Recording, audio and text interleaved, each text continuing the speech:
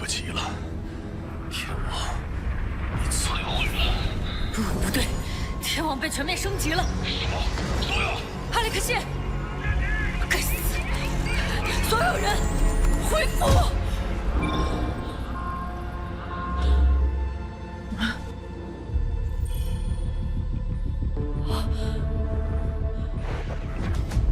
无名，确认位置。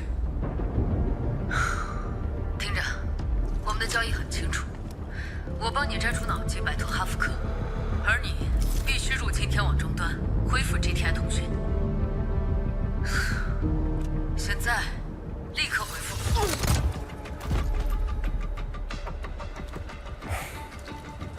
我已就位。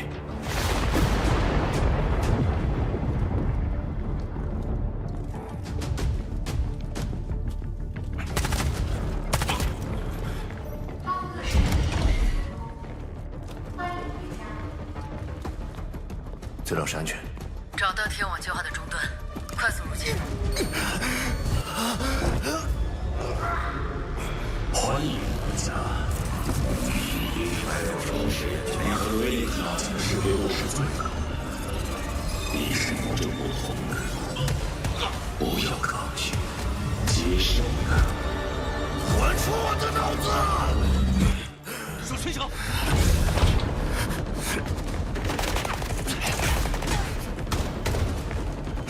搜索四周。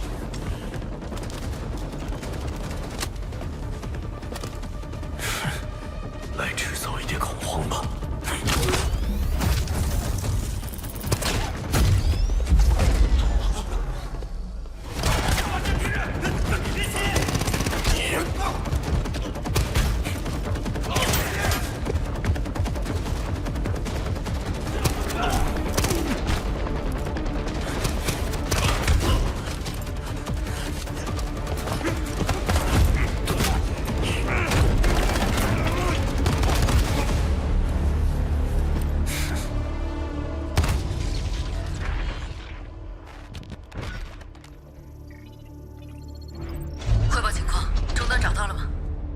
我们被耍了，终端不在这里。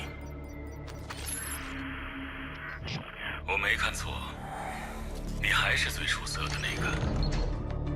我知道你会回来，但你要清楚，不是哈福克需要你，而是你需要哈福克。我们才是未来。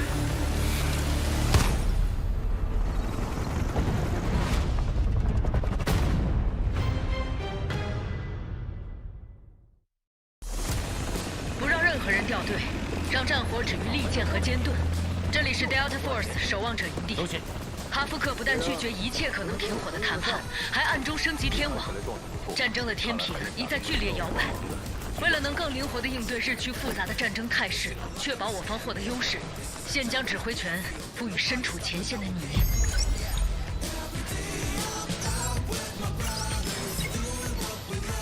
众望所归，你现在是我们的指挥官了。指定为高价值目标已就绪。发现敌方飞机。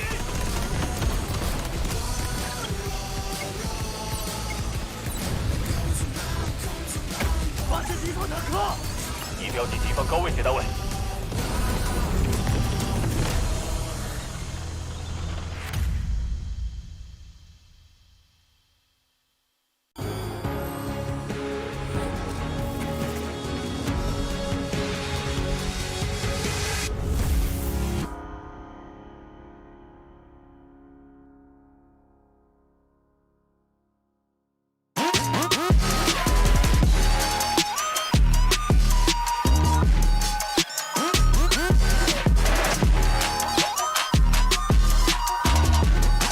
极限操作就用野蛮部落。单排上分喝东鹏特饮，组团开黑喝东鹏特饮，巅峰对决喝东鹏特饮，累了困了喝东鹏特饮。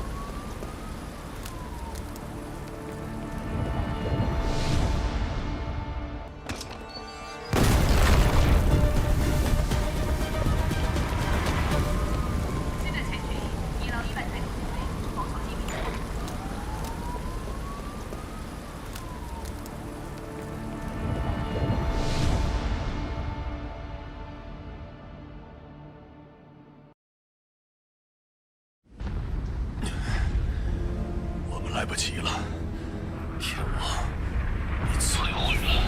不对，无名，确认位置。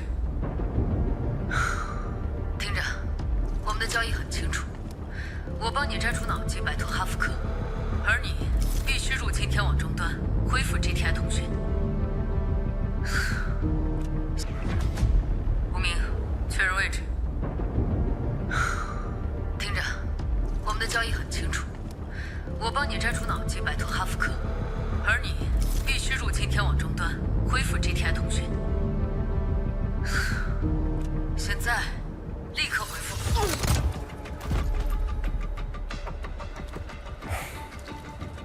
我已救是安全。找到天网计划的终端，快速入侵。欢迎回家。离开的方式，你和瑞利克讲的识别度是最高的，你是与众不同的。找到天网计划的终端，快速入侵。欢迎回家。离开的方式，你和瑞利克讲的识别度是最高的，你是与众不同的。不要抗拒，接受它。还出我的脑子！入吹手。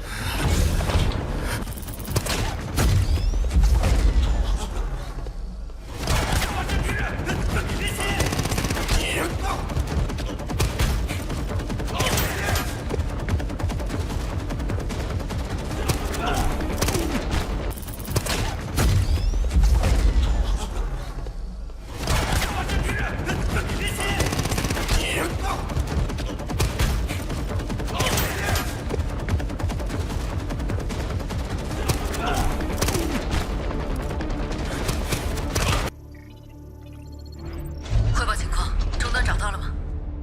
我们被耍了，终端不在这里。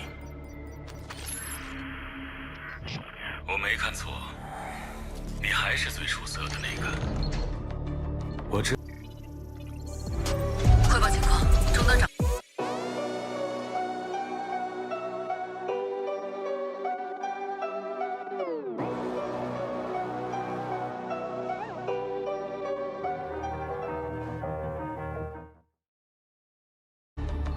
不是哈福克需要你，而是你需要哈福克。我们才是未来。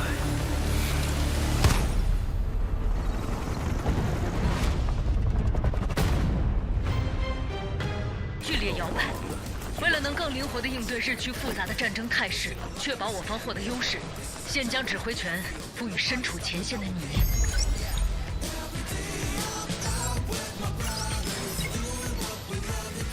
剧烈摇摆，为了能更灵活地应对日趋复杂的战争态势，确保我方获得优势，现将指挥权赋予身处前线的你。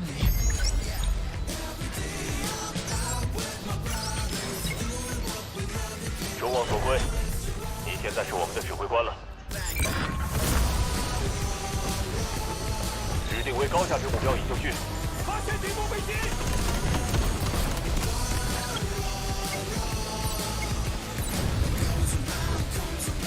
发现敌方坦克！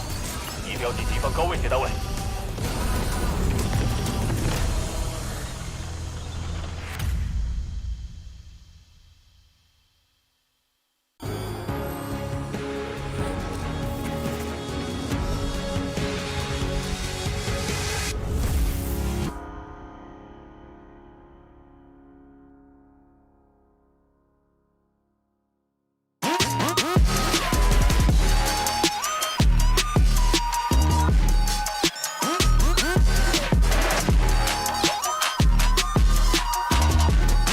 极限操作就用野蛮部落。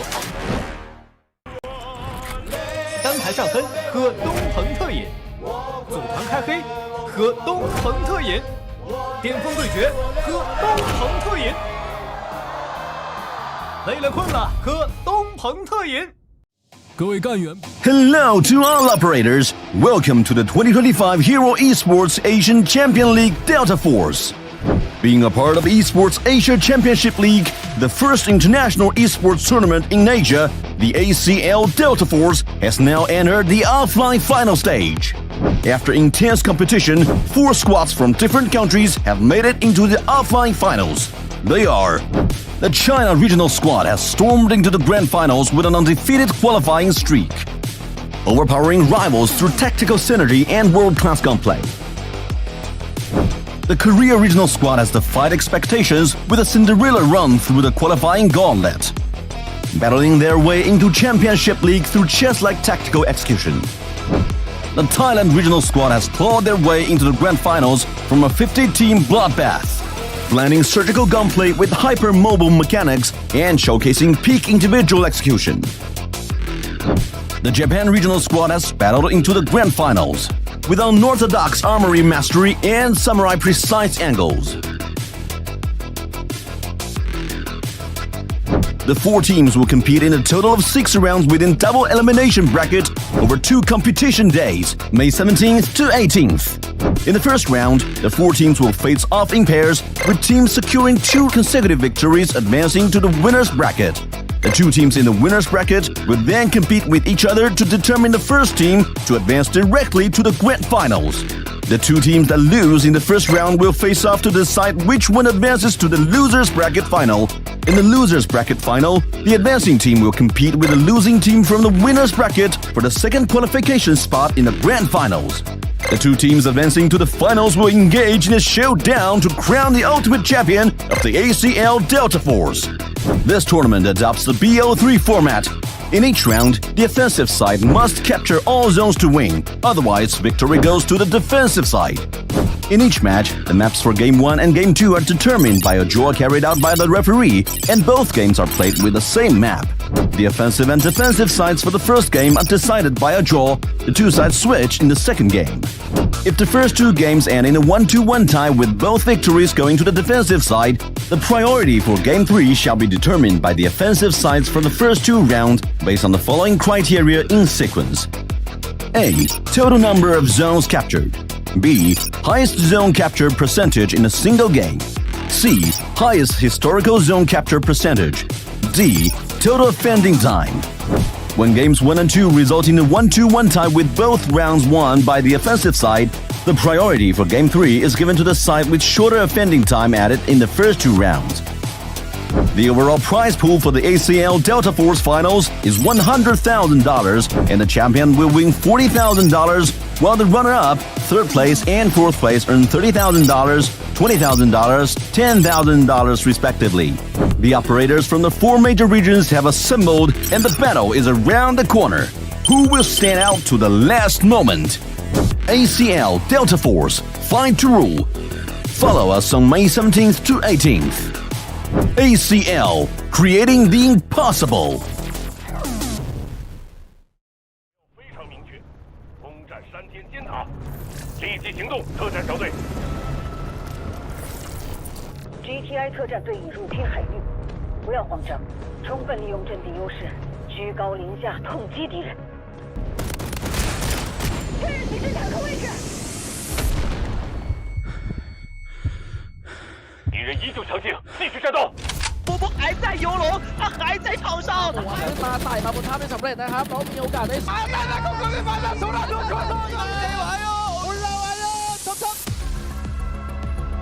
日本の e スポーツはただの戦いじゃない。今回は日本地域の思いを背負いアジアの舞台へ進撃する。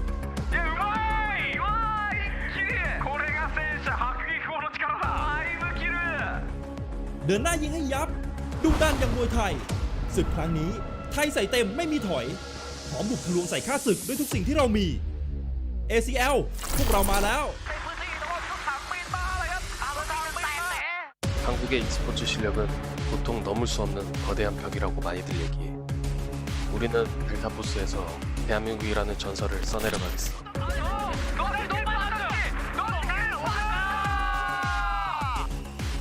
首先，欢迎大家来到上海。其次，我想提醒在座的各位，当心一点，这里是我们的主场，你们最好全力以赴。来了，简单明说的，请你定点，先灭一亮，每一件事有百千教。这对于保守蓝方来讲，是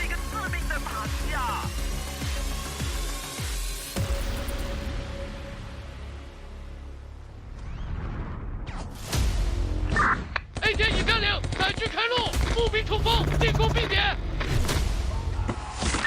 雷点已失守，全部兵力后撤。暂停，全力防守。目标就在前方，全力冲刺。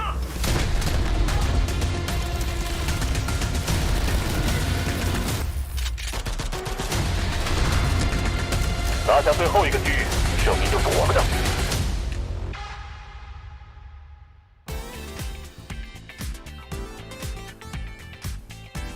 Well, good afternoon or good evening. Maybe it's a great morning for you. Wherever you are in the world, welcome into the Delta Force Asian Champions League. This is day 2 of our 2-day LAN Grand Finals, all at DreamHack Shanghai. I'm Goj. I'm going to be your host today and casting with my fellow amazing Delta Force lover, Taylor Reflections Noble. Reflections, how you doing today, man? It is quite early or late for us here in the English broadcast, but really pumped to be back because yesterday was an absolute banger. Yeah, yesterday was incredible. Saw some of the best warfare I've ever personally seen. Tweeted that out, and I meant every single word of it. It was impressive to see the teams compete. I mean, and really show what esports is for Delta Force. This tournament, DreamHack Shanghai has been just wonderful. I can't wait to get into today and also see if the regions that didn't perform as well on day 1 come back firing and swinging hard in day 2. Yeah, it's a great shout. I mean, to be honest, the team to beat is China. There's no question about it. Some absolutely clutch moments and utter domination. A good mix of the both. We basically saw everything that Warfare had to offer, from guided missiles to just raw slaying power. Let's take a quick look back at that day and how it all went down. There was a ton of great action, of course, but namely, one of the things that's worth mentioning not only is China's supremacy here, but every single round went 2-0. Not a single third-round matchup. Everything running a best of 3. But some really cool moments where we get to see some high-level strats, like driving a tank over a building and, peppering down a B2. That was fun. That was nuts. Chat absolutely loved that, and obviously so did we. I think this is the first time I've seen a tank scale a wall instead of just break straight through it. But hey, apparently these guys know something we don't. No, it was great. It really was. This China versus Japan matchup, let's be honest, China dominated this one, much like they did all of their series against Thailand, though we'll talk about that. That was relatively close, but Japan struggled to get anything started, and it was quite disappointing, especially on their attacking side, which you see before you. They tried to attack from the high end of the map, simply just didn't work out, and a large reason for that is because of our tank operator and our commander from China, Hot JB Cats, man. He was just tearing it up. He was on fire. Japan could not move forward, and because of that, the result was a dominating win. But Thailand and Korea, this was a fun one. The tank action, especially at the end of trench lines, was phenomenal.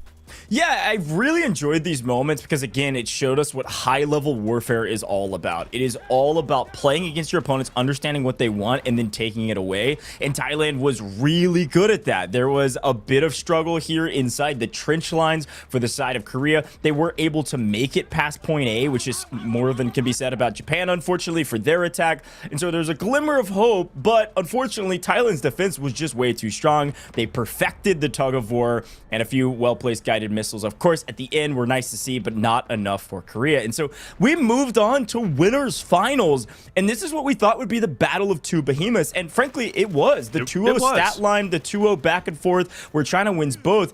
It doesn't really denote how close this matchup was. This is one of the coolest clips, of course, the helicopter getting sniped out of the sky with the AT-4, but this was where we really saw China struggle for the first time. Now, Hot JP Cat went on an absolute tear, a vehicle, wheelman, aficionado, whatever you want to call him. They finally made it through points B, made it to point C, and they triggered that new threshold event where you can actually destroy most of the C1 building, which opened it up for the onslaught of guided missiles. They farmed so many kills on points B and A, frankly, that moving on to C, it was just missile after missile after missile until finally a very well-placed missile at the end. You'll see in just a moment as they tried to fight over, and Thailand did a really good job defending, but these couple missiles here, they just couldn't breathe. Like, they didn't have a moment to think, and then this final missile to open things up where China wipes pretty much half of the lobby and then was able to take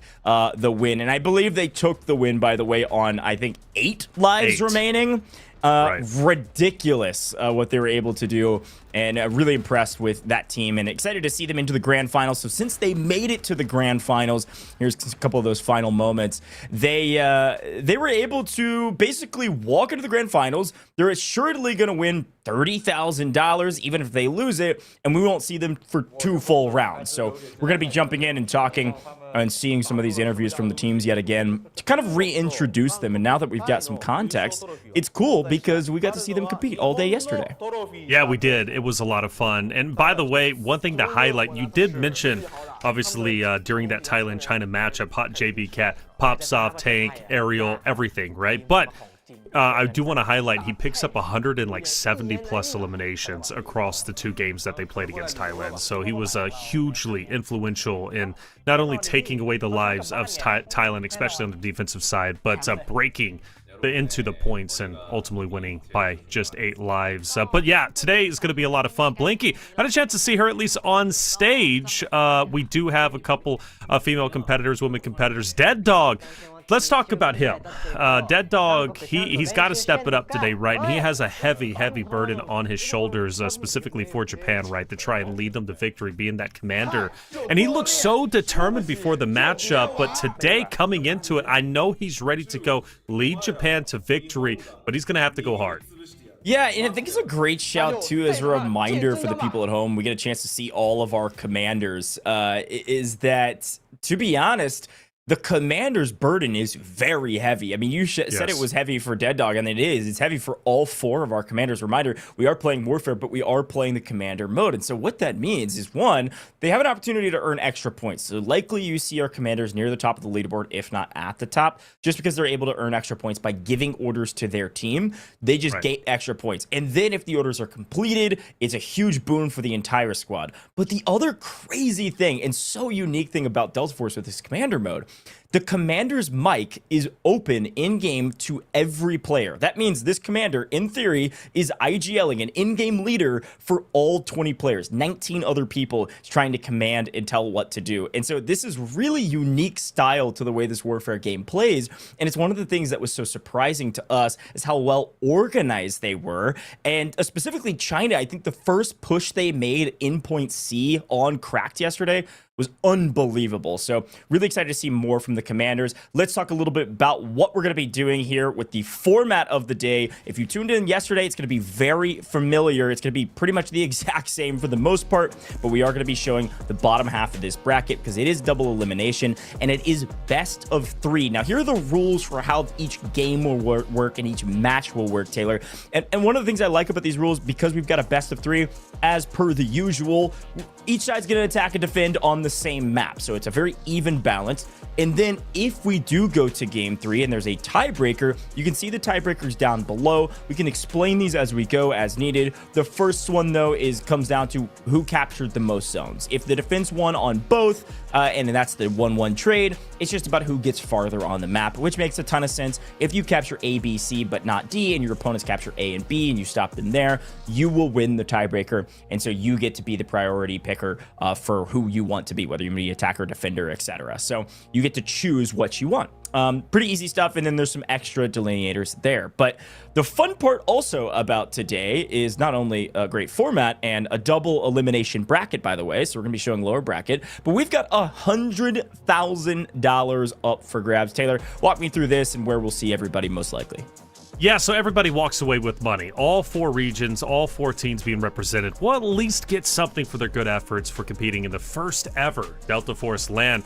But the big prize is $40,000 for first place, and we've already discussed it. China is poised and ready to earn it as they are in grand finals, but the others have to obviously seize the day and go for it. For China, they had a great run through Japan, through Thailand, and obviously now in grand finals. But our attention goes down to our first matchup of the day, which is Japan versus Korea. 2 teams that, well, lost and ultimately lost either to China or Thailand respectively, and they lost in a 2-0 fashion, which means now we're going into a series that I think has a chance to go the distance. And more importantly, they're going to have to obviously go forth and put up their best effort to then face off against Thailand, who's going to be coming up next. And let's not forget, when it comes down to Thailand, obviously we could see a bit of a rematch there from game number 1 yesterday, or game number 2, excuse me, against Korea. But Japan and Korea, going to be a bloodbath. I think this goes to game 3. Now, as far as the Thailand and China matchups later on, I don't know. We could potentially see 2-0s there, but this is where I'm excited because we haven't seen a game 3 yet, but I think we're going to get it off the rip. Yeah, it's a great shout. Japan versus Korea first. And then what's interesting is we could see a team play 3 games in a row. I mean, they could go all the way from lower bracket round 2 into the lower bracket finals and then make it to the grand finals. No bracket reset today. So it is 3 best of 3s that we're going to be watching just like yesterday. It's going to be very familiar. The difference is who comes out on top. And I think the fun conversation we always get to have with double elimination brackets, especially split on 2 different days, Taylor, is that these teams have had a chance to VOD review. These teams have had a chance to chat about strategy. And for the teams that it went well for, China, they're only going to play 1 best of 3 today. So they're going to be sitting pretty and just resting, watching, drinking their water, whatever, eating some popcorn and having a good time and knowing that assuredly they win $30,000 and hopefully and ideally they're winning $40,000 for their grand prize. Whereas the other teams have got a lot of work to do. So I expect Japan, Korea are going to look like a little bit better or different team this time around. See, hey, what worked, what didn't work. We got steamrolled because we weren't ready for the fast-paced action of China, of Thailand, and now they have a chance to go against each other. So I think it's a good analyst shout here from you to say this could go to best of 3. They've both been working so hard for it, and there's a chance. And it's an important one too because it does delineate prize pool. Every place you're earning extra cash for your team. And excited to hear from the teams and hear what they have to say, but also just watch all of the crazy action. It's going to be utter chaos, but we're going to take a look back at the teams in question. This is, of course, Japan. And Taylor, we saw moments, glimpses of some good things from a couple of these players, but this was the one team where they didn't really have room to show us what they've got. It was utter domination, unfortunately, from China. As a reminder for everybody at home that missed it, Japan was not able to hold all points, obviously, in Cracked, which is the map they played against China, and they weren't able to take point A. And so we really didn't get to see a whole lot from them. We obviously have some stats on who the top fragger was, top slayer, but it doesn't really matter. I mean, it was like 15 kills maybe because they just couldn't find any room to work. So I'm excited to see more from Japan and see what they have to offer. I am as well. Both teams lost in pretty much the same fashion. Obviously 2-0, yes, but if you think about their attacking side, both of them lost within either the first or second point. They just didn't get through. If you look at Korea, they lost after entrenched lines in B1 and B2. They just weren't successful in capturing it. Then if you look at Japan, they weren't able to get point A, and that was on Cracked against China. So we really don't know a lot about how their attacking side will continue to develop throughout, obviously, their matches. We're going to get to see that represented here between Japan and Korea. But Japan is a team, I think, that has a lot of potential. In my opinion, I think they came in with a good game plan. Where they struggled with, though, was going to plan C, because plan A and plan B didn't work ultimately in their original matchup. So now they have to figure something else out. Now here's Dead Dog from Korea, and again, coming in very determined. He's got to step it up, and he has to have that determined face like he did going into his matchup against Thailand. You know, I looked at him and I said, this guy is serious. This guy, he can be the true commander to guide his troops. But now he has to believe in himself more than ever to overcome adversity and beat Japan. But this Korean roster, much like Japan, Ghosh, I think they're going to be coming in with their A game today. Yeah, again, I think they put in a lot of work between yesterday and today because they had the time to do so, and they struggled. But I will say Korea technically had a better day on paper mathematically. So I'm definitely thinking Korea is going to have an advantage here over Japan. I also will say I'll be really interested, like you said, to listen to Dead Dog's comms. One of the things that we kind of got frustrated about with the comms is it felt less intense. When you're IGLing for 20 people, you can't be slow on the comms. It better be constant spamming of communication. Important things, but spamming of communication. Because you got to remember, if you guys didn't tune in yesterday, pretty much every single one of these squads, there's 5 teams of 4 on each of these country teams. They all have like individual roles. So there's going to be a squad, a team of 4 inside this team of 20 that are engineers, making sure the tanks stay up. There's going to be a squad that are going to be stingers, making sure they're going for revives. And trust me, they have a role and they stick to it. We had a player from, I believe it was Thailand, that had like 64 revives and 2 kills. They're only going for the revives. That's how high-level warfare is played. And so because of that, you have to be constantly communicating with every sector of your warfare team of where you need them, what you want from them. And unfortunately, when you're losing, it can be very easy to kind of slow down your comms, get frustrated, and not give those orders. But everybody's waiting for them. And we saw absolutely, Taylor, that the most organized teams were the ones that were winning. Yeah, without a doubt. And the organization, by the way, watching that organization from the overhead view was phenomenal. The spectator mode of Delta Force is great. But more importantly, seeing the smokes utilized correctly, seeing the tanks utilized correctly in the vehicles, it was next level Delta Force. Like I said, literally the best warfare I have seen to date. By the way, that Thailand player you were talking about with the revives, Papercut is his name, Papercut. He was out of this world. He was the leading reviver for Thailand's side of things. I think every single game, if I'm not mistaken. Of course, we give the accolades to the top Slayer and other awards. Papercut was the #1 medic for the Thailand side of things. Their medics make a major, major difference. Now, the question is, you mentioned those squads. You know, do you put a full team of Slayers on one squad? They have one role. They go forward. They slay out. Maybe you put your medics on one squad, right? So they have an objective and they can, you know, guide each other throughout. The voice comes naturally with the commander to, you know, do a certain set of tasks. But I do want to say, it seems as if there's powers in numbers. And Japan, we're looking at them now with this wonderful lineup who have to go absolutely nutty buddy today.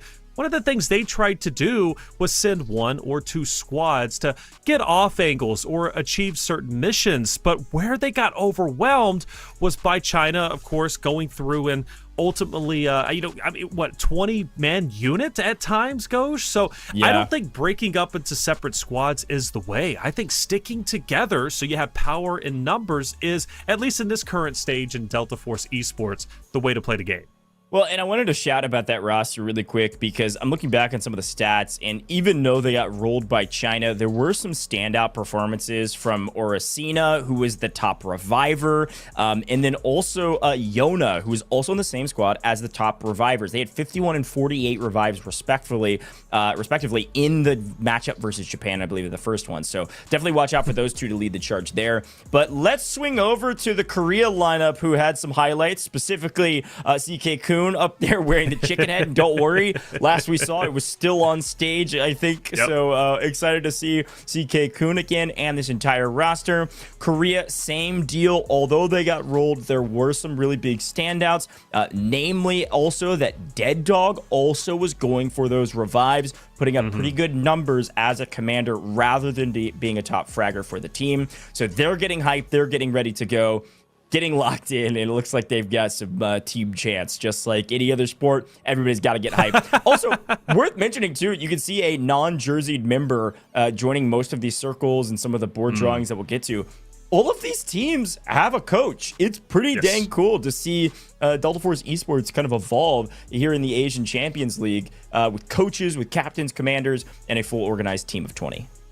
Dude, I think, and again, I've said it yesterday, I'll say it again today, coaches are so valuable, and I think even more valuable when it comes to Delta Force, because when you're a commander, you are focused on the here and now. Obviously, you're focused on the widespread goal, but the chicken head is the goal. The chicken head is the gold, baby. Why are we even playing for money? That's the true prize. That needs to replace the trophy. I'm joking. That trophy is incredible, but love the chicken head. Korea, big fan of them.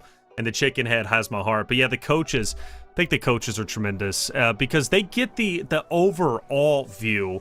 So once the game ends, you're switching sides. You know, you're going from attack to defense or vice versa. Maybe you're going into a different map. You now know what you need to improve for your team. Whereas again, the players are focused on their individual goals. The commander is focused on just guiding during specific moments during the map itself. But the coach is going to be able to see everything and therefore say, hey, these are the micro adjustments we need to be making going in to our next side. Well, and you got to remember, every place is a $10,000 spread and $10,000 swing in terms of the amount of prizing you're bringing in. Right. So let's be very clear. If I'm the coach, I currently coach sports. I've coached some esports as well in the past. It's actually really important for me to make sure that I'm leading VOD reviews. I want to make sure that I'm leading the VOD reviews based on what I saw and then hear from the captains.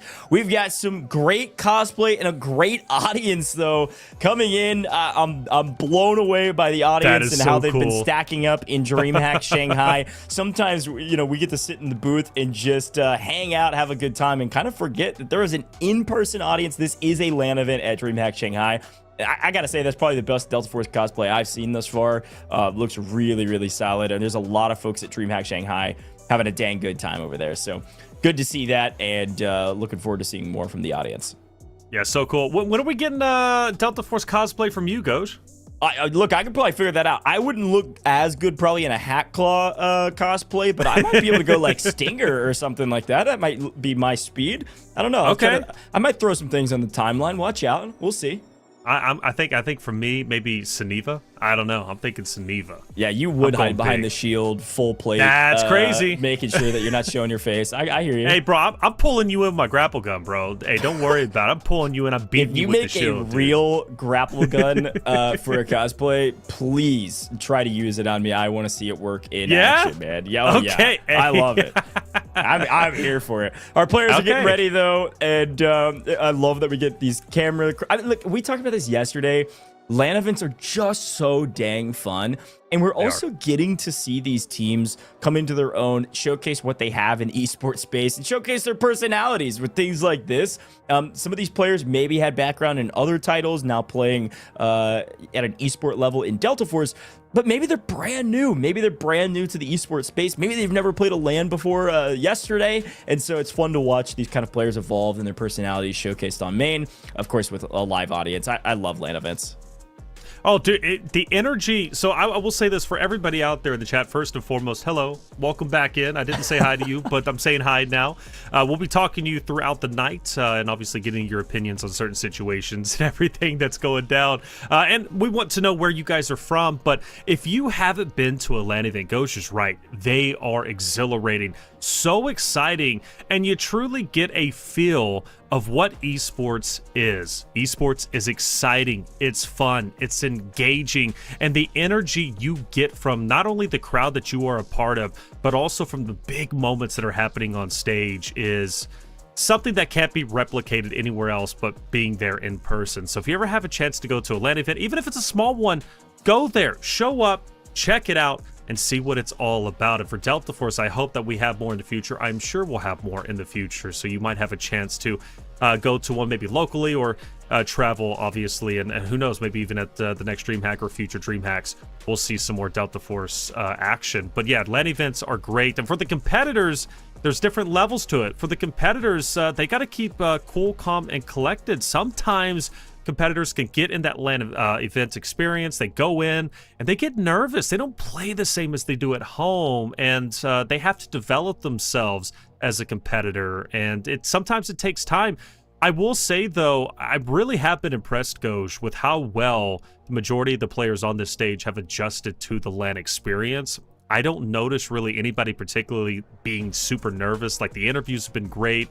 Everybody's talking. More importantly, the big moments are being handled effectively. So I'm impressed. I really am. For this being the first Delta Force LAN, I think we knocked it out of the park. Yeah, totally agree. Obviously, folks, if you're just tuning in, this is our English broadcast, and Taylor and I are not in person, but we're having a dang good time watching this amazing LAN event. If you are in Shanghai and for some reason you're tuning into this one, you need to drive over to DreamHack Shanghai and get involved. But otherwise, I know we've got people from around the country, so Taylor said it, but I would love to see from the chat. We're going to be hanging out with you all night, talking with everybody, answering questions if you have them in the chats. We are live all over the place, to be honest. I think we are live on just about every platform that Delta Force has to offer on all of their socials. So if you're watching on Twitch, YouTube, Facebook, TikTok, etc., go ahead and type in the chat. Let us know where you're from. We want to shout out your countries. Delta Force is truly a global esport at this point and is continually growing. We had people from quite literally, I think, every continent in the world yesterday besides Antarctica, and I'm hoping we've got somebody from Antarctica today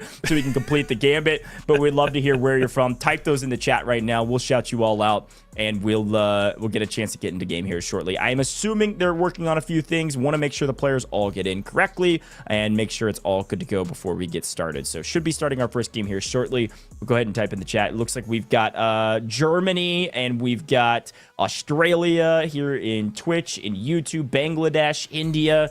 Already a global audience, and I'm really pumped about that. So thanks for tuning into our English broadcast here, Taylor. This is a lot of fun, and excited to do this again with you. Yeah, without a doubt, it's going to be a great day. It's going to be a long day, but a good day of some Delta Force. Shout out to some regulars, Bella Fox out there.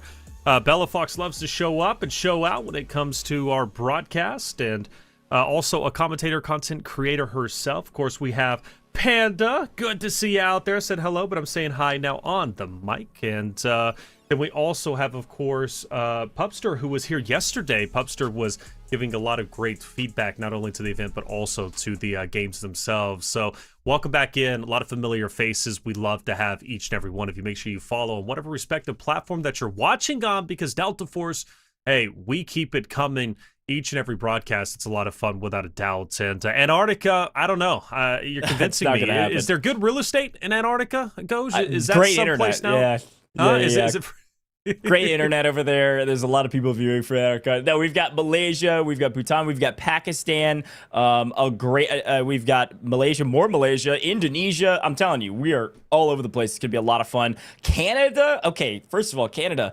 You're here early. I like it. You're here with us in the 3 a.m. category. A couple Europeans in here. OG Smurf, a competitor in another region here for Delta Force. So some fun folks, Singapore as well. We'll continue to shout you out throughout the day and shout out where you're from, because it's cool to watch Delta Force come together as a global esport. But this is the Asian Champions League. And as a quick reminder, too, while we're waiting for this game to get started, I think it's actually pretty close, is all of these teams actually qualified to get here. So they went through a series of online qualifiers in their respective regions to get to this moment as a team of 20. And so one of the things you'll notice when we get into gameplay, if you didn't watch yesterday, we've kind of been talking around it, how organized these teams are, because they are a team of 20. They've been practicing as a team of full 20 players, which is very unique to this region and to this league in particular, all playing for 100K here at the Grand Finals in DreamHack Shanghai. So a lot of fun, and I'm pumped to see if the VOD review and the coaching sessions, Taylor, have all paid off, of course, but excited to get into our very first game.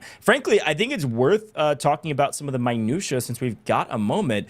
Sure. Maps. We saw, obviously, 3 great maps. We went from Cracked into, I believe, Trench Lines and then Threshold. So we're missing a couple key maps. I saw somebody chat right before the broadcast even got started. They were like, I bet it's Ascension. First map's going to be Ascension, which is obviously a great one. There's a lot of other options as well. Some other folks cheering on Knife's Edge as a map that would definitely change the pace of the way things work.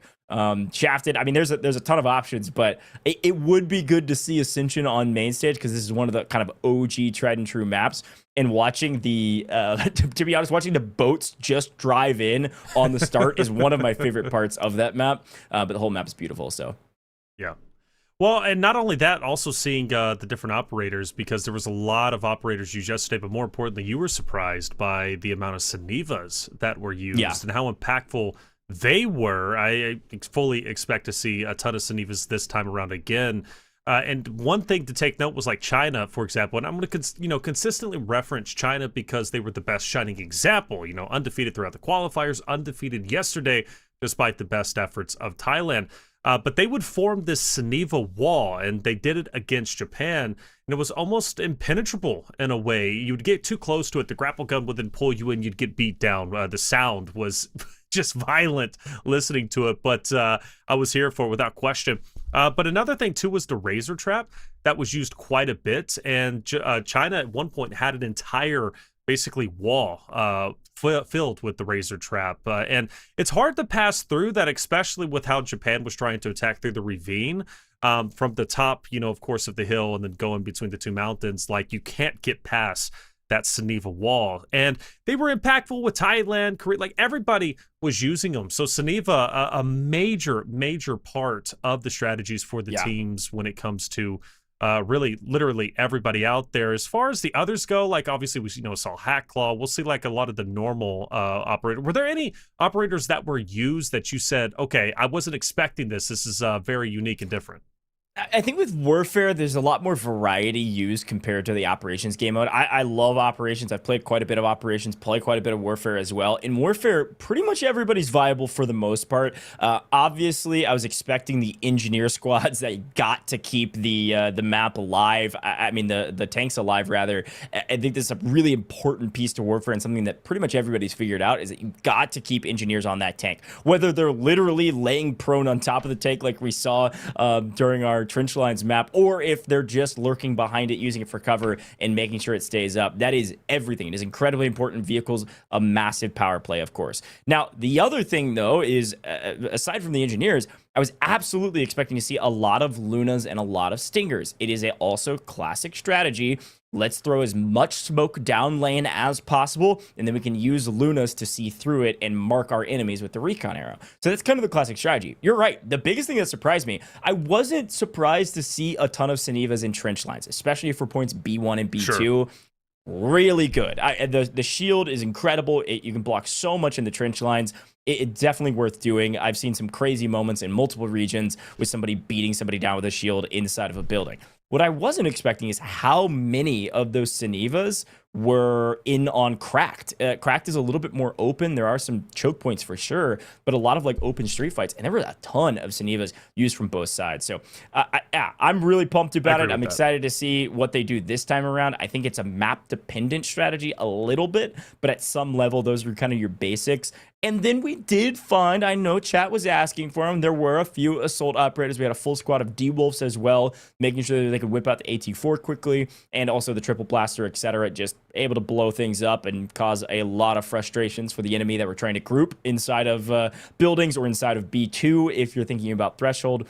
So those are kind of the key moments for me from an operator standpoint. But maybe we'll see some new strategies today. That's definitely a possibility. And sure. I'd be curious to see if there's some like, hey, we really stack one operator heavy to make sure that something that we're trying to do goes our way. I don't know. It'll be fun to watch. Yeah, and one thing chat was talking about, and I think we can have a bit of a discussion revolving around it, were smokes. And one guy in chat yesterday, not to shout you out, but or at least point you out, he's like, man, smokes, why are they using them? It's so cheesy. Smokes are so valuable for cutting off lines of sight whenever it comes to obviously transitioning between hardcover POIs or streets. A great example was watching China moving as a full frontal force 20-man units whenever obviously they were playing in their first series, I believe, on Cracked, and they were going in between the streets, and the smokes were allowing for an easier transition, and obviously that's where Stinger comes into play. A lot of Stingers being used. Smokes are so valuable when it comes to Delta Force because of the long, large lines of sight. You obviously mentioned Cracked, right? A lot of open spaces there, and sometimes crossing through, or at least trying to go on foot, is going to be very difficult if you do not have a way to block the line of sight of your opponents. So smokes, incredibly valuable. They're going to continue to be used, and quite honestly, they should be used. If a team isn't using smokes, if you're not using smokes to transition and traverse the map, you are selling yourself short, and that goes across multiple esports, but specifically here when it comes to Delta Force.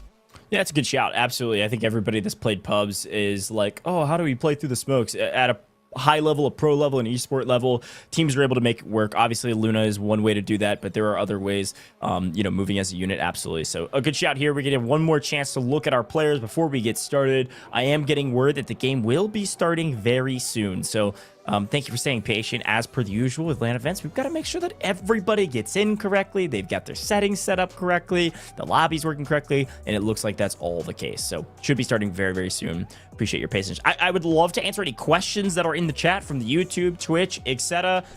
We should be seeing which map we're playing here in just a moment. So some more things to talk about. And again, it is Korea versus Japan. So get ready. Here we go. Headed back to trench lines. It is one of my favorite maps. It is a fantastic one to play with, and as a reminder, it does go all the way to point E, so a lot of work to be done on this map, but be ready for B1, B2. We're gonna have Cenevas everywhere. Ooh, trench lines. This is going to be fun. It's one of my personal favorite maps without question. And Korea played trench lines yesterday in their matchup against Thailand. So we know a little bit about Korea's game plan going into this one. The question is, do we know about Japan? And well, no, we don't. But because they played against China early on yesterday on Cracked. So it's going to be fun to see them here. But one thing about Korea, remember on their attacking side, they ended Goj on B1 and B2. That's where they were held. So basically any point past that, if Japan doesn't shut them down on B1 and B2, is unknown territory. It's going to be wonderful to see how well they play that there. And from Korea's side, also their defense was relatively quick. I believe, if I'm not mistaken, Thailand got through their defense pretty seamlessly. I want to say, especially from like point C onwards, Thailand only lost like 40 something lives. So today, a big moment to step up and shine, and we get to see a direct effort from Korea. Obviously, the improvements that they're making, and well, let's see the game plan when it comes to Japan after all, putting a lot of emphasis on the southern portion of the map. Yeah, and as a reminder, if you haven't played trench lines in a while, or maybe you've just been watching, you're kind of starting in the bottom right-hand corner of this map, and you make a big semicircle clockwise around the map, ending in that building at the top. That's going to be your point E. The biggest things we know about trench lines is that, one, A is just about, if you can, depleting some of the lives. It usually goes pretty quick to the attackers. B1 and B2 are your first big hold. And the best thing you can do as a defense, the way you win this game early, Taylor, to be honest, is if you can take care of the attacker's tank fast enough. It's very difficult to do. These teams are very well organized and are going to keep it way back at the beginning of B1 and B2 and only get aggressive if we have to go for the take on B1 and B2. Once you get through B1, B2, point C usually goes within, I mean, maybe 60 seconds. I've never seen a team hold point C for longer than maybe a minute or two. It's quite easy to take from the attacker side, and so then they push back, and it then goes to D1, D2, which are usually a little bit more difficult, and they're all about depleting of lives so that when you get to point E, the attackers don't have the advantage, because point E is probably the hardest point to take if you don't have a crazy amount of guided missiles and you don't have a crazy amount of lives. The attackers usually need near max to make sure they can secure that unless they have some heroic plays. So that's the basic breakdown of the map. It's a really fun one. It's one of my favorites. I know the community loves it as well. And of course, a lot of points to get through. So let's see what these teams are able to do. And it's fun to watch them talk about their strategies, because it looks like both teams are very focused on B1 and B2. But Taylor, Korea versus Japan. And I believe, if I saw that correctly, Korea is going to be starting on the attack. Let's see what they're able to do. Yeah, Korea on the attack. This time they returned the trench lines, but with a different opponent, opposite of Japan. And let's put it into perspective. We talked about it earlier, but now that we're officially getting into this matchup, it is a best of 3. They will be switching sides, attack, defense, defense, attack. But this is a $10,000 match. What do I mean by that? Well, 4th place walks away with $10,000, but if you win this series, whether it's Japan or Korea, you now are guaranteed 3rd place, which means $20,000. That's a lot of money to split amongst your teammates. That means the stakes are high, and we're going to see the best come out from both sides. Now, you mentioned tanks. We already see one coming out from the side of Korea, which is great news. One of the things Japan and Korea did not execute well yesterday against their respective opponents was taking and countering the tanks. The tanks were truly devastating and detrimental. This time around, Japan and Korea, coming into day 2, have to absolutely challenge those tanks if they want a chance to win. Yeah, and again, I will say Korea's doing a fantastic job of making sure their tank just throws down some covering fire. I mean, look at that. They're picking up 1, 2, 3, 4, 5 different kills just by throwing shells down range and making sure they stay out of the fight. This is exactly what you want to do to just open up a window of opportunity for your team. It did look like Japan was able to hold off the first initial onslaught, but this one wide open because of the tank. I can only expect to see Korea taking the point off of this push if they can push out a couple of these Saniva operators that are actually on the point. We told you everybody's got to roll, and in trench lines, we're going to have a lot of Saniva operators, and guess what? They are OBJ fiends. They're going to be sitting right on the point and just slamming people with the shield. Whether they can see or not, it doesn't matter. It's a body on the point, and that's all that matters. Oh, we're even taking out the ATV2 up close. All right, nice stuff, or AT4, excuse me. Good stuff coming out from Japan to push Korea back. Korea had a ton of real estate within the first point, and I thought for sure A might be captured relatively quickly, but Japan had a different plan. The Saniv was truly instrumental in obviously pushing them back. But Japan will, or excuse me, Korea will have another chance once they are able to spawn back up and get back in there. But it was a bloodbath off the rip. We will be paying attention top left, by the way. They start with 200 lives. We're already down to 177 at the moment, and a large reason for that obviously has to be the Sanivas and Japan's pressure on the defensive side of things. But Korea's still making a good effort, and I think A might be captured relatively soon.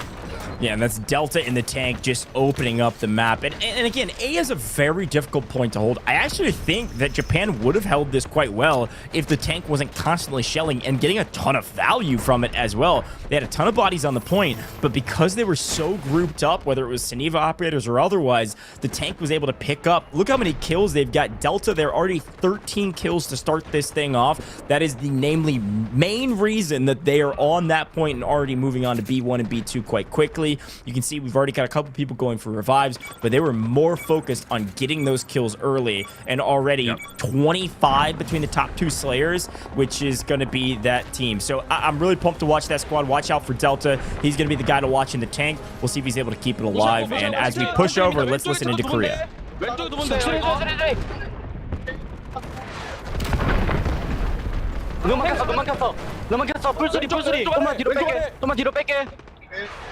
풀소리 거점 우측 들어갑니다. 우측에 엔지 많아요. 우측에 엔지 많아요.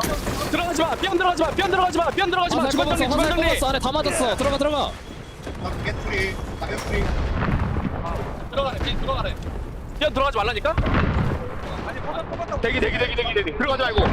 땅 먹어놔. 일단 주변만을 먹을게요. 주변만 들어와. Korea comms sound great. Obviously, we don't have all the translation, but the namely big things I was seeing was a well-coordinated push over to B1 to go ahead and get aggressive on this point. The second thing I saw, I had some people in chat talking about, well, the vehicles aren't that hard to kill. They are when there's a full squad of engineers behind that tank. You saw that tank get to about 10% health, but because they had 4 engineers right behind it, constantly healing it, it was able to stay alive. That is a huge clutch from the side of Korea to keep their tank on the board and still pepper these people. And I think Japan knows that they're still trying to send a couple routemen on the far side to take out this tank, but it is a tall task. You gotta focus a lot of troops, and that could also spell disaster when it comes to capture points. First wave of attack for Korea has fallen. Japan successfully pushes them back despite the pressure from the tank, despite the pressure from the manpower on foot. It was Japan who was able to successfully defend B1 and get it fully capped for themselves. You can see the engineers desperately trying to get this tank back up to full operation. It got down to about a 4th health, and that was some good effort of Japan, but they get it back in, and now we're attacking the right-hand side, and you can see the pressure from Korea through the trench lines, and Japan is off in the distance, and it looks as if we might be making an attempt for B2 this time around.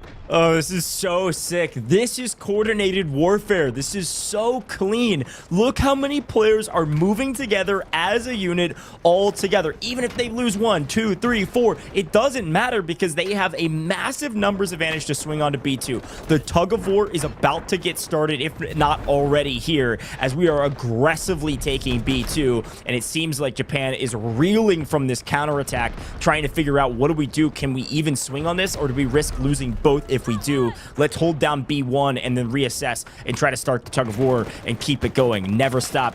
Can't let them take both. Big fan of Korea already making an audible play going towards B2. They did so. Japan was a bit blindsided during that push throughout the trench lines. You could tell Japan, they were still focused on the B1 attack because Korea was so focused and so quick to getting over to B2. They overwhelmed the position and they successfully captured it. Granted, Japan still putting in wonderful effort to push them back and ultimately get the decap, which is what they did on B1. But the question is, will B1 be able to be captured? Obviously, that's the goal right before you move on to point C. But I'm liking what Korea's doing. They're playing a lot better today than we witnessed yesterday. But now let's listen to Japan and hear what they have to say. オッケーオッケーオッケー。顔だけチェックしに行こう。顔だけチェックしに行こう。うちの分隊。オッケー、囲いかましてるよ。キラー分隊。後ろから行くよ、ビアン。ちょっと俺前目で見に行ってくるね。ここここ。戦車から。ここ。ピンとここ。これ前で。B1 手前で B1 手前で B1 手前で。オッケー、大丈夫大丈夫。オッケー、カバー大丈夫。脇ます。B1 の枚数足りてない。B1 の枚数足りてない。B1 の枚数足りない了解。B1 残ってるチーム行っていいよ。B1 残ってるチーム。うちの分隊ちょっと行くぞ。うちの分隊後ろの枚数でいい。今タッチしただけで。スキャン入れるとスキャン321。いや最悪。オッケー。今キラーメタ攻めてちょっとキラーメタ戻る。Okay, and much like Korea, Japan, full force when it comes to the comms, sounding great. And you can see, I mean, obviously you can hear the effort they're putting in. I mean, they managed to lose B2, they gained B2 back. They lost B1 originally, they gained B1 back. Obviously, B1 is being captured by Korea, but both teams back and forth, tug of war like you always say, Goj, but it looks like Korea is starting to make a good effort to capturing both points. The question is, can Japan answer back once again? Yeah, this is a pretty key moment because they've got the momentum on B1. They're trying to swing all of it, or namely most of it, all the way over to B2 and capture both of these at the same time. If they just trade points here, they're not going to get the win. And because of that, the tank is getting involved. What do you do when you have a numbers disadvantage? You bring in the firepower, baby. A risky move, but if this works out for them, they will cap both. And this is the best call from Dead Dog I think I've seen today. This tank is catching a ton of flack, and it goes down. We've lost the first tank early. It was a risky move. I love the call from Dead Dog because this was their opportunity to take B1, B2. The problem is the risky move, it didn't pay off. Japan, an unbelievable effort to make sure they had people up on that hill overlooking B1. They were able to take down the tank. This is a massive swing to the side of Japan. If they don't lose both points here, I think Japan could win it on B1 and B2. No tank means a huge boon for the defense. Yeah, I agree with you. We do see, obviously, a tank coming into the other side, and I believe there is going to be a recovery. Maybe they were confident in moving the tank forward to B1 because they knew there was going to be another one in the back lines. Good recovery. Wow. B1 and B2 will be captured, and we're back up to 200 lives. And great effort from Japan. They pushed Korea off of B1 and B2 respectively as long as they possibly could, but Korea was relentless in their attack and, well, obviously represented in the stats. A new guy up at the top, at least in my eyes, 95k Wansa, with a total of 20 eliminations, tearing it up, and the leader, at least, behind that of Delta at 23. And stats relatively even on both ends, but the reality is Korea looking very strong. I don't know if Japan has what it takes to stop Korea all the way through, but I do know C. Well, C is obviously going to be relatively easy to capture. Korea should move through this quite easily. Let's listen in. 나키도 들었어? 지구면 타. 건물까지 붙었습니다. 콜 주시면 더 들어갈게요. 들른다. 왼쪽 라인에 적 한 분도 있대요. 우리가 필요 없어. 왼쪽 건물에도 없다. 앞에 건물에도 있어. 네. 그러면 우측 건물에 박태면. 아나님 살려봐요. 아나님. 연막 뿌려놨어. 천천히. 엔진이 먹겠습니다. 하나 외롭고. 리바 안 되지. 우리 본대 집중. 올 필요 없어. 본대 집중. 피어리스트 본대 집중해. 왼쪽에 크게 돌아가는 분도 있거든요. 이거 무시할게요. 저희 가운데로 밀어. 가운데로. 이거 우리 왼쪽으로 가자. 우리 왼쪽으로 밀어. 오른쪽 약해요. 연막 있어야 돼. 연막 있어야 돼. 연막킹에 저기 있어. 2층 조심하세요. Well, great comms from Korea, but a better hold from Japan, frankly, on a point that's very difficult to hold. They're doing a pretty good job. Here's the very interesting thing. I was looking at some stats on that last line and pulling up that leaderboard, Taylor. The interesting part, it was a really good call from Korea to send that first tank in, which we now know is because they had enough score to call in another one. That was the crazy part. At the top was our tank user at 15,000 score. An M1A4 battle tank is 12,000 points the first time you call it in. So a great call to communicate back to the squad leader, Dead Dog, saying, hey, I'm going in, I'm making sure we secure these points and move on to new. Now, we're spending a lot of our points fairly early, but absolutely worth it on B1 and B2, which is one of the harder points to attack. And so you're able to see not only the M1 called in, but I believe also a Lav called in, which is around 8,000. And so watch out for some of those. Maybe the tank destroyer. If not, I'll get a better look at it here in a second. But that would be a 10,000 score, which would come from Wonka, who you shouted out. So watch out for those two gentlemen who have been tearing it up in the vehicles. Yeah, and Korea, again, played trench lines against Thailand yesterday. They lost on B1 and B2. It's great to see them making wonderful adjustments and big play calls, specifically from Dead Dog's perspective. The commander for the side of Korea to take B1, B2 pretty much without any loss. I mean, again, leaving with 200 lives, already big improvements being made. That full day or that full break that they had between day 1 and day 2 being utilized very, very well. Got a nice fight between Japan and Korea on point C. Up close and personal, as you would expect, right? These big CQC fights to try and capture the C objective. And teams are starting to get a bit loose and get a bit squirrely, getting these off angles. And Korea is the main offender for that, as they're trying to take Japan down methodically. But I will say, it looks like Korea is starting to make some good work on to C with a couple of individuals, but not before Japan shuts them right down. Yeah, and again, I think this is a pretty solid hold. You got to remember that, yeah, the lives aren't ticking down quite as fast as they usually do in pubs that you all probably play and I play, because we've got so many fantastic stingers that are constantly reviving people to make sure they save tickets on the attacking side. So although it looks like a really strong hold from Japan on C, one misstep, and all of a sudden Korea's not only taking this point, but also going to be moving into points D1 and D2 with maximum amount of lives. Like, you're going to gain somewhere around like 80 or so from this point, if I remember correctly. And so as such, if you get them below 120, that's job well done. So watch out for that metric in top middle. They're at 168 right now. Still going to laud Japan for the defense on C, one of the hardest points to hold on this map. Doing a great job thus far, but a lot more to be done still on this point. Time we get onto a Korean perspective, they seem to fall. Japan has wonderful firepower and a good defense onto the hillside. Korea, I believe, was making headway on this hillside here just to the south, as you see on screen, but Japan successfully countered them and shut them down. Let's listen into Japan and what they have to say.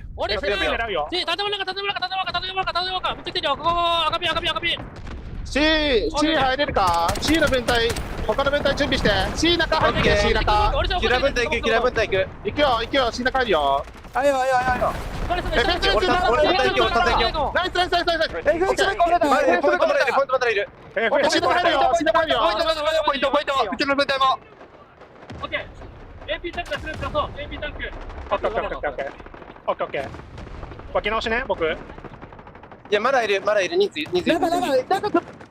Well, you can tell Japan, they started getting heated. They got fired up. And the reason why is Korea was able to successfully have capture C. Japan needed to get active. That's why the comms were so hectic. But then it also started slowing down towards the very end. And I think that means, well, they realized C might be on its way to being captured. They need to now focus on the next objective.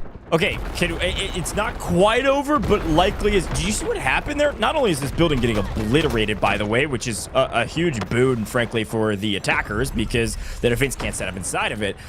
Japan somehow is holding on to this point because they finally killed the strategic respawn beacon that was placed inside of it. I don't know if you all saw it. I think it was right before the listen-in. It's a strategic recon beacon place. That's one of the things you can call in. The entire team was spawning inside of that building. There was people just appearing out of nowhere and able to tick down that point like crazy. They almost were able to take it, but somehow Japan has opened things back up and taken back this point, at least for now. The problem is, there isn't a lot of cover on this point anymore. It's that building's pretty much gone. So good luck to either team standing on the point. It's going to come down to raw numbers, and I think the attack's going to have an advantage. But I am impressed thus far, and here is a look at another beacon close by that the other players can spawn into. So this is why they're kind of stacking in that far side building, which is going to give them a massive advantage getting into this one. I think Japan knows it, trying to take down that building, but it's just a numbers game at this point, and slowly but surely dwindling. But again, again, our metric for success in my mind is 120, and they're just about there. The longer they can hold on past 120, the better they're going to be going into points D1 and D2. Yeah, I was going to say, they've lost, Korea, at least from their perspective, have lost more lives on point C than they lost on B1 and B2. And that shows great resiliency from the side of Japan on a point that typically is relatively easy to capture very quickly. You said less than 60 seconds. I fully agree. Japan's put up an incredible fight, and I've managed to take down the lives of Korea, who now seem to finally be locking in point Charlie. Japan now has to focus their attention on the next point. The question is how many lives are going to be up there. So 165, honestly, that's not bad from Japan's perspective. Yeah, it looks like they were only given around 45, 50 or so. I want to say it was 50. I think they got them down to 115, which is great. So this is actually pretty solid for Japan. You've at least depleted 35 of the overall max that you could bring into D1, D2. The problem is they got to do it again on D1 and D2 to make sure that Korea goes into point E with less than 100 lives. That's going to be the metric for success in my mind. E is a lot easier to hold than these two. I'll be curious what they're able to do given the amount of score that's being racked up. And that's what the other thing that I'm excited to see is I was very impressed with Korea. They were able to call in. The commanders have orders that they can give their team, and they were able to mark C as an order to take about 3 seconds before the team took it, which not only assures them a ton of score, but is a surefire way to get a ton of score for your team to be able to call in more vehicles. And that's the name of the game for the Korea squad. How many vehicles can we get on the map, and how can we use them effectively and keep them alive? So well executed from the commander. Shout out to both of our commanders from Korea and Japan, doing a great job thus far, but truly a key factor in the success of their team. Yeah, Korea currently has 4 vehicles on the map. I believe one is nearly about to be destroyed. Yeah, it's going to be the one just in front of you with the 4th health, and trying to take cover as much as possible just to get a little bit of health back so they can obviously pursue onto D1, which is exactly where Korea is going to be heading to first. They put an emphasis on both points, especially trying to take over the left side hill, and now D1 is going to be touched and at least going to be contested. Japan has a couple of Senevas on this point, but not going to be able to do much at the moment. There is a Seneva finally going into the attack. Winter starts freaking out. I'd be right with them.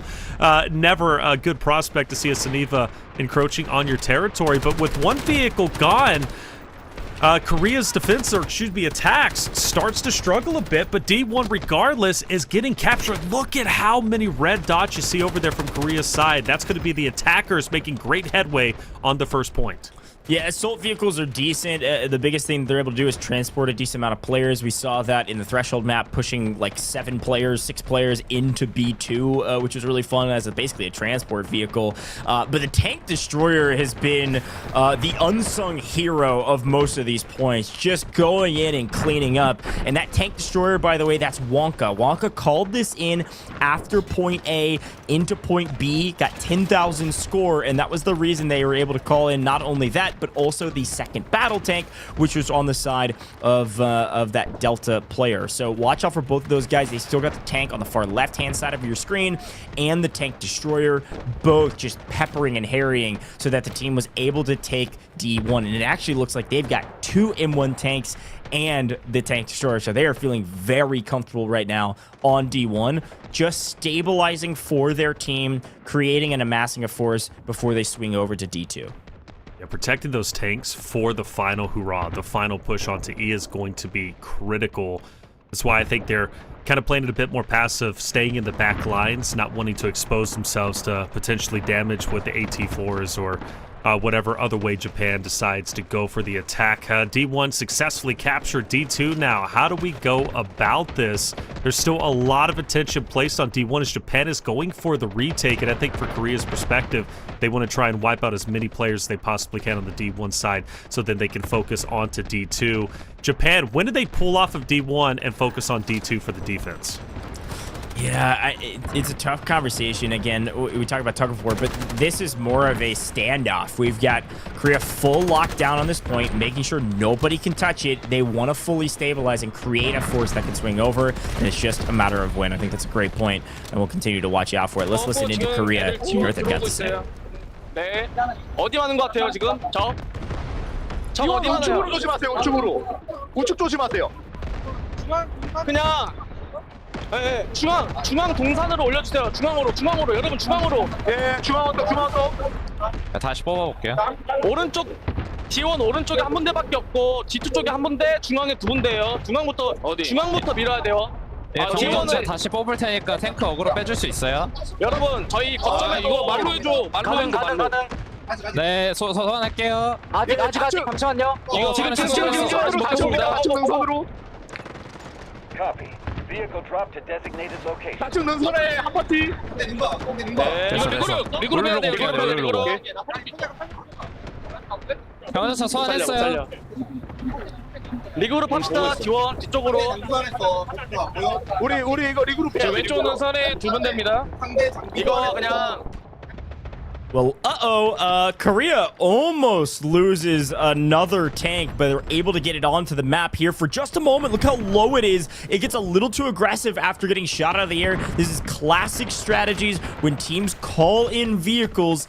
Oftentimes the opponent team, if they can, throw down some either AT-4 Stingers or otherwise any sort of weapon that they can rip into these vehicles before they land, and oftentimes you'll see these vehicles killed before they can even land. It's because of that you've got to call it pretty far away and then drive it up. Korea almost loses a third tank, but this firepower they're bringing in right now should open up these points here shortly, and I think Japan knows it. I would assume some of our comms there, we're making sure we're targeting vehicles, but also swapping to operators that can blow these vehicles up, because we've got Wolf in a tank now, and it looks like finally shooting back from the side of Japan, trying to get a little bit of a look at this tank and potentially take it out. It's gonna have to retreat. That's the name of the game. Go in, get out. You saw it from the tank destroyer, you'll see it from the M1 battle tanks. Doge, I want to give credit where credit is due to Japan. I mean, what a wonderful job attacking D1. They lose it for a little bit, and I asked the question, when do you back off of this and focus your defensive positions on D2, the second position that, or the second point, excuse me, that Korea needs to capture? Well, Japan gave me the answer. It was like, hey, we're not pulling back. We're not retreating. We're not going to surrender D1 that easily. Yes, they got it momentarily, but we believe in ourselves to be able to retake that point. And they did it. And not only did they do it, but they've taken significant amount of lives away from Korea's side of things and put a lot of damage onto the tanks and vehicles that Korea is using. The second attack and the second attempt from Korea's perspective onto D1 is now underway. They will effectively get it decapped, plus they're going to go for the full cap itself, and maybe this time, like you said, with the vehicles and the tanks help, it's going to be a bit more effective. From Japan's side, though, a tank way off in the distance. Man, I hope he can snipe well with the rockets, but it looks like he's getting sniped himself, brother, and that tank is gone. No. Oh, strategic misstep there. I like Japan needed to save that tank for point E in case they needed it, or a last-ditch effort to hold down the points on low lives here on D1, D2. And just an off angle, they thought they had enough cover, they throw the smokes up, and not enough engineers. It's the same conversation we had before. The problem is, when your tank has to be that far away and peppering from a distance, you don't have enough engineers to take alive, to keep it alive. And the other thing is, when you look at the Korea squad, they had 3 tanks. They had so much firepower, you weren't going to get away, you weren't going to stay alive with only 1 engineer on the tank trying to keep it up. So, great job by Korea to reduce some of the firepower from the Japan side, and we'll be excited to see who's going to be able to win this one. It ain't gonna be the tank destroyer. This lob is looking fierce and is able to take down not only the tank destroyer but also stay up pretty easily with the bodies they have on it. Even despite with the lob, D2 starting to get decapped. Korea making great effort on D1 and D2.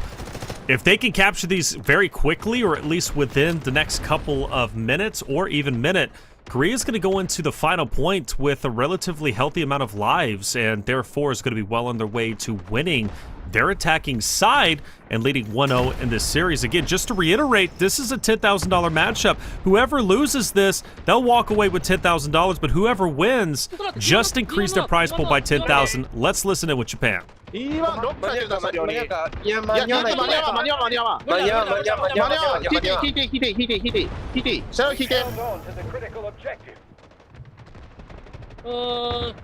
목표는 마이스 다리네나. 오멘 복수 오멘 자기 아래. 오케이, 됐다. Threat has been flagged. Take it out. Well, during that listening, you see that Korea able to finally capture the 2 points. We now go into the final round of action. Can Korea close out their attacking side with the win? We look at some of the stats, and Summer has taken over Wonka's spots, the top eliminator, with 35. But Korea is waking up. They're looking good. And Goj, let's bring it back. You mentioned Japan losing their tank during that long-range fight between tank-on-tank action. How much is that going to hurt them going into the final point? I think it'll hurt them some. Obviously, they've racked up enough score. We were able to see a couple of those score lines to be able to call in a couple more vehicles here, and it does look like they've got Sakudi on a tank right now in the kill feed, looking to take down some threats. We've got Widow on a flank here, potentially. I don't know what you're going to do as a solo, but maybe could snipe out the opponents. One lone survivor, one lone sniper, weeding out a couple of the folks that are pushing in. I would love to see Widow go crazy in the kill feed, but overall, I think not going to have a lot of value. But yeah, I think you're going to see some good score come through from the Japan side, enough to be able to call in a couple more tanks. They're just outnumbered from a firepower standpoint, and so some of these pushes are going to be critical to see how it works out for them. It looks like they've got Alav still alive, and then you've got the Japan tank on the far side. Namely, look, I don't speak Japanese. I will say the repeating phrase that I heard towards the end as the point was being captured, it sounded like to me, get out of there, go next, essentially. Because that Lav was staying a hair too long, and I think the command was saying, get out and keep it alive. It's going to be critical for the hold. There's one thing I admire about you, your linguistic ability to listen in to multiple languages and decipher what they're saying. It genuinely amazes me. You're just one smart cookie. That's just the way it goes. But I think you're right. E already getting a little bit decapped, but don't worry. Japan, they've still got a good foothold on it. They've got a lot of great action. Dead Dog finally back on your screen. The commander with such a dedicated face coming into today's competition. You can tell the loss yesterday hurt him a lot. He wanted to come in now for the Korea side of things as the commander and obviously go big, and he's doing that today. He really is. And you noticed he also took a bit of a back seat from the slaying category, and I think he's playing a bit of a different role and trying to get a good idea of the landscape for obviously his team and his community. Korea holding on tight to what they got on the E. They're slowly closing that vice grip. Japan, though, doing a great job trying to keep them at bay, especially with this high ground. Savo up top of the tower is laying down a lot of fire. He'll finally drop down to assist his team on the ground.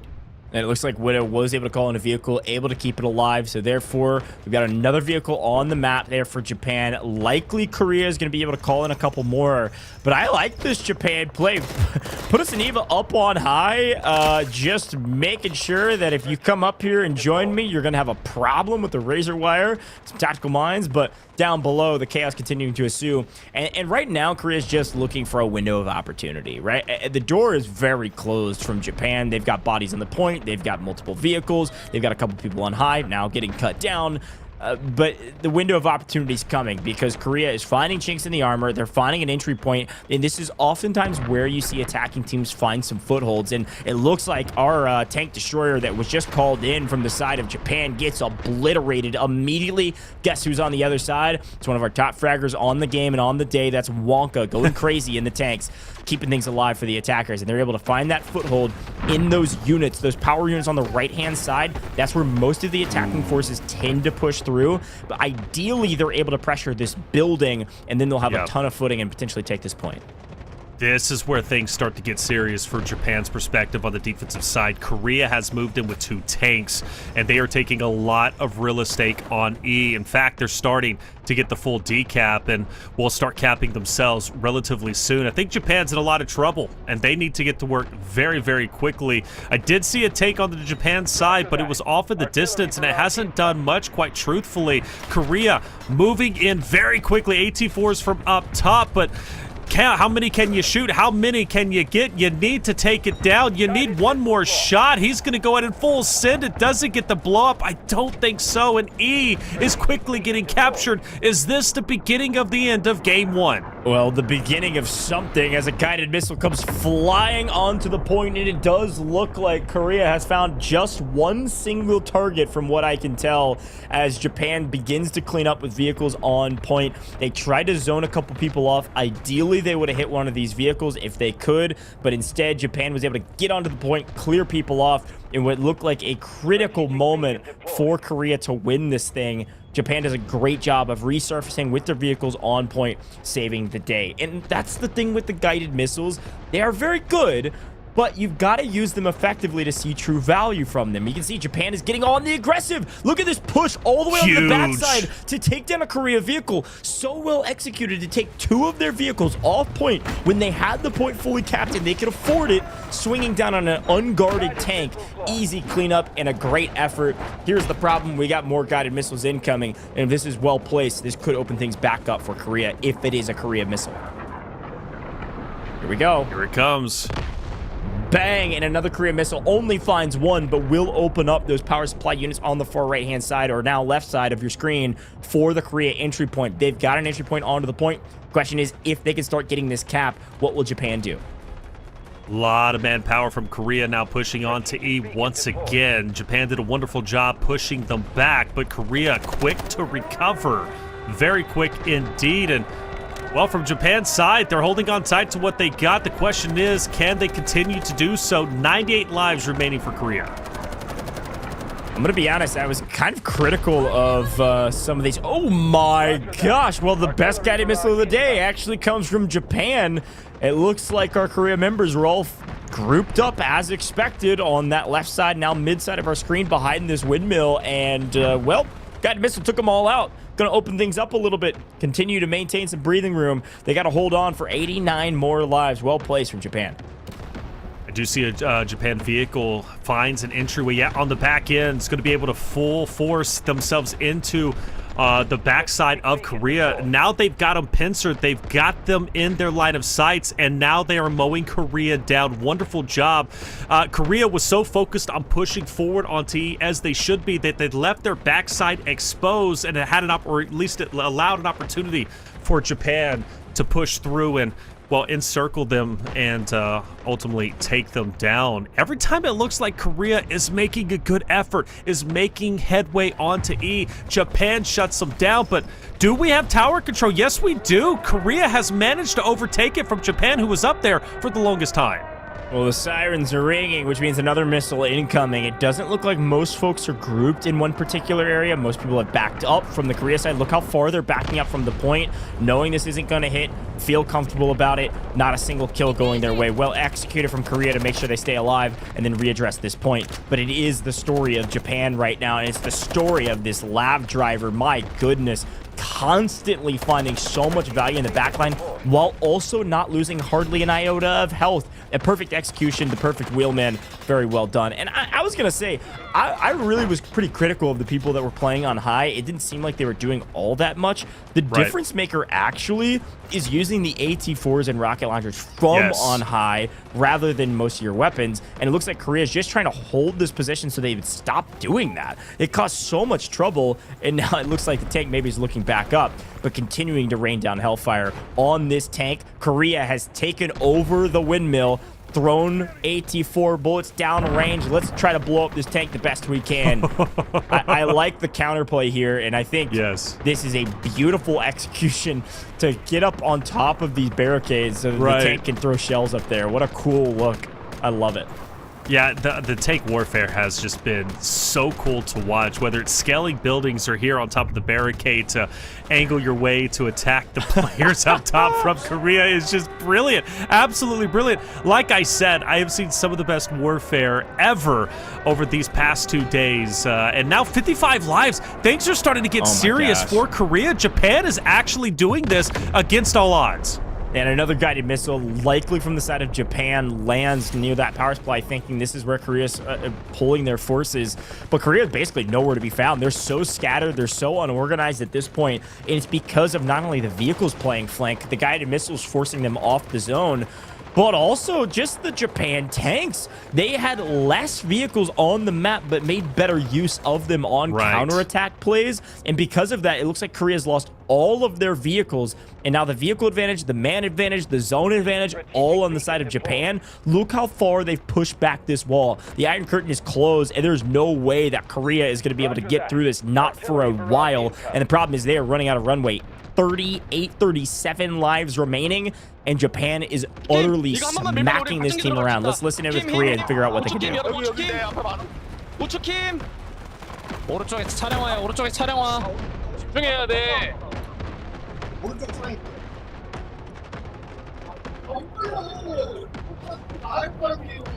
왼쪽에 창고로 들어가시는 사람? 뒤에 한 분 비코 깔아줄 수 있어요? 숨어서? 아 죽었구나. 이거 돌차 뽑아볼게. 돌차 뽑아볼게. 티켓 아껴. 돌차 뽑아볼게. 여러분 이거 리그룹을 한 번밖에 기회 없거든.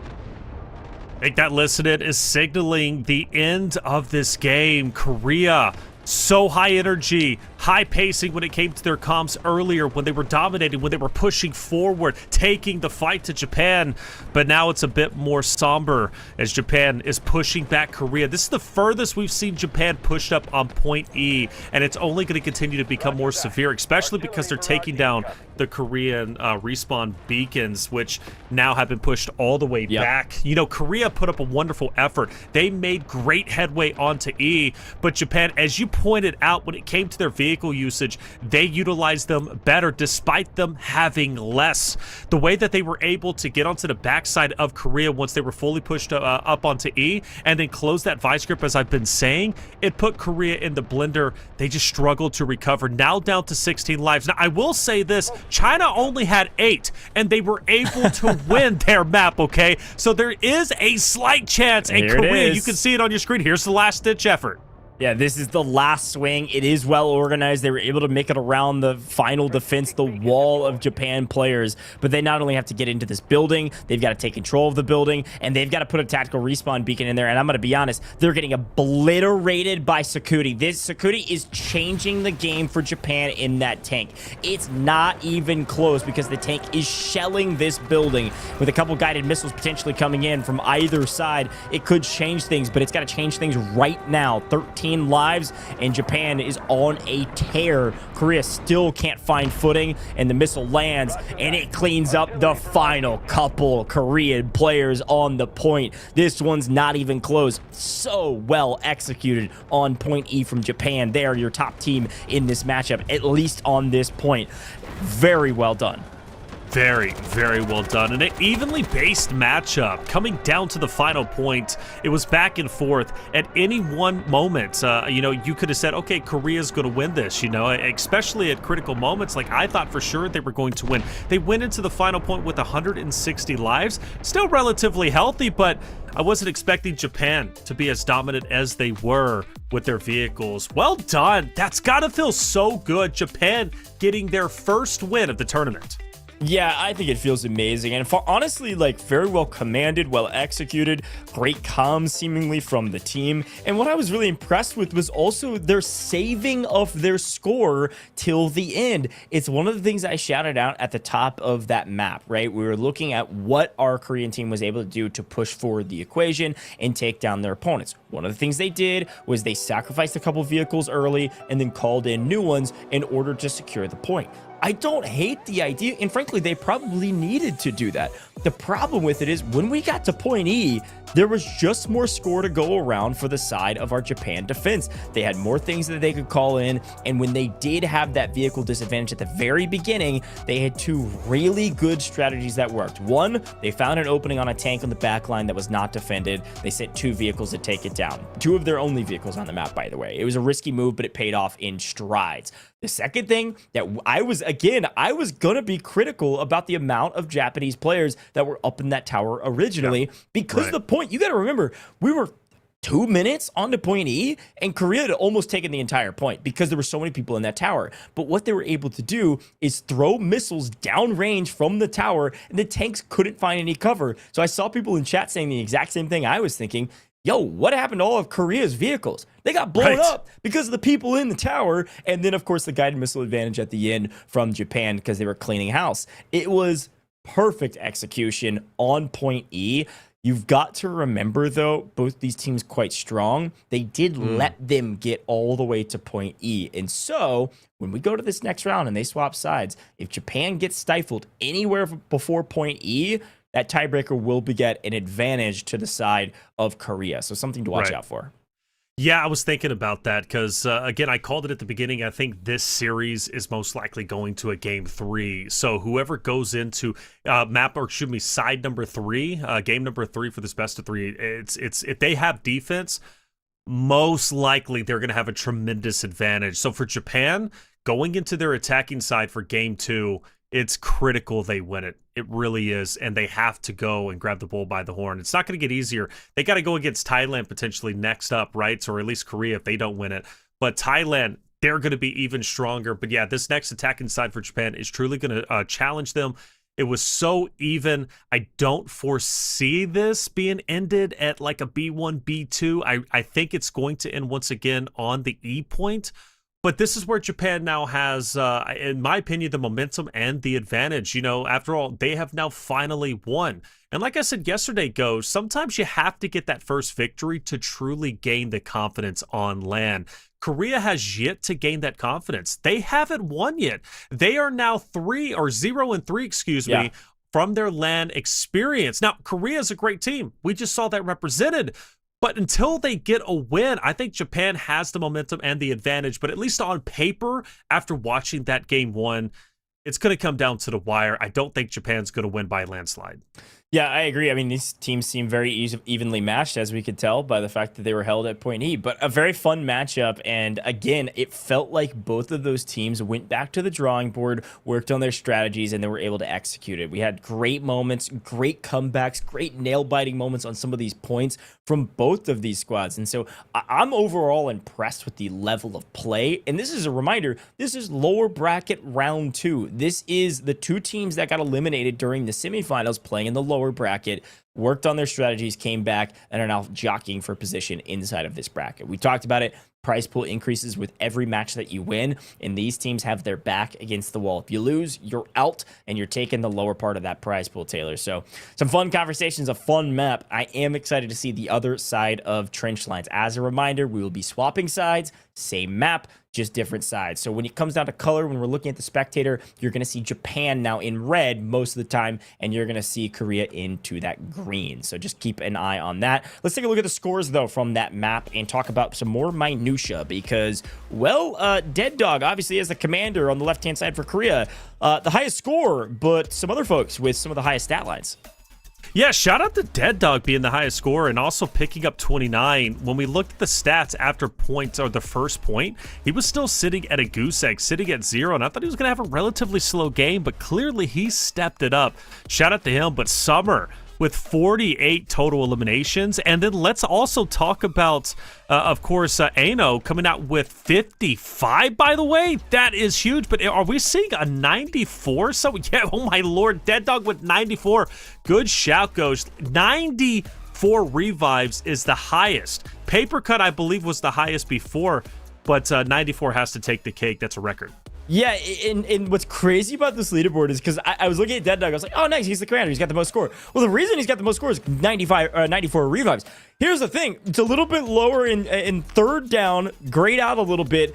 Aaron, the unsung hero, 101 revives, and then you've got OAH as well, all the way down at 71 revives on the side of Korea. So the reason their tickets weren't going down very fast, their lives, was because of those 3 gentlemen almost entirely. Unbelievable amount of revives for that team. On the other side, of course, some great numbers. Abaton at the top, easier commander for Japan, so the highest score there, and a great stat line as well. But right below that, Sachawan, 61 kills, great stats, 103 assists, absolutely was laying down covering fire for his team and getting paid for it. The Killua not too far behind in scores. So those are your top scores across the board, and some nice values on a lot of these stat lines. Arisina, who was one of the top battlefield medics for Japan yesterday, top battlefield medic as well. 75 revives for the side of Japan, which makes a ton of sense. But again, 101 in one game with another player, your commander at 94, a man of the people. My goodness, that is a ridiculous amount of revives. I'm blown away. Here's a quick look at our top players from Japan that we've already called out. Abaton, obviously the commander. Highest kills was Gis6. Sawachan is the highest kills as well. And then Umbashi had Ace Armored Vehicle was the battle tag given to him. So well done on that side. But some fun moments, and I think we've got a couple more players to take a look at here, Taylor. And I can only assume we'll see Arisanana as the battlefield medic. Oh, I assume so. I mean, how could you not? I mean, 101 is crazy, and there is Orisiana as the battlefield medic, as you did say, but a lot of stuff coming out from Dustle and Sakudi as the vehicle bane. Good stuff, good stats all around. Those revives, by the way, being as high as they were for Korea, is going to pay dividends, I should say. Pay dividends going into their defensive side. So I expect them to have, honestly, a very, very strong defensive side as opposed to their attacking, and that's going to be incredible. Japan has to find a way to battle against that. In fact, they need somebody to match that energy, because it was Killua who was the only one with 68. Everybody else was in the 20s when it came to revives on this side of Japan. So despite them taking the victory, they're going to lose a lot of tickets. Let's listen in to the winning moments for this side of Japan.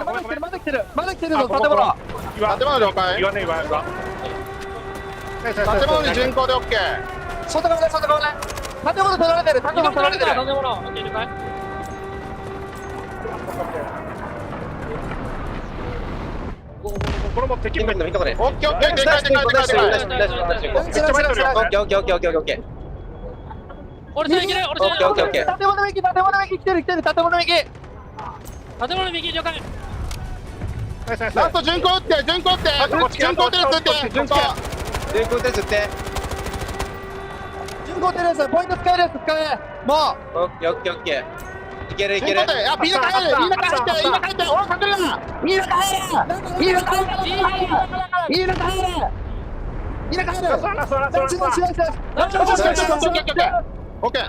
Nice. Yeah. You can hear the nice at the end. They were exhilarated to finally get a victory. It's got to feel so good to win in front of that crowd over at DreamHack Shanghai, to get your first win during the Delta Force first official LAN event, right? So good job from Japan, but the job's not done yet. They have to win now on their attacking side, and that's going to be no small feat, especially with Korea having as many revives as they did. That's going to keep them in the action. And somebody in chat saying he didn't leave a single soldier behind, of course, talking about Dead Dog and Aaron from the side of Korea. Wonderful job. But yeah, the vehicles, so many being used. I think a big improvement on both ends from Japan and Korea's perspective on countering those vehicles as well, Coach. That was something that did them in yesterday. Coming into today, they had a better game plan for countering the vehicles and ultimately using the vehicles for themselves. Yeah, it's a good shout. We have some great moments here. D1 and D2, a battle, but Point E was not only a battle, but cinema. I mean, it really was so much fun to watch. Some great moments from all of our players. Japan, obviously raining bullet stump from high, but it was the story of Japan's vehicle usage and their ability to take over this tower and drop the firepower from above. I mean, look at Umbashi just cleaning up, I think, most of the lobby. That was ridiculous. Finally getting cut down himself. And some great moments here looking at the other side of the coin where Umbashi finally gets cut down to the side of the Korean tanks. But their tanks were only on the mat for so long because this great flank push around the backside to take out the final remaining Korea vehicle opened things up and gave the power position absolutely to the side of Japan. We were able to hold down at the top of the tower. Korea was able to take over for a moment, but Japan paid back with a vengeance with the Suniva operators to make sure they had ultimate high and still could protect their flank. Here's the final push coming in from Korea, which actually didn't look all too bad, except guess what? There's a tank looking at the back entrance. They get blown to pieces, and then a well-placed guided missile closes things out. And you know why Arisana had the guided missile? because they were doing so much reviving, my friend. My goodness, the top reviver, Battlefield Medic. And here's a quick look, obviously, at our on-site analysts on DreamHack Shanghai. It's been fun to watch these sections here. Keen back with us as well. A great talent team over there. Is going to be breaking down some action. But Taylor, I love these moments because we get to watch not only the analysts on site work through things, but we get a chance to see some of those moments back in these freeze frames. We're able to talk about like what we're seeing on how they take these points. By the way, shout out to Keen on your screen. That suit is awesome, okay? That suit is incredible. Bringing out the best of the best when it comes to, obviously, Championship Sunday for the Delta Force tournament. We started on point A naturally, and this was a lot more of a push and pull than I was expecting. Japan did a great job holding Korea back. There were a couple of moments where Korea did have a good full force approach to try and overwhelm the A sites, and I thought they would capture it relatively quickly. But no, Japan was highly successful in pushing them back. And mind you, that was with Korea having the tank early on and peppering a barrage of missiles straight into the center and not allowing Japan to take center control. Meanwhile, Korea was able to just get in and obviously impinge their will. But this is what really showed to me, okay, Japan is serious. Their defense looks great, and their retake ability is truly impactful, and I knew at that point at least Korea was going to have their hands full, but obviously our attention had to then be put on B1 and B2 because that's where Korea lost yesterday, and the question was, could they retake B1 and B2 against Japan, find success, and move forward in trench lines? Yeah, I think it's a great shout, and I love that we're getting a chance to look at A, because this obviously set the tone for the overall map and how it went down, but the story really began in B1 and B2. A fantastic push to start things off here. You can see the entire team of Korea running through the trenches, moving up to B2. This is at the very beginning of these points. They were able to get on and immediately start the pressure. Now, I was impressed with Japan being able to retake this, but still impressed with the organization as per the usual, and that's what makes these competitions so much more different than some of the other competitions we've seen in Warfare in the past. A full organized team of 20 listening to a commander, it pays. They're able to get onto B2, create the early pressure, and start the tug of war that we know eventually does go to the side of Korea, Taylor. Yeah, and Korea did a great job attacking that B2 position. Without that, I don't think they would have found success. Obviously, you have to capture both, but B1 didn't work. Immediately go to B2. Japan wasn't ready for it. They were forced to rotate back around, and when they did, they got wiped down. Good job from Korea's perspective. Love that they were pulling audibles, something they weren't able to do yesterday because they were simply overwhelmed from the side of Thailand. So we get to see a little bit more of Korea and Japan in the way that they're working and the way that the commander is obviously guiding their troops. And as you can see on screen, this is when they were showing that B2 push that Korea was very successful in doing. And I do believe Japan was able to retake B2 very briefly later on. As you can see on the screen, they do take B2 back in control. But then Korea, what do? They send their forces over towards B1. It's going to be that constant tug of war, that constant push and pull. But one thing is for certain, once they got B1, they didn't let it go, and they were successful in getting B2.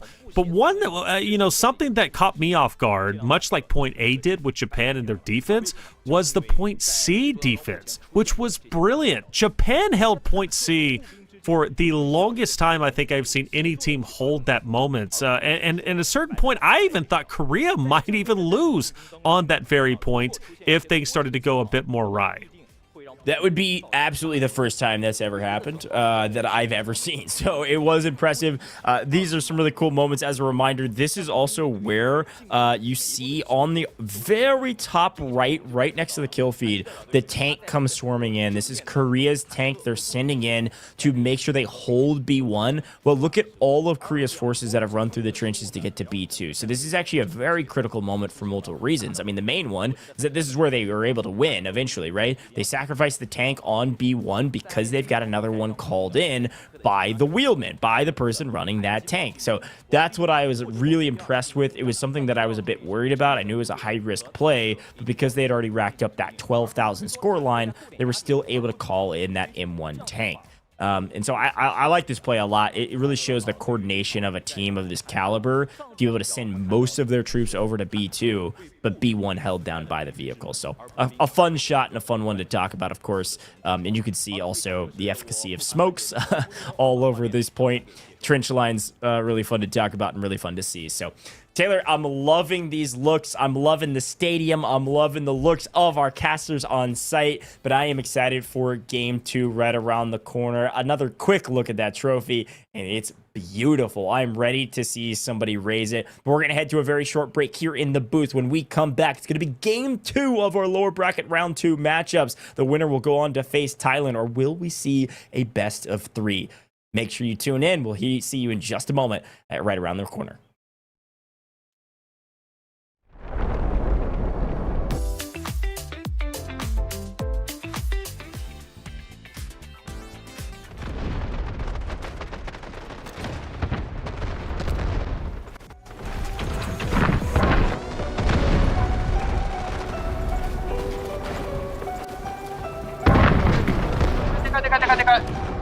오케이. 가운데 체크 치는 거, 가운데 체크 치는 거 어쩌는 건데?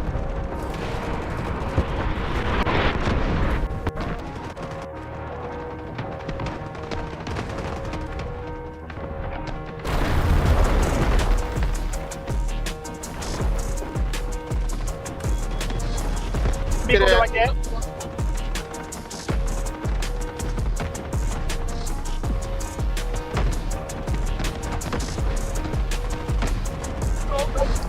다시 뽑아볼게요. 오른쪽 지원 오른쪽에 한 군데밖에 없.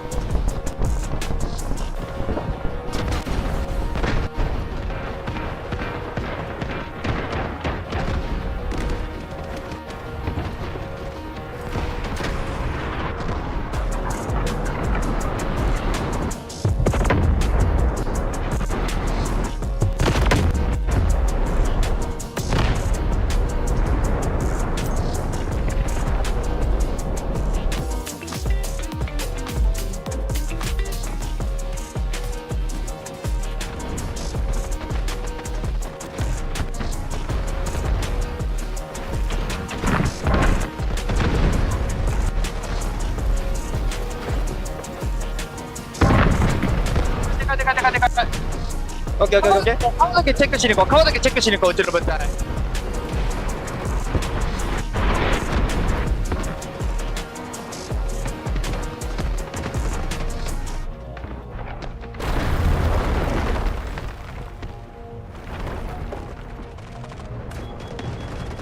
미국 갈게.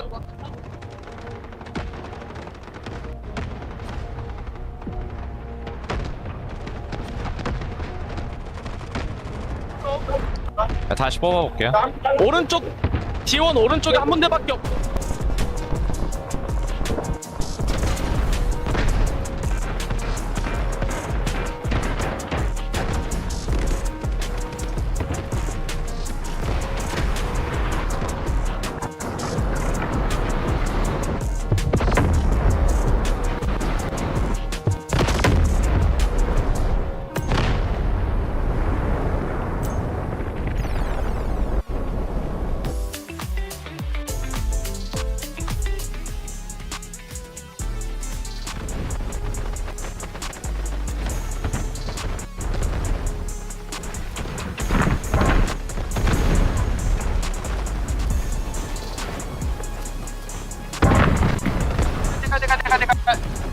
오케이. 가운데 체크 치는 거, 가운데 체크 치는 거 어쩌는 건데?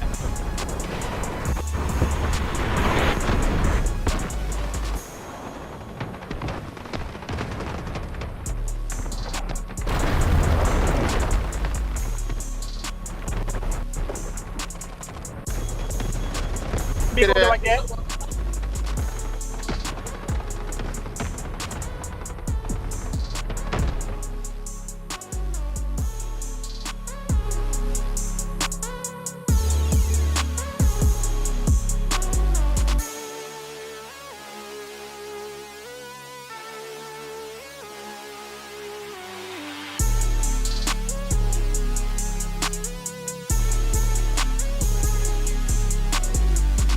welcome back to the Delta Force Asian Champions League. We are getting ready for Game 2 of our first lower bracket Round 2 matchup. Japan versus Korea. This time, Japan on the attack, Korea on the defense. Of course, Japan just won on defense last map. So if Japan can win here and take all points on trench lines yet again, they will win this best of 3 and be moving on to the next round. There is a chance, I think a pretty good chance, we're going to go to that third round here in our best of 3. But Taylor, I'm excited to see our teams talk about their strategies and figure out where they want to be, what they want to do, and how they want to enter in each of these points. Yeah, without a doubt, this is going to be so critical for Japan because you mentioned Korea might have an advantage on the defensive side or might get the defensive side if this goes to a Game 3, which could mean trouble for the side of Japan. With them up 1-0, they're one map away from securing a win, finally getting a win in general on land, but more importantly, moving forward to play against Thailand for a chance to go to grand finals. A big moment for Japan, but they've got to go big. And I think where they need to step it up is going to be their revives, especially on the attacking side. They were dwarfed in stats from the revives from the Korean side. Now, why is that a problem? Well, obviously, on defense, it doesn't really matter as much necessarily. It's still very important, and I stand by the fact that revives, your medics, are one of the most important roles on the team. But for Japan's side, if they're not getting the revives, if their medics aren't going big, what does that mean? They're losing lives. And the more lives you lose, naturally, the less lives you're going to gain when you move on to the next points. And therefore, Korea is going to have a tremendous advantage. So I'm looking at Japan. Again, their medics have to go mega giga chad huge. If they don't, they're in trouble, and Korea is going to get the win, and we're going to Game 3. There's always a moment on these broadcasts, Taylor, where you revealed you are a true gamer, to be honest. The Mega Giga Chad medics is hilarious comms, but I agree. I think it's a really important role. And frankly, Korea had a massive amount of effort to be able to sustain lives. You got to remember, this guy on your screen right now, Dead Duck, had 95 revives as the commander while doing everything in between and picking up a few eliminations. The other side, though, his secondary reviver had 101, so but just between the two of them, almost 200 revives. That's the amount of tickets you go into starting the game. I mean, it's absolutely unbelievable. Let's hop into the game and see which side is going to come out on top. And I saw somebody in chat say it. I hope Japan attacks a little bit more aggressively than last time. I fully agree. Japan came in very slow. As a reminder, if you watched yesterday, Japan might have just grabbed their first win, but this will be their first point that they've capped ever in the ACL on land. Oh, it's a good point. They did not cap A against China at all. So this is a big moment for them to see what they're able to do. Yeah, that sobers the mood a bit, because you're right. They haven't captured a single point. And A is a little bit, in my opinion, easier to... Well, I don't know. I thought A was relatively easy to capture, at least on the map that they played whenever it came to cracked. So... we'll see how this goes down. One good thing, though, and I will give credit where credit is due to Japan, is they did a great job of retaking sites from Korea. Their pressure was pretty impressive as far as I'm concerned. So I think their attack is going to be pretty powerful, a lot more powerful than maybe we are expecting. Already the take is starting to get underway. You can tell Korea is backing away from the center of A, as that's kind of the death zone at the moment. And this gives an opportunity for Japan now to attack on that right-hand side, which Korea is meeting. But you can see it. Japan is moving forward and quickly. They're about to overtake A. I think they're about to have A very quickly, much quicker than Korea was able to get. Well, as per the usual, it's Mbashi back in the vehicle. This is the same player that was on the defense making massive plays in the tank. So again, with the attackers starting with a tank here, it just opens things up on A very quickly. You can see several respawn beacons to try to keep numbers on the point. It's just pretty difficult to do as the defense. If you are able to send a route man as the attacker to clean up some of these respawn beacons, that absolutely is worth it, to be honest with you. I think that's something to pay attention to, because these respawn beacons absolutely change the game. So we'll see what they're able to do with that. It does look like a couple respawn beacons have been taken out. The tank's still very healthy, very alive, and it looks like we've got at least a couple players on top of it or nearby it, maybe inside of it, making sure it stays up, which is the right move. So A is going to be falling here shortly. It's just a matter of time because you can see where the defense is pushed. They are getting completely wiped at this point, and this one's not even close. Japan is very spread out, which is a lot different from how Korea was attacking point A. They were doing it as a full-man unit, all 20 just going in, right, and overwhelming the defensive positions of Japan. This time around, Japan is spreading out, which is what they did, and I was quite critical of it when they were facing off against China during semifinal 1 yesterday, but at least against Korea, for point A specifically, it seems to be working out quite well, and you can see the green dots on your screen. That's going to be the Korean forces starting to move back. I think they are conceding. A is going to go to Japan. Very clean. They only lose 11 lives, and Japan, they're on the run. They're going forward, and they're basically at 200 lives. Okay, now compare these score lines to the last time, okay? Right. Reminder, Korea finished up the attack because it took longer, to be fair. Finished up the attack with a player at over 15,000 score, which is why they were able to call in another vehicle. So this is a very quick take going into B1 and B2. With some of the score lines much lower, they have a lot of work cut out for them, and potentially this could be a difference maker. They quickly go through it, but the question is, what are they able to do on B1 and B2 as they make their first organized attack, which looks like it's going to be towards B1. Yeah. ヤグルに多いわ。これ待つ。ここで待つ。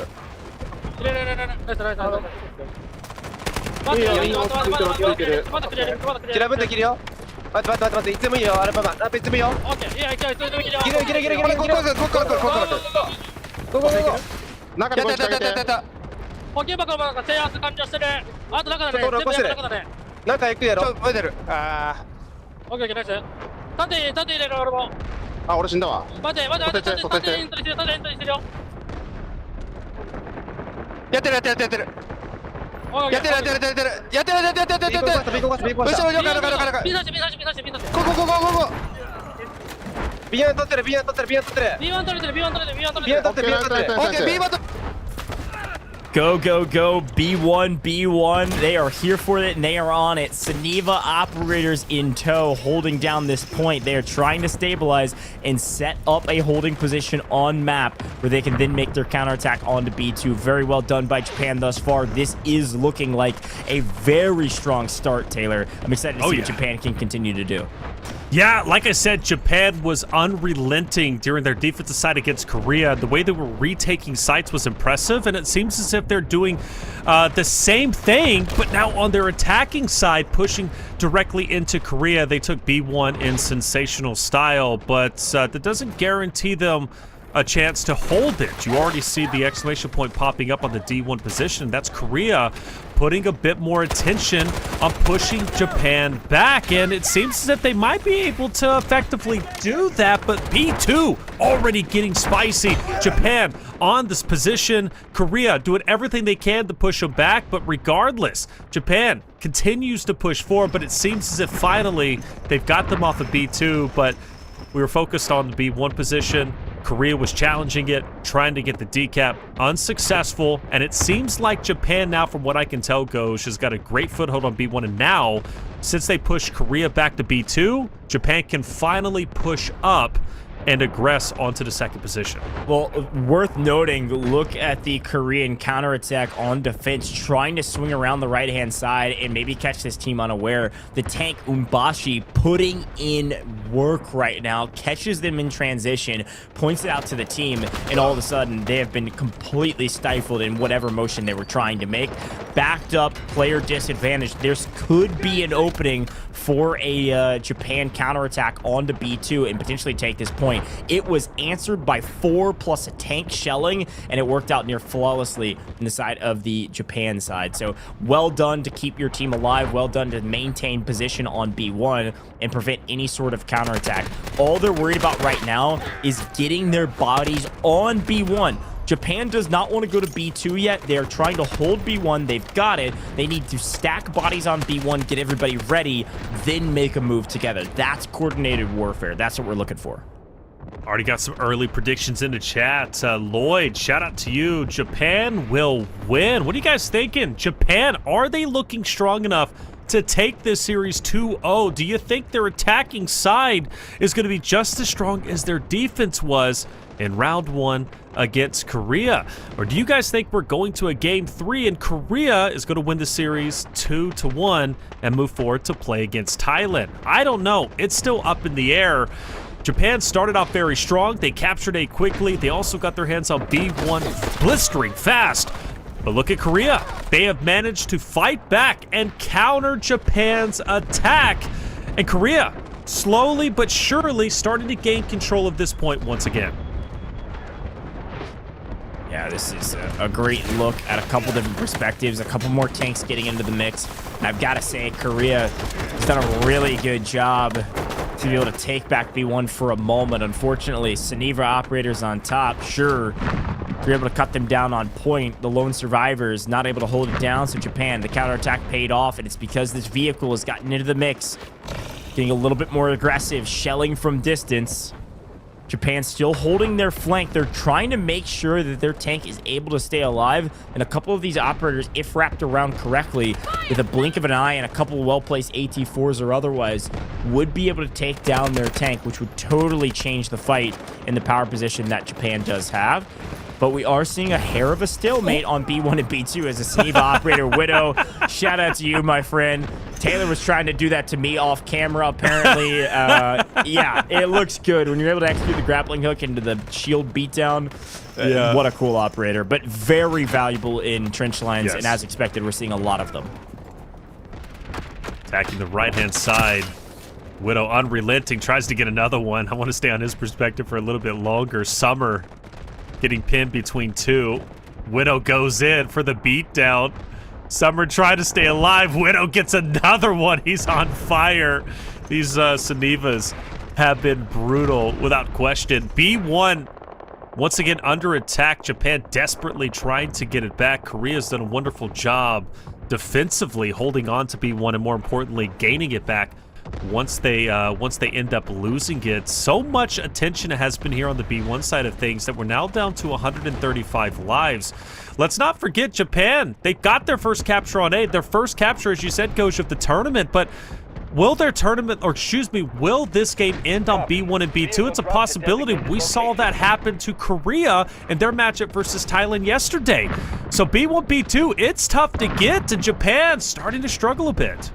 Japan has grabbed another vehicle. I want to say it was either a LAV or a tank destroyer, but oh, it looks like one of Korea's vehicles called in way back on point C, basically coming from spawn, gets shot out of the air. What a huge value add for the side of Japan. They just made a massive swing in firepower on this map. I'm going to be honest, this maybe is a little bit of a hot take. That swapping of vehicle power positions, having Japan able to call in a vehicle and taking out one of Korea's, might be a difference maker in them winning or losing on B1, B2. So we'll continue to pay attention to that and see how it goes for them. But that was a big swing.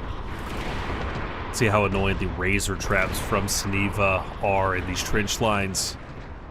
Players forced to run over them, slowing them down just a little bit. And, you know, slowing you down, especially when you're trying to attack onto a position, can be the difference maker between living and dying. We got a Japanese way out in the distance by himself. That was Abaton.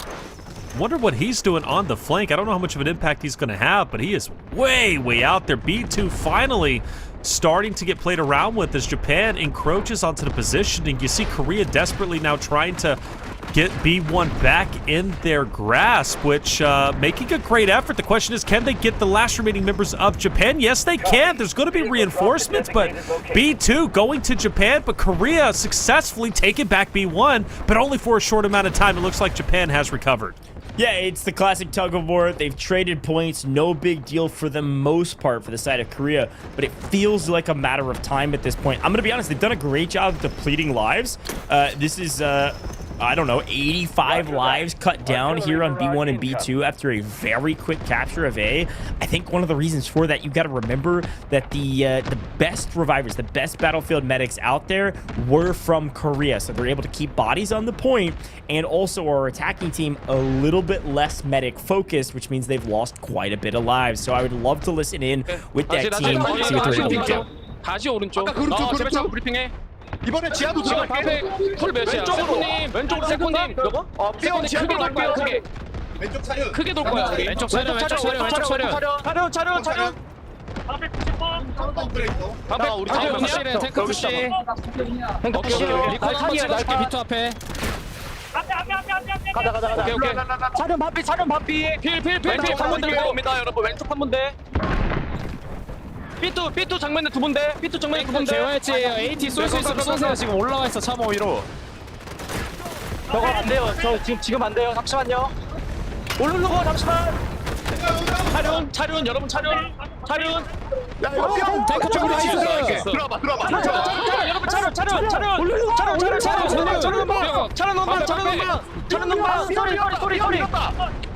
눈방. 비트 들어와. 안으로 들어와. 옥상에 나가서 정리하면 돼. Brilliant comms from Korea. They are no holds barred in communicating, which is a little bit different than what we saw from them last time around. Really strong communication from their commander and a really strong retake here on B1. Look how many folks they've gotten into the bunker. It's going to be very difficult to not trade points right now. As you can see, Japan is on a little bit on their heels. They might lose both of these points if they're not careful. It looks like Japan does have a hold on to B2, so it will be a full trade. Yeah, but Korea has split their forces. If Japan can just full send onto a site once again, they should be successful, and I think they're doing exactly that onto B1. B1 has been the main focal point for Japan. Naturally, you've got to start somewhere, but Japan, B1, desperately trying to get it once again. B2 also being gathered. I think they're finally making a breakthrough, and this might be the moment they've been waiting for. They're down to 93 lives. There's only a handful of defensive members from Korea, and I think finally Japan's able to do it. Just a couple more ticks, and they get it. 162 lives going in to point C. We look at Umbashi at 28 total eliminations. He's been a guy that we've been shouting out consistently, and he was the hero for Japan, as far as I'm concerned, on the defensive side of things on point E. This time around, he hasn't slowed down. He continues to slay out and put out big numbers. And Killua as well with 42 revives. You got to take a look at him. 42 revives, Goj, is incredibly high. Remember, that was one of the things I pointed out from the defensive side from Japan. That's where they struggled, but it seems like this time they're putting more of an emphasis on trying to protect the lives that they have, because it's limited on the attacking side. Yeah, it's totally correct. I think the attackers usually have more revives. I will shout out on the Korea side, OAH apparently was an OBJ fiend and had 49 revives for the side of the defense on those points. One of the reasons they were able to hold for a while, but you're right. One of the things we've traditionally seen in trench lines is B1 and B2 usually swings the way of the attackers when they start playing high-risk scenarios like moving their vehicles onto the point. We saw the tank destroyer get onto B1. They had a player disadvantage, but they were able to clean up a crazy amount of kills and open things up. Now, as we move into C, obviously, the defense did a pretty good job on B1 and B2, so we're not maximum amount of lives here, which means the task of holding C for an extended amount of time to make sure that the attackers don't have max lives going into D is a little bit easier of a task. As a reminder, we're gaining about 50-ish from point C from our last round, and so if you can get them below 150, technically a win. Ideally, if anything, if you can get them below 100, that would be best case scenario. So a couple vehicles being called in, but will they be cut down before they land? The answer is heck yeah. Great shots from Korea from way downtown all the way down, cleaning up that tank before it can land. Ghost, I think that's the most aggressive we've seen any team get on to, attacking the tanks and obviously the vehicles before they even land. Because yesterday we weren't seeing too much of an attempt, right? But this time around they are. I mean, the improvement from day 1 to day 2 is already apparent, and we're seeing Japan and Korea, who struggled to win yesterday. I can't wait to see what Thailand and China are going to bring to the table on Championship Sunday. But see, This is the next objective. This is the point that Japan held onto very tight defensively when Korea was on the attack. Now the question is, now that they flip roles, can Japan attack effectively? Let's listen in and find out. 30秒後出せるって30秒後出せるって裏取り来てるかもねこれまだこれだって車両があるあの車両に対しての入りたくないこれ無理じゃね今戦車出せればいける戦車出せればいけるギリギリなんだけど戦車出して一旦車両破壊するから公兵を出してほしい公兵出してほしい左から回ってたから左から立ってシナ見てで右側から絶対無理だわ右側絶対無理もう一歩下げろ大きくクリアにしよう右絶対無理左側左側左もっと大きく回ってクリアにしよう大きく回ってクリアにしようマジありえないまた固まった Clear comms, concise comms, and I think it's calmer than it was, especially after that Korean listen. And the reason why is because we're just at the start of the sea attack, and Japan is filling it out, and they haven't made great headway as of yet goes. Korea has set up quite well defensively and has stopped Japan from progressing forward, or at least as much as they probably wanted. They've already lost about 15 or so lives. Japan's still very healthy when it comes to the lives category, but I am starting to get a little bit worried. Korea's heating up, and their defense wasn't bad on B1 and B2. Japan, they've got their work cut out. We already knew it was going to come down to the wire if they wanted to try and take this win, but it's going to be hard, and unfortunately even harder now as Korea will answer back and destroy their vehicle before it can even land. I'm going to be honest. This is one of the stronger holds I've seen on sea in a while, and it's namely because of these two tanks in the back line just sniping with their missiles all the way across the map to clean up any of the vehicles called in by Japan. There's no advantages for Japan right now at all. It's not even really close on this point. Now, they haven't lost that many lives. We've been watching for a couple minutes now, and they've only dropped about 15 or so. But even still, this is a masterclass in vehicle prowess and vehicle advantages and making sure that you have it and continue to have it. I'm really impressed with Korea and their defense right now and what they're able to do. Japan is on their back foot, and I don't know if they know what to do right now. And the only thing they can do is swarm the point and just try to get us to new, because then just maybe the tanks won't have it a look over when we call in our next tank. All right, see, finally starting to get a little bit captured from Japan's perspective. You've got one Suniva just in the middle. You got Dustal, who's also trying to back up the Suniva, but for the most part inside that hill, it's just Korean. Yeah, those two remaining Japanese members are going to be fully eliminated. The tanks, the missile barrage, refusing to give up, relentless. Japan once again pushed back. As soon as they push forward, they're getting mowed down. How do you deal with the tanks on the back line if you're Japan, right? How do you get rid of them? Because, I mean, they've been so devastating, Japan doesn't even have a chance to get close. Yeah, and that's absolutely why it's so important to protect your tank advantage and also make sure you take down the other vehicles. I mean, it's just as simple as math. Like, player v player, when you have player advantage, we talk about that. Vehicle versus vehicle, you got vehicle advantage. It's even more important because of the amount of raw firepower you're able to throw down.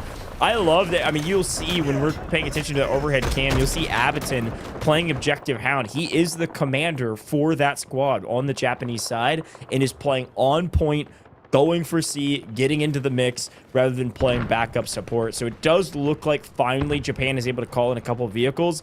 Let's see how much value they can actually get out of them, though, because of these long sight lines from the tank, you might have to play a wrap position. And also, frankly, this isn't the vehicle to take down an M1 tank. I'm going to be honest. No. The armored assault vehicle is really smart and really strong in a couple scenarios, but right now they're just waiting and allowing it to be a resource point for their team where they can revive and respawn inside the armored assault vehicle so they can make a counterattack. So that's why they're just hanging out, making sure they're not in combat. You'll see it's slowly ticking up. It can hold a total of 6. Yeah, there they are.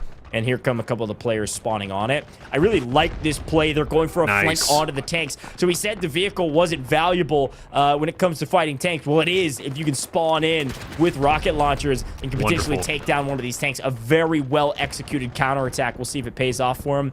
Not sure it will yet, but very close, and will give their team a little bit of breathing room on the point if they can open up another window.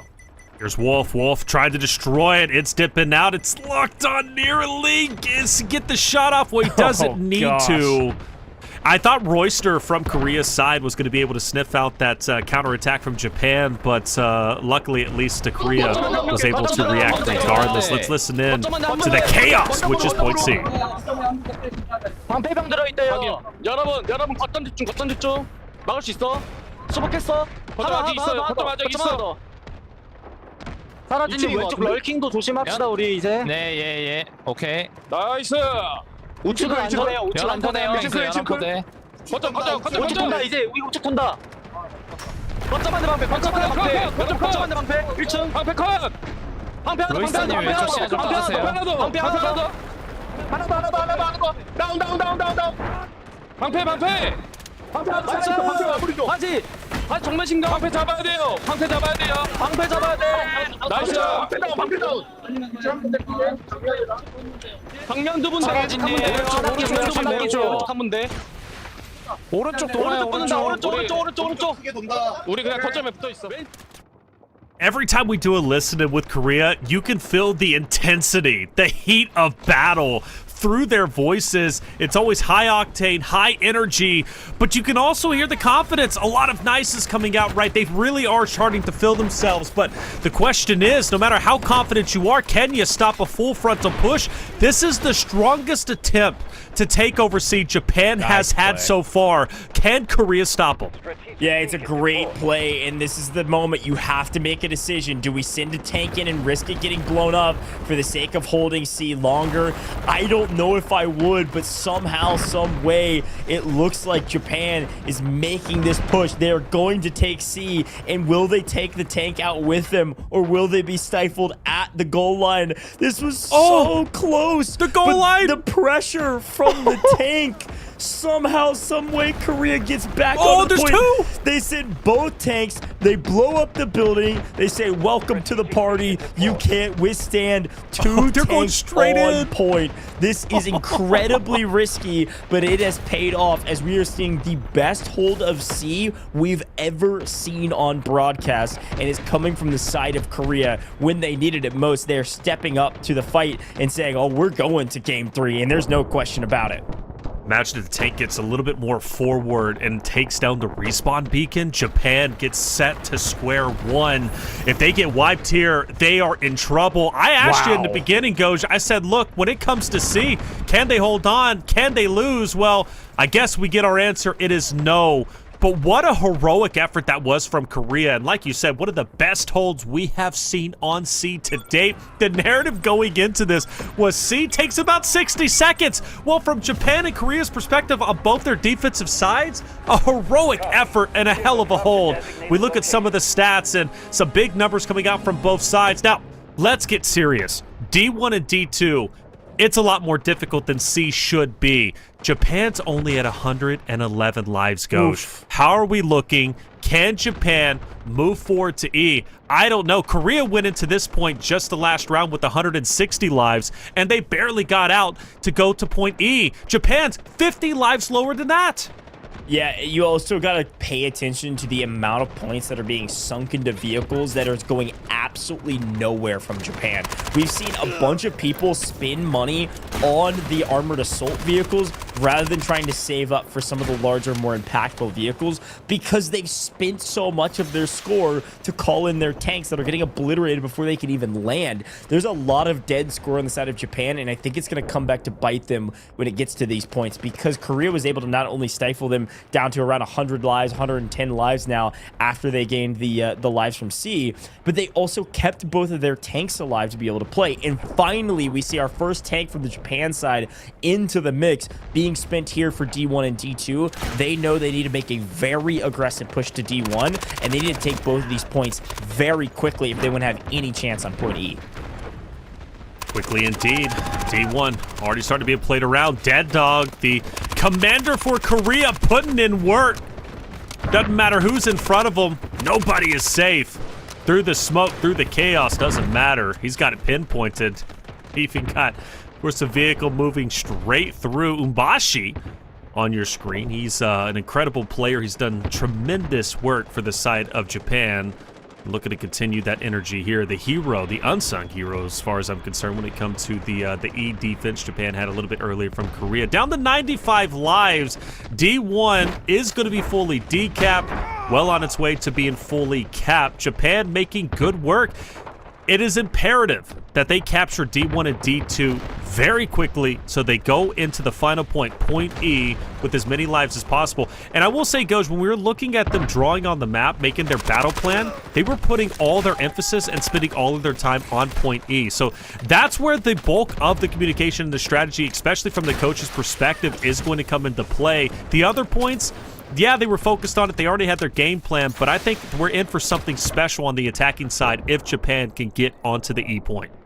Yeah, it looks like Japan has taken D1, which is going to be their commanding officer's command. So there's a chance to earn some extra score here if they're able to hold it for another minute. The problem is we are running out of lives very quickly. And so you can see Japan has called in all of their reinforcements. They've called in 2 tanks who are both very low. They've got 2 tanks. Their armored assault vehicle gone, not even close. That thing keeps getting blown up. That is 6,000 points down the drain.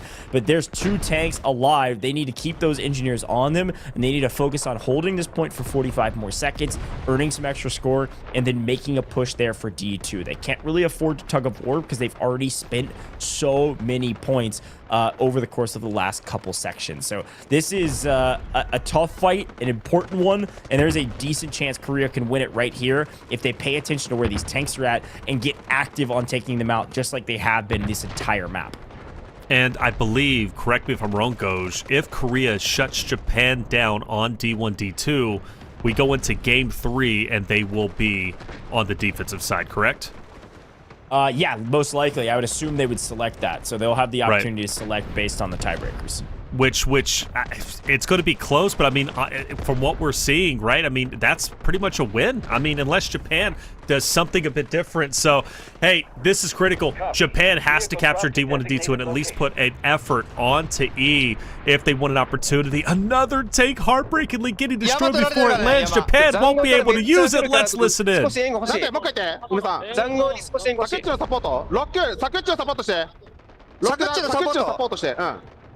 AP ないんだよ、AT ないんだよ、AP だ。OK。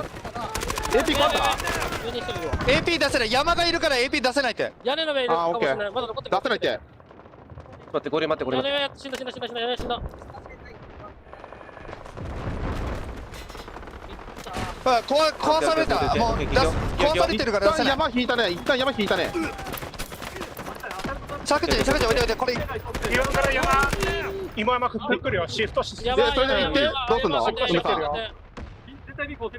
あ、オッケー、分かった。アサルトトラックで D2 まで入って全体ビーコン置くわ。あ、了解了解了解了解了解。しなかったごめんね。残語開けてるからね、今残語開けてるからね。Well, I think Japan is in serious trouble. Such a good effort on D1. At one point, they were trying to go for both. Korea successfully pushes them back. They desperately needed that tank, but that tank was blown up before it could even land. Goj, destroying those vehicles before they land has been brutal, and I don't think we've seen that as brutal as it has been in this series today. Yesterday, we didn't see as much of it. They were taking care of the vehicles once they were already on land, but this time around, they're not making that same mistake twice. That's why they were punished by both China and Thailand, respectively. Japan down to 49 lives. I'm going to say it just like it did on C. Can they get the job done? I don't know. Their back is against the wall. Yeah, they've got to coordinate an effort right now. Obviously, Japan has a really great commander who's been doing a fantastic job today already. They did a great job in map 1, but here in map 2, they can't quite get anything going. Here's the final push, likely, or the final couple pushes on that far side of the map. All together, you see them coordinated. They do have a hair of, well, another armored assault vehicle, I believe, on the far side. Not going to do a whole ton, but this is our first guided missile, I believe, already here into D to start things off. I would assume it's from Korea, but let's take a look and see where it lands. Doesn't get any value. That is from Japan. Somebody's been saving up. That is Orasina, who's going to be the top scorer from this map that we saw going into this point. Drops it, gets one single kill, and that's it. And unfortunately, I don't think that's going to be enough to truly open up this map. Oh, hold up. They're making a great attempt. Japan, they destroyed one of the tanks from Korea. They love sending these vehicles on a full flank. They were doing that. That's why their success on defense against Korea in Game 1 was so good. And they're doing much the same here. Umbashi soon to fall. I am sure of it. He jumps out of the vehicle. It's still maintained. Surprisingly, still alive. Another guided missile to come through. But Korea has recovered on D1 and D2. I'm going to say it. Japan still has a slight chance to move forward to E, but a very slight chance. Here's another guided missile, this time for the side of Korea. It cleans up 2 on D2, and it says, woo, okay, well, that'll do. Obviously, we had player advantage, but that's one way to take them out, and it forces, you see the rest of this force that was trying to push up into D2, it forced them to back off, and it gave Korea a moment to take power position on the point. Very well done to hold both of these points under fire from both. Job's not done, but so far so good when it comes to using your missiles correctly in terms of zoning off the points to the side of Korea and also playing these fights correctly. You're right, Japan caught some value by taking out a couple of tanks, but yet again, another vehicle called in, it barely ekes through, and this is going to be a huge boon if they're able to revive it. That's going to be a love coming in as a third guided missile being called in for the final bows of this fight, this time landing on D2 and only catching one yet again. This is going to come from the side of Japan. All right, Japan's putting in their best effort, but they're starting to run thin. We're down to one more concise, one more good push with 27 lives remaining. Even at this point, if they do manage to succeed and move forward to E, they're not going to be healthy in the lives category, but no sense in giving up. Continue to fight until the very end, now down to 25. Japan has put up a wonderful effort. In fact, this has been their strongest attack we have seen on stream. Remember, just yesterday, as Goj pointed out, and he's 100% correct, they didn't even move past A. They weren't even able to capture one singular point against China's defense. This time around, they've made it much further, but not far enough. Japan manages to get D1, though. Again, can they get D2? Can they traverse the landscape? Look at the defense from Korea on the north side. You know they're going to focus their attention down onto D1 as soon as Japan moves over towards D2. It's that push and pull fight. But the thing is, Japan doesn't have enough resources to fully hold down and push Korea back off of D1. So it's just going to be Korea once again going for the decap, recovering D1. This is the end. Yeah, and another well-placed guided missile, you can see it was landed by Korea. You know, we oftentimes clown them for not getting a single kill, but Korea threw in a guided missile on the north side of that point as they swung up, and so they had a huge power position to be able to not only jump onto the point, but also make sure that Japan couldn't address the point at all. You can see the Japan forces swinging onto D1, and another amazing guided missile picks up 3 this time of the Japanese forces that were trying to aggress on D2. You're right, this feels like the end, the last-ditch effort of the love onto point. Missiles galore, but great zoning technique from Korea. Great just keeping bodies on point for Korea.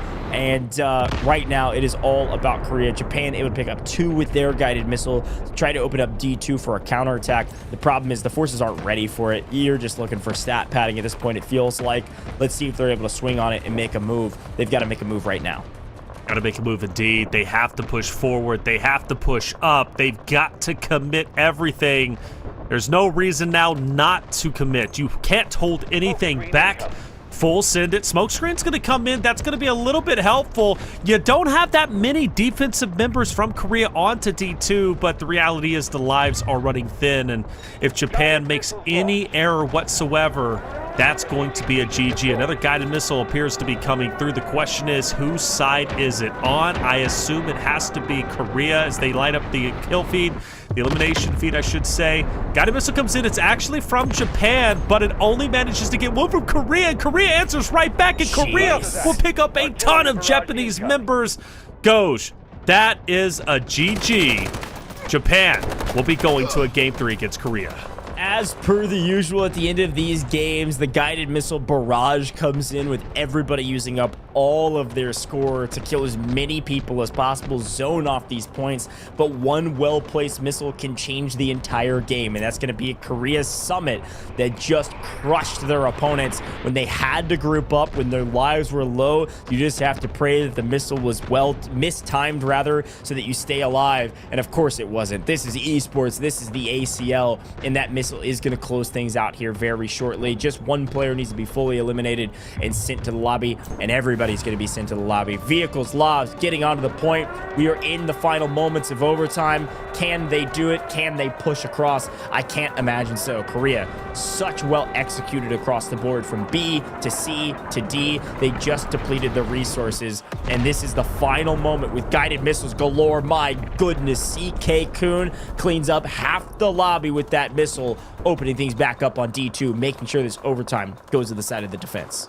Yeah, definitely looks like it's going to. I don't see anything changing. I mean, Korea's been spot on when it comes to their defense. And let's not forget, they nearly won their attacking side too. They've been incredible in this series so far. They've been the better team. Without question, that C-hold is something to study moving forward, especially if we see trench lines again.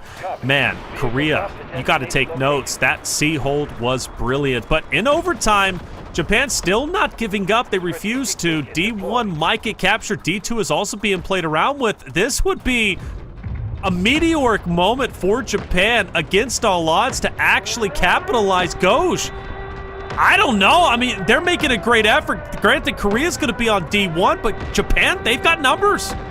Yeah, they're tug-of-warring aggressively between D1 and D2. Here's another missile coming in. Could open things up a little bit yet again from the side of Korea. That's going to be Wonka, only picking up one with that missile, but forcing these Japanese players off to push them off the point.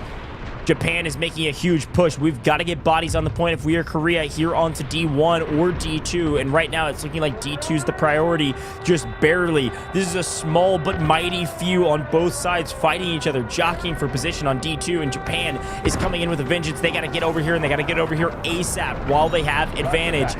Korea, they can't afford to lose a single tank, and another well-placed missile only picks up one, but a Lav on the point. Korea, locked and loaded. D2 is theirs. They've got all the bodies. They've got everybody respawning there. On tank. Artillery barrage, Lav versus tank, and the tank is low on the side of Korea. They have the final moments here. Sacrifice the tank, close this point out, and close out overtime. Here is the final push from Japan. Is it enough? I do not think so. Korea are going to be your winners. They maintain not only the 2 minutes of overtime, but also the entire game to force us to our very first best of 3, game 3. My goodness, what an ending. Brother, I'm not going to lie. I was on the edge of my seat. I thought Japan was going to do it against all odds. What a heroic effort it was in the very last moments during overtime. I even saw chat, some chatters out there say, wait with the periods. You know what that means? They're thinking, hold up a second. Are we really going to see a collapse of Korea? Are we going to see a final point onto E? Well, we don't, but it got very close. You have to respect the tenacity from Japan to continue to hammer home D1 and D2, but at the end, it simply wasn't enough. And like you said, Goj, we're going to our first game 3 of the tournament, our first official tiebreaker map for our Delta Force LAN event over in DreamHack Shanghai. Exciting stuff. And again, what's at stake, right? We're talking a $10,000 prize increase for the winner, whoever takes it. But now we got to focus on the overtime rules, at least going into game number 3, because things are going to get a little bit interesting. And now you got to think, who's going to have the advantage? Well, Coach, I don't know yet. Yeah, well, I mean, when it comes to tiebreakers, the team that's going to have the advantage on paper, it was a 1-1 trade with defense winning each time, but Korea was able to hold Japan to D rather than E. So Korea will have the advantage, and they will get to select their advantages. I believe the way it works is that they're going to be able to select which map they want to play or which side they want to play, and then the other choice goes to their opponent. So if I'm seeing this correctly based on our rules as written, we could see a team like Korea say, hey, we are the best at this map. We don't care which side we are on. Give us attack, give us defend. We're the best at this map, and that's what they choose. or they say, hey, traditionally, defense is a bit of a stronger position. That's what we won on. We want to play defense. And it would actually be Japan picking which map we're playing on for game 3. I really like these rules. I like the way they're coordinated. And I think it'll be really interesting to see these choices based on the advantage that Korea was given. If I am in Korea's shoes, I would have to have a very clear map advantage to be able to not to go for a map. I would want to take a side. I prefer the defense. You've won on the defense. Go win it again on defense. Of course, there are some biases for some of these maps on which one people think are stronger, but this is esports at a very high level. It's mostly balanced across the board. So yeah, very cool stuff. That's how it's going to work. We'll keep you updated once we get all those details from the people on site here, Taylor. Yeah, I think you're spot on. For me, I'm going defense. I don't care what map it is. Quite truthfully, I just want to be on the defensive side. Have a much better chance of holding off Japan's attack, especially in the way that they did it. Korea's just on a different level defensively. And again, they nearly won their attacking side too. So they're not exactly a weak attacking squad, but defense, you can't pass up on it. That's what I'm choosing each and every time, and obviously Korea is going to have their choice at what they want because, like you said, they want both defenses, but regardless, it was an advantage objectively, right, for the side of Korea. So good job from them. They looked great. What was the difference maker? Why was Korea so successful? Well, I'm going to go back to that C point. That C point hold was incredible.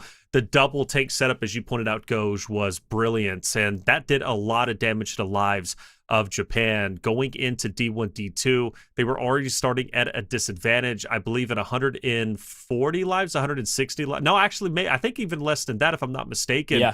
Going into D1 and D2, which is theoretically harder than the C hold. So they already went in at a disadvantage. That's because Korea had an incredible defensive setup. The dual tanks was something we haven't seen just yet. And Goj, I believe you've watched a lot of Warfare. You've watched a lot of Delta Force. I think that was the strongest hold on C you've ever seen.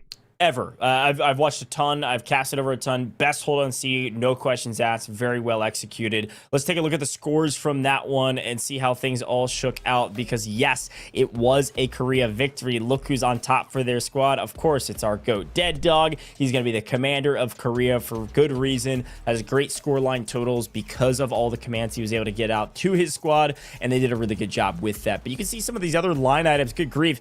Some to R was that player that called in that guided missile that opened things up and cleared out the points and won them the game, in my opinion. Very well executed there from some. And you can see 76 kills is a fantastic stat line. Let's swing over to the other side, though, because Japan had their fair share of revives. My goodness, we've got a brand new Battlefield medic leader ever on broadcast. 135 revives from That's Kahlua. Insane. You kidding me? My goodness. I mean, you needed it. They fought for a very long time. But here's the side of Korea. Here are the battle tags. These are the awards given out to these teams. Yeah, you got to give credit where credit is due to Dead Dog, obviously doing a wonderful job leading Korea to victory. In a critical moment after losing game number 1, they needed to force a game 3. They do exactly that. And we got our CK Kun. We finally have the chicken head showing up in the stats. Contest objectives. He was always on those objectives, contesting Japan and forcing them off of the hill. Well done. And a good job, obviously, coming out from CK Kun. Nice to see the appearance of the chicken head himself. But Ohei, as well as Seiko, also making an appearance for themselves. Seiko, great stats across the board, not only when it comes to revives, but also the total eliminations. Ohei coming out with the overall Battlefield Medic Award. Ohei making an appearance and looking pretty strong. Korea, in my opinion, looking like the favorite. Let's listen in to the winning moment.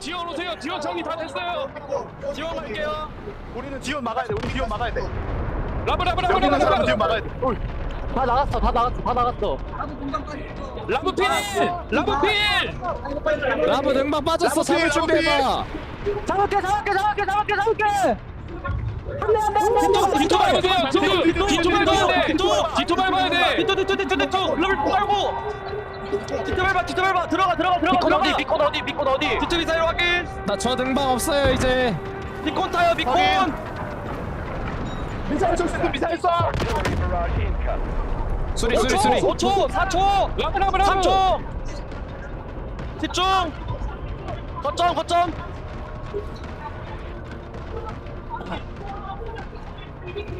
라브 라브 등반 받았어요. 라브 등반 받았습니다. 라브 나 이거 좀 던질 거야. 라브 던져 필 나이스.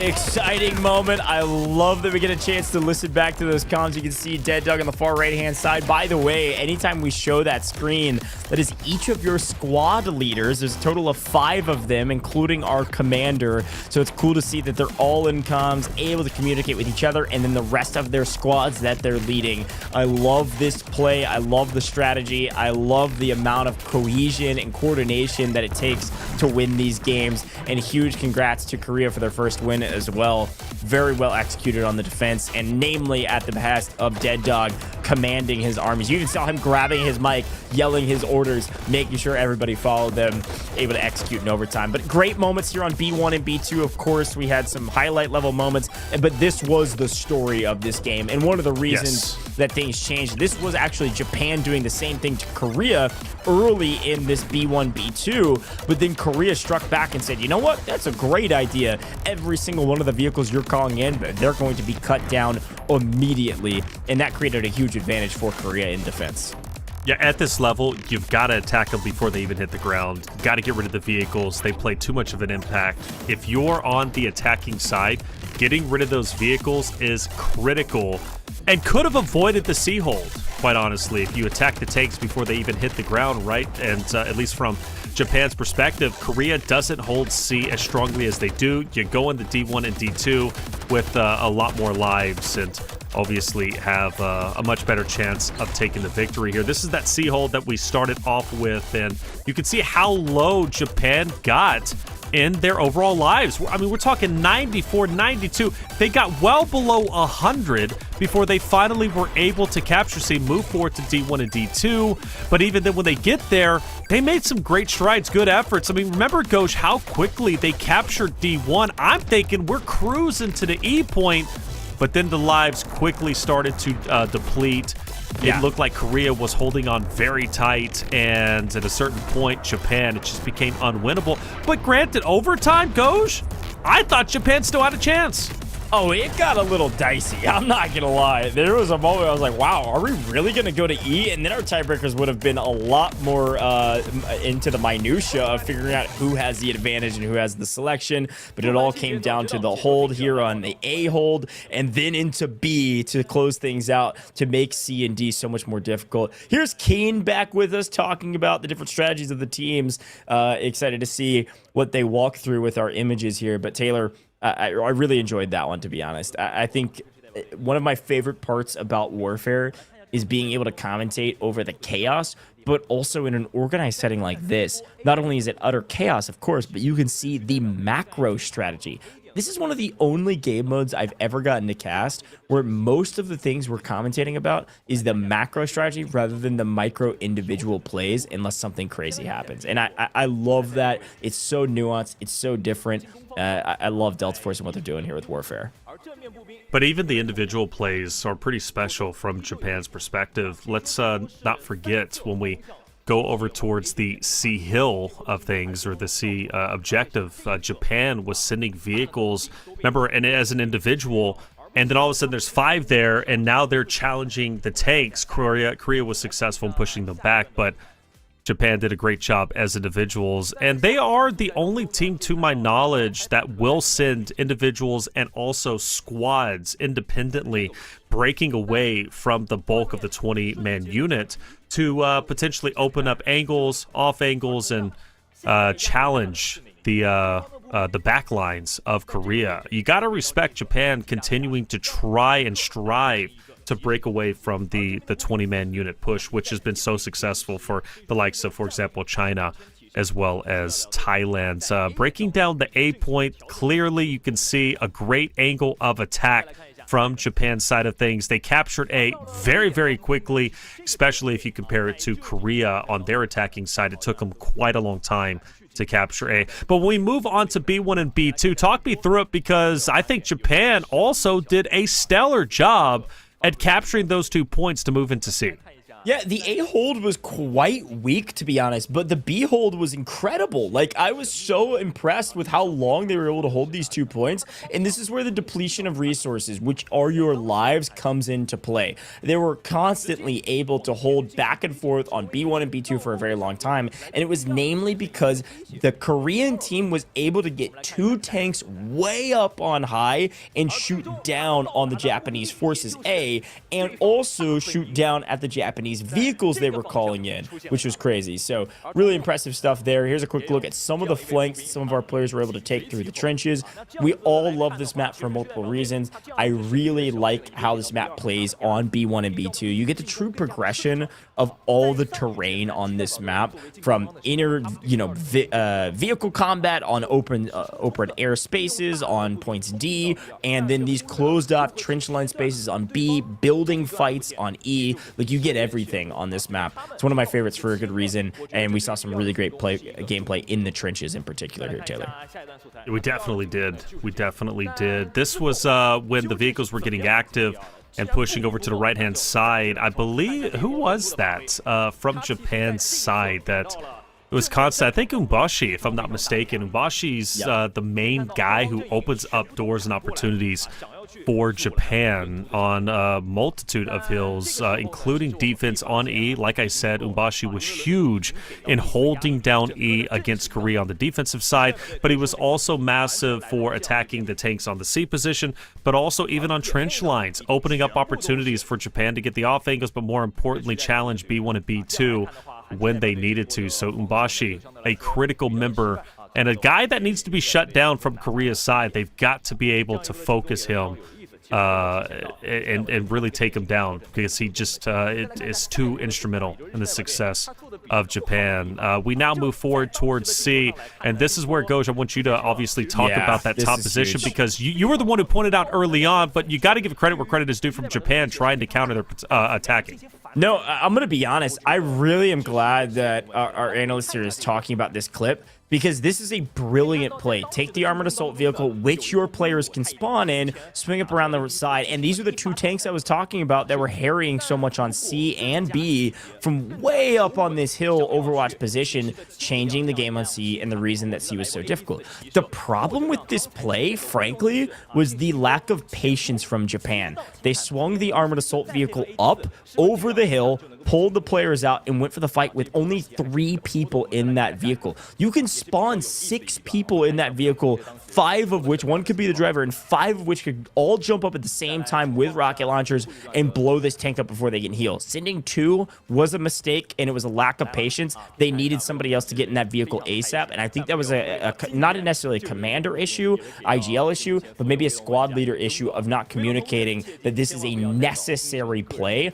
Absolutely would have swung this fight the other way to the side of Japan if they would have executed that correctly. So a huge miss in my mind, but a great strategy regardless. So obviously they've done their homework. Now it's all about the execution.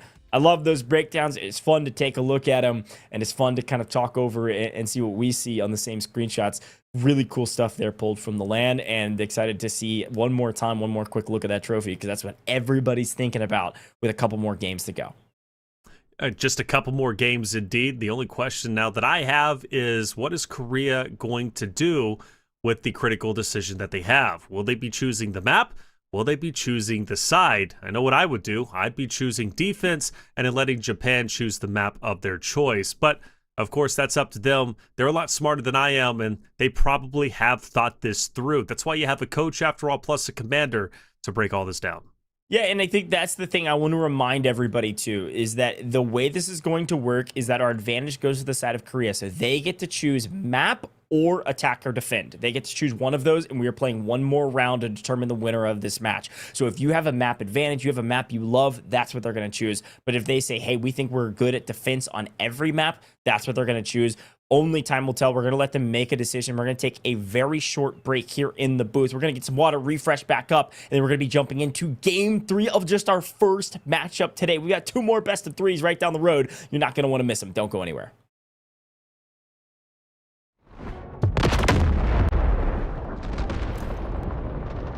Guided missiles launched.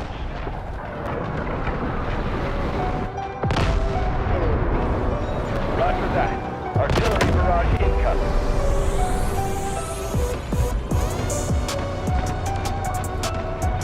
Assault now.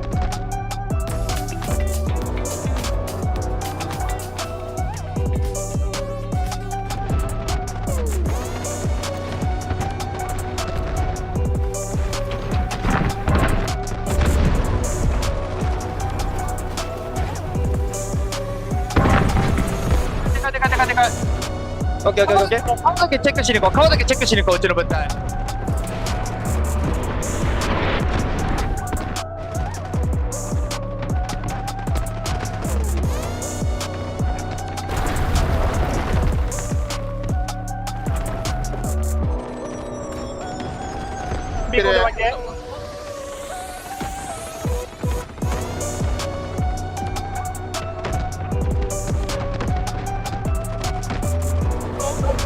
다시 뽑아볼게요.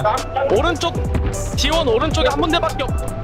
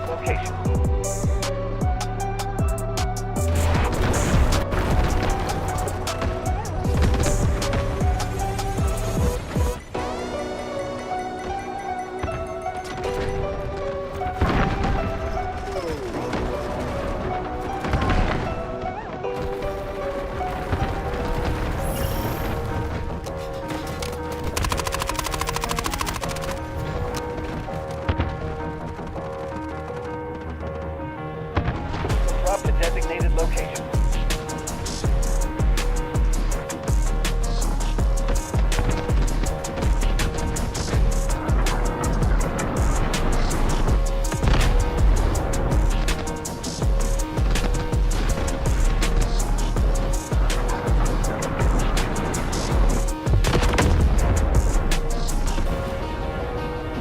Guided missiles launched.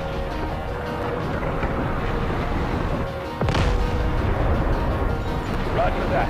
Artillery barrage incoming.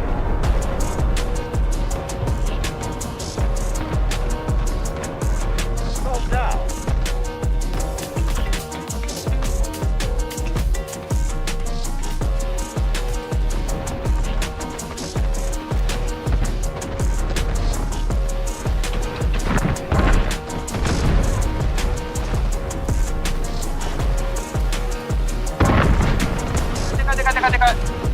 오케이. 카우더게 체크 시리고 어찌는 분들.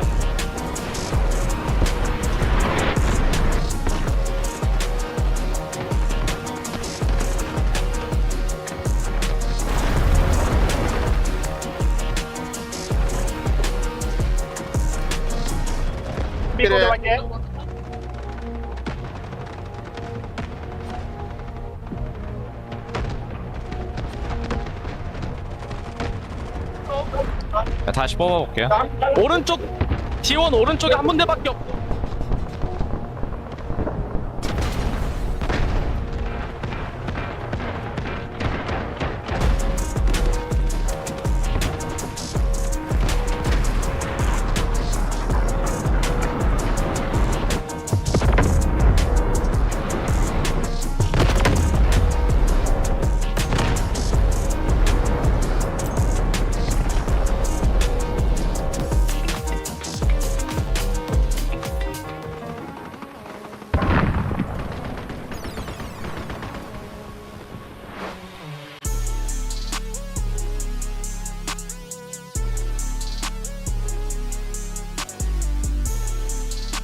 Welcome back, folks, to the Delta Force Asian Champions League. Of course, this is day 2 of our 2-day LAN Grand Finals at DreamHack Shanghai for the ACL.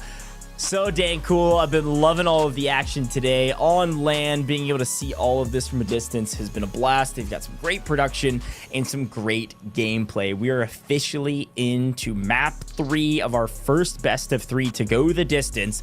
And it's just a matter of making a few decisions. So get a chance to look at our players, figure out what they're thinking, try to figure out maybe where they're going even. As a reminder, because of the tiebreaker, Korea has earned an advantage. They were able to hold their attackers off the most. The attackers captured the least amount of points. That would be Japan. And therefore, Korea has the advantage. And as such, they get to choose, do we want to choose which map we want? Or do we want to choose which side we want? And look, I'm going to be honest. I'm a big defensive guy. I think it has a fairly clear advantage. But at the same time, I've been saying this since the beginning. I want to say that these teams probably have a favorite map. And some of these maps are quite balanced when it comes to attack and defend. And maybe some maps even have an attack advantage. So if I'm the team picking second, there almost is an advantage there. Like, hey, if I'm picking second, if I'm the team that has the disadvantage, you know, at the very least, we can choose what's best given the circumstances. AKA, Korea says, we want defense, but Japan says, well, we think the attack is even better on X map. That's the map they're going to choose. So I assume that's the way it'll go. It'll be fun to see what they decide to do, though, Taylor. You know, I wonder if it'd be worth it for Korea to choose Cracked. And the reason why I say that is because Japan struggled tremendously on Cracked. Obviously, I think if we do that, it's going to be Japan will then choose, obviously, you know, defense. But regardless, that was a map that they struggled on, and that was a map that was on stream and played, which means there's a wealth of information that can be taken away from that. So if the VOD review was done from the commander's perspective on Korea's side, and obviously from the coach's side of things, then Cracked could very well be a great map to choose. You've already seen it played. You know what Japan's tendencies are going to be, at least what their A game plan is. We don't know what their B or C game plan was because we didn't get a chance to even witness it on the attacking side. But yeah, I think Cracked would be a wonderful map for Korea to choose, and then they just risk it. Okay, we get attack, we get defense, it doesn't matter because we know what Japan is going to be up to. So I think Cracked is great. A lot of people in chat are calling for Ascension, which would be wonderful, especially you mentioned the boat action. That's what quite a few viewers would be excited for, but Ascension hasn't been played yet. You don't know what Japan is going to be doing on that map, what their game plan is, so you're going into a fresh one. So for me, I know as boring as maybe chat thinks it would be, I would probably prefer to play a map that's already been played on stream with your opponent's perspective. So again, Cracked. I think that's going to be the game plan for Korea if they don't just choose attack or defense. Yeah, that's an interesting conversation. I mean, you have moments like this in just about every sport, esport, where you're having to make these tough decisions, and picking first is an advantage 100%. And picking second, it's not as ideal, but you can make the most out of it based on what your opponents pick. For instance, when you're playing some more traditional sports, it's like, well, we want to start on the attack or the offense, if you will. The other side gets to pick the side. And so if it's windy and that affects the sport, you know, you still have this slight advantage on picking that side. So some fun conversations back and forth. And I think, you know, this is akin to many other esports with kind of picks and bans and things like that. It's fun to see it on stage for the first time with Delta Force in this Warfare game mode. So it'll be fun to see what the final decisions are. We won't hear all the reasoning behind it necessarily, but I'm sure those reasons will be very clear to us once we get into game and see which side was able to use their advantage correctly. But the best of 3 format, I think this is great. I think oftentimes with the best of 3, most traditional formats, you just play the same map and it's just, hey, whoever had the best advantage after 2 gets to pick the third. I think this is much more interesting and adds an extra layer of complexion that is really fun to watch. So it'll be cool to see what they decide to choose, obviously, but also we just have to wait and see. But looking at our players, they look chill, they look ready for what's coming, and also good to see both of these two teams who had a very frustrating day 1 both find success in day 2 trading wins. Yes, you know, obviously there's going to be one loser. There has to be. That's just how tournaments go. but you can at least know that, okay, we gave our best effort. We got to win on stream, whether it's Japan or Korea, whatever the outcome ends up being, but you gave it your best effort. You at least got to win. That's got to feel good and mean something. This is just the beginning of Delta Force Esports, quite literally the first LAN. And obviously we appreciate DreamHack and over in Shanghai to put this on in conjunction, of course, with the Asian Championship League. But because this is the first ever LAN event, if you get a win, you feel good, and who knows what the future is going to be. We could be already looking at the potential, greatest teams out there, potential greatest players. I mean, one that stands out to me, and I think it has to be for you on China's side, Hot JB Cat, 170 plus eliminations yesterday. Plus, he was getting the reses, the revives. He is a powerhouse player, not only on foot, but specifically when it comes to vehicles. And then you want to look at the revives. I mean, what we were seeing 103, 101 on from Korea's perspective of Aaron. You look at, I believe, who was the other one? Naki, who also had quite a few from his perspective on the side of Japan. I mean, we're looking at Killua, who had a total of 68. It comes into the conversation. These are big teams, Goj. But I'm thinking, man, like at a certain point, there's going to come a moment where you're going to be looking at these stats and you're going to form a roster of powerhouse players with specific roles. And it's going to be a lot of fun to kind of theory craft as Delta Force Esports starts to develop. It looks like we've got a player that's maybe meditating before the storm here. Just trying to let the cameraman loves them. Just trying to lock in right before the games get started, I think. Oh, that's hilarious. It's been fun to watch all these players show us something new and nuanced about the way they play and the way they get locked in and ice up before their games. There's got to be a lot of nerves here, right? Because this is a $10,000 swing. Like, do a little bit of math between 20 players. We're talking 500, 1,000, 2,000 across the board per player as you start, ratcheting up the tiers of the amount of money you're bringing in based on the place you get. So definitely keep that in mind. This is a lot on the line for these players. Sizable amount of money exchanging hands, 100K in total as all of our players are getting ready. I do think they're figuring out a few things on the side of the LAN event. Obviously, they're having to pick sides. They're having to pick maps, and then I also think they're working on a couple tech issues, so just be patient with us while we wait on our games to get started. But overall, great stuff. Hey, chat, while we've got a moment, thanks for being here. We've got great numbers across the really across the world. I was going to say across the board, but the world has come to show out for Delta Force and love for Warfare in particular. We've got great numbers across the board, so I want to ask you again, it's been a little while since we've asked, where are you watching from? Go ahead and drop it in chat. We're watching the YouTube chat, Twitch chat, Facebook, TikTok, wherever you're at. Drop where you're from. We'd love to see what country you're watching from, what state, if you're in North America and somehow watching at the 5 a.m. I think the sun's rising at this point where I'm at. Some birds are chirping, and we're having a dang good time here in the booth. So make sure you let us know where you're watching from. We want to shout you all out, and just thank you for being here. It's been a lot of fun thus far, and we're just getting started. We've got 2 more best of 3s after this, all right? And Winsanity's in the house here in YouTube, and he said he's watching from his house. Dude, it's like 3 a.m. your time, having a good time playing some Delta Force Mobile. I saw you there. Delta Force Mobile goes crazy. And I could appreciate the fact that you're hanging out with us, Bella Fox, and some other YouTubers, as well as a ton of folks in chat. We're looking at, okay, Poland. We've got Philippines, Indonesia, Sri Lanka, India. Heck yeah, we've got some great country representation. Denmark, Ukraine, UAE here in the Twitch chat, Bangladesh. We're all over the place. I love it. Yeah, without a doubt. Sri Lanka, Nigeria. I believe even we also have some Japan viewers too, which is really, really cool. We know who they are supporting. Without a doubt. Indonesia. Yeah, by the way, Winsanity, Bella was here like at the crack of dawn, by the way. Like, shout out to them being here so early.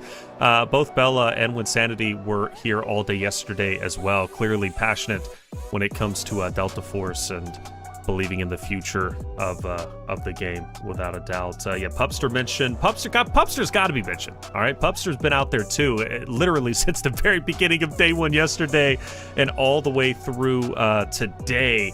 Been very active in chat. We do appreciate all of you. Without a doubt, you know, Delta Force has a bright future, without question. I think, at least from my perspective, this has been one of the quickest growing games competitively in a long time. You know, when you think about how you know, recently this game came out, to how quickly the mobile build was released, to how quickly we've already had $100,000 land with this production quality, it's pretty insane, Goj. And I'm personally very happy for it. It's nice to see a game like this do so incredibly well and have such great support this early on. When I say the future is bright, Goj, like, I mean that. The future is shiny, baby. Yeah, I mean, we had a chance to do NA and Europe region esports for both Warfare and Operations. Had a chance to commentate all of that myself, and I had a blast with it. Big fan of Operations and Warfare. Play a lot of both, and I would say, you know, it's really fun to watch all of our teams in our regions kind of learn the esport on the fly. Like, we're on the ground level. This is the very beginning. Some new teams coming together. We got a chance to interview some of those teams in other regions and hear the story about how they kind of just found each other on the game. You know, fell in love with playing the game, but also met each other on the game, and they've become a quality team that was able to like win money in our regional tournaments. So it's been really fun to watch this kind of grow, like you're talking about, on the ground floor. I want to shout out some more people over on the Twitch chat, though. We've got more countries represented. We got Czech Republic, more Ukraine, France, Nepal, Germany, Hungary, Austria. From one chatter in Twitch says, Habibi, come to Germany. And I said, yeah, honestly, I do need to go visit Germany. The Deutschland, without a doubt, would be a lot of fun. There's some beautiful sites over there as well. But a global audience today, a global audience for Delta Force. And we love celebrating you guys. Again, this is the English rebroadcast. The ACL is technically live, so if you do speak, I believe all of our commentators are speaking in Chinese, at least the ones on the official ACL broadcast. If you do speak Chinese, definitely go check out the ACL broadcast. Fantastic talent over there, doing a really good job. We just get to kind of have fun and obviously bring some high-level commentary, but also just kind of hang out in the watch party for the English rebroadcast. So we're staying up all night with you all. We'll be live here for probably another 4 or 5 hours at this point with a couple more best of threes. So whether you go to sleep and wake back up, we're probably going to still be here. So make sure you tune in. But for some of you, I think it's like mid-afternoon or early evening based on time zone. So hanging out with us, having a good time. We appreciate you being here. But Taylor, yeah, we're just watching these players get ready. Any other thoughts for us? I mean, obviously, we've been talking Delta Force for a while. We can get into some more nuanced takes here, but any other thoughts you've got about kind of the situation at hand? And I think we've got our predictions going too. I think I'm probably leaning towards Korea. Where's your head at? Korea. Yeah, it has to be Korea. They played the attack very well. Japan held on by a thread. Granted, they get the win. Shout out to them. Beautifully done. But, you know, Korea was on the precipice of getting a victory on attacking side, and their defense was truly dominant. They're playing lights out. Plus, they have choice of either attack or defense plus the map. Whichever they choose, without a doubt. I'm thinking Korea has to be my favorite, without question. By the way, Doctor, shout out to you from Ethiopia. I've actually been to Ethiopia. Love the place. Beautiful, beautiful. Would love to go back. Addis Ababa is where I was at in the city, but I would have loved to have seen the countryside. So shout out to you. And we wanted somebody from Antarctica, but we do get a special viewer by the name of Sin, who's actually from Saturn. Shout out to you, the long journey from Saturn. So, you know, I would love to hear more about what life is like on Saturn and, yeah, how you're making it, because we've got a lot to learn from you from a humanity perspective. Grief. See, first of all, you struggled with geography last time. Now you're struggling with your knowledge of space, because Saturn is a gas giant, and therefore... I know. No, okay. Sure, dude. You definitely No, I know. knew. That's why I'm like, since living there, against all odds, I want to know what's how. Maybe on the ring, maybe on like a meteor or something. Set up a satellite. A meteor approach is chilling out Starlink work all the way in space? I guess it does. I didn't want to say it, but yeah. Get some good internet over there, I suppose. That's wild. Give me that guy a shout out from saying he's from Saturn. I appreciate it. Hey, we've got a bunch of fantastic viewers. Thanks for being here. We're having a good time here in the chat. YouTube, Twitch, Facebook, TikTok, live all over the place. And it's been a ton of fun. I got to give a shout out to Marky also in the YouTube chat. He's been around since the very beginning of yesterday and today. Lots of great commentary in the chat. Love seeing you all yap about the games and everything that is happening here at DreamHack Shanghai. This is our English rebroadcast. We are going to take a very short break, hopefully short break here in the booth. We got these players get all set up, get the players ready to go, get into the game, and hopefully show game 3 here in our first matchup. Should be right around the corner. Don't go anywhere.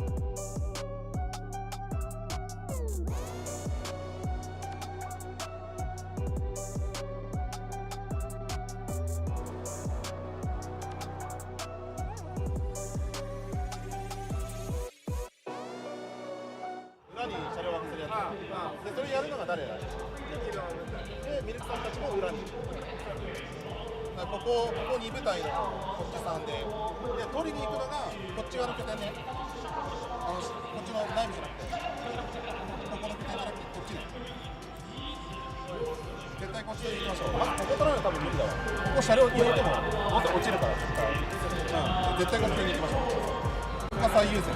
こっちらもすぐですよ。出せるなら、でもそこの安全確保だけはやるように。かけられるとか絶対ないと思います。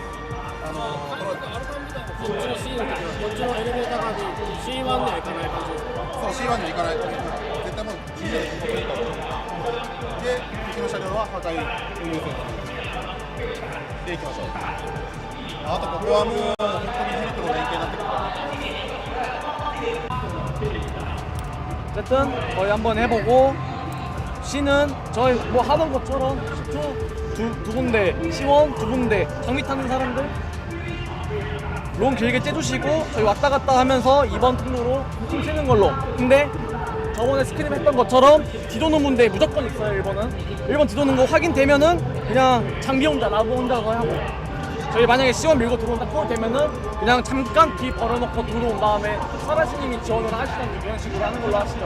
그 다음에 이거 팀원한테 공유해주세요. 얘네 C 엘베 쪽에 항상 비통 꼬로하게 쏘잖아요. 이거 Well, welcome back, folks. You've been watching during our break tactical deployment. The team's preparing because the map has been chosen. Ascension, everybody wanted it, and we get a chance to see it, and it is going to be Japan on the attack, Korea on the defense. This is a lot of what we expected to see. Likely, I think the side pick came from Korea, which is what it looks like. And so because of that, Korea said, we want to play defense. You figure out what you want to attack on. And Japan said, all right, bet. We're attacking on Ascension. So we're going to see Japan swarming in with their boats off the rip on this map. It's great to see this one on main. This is going to be awesome. Yeah, chat, you wanted it. You get it. We aim to please. We kind of had a good idea that Korea was going to choose defense and Japan was going to go for a map. I expected them to pick maybe a map that was already played on stream, but no, not going to be the case. We are going into Ascension for the first time on stream. It's going to be a lot of fun, and already we are airborne. Japan in the heli, and the focus is on it. Yeah, I mean, the helicopter is going to be a major player on this map. As per the usual, vehicles, everything, and we start off with a ton of them, obviously. A great start to the map. Now, this is a really interesting map and one we haven't seen on broadcast yet for the ACL, so it'll be really fun to watch it at the pro level to see what these teams are able to do and how they address these points. Obviously, you've got a couple different artillery guns that you can use on site on this map, which you're seeing Seiko already find some nice value from with the side of Korea, but already vehicles playing a major piece to the equation as JP is into the tank, ready and willing to get active here for Japan.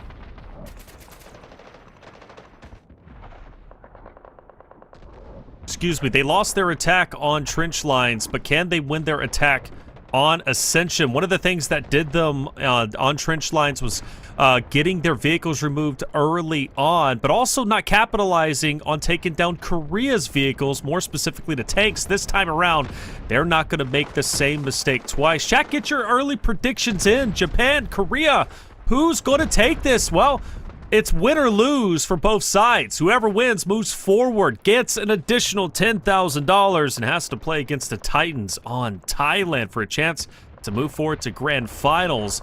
So if you're a Japan or Korea fan, this is the time to get loud. Japan making good effort onto A. They're starting to get it decapped. Korea trying to push them back. Yeah, and I will say this push from Japan onto A is a nice push thus far. I don't know if they're going to be able to hold it for the entire time. This is kind of classic Ascension. This A point is actually a bit more difficult for an A point comparatively to some other maps. And so interesting to see that Korea said, hey, not only do we want to defend, but also probably not too dismayed about the fact that Japan said, we want to go to Ascension. Japan likely has the most experience on Ascension and attacking. We'll see if they're able to take this A point and move on their merry way. I would argue Ascension is one of the harder maps to attack, but that's in pubs. That's not at a very high level where you're coordinated. This map just requires a lot of coordination because of the way the points scale. You go from A to B to C, and you actually travel up the map into the upper areas. It can be quite difficult to take the entirety all the way to point E, so be curious to see what they decide to do in this one and how they're able to execute. But Korea, yet again, able to retake A, get some bodies on point. Some bodies on point indeed. Let's not forget, Japan picked this map. This is the map that they chose. They understood they would be on the attacking side, but they wanted to be here And maybe we're going to see why. I mean, their attack on A has been pretty clean so far. I believe the heli is still in the air as well. I don't think it's fallen down or been destroyed, and A is quickly being captured. Korea has a chance to push them back, but their forces are unfortunately on the retreat. And I think we're going to be focused on the B points relatively soon. Japan choosing Ascension, and now I can see why. They're looking solid. Yeah, nice job. Able to capture A, able to secure it. They've got some covering fire from their tank up on top, playing high ground as per the usual. Same strategies we saw in trench lines. Take from the back line, artillery strike essentially down with the tank to be able to provide some covering fire. You can see our stat lines here after point A. Obviously, you've got Zazmat being the top fragger by far on this first point with 11 kills and 11 assists already, likely using the vehicle to help out for the team. But even still, a great start for that squad. Here's max lives going into news. 180 is going to be your total for this map. Get ready for a lot more action as the helicopters also having to play a bit more defensive because we've got vehicles on the side of Korea that are looking at this heli, making sure that it can't cause too much chaos from the back line. Well, the good news is, even if the heli isn't necessarily getting eliminations, it's taking attention away from the valuable Korean vehicles. And obviously, if those Korean vehicles are focused on the heli, they're not taking down your foot troops on the ground. So, heli doing exactly what it needs to do. Umbushi is going to be the one in the heli, as he typically is from the side of Japan. He loves to rock the vehicles, and he does it incredibly well. Now the attack onto B1 and B2 is underway, and defensive forces are looking quite light on B1, which gives an opportunity for Japan to get the quick capture on it. And they did the same thing on trench lines, if you remember, on their attacking side. They took B1 and trench lines very quickly. B2 is where they struggled. Well, they run into the same issues here. And for the heli, again, doing a wonderful job distracting the vehicles from Korea, and it is paying off. Japan has a full frontal assault on the B1, plus you got Widow with the tank from the distance. I'm not gonna lie, I am very impressed so far from the attack on from attack side of Japan. Well, it's obviously they're comfortable with it. They chose it for a reason, and they've played it the most, probably. This is one of the first maps that dropped in Warfare way back during the open beta, the open alpha, or closed alpha, rather. These are the maps that people are the most comfortable with, most likely, especially as a full team of 20. I can only imagine they've got the most experience here, and they know how to push these points. So they're able to take B1, looking at B2 now. The problem is, the interesting thing part about this map is this separation between B1 and B2. They don't quite have a ton of sight lines between the two because of the positioning of this kind of large rock formation between them. You almost have to form a semicircle around the rock formation and then make the swing. There's actually some really interesting choke points between B1 and B2, and it's going to be a little bit harder to tug of war as a comparison to maybe something like trench lines, which is fully shut off from each other just because of the trenches, but you absolutely could play Overwatch position with the tank. So we'll see what they're able to do here. Online with Dead Dog, who's able to pick up a couple using deployable cover for a little bit of help here, using Uluru. Love this operator, LMG in hand, just throwing down bullets down range and picking up a couple kills doing it. He'll finally fall, but I'm sure he'll get back up onto his feet very shortly. Great shots down range. Now the attention goes over towards B2, where we already have a vehicle trying to go for a couple of runovers and, more importantly, put Koreans' defensive forces into disarray. Japan moving quickly onto the B2 side of things. You notice the heli still in the air. Widow has repositioned a tank. Let's listen into Japan on the attack for B2.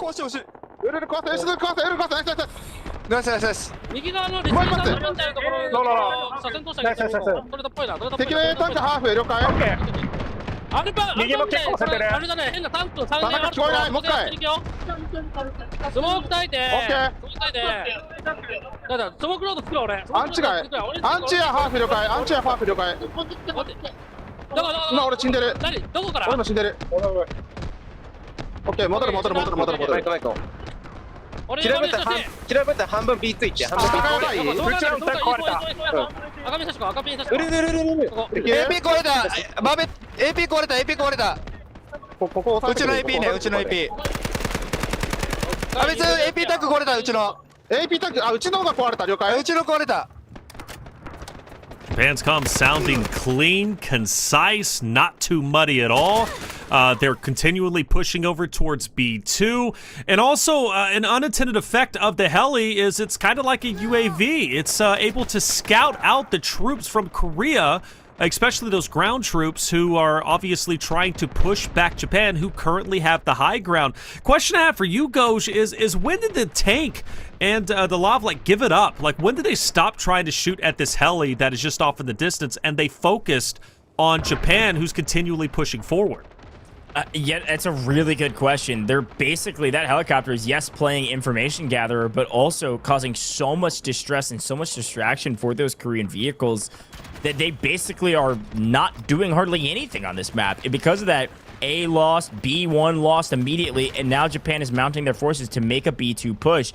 There is a nice defensive wall set up by Korea right now, so it's not incredibly urgent. You don't have to do it right this second, but if the push comes to B2, all of a sudden, these vehicles from the Korea side are going to be invaluable to hold. The problem is, when the push comes to B2, this helicopter is going to know it. This is a fully organized, commanded group with one voice per squad and then a main commander holding the line and communicating with the team. So when the push comes through, the helicopter knows it needs to not only do evasive maneuvers like it's doing right now, but it needs to get active because these tanks are going to harry our attackers that push over to B2.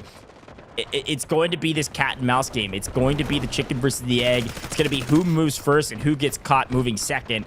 And I don't know who's going to win that fight yet, but I'm excited to continue to watch it. It's the first time we've seen Korea on the hilltop where Japan was bunkered up. Got a couple of stragglers that are still going to be up there, but Korea's done a wonderful job pushing them back, and now you got a question, how close can Korea get over towards B1? We're down to 134 lives remaining, still relatively healthy for Japan. Nothing to worry about just yet, but Koreans' forces are starting to look more and more solid as time goes on, as the Lav and the tank now start to focus their attention onto Japan's flankers on the left-hand side going for the off angles. Let's listen in to Korea. 이거 비건 타면 안 된다. 아니야, 괜찮아. AA 뽑아야 돼. AA. 헬기 봐주세요. 헬기 신경 써줘. 나 이거 지하에서 할게. 그냥 지하에서 할게. AA. 대장님. 들었어. 위에서 AA. 들었어. 그냥 해. 위에서 AA. 네. 30mm예요. 우리 이거 삐어나면 세팅 다를 것 같은데. 뒤에 헬기. 아니야, 지금 하면 돼요. 죽어서. 헬기 조심. 일단 재배치하고 뒤쪽으로 이동합니다. 이거 B2 집중해주세요. B2에 우리 헬기 오르고 싸우자. 우리 탱크 포지션 보고 행동해주세요. 저희 탱크 지하 쓰고 있어요. 우리 이거 왼쪽 아래로 왼쪽으로 돌아오는 분들 없고 오른쪽으로 돌아옵니다. 이거 등산 먹으려고 가운데 삐언 집결하고 있어요. 왼쪽 아래로 우측 도는 거 다 잡았어요. 저희 탱크 위치 신경 써주세요. 아, 오케이. 이거 대동님 거기서 뽑고 있나요? 아, 뽑으려고 이동 중입니다. 좀 걸려요. 아, 헬기가 나 20초 내로 뽑아. 20초 내로. Some urgent communication being given from Korea. Comms obviously magnificent. You're able to hear the urgency, though, behind some of the words that were being shared there. Non-stop action, but also a command of we have to cover whatever we are worried about, which is obviously like a helicopter, but also maintaining position on this high ground. This is what I was talking about before between the separation between B1 and B2. It's about who controls this high ground in order for you to have an advantage. And right now, Korea has retaken the high ground. Yes, Japan has looked strong. Yes, they pushed A to B1, but I wonder if Korea said, you know what, we want the defense because pushing from B1 to B2 can be incredibly difficult, and we can hold them at this point. We know how to hold it down because, yes, there's been a couple chinks in the armor, but frankly, this hold is nearly immaculate. Even with a bird in the sky, it's looking really strong on the Korea side. Japan really hasn't had an opportunity to make any sort of real push to this building at all. They're breaking up again. They're sending a squad to the road who are already in a bit of shambles. They get gunned down on board with, obviously, Japan, and from this perspective is they're trying to move more so to the left-hand side, which is going to be quite difficult because Korea are going deep into the countryside, deep into the mountainside, and they're disassembling Japan one by one. Finally, the tank will move back into position. It was Wolf before. This time around, it's going to be a different player, but already taking quite a few shots, forced to back away.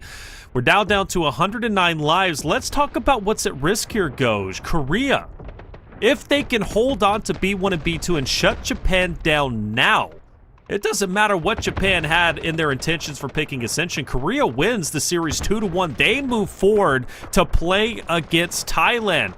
Japan, their tournament life is at risk. And their risk now is to push forward. That's what they have to commit, and they've got to play harder than they have ever played in this tournament if they want to try and stay alive. B2 has yet to get captured. In fact, I don't even think a tick has been released from that B2 hold from Korea's side. Yeah, it's a great shot. I love that we're getting that picture in the bottom right-hand corner. It does look like Korea was able to get another lav that they've held up onto where you push up to C. So you all remember, this is the person I'm talking about. Our observer team all the way in Shanghai is listening to me. This is an important spot. I don't know how much value they're going to get there as well. It does look like our tank gets taken down. That's on the side of Japan. That's going to be a frustrating loss for them. But here's the crazy part. You've got that loft way up there. One thing it can do is potentially shoot at the helicopter, which is a huge boon. Second thing it can do is if B2 falls, you've got a massive line of defense for anybody trying to come up the zip or even up the elevator on the other side. That vehicle is going to be a problem, and they can't afford to lose that vehicle if they do lose anything here. And you can see it is all about harrying this helicopter and making sure it can't get a crazy amount of value on the people down below. It's going to throw shells out and make this helicopter back way away. The helicopter is going to be the saving grace of Japan. The bird in the sky could wipe all these people on top of the hilltop if it could get close enough. The problem, Taylor, if it gets close enough, it's going to get blown out of the air immediately. Without a doubt, it hasn't had a chance to, I don't even think, get even a handful of eliminations. I don't believe anyways, because it's been kept back, which, again, that distraction was truly valuable in the beginning, but now it's a question of, well, how much value is it really getting, and should it be more aggressive on the ground troops down low for Korea to help Japan push forward? Is this the moment where B2 finally gets contested? I saw a couple of members from Japan get on it. A couple of ticks were coming away for the decap, but ultimately recovered from Korea's perspective. Remember when Japan played against China and they were on cracked? Japan was in a similar situation as we are here now. They were on top of the high ground trying to break into point A. And where they ran into the problem wasn't necessarily the high ground position, but is when they started breaking off to try and go to the lower position. And Japan is running into the same problems now. When they were breaking away from the high ground to go down into the street, one by one, Japan was getting mowed down, whether it's because of the lav, whether it was because, of course, the ground units or the tank. Korea had their number. Japan is so stuck onto this hillside that they don't know how to break away from it and get down to B2, and because of that, they're at a standstill. Yeah, and this is exactly what I was talking about. This hillside is everything in the battle between B1 and B2, and Korea have held it for multiple reasons. One of those, that respawn beacon on the hill. People are able to spawn right there in the mix, able to maintain control of the high ground just because of numbers advantage.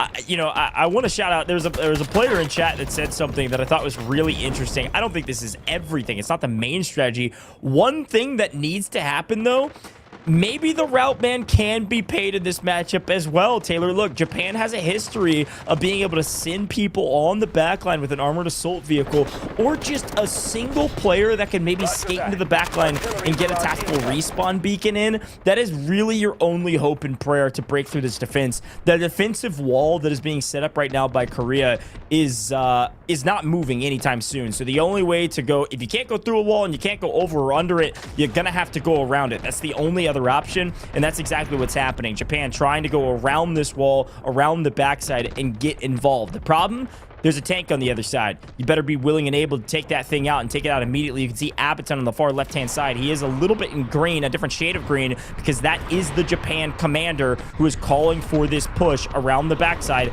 to try to take care of this tank. This is a really aggressive play, but they need it right now, and this tank is very low. They're able to get it. What a play from Japan. A great call by their commander to make a move around the backside, clean up this angle, and all of a sudden, an opening, a hole, a chance to move forward. Very well done.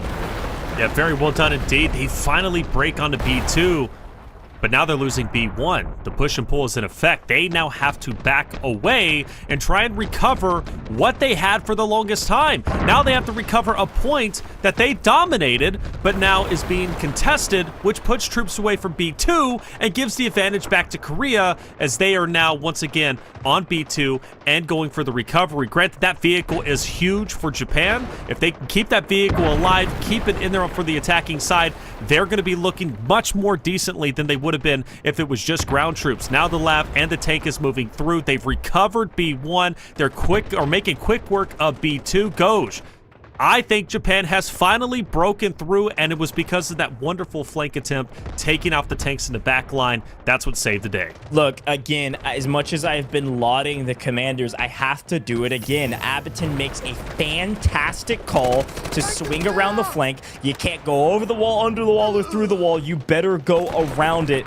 They were able to execute the play. Very well done from Abaton and Japan to force us into new. Look at Abaton's stats. The highest scoreline by a mile because of the commander. Everything else, not all that much to write home about. And that's the nature of the commander. They are the unsung heroes that are commanding their squad, and our game rewards them by score, which they can use for some rewards in game. And, well, somebody was ready for that vehicle.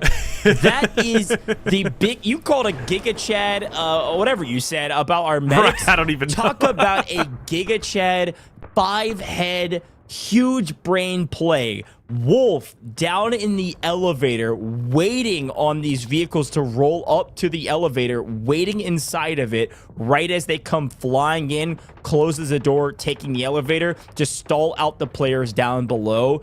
Genius play to slow down the roll of Japan and take out an armored assault vehicle. That was sick. Yeah, sick indeed. Taking out those vehicles going to be critical. We've been talking about it and harping on the fact the vehicles make the dream work. You need them in order to find success. You take down one of them, it really hampers your opportunity and your plans and ultimately your goal of trying to get the victory. We're going on to Zip. We're going up. Korea, you can see them just firing shots down low, trying to take them out before they can even reach the top. You also have the heli still in the air, and that's Moshi, who's done such a good job being a distraction, but more importantly, also getting the critical eliminations when needed. We're finally on the attack. This is why I love Ascension. We have now gone all the way up. Things are going to start getting even more intense. They struggled, and for a long time to get B1 and B2, of course, talking about Japan, but now can they get C1 and C2? What's the landscape going to look like going in to these next objectives? Well, let's find out after the listening with Japan. エレベーターロックされてる可能性あるって乗り物、アビさん。始まって戻るよ。ロックされてる可能性ある。戻れない一回。ミルキーベンダー待ってちょっと。まだわからない。確認できない。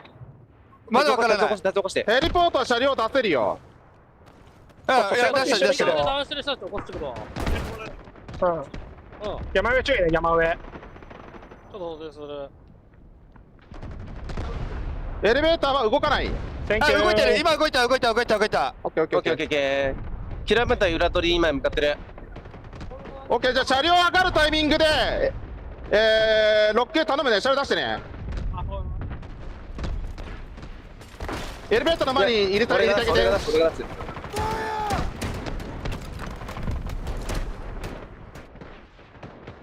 Well, a great listen in here from our squad on screen. It seemed like they're trying to decide how they want to approach this point. And it looks like they're going to try to go up the backside. One player trying to play the backside of this defense and immediately cut down Japan, moving half their force over the wall and around the corner because, frankly, these points are very difficult to take. C1, C2 is a choke point fiesta. This is one of my favorite maps. It's so beautiful, but Korea has been given the information that there's a team moving on the flank, and who answers them besides that LAV that's been up here for years? It's been waiting on this point, and as it goes to play the aggressor, it gets immediately answered back by another LAV from the attackers. A great flank and a great setup from Japan. Let's see how much value they get from it as they swing in the backside, the front side at the same time, and try to give a pincer maneuver and potentially take out this Korean tank in the middle with a tank of their own. Yeah, Sarah Jin's going to have some company very soon, but has the backside of the Widow, and Widow, I believe, is dead to right. Sarah Jin full sends it. No way. Wolf on the run at least pushes him out and saves the day. Wolf staying alive is critical there, but shout out to Sarah Jin for staying alive in that moment and, you know, keeping his head on a swivel. You want to keep your tanks, especially here. They're just going to be so critical. And I think for the first tank or the first lap to go down, that's going to be a huge disadvantage for your side. And the defense from Korea is brilliant. It really is. Japan still trying to find how do we penetrate these tunnels, get in, and attack Korea, holding it down tight. Yeah, I actually really like this flank play. It also will allow people to spawn on that backside if that Lav maintains its space outside of combat, is kind of jockeying back and forth in combat.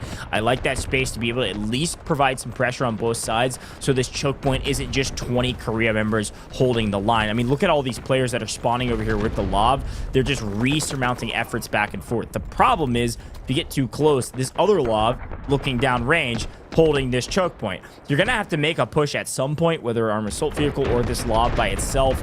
This is a jockeying of positions, but at some level, you're going to have to fly in and say, all right, everybody move at the same time, front, back, and everyone in between. Let's rock and roll. As the Korean attention is split, here comes the push from Widow. Trading of blows, tank versus tank. Who's going to come out on top? One a hair smaller than the other, but it doesn't mean it has, well, it does mean it has a lot less firepower. Sarah Jin blows it to smithereens, stops the push from the front, and readdresses from the fight from the back while also maintaining some healing. Look, I like the light tank, but the M1 reigns supreme when it comes to fire to power and able to stay alive and able to stay up with the engineers to get back to full health. And that is a major loss from Japan's side of things, losing their tank. Sarah Jin staying alive, winning the 1v1. That was the second attempt that Japan sent to try and take out Korea's tank. Unsuccessful. It's going to hurt. Korea's got to be feeling good. Let's listen in. 이거. 지금 위험한 곳 브리핑 해주세요. 지금 위험한 곳. 여러분 시트 앞에 맞아요. 시트 앞에. 확인했습니다. 경탱구 시트. 저희 쪽에서 경탱크 수리수 한 명 붙일게요. 아, 라브 뽑았대요. 뒤에서 라브, 뒤에서 라브. 뒤에 라브 뽑았어요. 뒤에 라브. 나가지 마. 확인했습니다. 나가지 마. 헬기가 봐주고 있어, 엔지라. 아니, 킬러가 뒤로 온다 이제 뒤로 온다. 라브 탔어요, 애들, 군병 애들. 예, 라브 탑승했습니다. 형, 우리 그냥 탔던 스팟 안 들려. 이거. 약간 조용히 말하라고. 조용히. 시원 드라이. 제가 살짝 뒤로 빠질게요. 시원 지원. 크게 말하면 아무것도 안 들려, 진짜. 상대 라브 지는데요. 필이야, 필. 울베로 상대 라브 지는데요, 울베라브. 라브 하자 맞춰서 라브 필이야 가는 거. 라브 필이야 가는 거. 라브 필. 라브 보러 갈게. 잡아. 뒤에 보병도 다 잡았어. 나이스. 정리 좀. Re-listen in, chaotic as always, but also clean. Their communication on point. It was so chaotic because if you watched, Japan was making great headway onto C1. Korea had to get serious. They had to also battle against another Lav that was spawned in from Japan's side of things, sent it into the tunnel. You also had a Japanese tank that was right in between C and D, and ultimately, it was Korea who was able to hold on, destroy the Lav, push Japan back, and now Japan has 2 more good pushes left as far as I'm concerned. Things are starting to hit the wall, but one thing that we know about Japan, they're used to having their back against the wall, and they always find a way to end up on the other side as a positive. But can they do it this time with their tournament life on the line? That's the question. Japan is going to have to clutch up and go big, and they've got to find a successful attack. They almost had it, but unfortunately, it didn't work out. Yeah, and again, I mean, this is what everybody at home, this is what we were saying. I'm going to be honest, like, the problem here is that these C points, when the defense is allowed to keep their vehicles alive interior, are nearly impossible to take. Like, we've tried so hard to figure out how to enter into either side, but the real problem is you've got to get rid of these tanks at the entrances, or these choke points are going to be harried by so much firepower that the chances of you making your way in is just so minimal. And we're seeing a big stack on this other side of the point, trying to get onto C1, which seems like it's well defended from our POV, as Japan gets another lob on the backside, same spot they had before, to allow more respawns to happen on the backside between points D and C2. And we'll see what they're able to do here, if they're able to make it in and make a difference. They've got to start getting very aggressive, and it sounds like, as you saw, one player from Korea spawn on this side, spotted the vehicle, told their team, and immediately the lob responded from Korea. So well executed from the defense. It's just an utter bloodbath, utter chaos, as finally we got bodies on C1, but only for a moment. Yeah, only for a moment indeed. Green starting to overwhelm red, and of course that's Korea on the defensive side overwhelming Japan. I want to shout out Korea and what they do with their vehicles from the Lav's perspectives. Just pre-firing that entrance, consistently firing shots before the Lav of Japan is even in the entryway. Doing so keeps it back, forces it to back up. It's like as soon as it gets the confidence to push forward, well, it takes damage and then has to back up, get healed, and it's just wasting valuable time. Korea doing a wonderful job with their vehicles, whether it be their tanks, their Lavs. They are holding it down so easily and concisely. For the first time, though, Ghost, Japan will make an attempt on C2, and this looks like their best effort yet.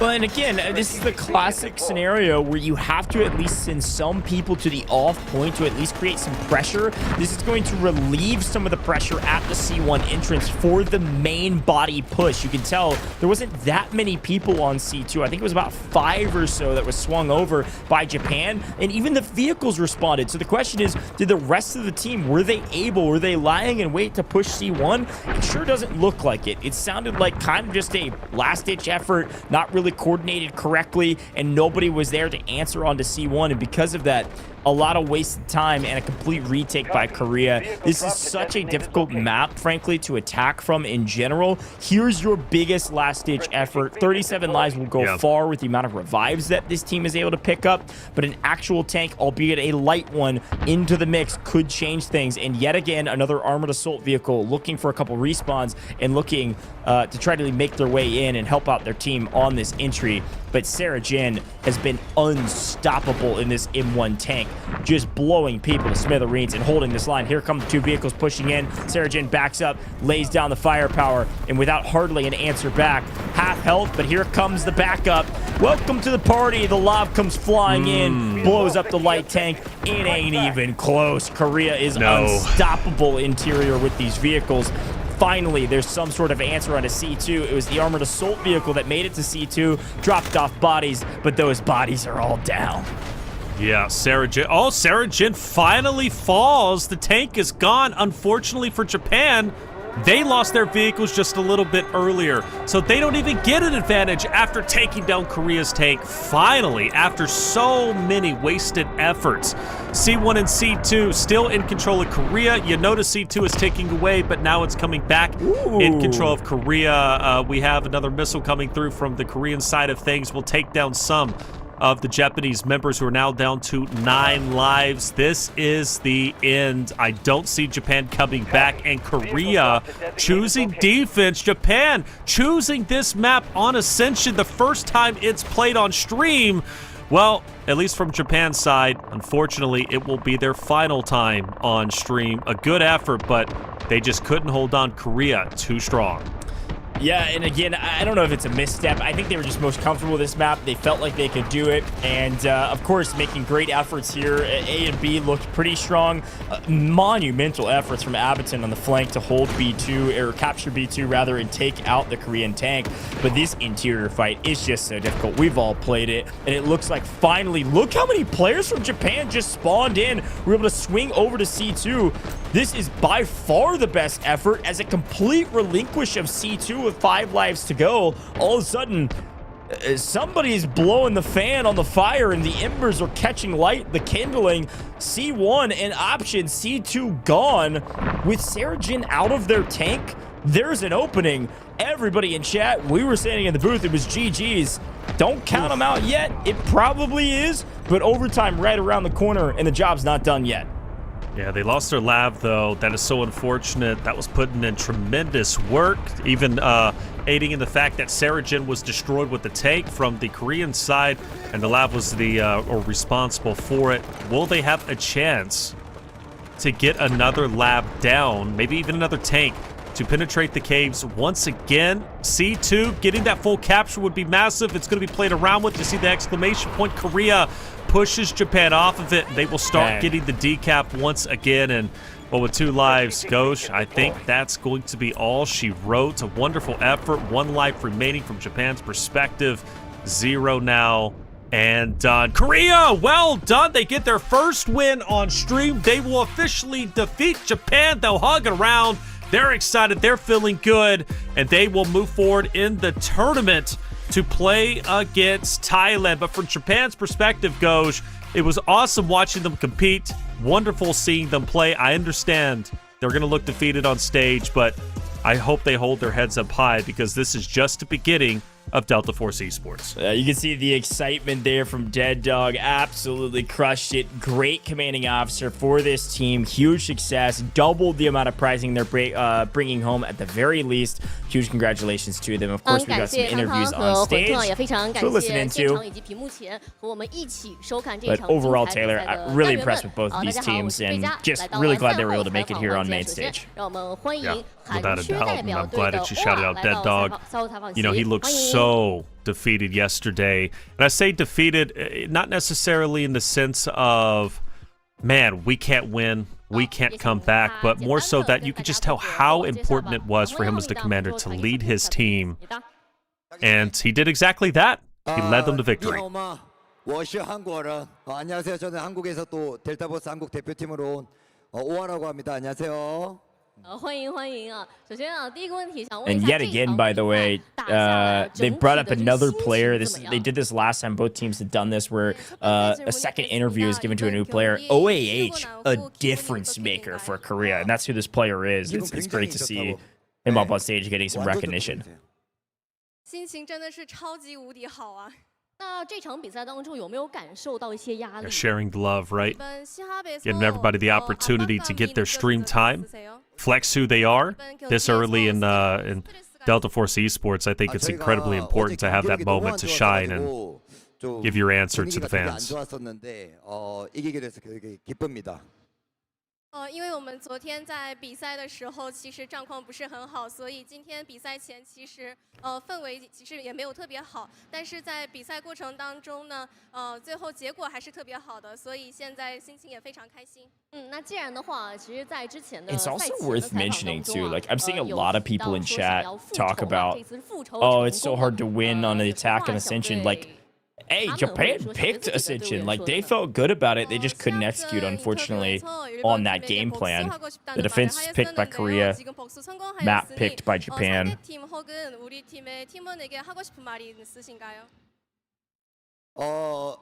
한국은 실전에 강하다. 뭐 이렇게 말하고 싶네요. 저희가 한국에서 온라인으로 일본한테 졌었는데 이 대회에 와서 또 이기니까 되게 기분이 좋고 우리 팀원들 너무 감사하다고 말씀드리고 싶네요. It's important to note, by the way, Korea moving forward to play against Thailand, a rematch from yesterday.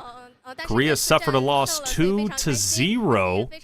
Thailand moved forward, ultimately to lose to China. But for Korea to go in for the rematch, playing this well, and now having a win under their belt, gives me good faith that this next series against Thailand, this rematch, is going to be a lot stronger from a Korean perspective than it was yesterday. 아니요, 전혀 예상 못했어요. 完全没有想到。 其实你们来到平手之后啊，拿到了优先的选择。 Also, we were shouting out the glitter suit. The glitter dress goes crazy. Oh, dude, it's awesome. Yeah, that is so cool. You gotta remember, this was our stage host here. Also had the beautiful white dress yesterday. They're all dressed up. I'm impressed. Makes us look like clowns over here. We're gonna have to up our dress and suit game. Speak for yourself, my boy. Hold up. I mean, what does this? We look like clowns. Right. I should have just said you do, and I look good, but I was trying to like, make it all friendly on the broadcast booth. That's right. Okay, I see your game plan now. Wild energy, but now her dress is stunning, without question. Need to up my game, for sure. Need to talk to Keen about that sparkly suit he had on during the analyst segment. That's right.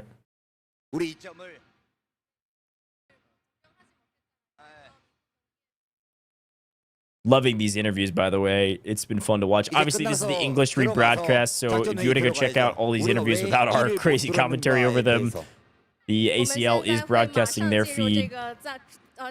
You speak any of the languages being used on broadcast. 想问一下，在第二局当中啊，是拖入到了最后的这个加时赛当中吗？那当时队内 What's cool too, I think we talked a little bit about this before. Like, some of these players obviously have experience on land. Like, some of these players are pro players or former pro players or have competed on land in other titles and are getting the chance to show their skills in Delta Force, which is exciting. I believe this player might be one of those. But others, it'd be their first time because it's a 20-person roster. A whole mix of experience there. Like, you're not bringing in 4 people that have been training in FPSs for 5-6 years. It's a wide variety of experience and wide experience. It's been fun to watch those teams kind of work together and figure that out.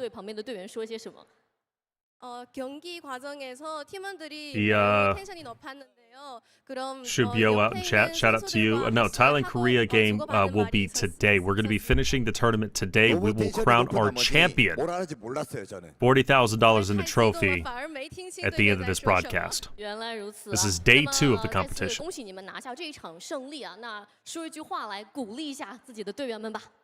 그럼 마지막으로 승리를 얻은 것을 매우 경축합니다. 한마디 말로 팀원들을 격려하는 말을 해주셨으면 합니다. 최고가 뭐예요? It looks like we're going all the way, baby. I think the final question, any final words for the audience here? And those are the final words given. Excitement to keep pushing, excitement to get another win, and excitement to get some revenge. You called it out there, Taylor. They're going back to the roots of the semifinals where they got 2-0 and swept in pretty dominant fashion for the likes of Thailand. We're really excited to see Thailand back on main broadcast. You called it out perfectly, though, because we've got 3 total best of 3s today, and albeit we've been here for a while, only one of those best of 3s has been played, and we went the distance on it. Yeah. Excited to get into the next 2 matches. It's going to be the lower bracket finals, which will then see who makes it to the grand finals to face off against China. Let's take a look at the scores from that last round. Obviously, a best of 3. This was game 3. Ascension, totally different story in terms of our stat lines for the most part. Obviously, our commanders at the top of our score lines.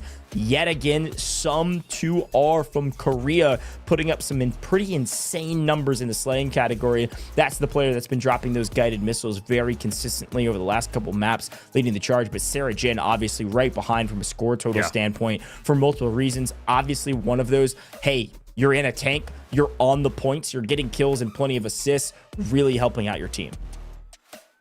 OAH with 52 revives. We just watched an interview with him saying we're ready to go play against Thailand. He was going to be, or he was the main reviver, especially in that tank, or in the caves fight, excuse me, that was so very deadly.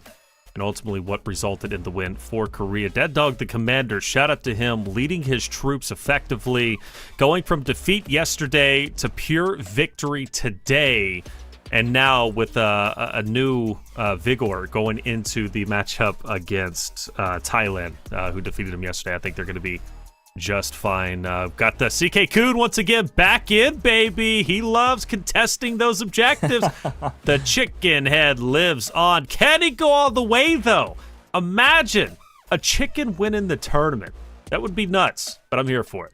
Yeah, I will say that, look, I usually call him an OBJ fiend, OBJ hound, but apparently it's an OBJ chicken.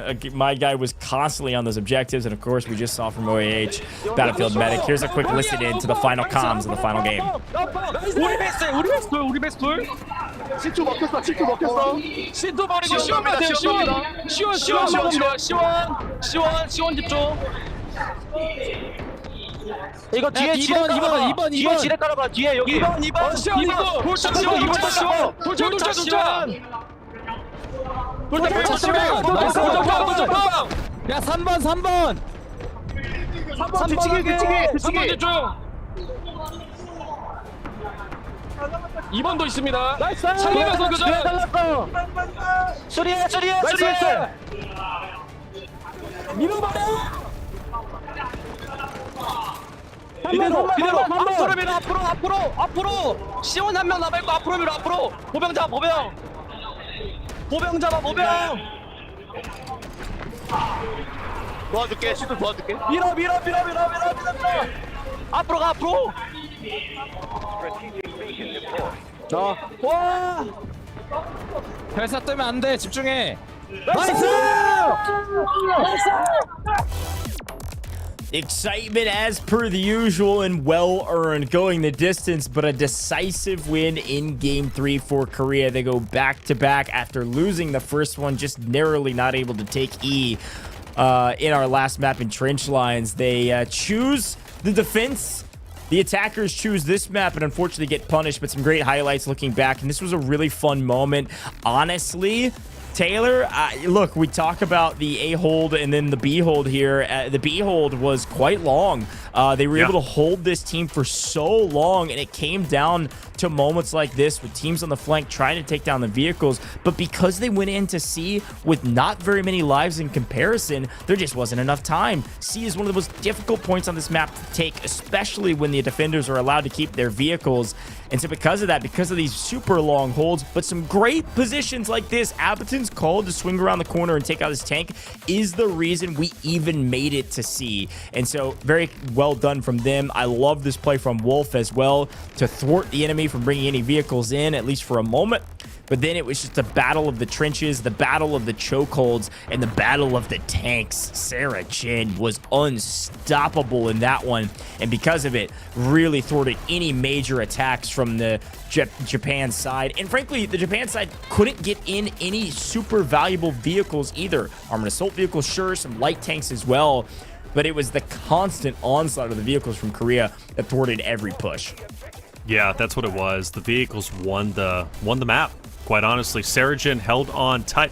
In fact, Sarajin was only lost the tank, I think, right here. Yeah, that was the first time with 24 lives remaining on Japan's side. That's when Sarajin finally fell and the tank was destroyed. Korea pre-firing those entryways. Japan just couldn't get anywhere close. That's what won them in the end. And it comes to show you, if we do see Ascension once again, look, we go to those caves. That's where our eyes have to be peeled. So we can expect the team to get there, but can we expect the team to progress forward from that point? Well, I don't know. We haven't seen it yet. We didn't see it from Japan, unfortunately. But we did see a lot of great moments from Japan. The way that they took A was blistering fast. Went in, got the job done, progressed to B1 and B2. They obviously ran into some issues, and that high point from the lab, I believe this is where the lab was at the top, and you pointed that out, focusing on not only on the heli, but also having that high ground to be able to shoot down below was critical, and a large reason why Korea was so successful in holding on to B1 and B2 as long as they did. Yeah, and I think the key point here, though, is that, like, I think this A hold by Korea really wasn't all that important. They were way more focused on B1 and B2. And during our break, when they pulled up the tactical kind of review of like what strategies they were going to do, if you were paying attention, you absolutely would see the Korea team talking about B1 and B2. This is where they sunk the majority of the lives of the Japan squad. And I think that's the most impressive thing, is how long they were able to hold it. And what we were worried about was the fact that both of their vehicles, you can see them right here on your screen. This is what our analyst is talking about. Both of our vehicles playing the backside. Now, this is really important for two reasons. One, they need to stay out of the way and make sure they stay alive. They've got a choke point that they can shoot through should people start crossing. and they were worried about the helicopter on the cross on the left-hand side. And so because they were being harried by this heli, a problem, sure, they weren't able to get that active, but they didn't care. This was the absolute masterclass of the defense of Korea, was that they were holding B2. They didn't care about B1 because of the way the points were situated. You have this giant high ground hill in the middle that separates both points, and so they weren't worried about B1. They wanted to hold B2. And because they were getting, quote-unquote, harried by the helicopter, they were also keeping the helicopter out of the play, who would have decimated this hilltop and opened this up way faster. So I'm actually, you know, kind of backtracking a little bit to what I originally said, because we didn't see the full picture at the time. The vehicles on the backside was a genius play. They only cared about B2, and it worked out flawlessly for them until finally Abington made that crazy push to clean it up. And of course, they were prepared and harrying even further away, as they did have a lob all the way up on C, shooting at this helicopter to keep it out of the game as well. Yeah, the lob on the high ground was critical. Staying up there and already prepared to move into caves when they inevitably would lose B1 and B2. And, you know, I want to talk about the heli for a second. I really feel Japan kind of wasted an opportunity there holding on to the heli as long as they did. And I believe they did so because, okay, if they get D1 and D2, yeah, they have the heli for the next point. That was their objective, but that heli was quite a waste, unfortunately. And I felt it was a waste even during the attack on B1 and B2, if I'm being honest with you. I think it just lasted a little bit too long. You should have got out of that, and I think being on the ground would have been the best way to go about things and at least assist your team. Being up top at first I thought was a great thing. Good distraction. Portable UAV to be able to see what the ground troops are doing from the side of Korea, but ultimately, especially when we got up into the caves, it was just a waste. Yeah, I mean, obviously, this is a great shot at looking at how Korea was able to call in their vehicles through that gap in the roof. Yeah, you're right. Helicopter on the outside, it was actually cleaning up a little bit. Obviously, on B1, B2, you're seeing it occasionally pop into the kill feed. This is where that was summoned. But when we got to see, just like you talked about, it really made no difference on the map because everything's inside. And also, the inside, if guided missiles would have come, would have mostly been protected as well. And so this is a really difficult point for the attackers to push on to C, and they made some really good calls. I actually really like the Japan's idea here to play around the kind of CD kind of transition point where they're able to put some of the vehicles on the backside, try to spawn on them, and push from both sides to draw the attack and just relieve some pressure from the front. Unfortunately, I don't think they brought enough people, and if anything, maybe they should have sent everybody on the backside in order to pressure and send through. Very close across the board, a fun fight. We got to game 3 into the day, though. Korea moving on. They're going to be facing Thailand here in a moment. Yes, folks, 2 more full best of 3s. You're not going to want to miss it. We're about to see, well, Korea play it right away. They're going to be playing Thailand. Players are getting situated. We're going to take a break here in the booth. Get some water, get some food, get refreshed, maybe some coffee, or maybe get your dinner. I don't know where you are in the world, but it's a dang good time here at the ACL. You're not going to want to miss this next matchup. Don't go anywhere.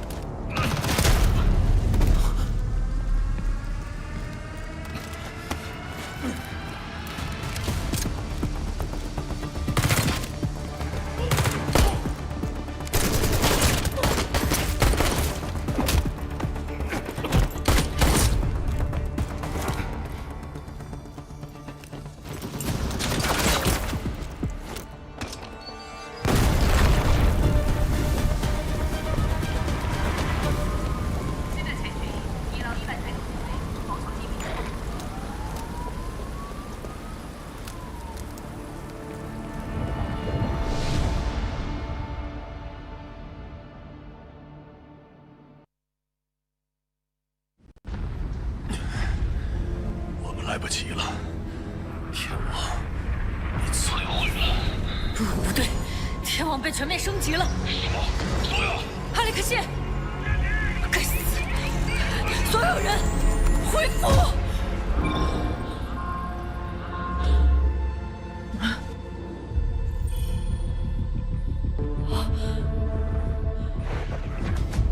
无名，确认位置。听着，我们的交易很清楚，我帮你摘除脑机，摆脱哈福克，而你必须入侵天网终端，恢复 GTI 通讯。现在，立刻回复。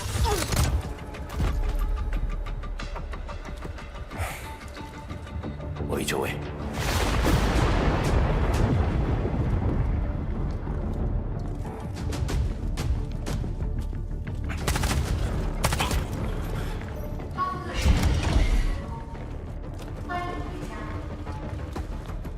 资料是安全。找到天网计划的终端，快速入侵。欢迎大家。你和瑞丽娜讲的是对我是最高，你是某种不同的，不要抗拒，接受它。还出我的脑子！手牵手。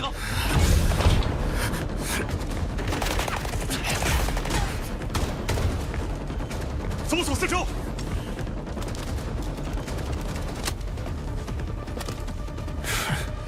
来制造一点恐慌吧。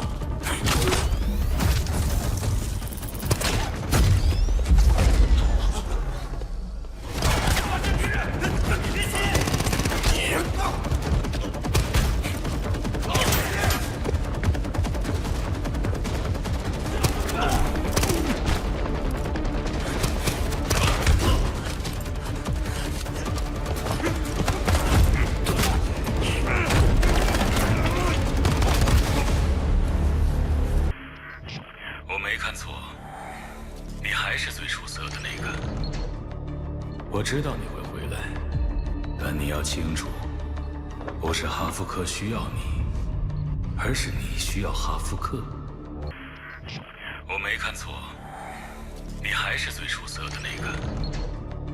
我知道你会回来，但你要清楚，不是哈福克需要你，而是你需要哈福克。我们才是未来。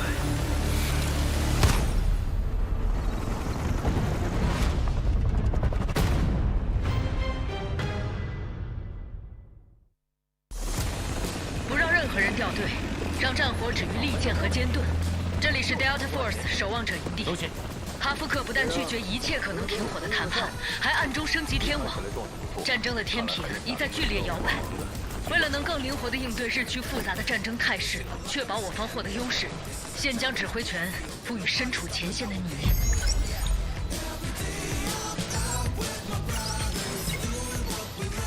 众望所归，你现在是我们的指挥官了。指定为高价值目标已就绪。发现敌方飞机。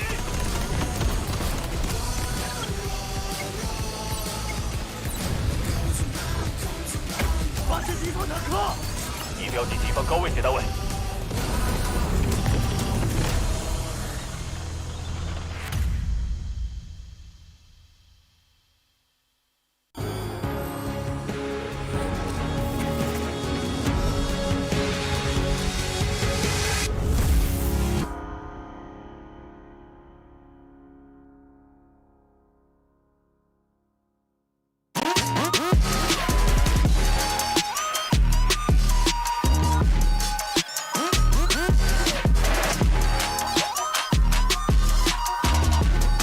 极限操作就用野蛮部落。单排上分喝东鹏特饮，组团开黑喝东鹏特饮，巅峰对决喝东鹏特饮，累了困了喝东鹏特饮。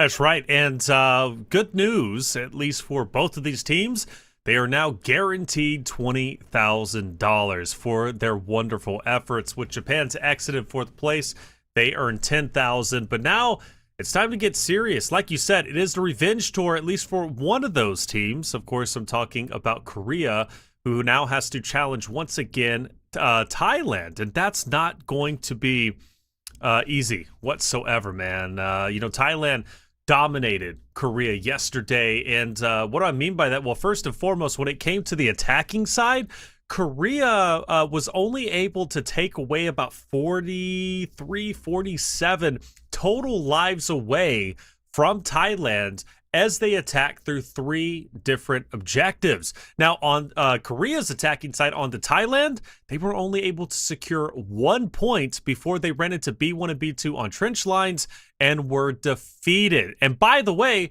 they went into trench lines with a full 200 life count, and they still couldn't get the job done in B1 and B2. That's how dominant Thailand was. And to add another caveat to all of this, let's not forget, Thailand took China to the brink of defeat, at least for 1 game in the best of 3. The first team to truly do that, not only throughout the qualifiers, but also on land.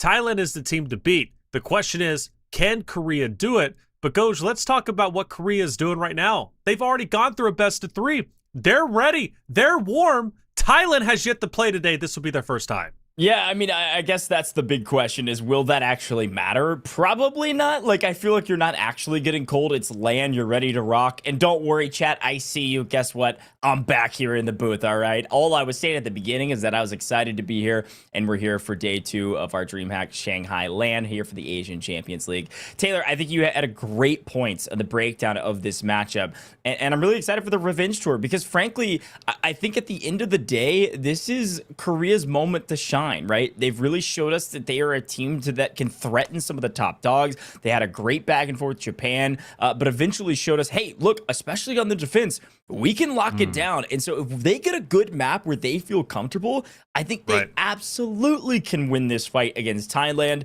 but they need to come out swinging. If they do find themselves on the attack first, they better fly in and get really aggressive because at this point, you're right. There is a chance Thailand is a little cold, opens up a little slower. But the first time we saw Thailand play yesterday, you could say they were cold. They went in and just obliterated in this matchup to start. Let's take a look at that Thailand roster again, just to remind you, because we haven't seen them in a little while, and maybe you didn't watch yesterday. But this team is full of heavy hitters. Taylor, what can you tell me about some of this roster and some of the players? Obviously, Yurzak's our leader for this squad and a huge difference maker, along with his whole squad. I mean, that squad with Yurzak's, Dark Star, Fuffy, Papercut are some of the biggest heavy hitters in this lobby, from heals to kills and everything in between. Yeah, no, perfectly said. Dark Star is going to be my main focal point. The reason why is he is truly devastating in a tank or a lav. Dominates without question. He's the one who's going to be opening up opportunities for Thailand against Korea with the vehicles. And then as far as your revives go, your medic has to be Papercut. Papercut had some of the highest revive numbers yesterday. I'm sure he's going to be repeating that process this time as well. NTPP from Thailand, he had 45 elims in the game 2 against Korea. He was outputting a ton of damage. In fact, the entirety of the roster, as I do have the stats in front of me, Thailand, no comparison when it comes to Korea. But for Korea's perspective, here's the lineup. We've already seen them, of course, our big chicken man, CK Kun. But we have to focus on Aaron over onto the right-hand side, who was instrumental in the success a little bit earlier, obviously, against Japan. And, of course, Dead Dog being the commander. A phenomenal player, one that led his team to victory. And then we can also point out OAH, who did the interview and at many points in time had those highlight moments. Yeah, I love the breakdown. Obviously, I think we're all very comfortable with Korea. We watched them for about 4 hours on main here today already. They're going to be right back in their same seats, ready to rock and roll again. So my eyes absolutely are drawn to the Thailand squad to see what they're able to do. And like you had mentioned, some of those top players from that Thailand team, how they play. I also, as per the usual, am very impressed, and also putting a ton of responsibility on those commanders. What are they going to be able to do? How are they going to communicate? How's Urzex able to play? Here's a quick look at some of those interviews that we had with the Thailand team that did so well yesterday. The only team to really threaten China at all, albeit they lost that matchup, and this is the reason they're in the lower bracket round 2. People like Blinky, people across the board that we get a chance to interview between games, all really performed well yesterday. They have a chance to continue to show us what they've got today. This is going to be your commander for the Thailand squad, by the way, Urzex. Urzex, phenomenal player. You know, not the highest stats, but you don't necessarily need the highest stats when you're the commander, right? You just need to be able to guide your troops effectively. He's going to be in the comms. He's going to be working in conjunction with the coach to guide his troops to victory. That's what it's all about. And excited to get this one underway. You know, Thailand obviously is that top dog to beat outside of China, and for Korea coming into this with some new energy, obviously getting a victory, getting a win. That's step one. That gives you the confidence. That tells you, hey, we can win this. By the way, BNF, man, another player that we talked about consistently yesterday, not only from the slaying category, but also in terms of the revives. Excited to see him back on the screen, and obviously watching what he can do. We do think, though, at least from Thailand's perspective, you know, if we do go to a game 3, let's go the distance. Let's say we head in to a map number 3, and they have a choice between attack and defense, or they choose the map. I'm going to be a little bit different in my answer here, Goj. I think personally, Thailand, if we do go to that point and they have the advantage, I think they should choose the same map that they beat Korea on yesterday, and that'll be on trench lines. And whether they get attack or defense, it doesn't matter because they dominated it so well. So if we do get to that point, we go to map 3, I'm thinking Thailand, they're going to pick trench lines. They don't care if Korea picks attack or defense. Either way, Thailand's going to feel confident that they can win as a whole. But let's talk about Korea with Dead Dog. Again, leading his troops to victory. They've got new energy, Goj. They're coming in. But let's talk about stamina more importantly, Goj. How do you think the stamina is for Korea? They just got off a 4-hour series against Korea.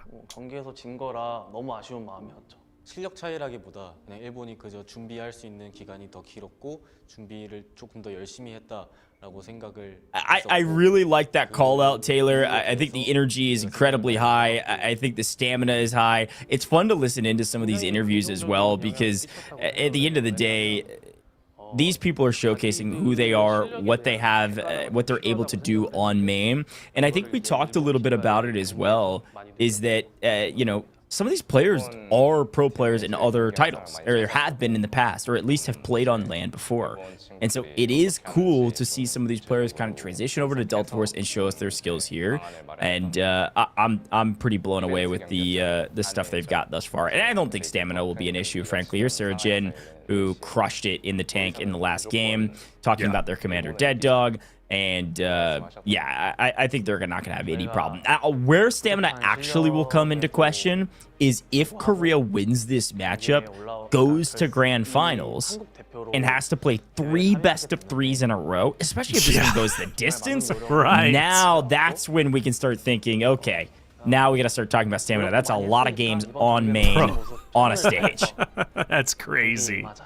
That's insane, because you're potentially looking at a 12-hour day, of just playing, right? Just playing, and yeah, that'll be a conversation, obviously, if we get to that point. Sarajin will be a great counter, though, directly to Darkstar. Darkstar from Thailand, right? Sarajin with the vehicles, Darkstar with the vehicles. There's always got to be a battle between the two tanks, and I think that's going to be our main focal point, at least at certain points of the games of the series will be Sarajin versus Darkstar, without question. It's going to be a lot of fun to see how those two end up interacting with each other. Man, I don't know. I'm kind of feeling we go to Ascension here.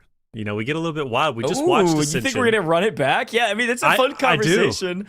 It's a fun conversation. Chat, I want to hear from you all. Look, it is 6:40 in the morning where I'm at. We're just waking up here on broadcast. Some of you have been watching for several hours. I want to hear what map you think we're going to be playing. Again, it's a random draw for map. You only get to choose map if we go to the third game, all right? So that's how that works. So it's going to be a random draw. Which map do you want to see? I know people love trench lines. We've seen it quite a bit already. We just saw Ascension for the first time. We've seen Cracked once before, but there's still a couple maps out there we haven't seen. We've seen Threshold once, but a couple more maps potentially that we haven't seen that maybe you all want to see, or you love one of those maps and want to see it again. A revenge tour at hand. Can Korea grab revenge? A new map, an old map. Is it truly revenge if it is not the same maps they played on in their semifinals? I don't know. Doesn't really matter. You're playing for a crazy amount of money. You want to get the win regardless. But let us know which win that you want, which map rather you want us to see. I'm seeing Ascension again from one. Looks like somebody said, I want to see Cracked again, which I like. It's fun to see everybody's predictions here. I want to see the rest of y'all's thoughts here and shout them out in a moment. But it's been really fun to kind of hang out with you all and watch all of these shows and watch all of these best of threes.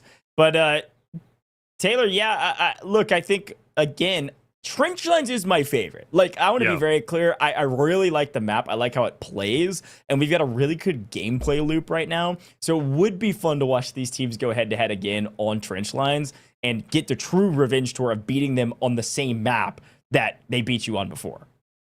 Yeah, wouldn't that be crazy? And that would be the ultimate villain arc, you know? Not that they're villains per se, but or let's say hero arc. There we go, the right word. The hero arc, okay? If you come back day number 2, discussing strategy, you finally get a win, you defeat Japan. Now it's like, okay, now we got Thailand in our line of sights. Now you challenge them and you beat them. Hey, and then they beat China. Yo, hold up. I'm getting a little bit wild here. But that would be a crazy story, but it's possible. It is possible. Dead Dog made it true. Dead Dog is guiding his troops, and I'm liking it. He did. Look, Dead Dog is that guy. I saw the look in his eyes. It was vicious on day 1. I thought he looked super cool, man. You know, he's a guy I don't want to mess with. But he wants victory at all cost. Look, anything goes. Also, one of the better celebrations we've seen on broadcast, like, he had a great, like, recovery and kind of stalwart face when they did lose on day 1. But today, full fist pump, you know, for my American audience, full Tiger Woods just hit his putt, at a major or something. Like, beautiful stuff there from Dead Dog. Really excited about the win in his team. So they absolutely have the advantage right now with the momentum. But with the way Ty played yesterday, I don't know. This is going to be a close one. I'm excited to see. I saw in chat, I'm seeing everybody's answers come through.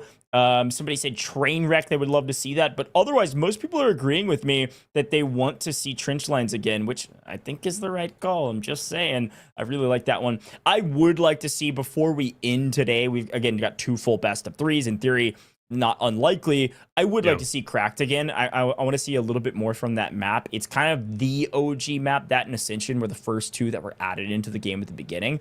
And Cracked is one that actually was transferred over from the original Delta Force way back in the day. I'm talking in the 90s, folks, okay? Back when I was in my prime.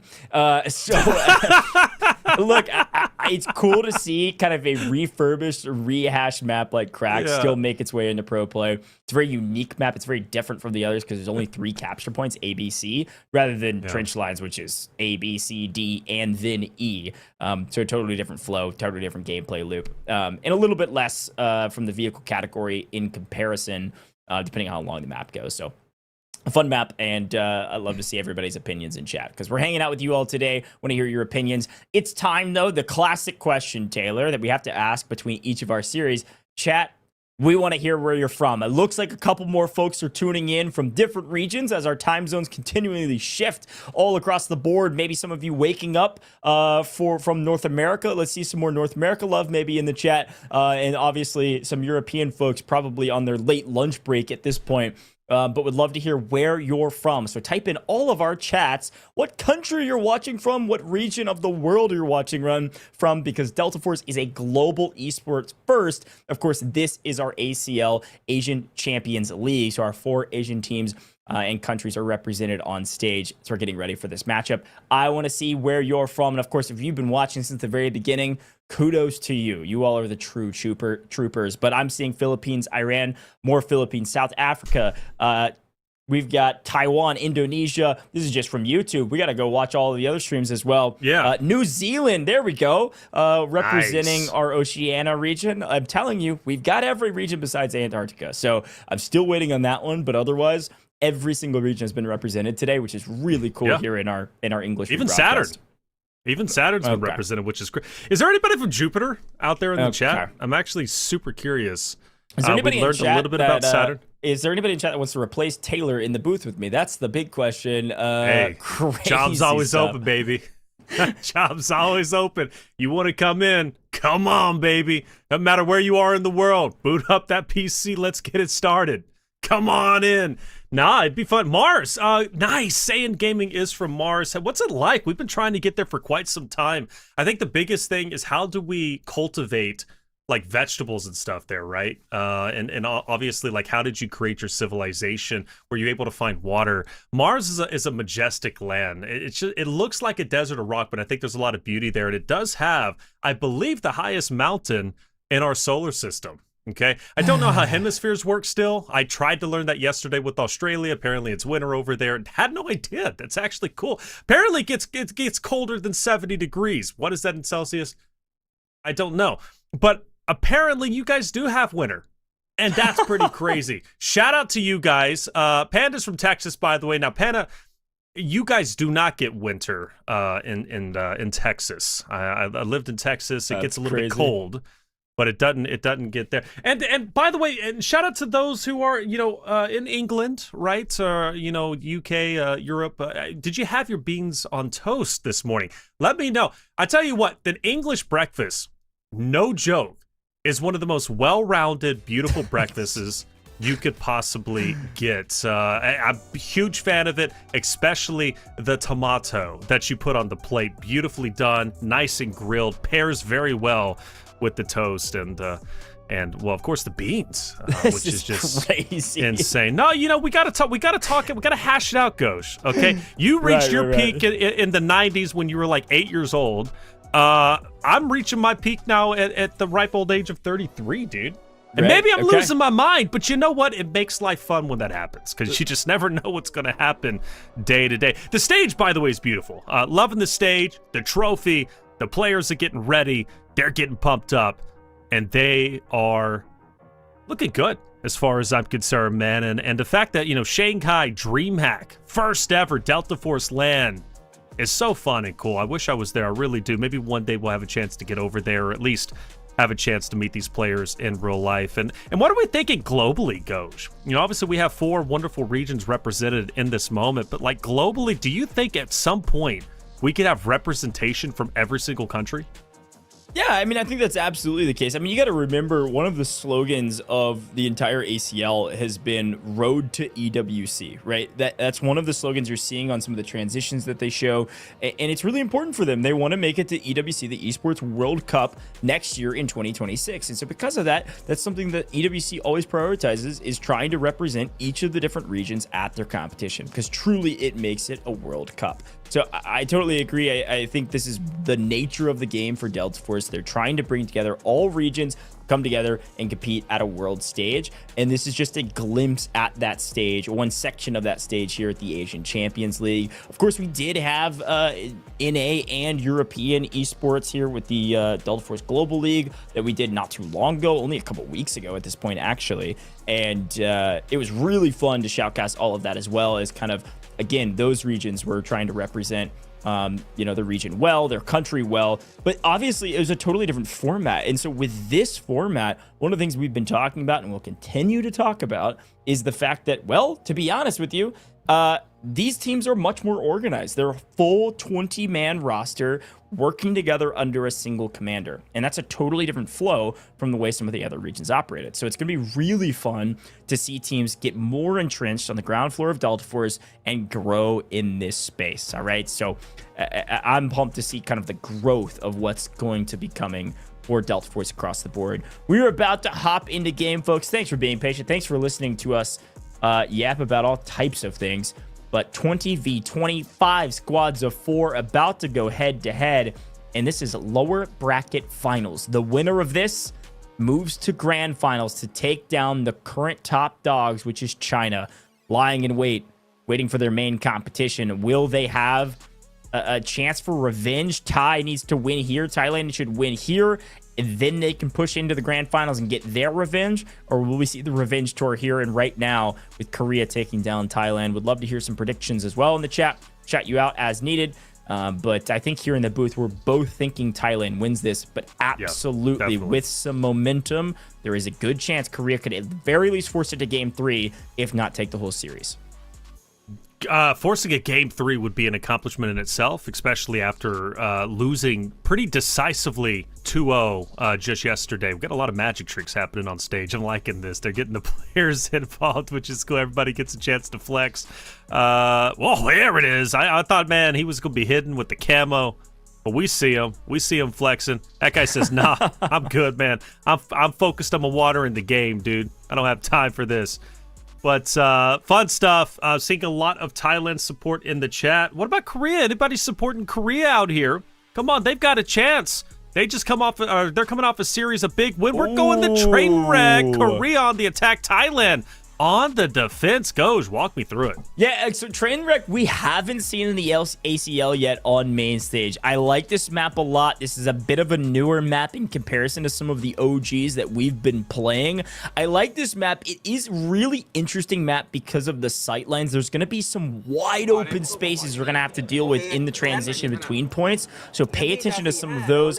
Obviously, vehicles important, but this map has a little bit of everything, kind of similar to trench lines, but more open on this map. So let me know what you think about train wreck. I think this is going to be a fun one to watch. Obviously, some of the bridge components are going to be a huge piece of the puzzle on how do you control those. I've seen some really good plays on train wreck of holding those bridges effectively and using it as a choke point. So that'll be fun.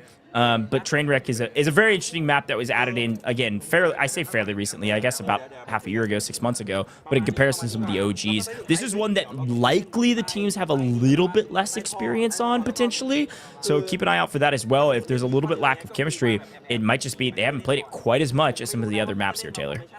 Sure, and that could play a bit of an impact. We did see that with Japan. Japan picks Ascension against Korea, thinking it's going to be a great map for them. It almost was in certain ways, but it turned out to be their last map, unfortunately. Now for Trainwreck, picked by the refs, I'm curious if the players had a game plan. I assume they did, right? Especially during the qualifiers. I'm sure they had some experience on a competitive esports level on Trainwreck. If they didn't, then they at least know the map, obviously. Some detailed plans coming out and the way that they want to obviously attack the different points. With Thailand starting, or excuse me, with Korea starting on the attacking side, it's almost akin to how it played out yesterday. I believe, Thailand was on the attack first. But anyways, for Korea, I hope this attack goes well. And the reason why, when you're playing a rematch against an opponent that beat you in the previous day, you want to start the series off with the W to gain that confidence, right? Get that energy under you and get your legs under you. If you suffer a loss early on, now you start to have doubts again. Like, man, we've lost 3 straight maps to this team. We've lost three straight games. Can we truly overcome our opponent, which is Thailand? Well, if they win game number 1, they obviously have proven that, and they can do it. Let's get into it. Let's see if Thailand can do it or Korea. Check it loud. We're getting into series number 2. Welcome to Trainwreck, folks. Here's the thing about Trainwreck. We got vehicles galore, and it starts on the side of the attackers. One of the only maps you get to start with 3 full vehicles off rip. So they're going to be flying in immediately. The attackers trying to use that advantage as fast as humanly possible to break this point open and move on their merry way. And you can already see it. Guess who's in that tank? 95K Wansa is cooking already. He's been the vehicle operator of the day for Korea all day today, top fragging with these vehicles and already continuing to make a name for themselves as the wheelman of the day for Korea. Excited to see them blow this thing wide open and potentially take A in a moment's notice. You know, Korea, I expect to come out hot and heavy, and the reason why is they're coming off a big win against Japan, but they've also been playing for 4 hours, which means they are warm, they are ready.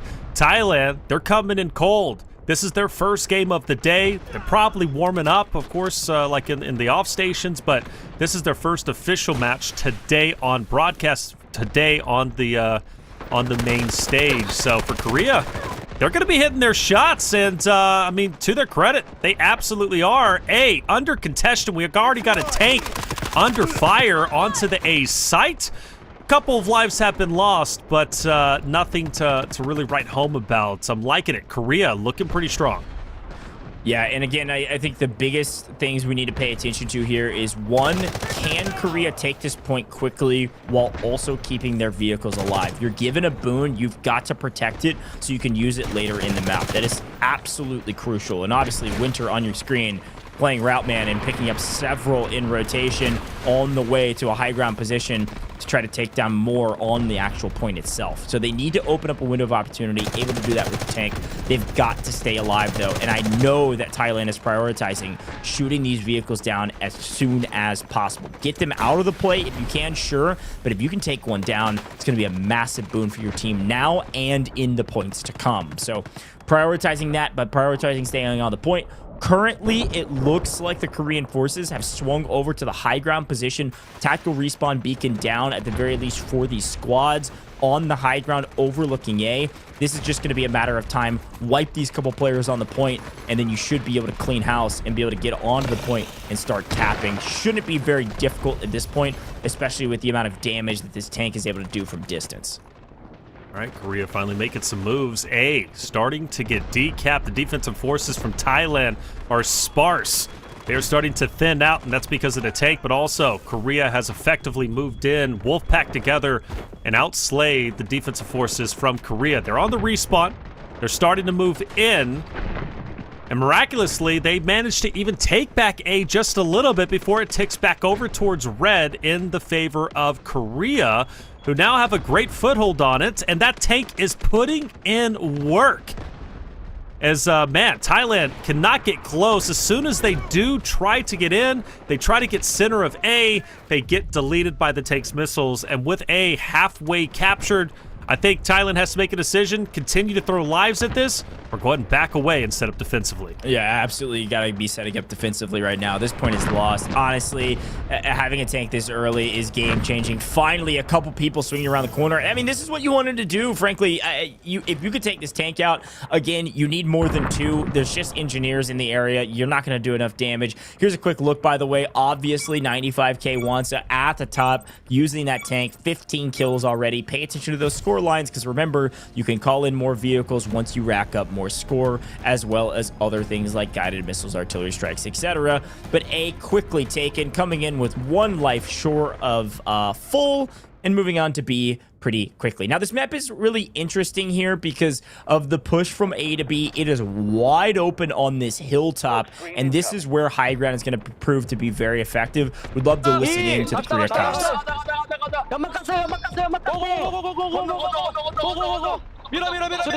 연막이 해주세요. 연막 있는 중. 올라가. 깼어. 오른쪽부터. 여러분, 오른쪽부터. 밀어. 힘으로 찍어. 가운데 이제 가운데 다리로. 왼쪽에 엔지니어. 다리. 중고진이 오른쪽으로. 확인했습니다. 상대 차륜 능선에 있다. 아래 컨테이너 쪽에 있어요. 확인. 뒤집 좀 클리어하고 합니다. 대기. 뒤부터. 낚시치래요. 차륜 저희 언덕 쪽에 있어요. 저희 언덕. This is exactly what I was talking about when I talked about this map. The transition from A to B, they smoke and run, do a full flank, swing around to the bridge. This is a power position to hold, and this is going to open up their attack onto B much more cleanly than going through the choke point underneath the bridge. Well executed. They've played this map before. Obviously, they had a strategy going in, and it's working thus far.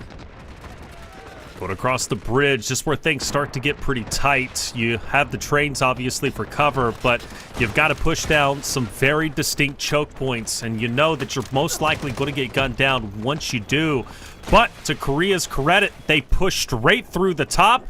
They make way, and they are looking to penetrate B Hill very, very shortly. But you do have Darkstar from Thailand, the main guy with the vehicles, who's obviously going to be in that lab, who's going to be moving up, and he's going to be a huge thorn in the side of Korea. So if I'm Korea, I'm looking to deal with him as soon as possible, get rid of the vehicles, and that's something that Korea did very well against Japan earlier in the first series of the loser bracket today, but that's something that they failed to do against Thailand, and why they lost so convincingly yesterday during their semifinal matchup in semifinal 2. So for Korea this time around, I want them to focus on Darkstar, I want them to focus on Thailand's vehicles, take them out, and have a much better chance of winning. So far, Korea is looking pretty good.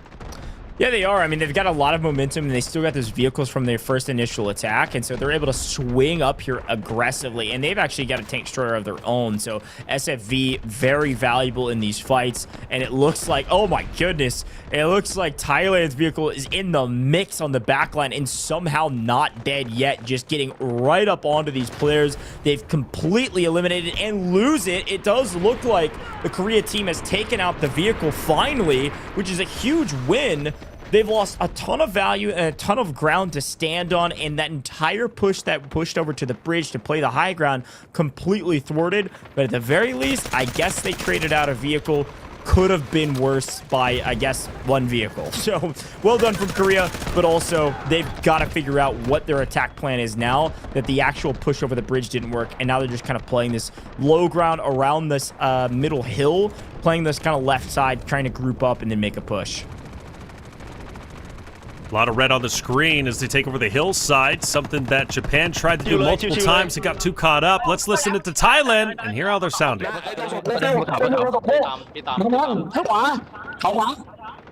เฮ้ยเราขวาเยอะมากเลยตอนนี้กระจายกำลังให้ดีนะทุกคนตอนนี้แล้วไม่มีใครดูซ้ายนะระวังกันด้วยนะไม่ต้องมาขวาหมดก็ได้ขอดังๆขอ energy หน่อยทุกคนครับผมจะบอกว่าทุกคนผมขอพูดก่อนตอนนี้คือผมสื่อสารกับใครในเกมไม่ได้นะทุกคนให้จับบล็อกช่วยก่อนนะเพราะว่าตอนนี้ผมไม่ได้ยินเสียงในเกมเลยผมเล่นแบบโอเคช่วยกันทุกคน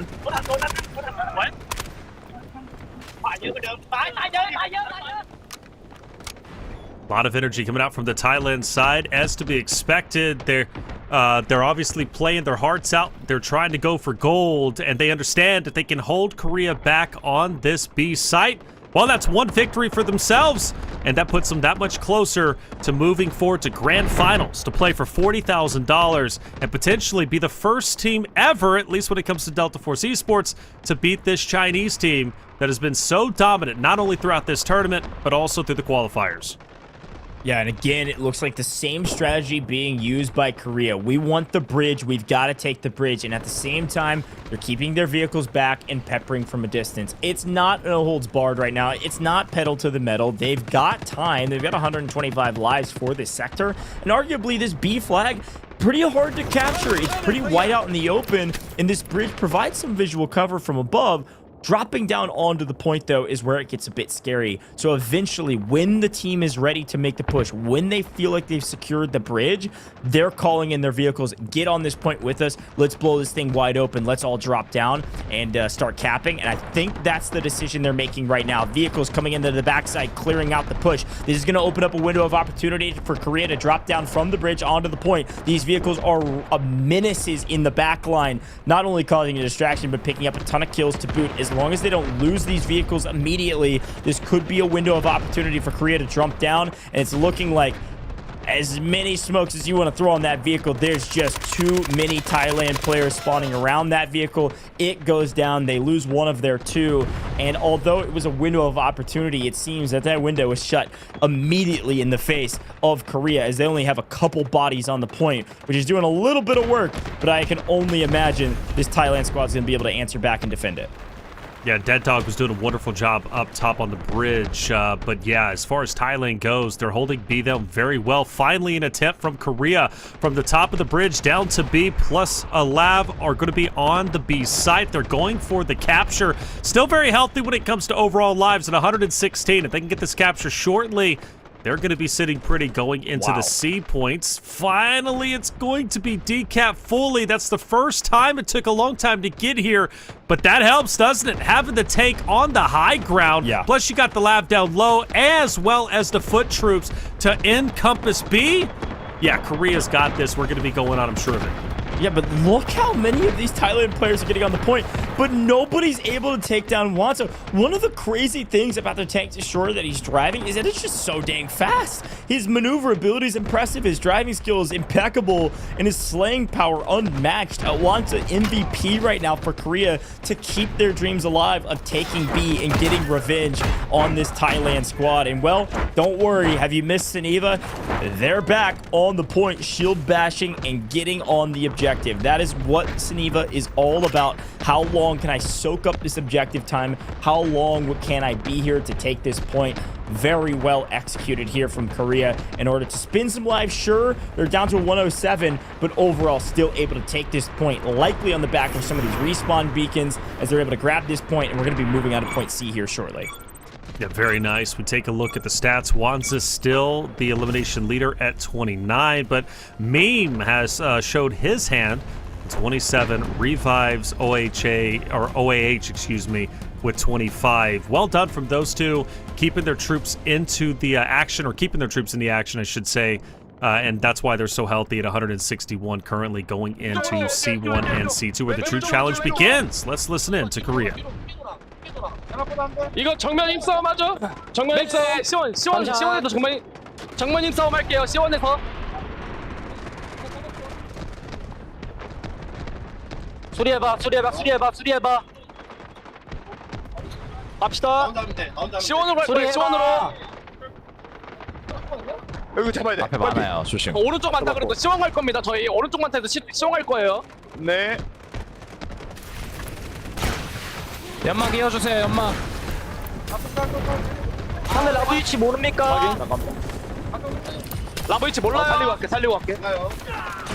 여러분 저희 너무 시트로 집중되는데 왼쪽 시원으로 더 틀어야 돼. 나도 오른쪽 제일 끝에. 중고진이만 가운데 남아주고.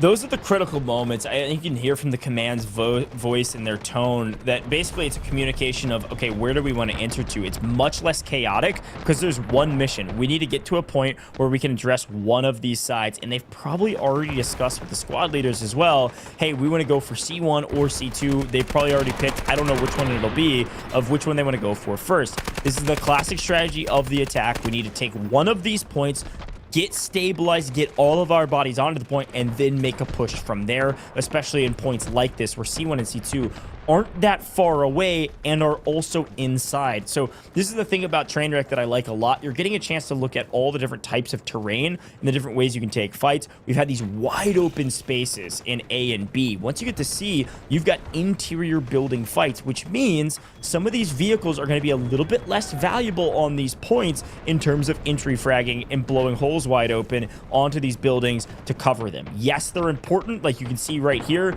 important for covering fire, or important for shelling, for people trying to rotate. But if you let the attack get C1 or C2, all of a sudden the vehicles have a little bit less importance on the map until people begin to rotate. This is going to be the hardest task for Korea. Thailand has such an advantage, in my opinion, on C1 and C2. Wow. If they lose one, okay, cool. They can turtle up in the interior cover and hold Korea at bay, hold them off. But also, transitioning from C1 to C2 is not going to be easy because they're two distinct buildings. So if Thailand can find a way to penetrate one of those buildings, they can easily retake, I say easily, but they can potentially retake C1, C2. Ooh. Does it get down? Yes, it does. Oh, no, it doesn't. I thought for sure it was going to land, but once again, we're seeing these vehicles get punished immediately as soon as they start to parachute down. That's what you have to do. Get rid of them. Even if they're not as effective on C1 and C2 inside the buildings, as you were saying, you still don't want them to be on the map, right? But luckily for Thailand, they do manage to get another lav down that they're going to be able to use. But look at Korea. They have not been able to make any progress towards C1 or C2. Thailand's defense has been incredible. Yeah, and I want to be very clear. These vehicles still have a lot of value on the map. It's just on the actual points themselves, you're not going to have massive windows of opportunity for the vehicles to be on the point. And so they are going to be really crucial for the rotation between points. But it's a great call out. Once the attackers get one, the vehicles are going to be lying in wait, basically training for the cross. And so you're going to have a lot of smoke and runs. But now we get into some CQB combat as we are inside these points, making quick work of the defense. Korea on the move. And I got got to remind people at home. You might be like, wow, Korea's playing fantastic today. They look like the better team. These two teams faced off yesterday, and it wasn't close. Thailand obliterated them. So to see a new map and, frankly, a new Korea team on the map is really cool to see. And that's what I'm talking about training, getting better, learning your strategies, learning your opponents, and then doing quick work to figure it out and make this game much more competitive. This is really fun to watch. As already Korea said, C2 is open. Let's make a move. And here we are fighting inside. Vehicles on the outside trying to make a difference, but it's not a ton. All right, respawn beacon down. That's going to be huge for C2. C2 has been captured, but it's still being contested. Thailand are full sending their troops in to try and break apart the defensive setup now from Korea on the attack. Question is, can they find success? There's a couple players who are going to be down, but they could get picked back up for the medics. Got to get rid of that respawn beacon. In the meantime, on the outside, you got the labs fighting it off. And it's going to be Thailand moving in, going for the full sins. And oh, wow, I think he's actually going to lose it. Just a tick away from being destroyed. It's the little guy versus the big guy. The big guy will lose. Yeah, tank destroyer, just so strong firepower-wise and just speed. If you get the luck to miss a couple times, you're going to win that 8 times out of 10, 9 times out of 10. Very well executed from the Korea side to clean up another vehicle on the side of Thailand. Korea with a huge advantage here. Vehicles getting picked up, kill after kill, and point after point. They are fighting for position on C2, but finally, with a look here from Thailand, they've been able to battle back interior and win the fight on the inside. Here's a quick look again at Thailand calling in another vehicle, just barely making it to the ground, and they're able to stay alive for a moment as well. They take a strike. Let's listen in.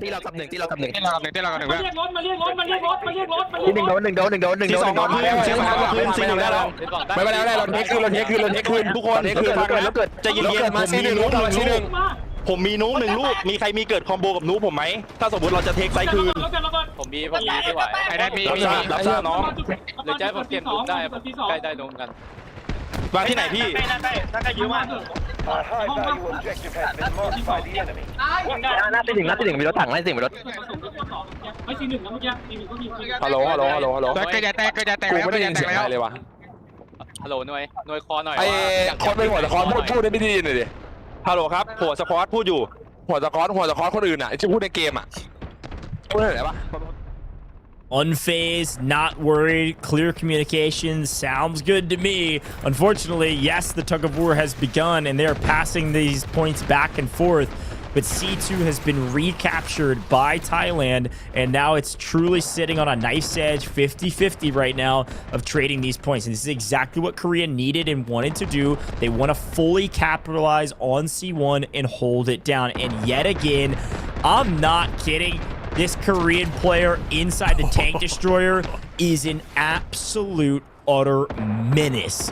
This thing is flying around the map, blowing everyone up. Finally gets cut down. Got a hair too aggressive, but probably worth the transition there and the trade, because I'm going to be honest, they were getting so much value out of that tank destroyer, Taylor. Oh, without a doubt, the value was tremendous. It takes down, what, a lab, takes down a tank, I believe? Yeah, no, without a doubt, the value is there. And there's probably going to be another one coming down onto the map, so be on the lookout for it for sure. I liked how someone in Twitch chat said David versus Goliath, and David won the fight. That's exactly it, right? Big guy versus little guy. C1 has been captured for a good while now, but the question is, can Korea put resources over towards C2, and will Thailand continue to throw themselves at C1, trying to retake it and potentially distract Korea? Because, you know, after all, you know, take a life here, take a life there, that's less lives Korea is going to have ultimately to play around with, not only on this these two objectives, but even maybe potentially on the next one. More vehicles come in, which are going to be great for the transition, but the guided missiles coming down, Ghost. Question is, whose is it, and will it have any effect? That first guided missile could change things up. Here's a quick look at it. Where will it land? Right on top of C2 and gets absolutely nothing for it. Not yet, at the very least. A couple holes blown open in the side of C1, though, is going to open up a window of opportunity for the vehicles to get a little bit more involved through these line of sights if they choose to do so. And with this guided missile, maybe it didn't do anything, but maybe it zoned people off enough to where these teams are trading points. As you can see, Korea swings over to C2, completely completely uncontested for the most part. And yes, it's a trade on C1, but it's not a good one. Thailand on their heels right now, losing both. And here comes another guided missile. 67 lives remaining. Korea needs to step up, and it looks like they're doing that right now. C1 back to the side of Korea. C2 about to go to Korea. Will this be a difference maker in the final moment? No, because it's a Korean missile. It picks up one, and it closes this one out. We have moved through C. Where are we headed next? It is time to go to point D with 100 lives on the table. Taylor, I don't know if it's enough to take point D here in Trainwreck, but at the very least, they still have an opportunity to win this map, and that might be all they need. I'm excited about it, Taylor. Wands at 42 continues to be the top slayer for the roster of Korea. Is it enough lives? Well, only Korea can answer that question, but I've been impressed thus far. Let's listen in.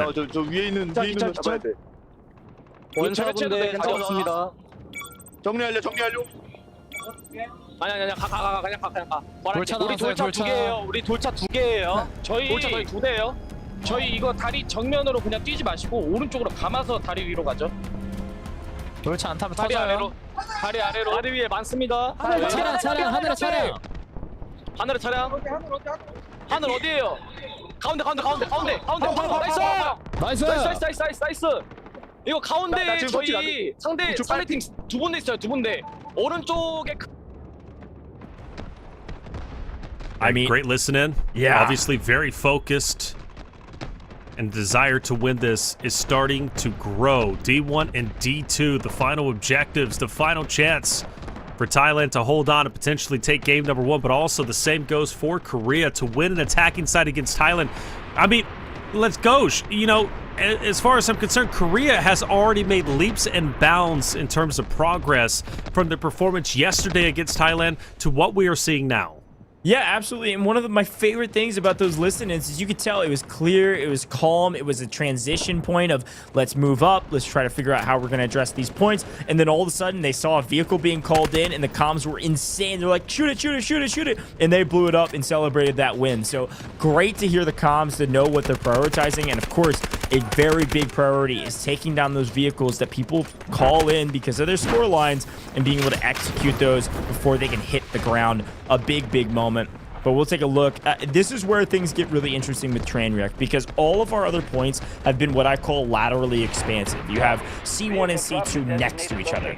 D is very different than most every other map even. And yet again, this time an answer back from the Thailand side. That was an M1 tank. That is an expensive call-in, getting absolutely zero value. So a great shout here and an answer back the other way. Nobody gets a vehicle. We don't get a vehicle, nor do you. Constant blowing up. Very well executed. Look how far away, by the way, Wanza is. Way back on that little hill. Just having this overarching angle to try to take down these vehicles being called in. But what I was saying is this is, instead of a lateral, this is like a linear expanse, D1 to D2. You have to go through basically D1 to get to D2. A very different style of play that I tend to find very difficult for attackers if they're not very organized to be able to puncture. But a guided missile could open things up, and it looks like another Korean guided missile only picks up one here, Taylor. Yeah, only picks up one, but might be a deterrence. I don't know. Might have a bit of an impact. Tank down.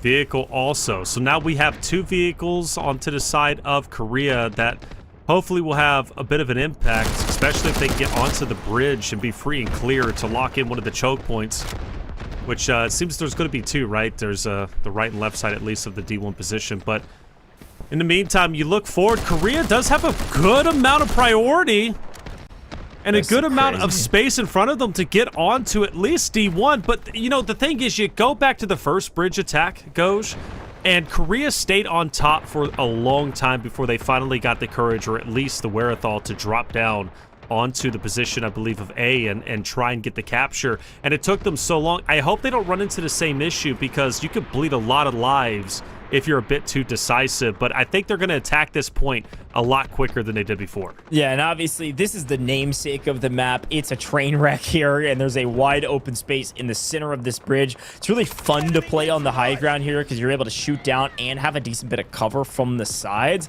I really love this map design, but it does prove to be quite difficult for the attackers because even though they have got an angle to cross, the defense can set up underneath and not be a true, not too much of a danger as long as they understand that the above is the part that they have to worry about. And so the people that are actually going to get paid in these fights are the people that are playing the off angles. You saw one of our Thai players on defense way out on the side with, I believe, a Mini 14, just peppering these players from a position where they're likely not going to shoot back because they're getting shot from down below anyways. They got to seek cover. He's got the off angles, able to pick up probably several, so watch out for that. And then a classic play here, Korea in an armored transport vehicle trying to swing around the backside, drop some players off, and it's Dead Dog, the commander, with a couple other players on the flank, making a big aggressive move to try to either draw fire for their team so they can drop down, and as they lose it, I don't know how much value they're going to get, but I like the play regardless. This could at least relieve some breathing room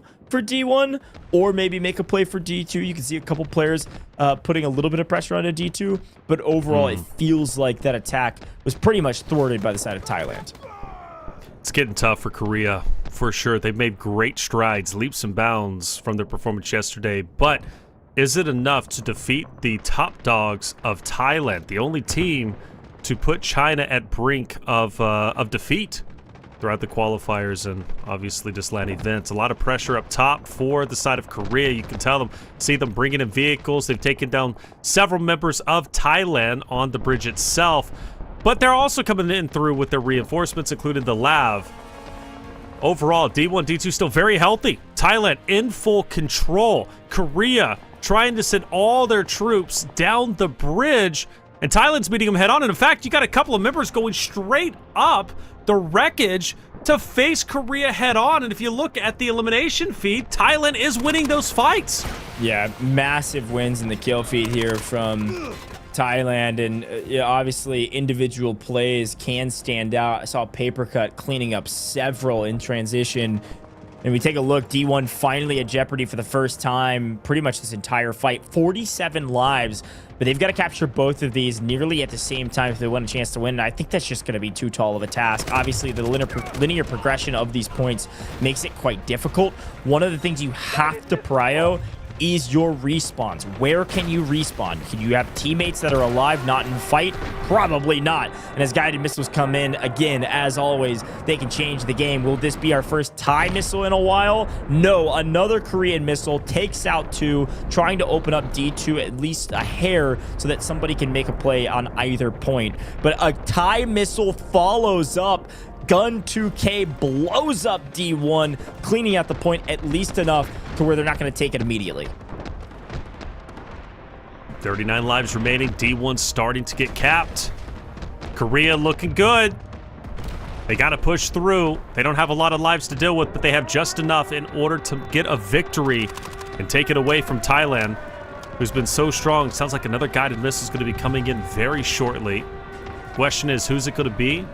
And how much of an effect is it going to have? Missiles so far haven't really done too much, to be quite honest with you. We do see Meme and Seiko from Korea, two very talented members who's going to be pushing up the left-hand side towards D2. Here comes the missile.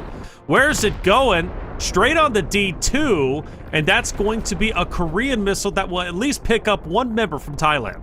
Yeah, thing to remember here is that a lot of times these missiles use zoning techniques in order to clear the point so we can make a push.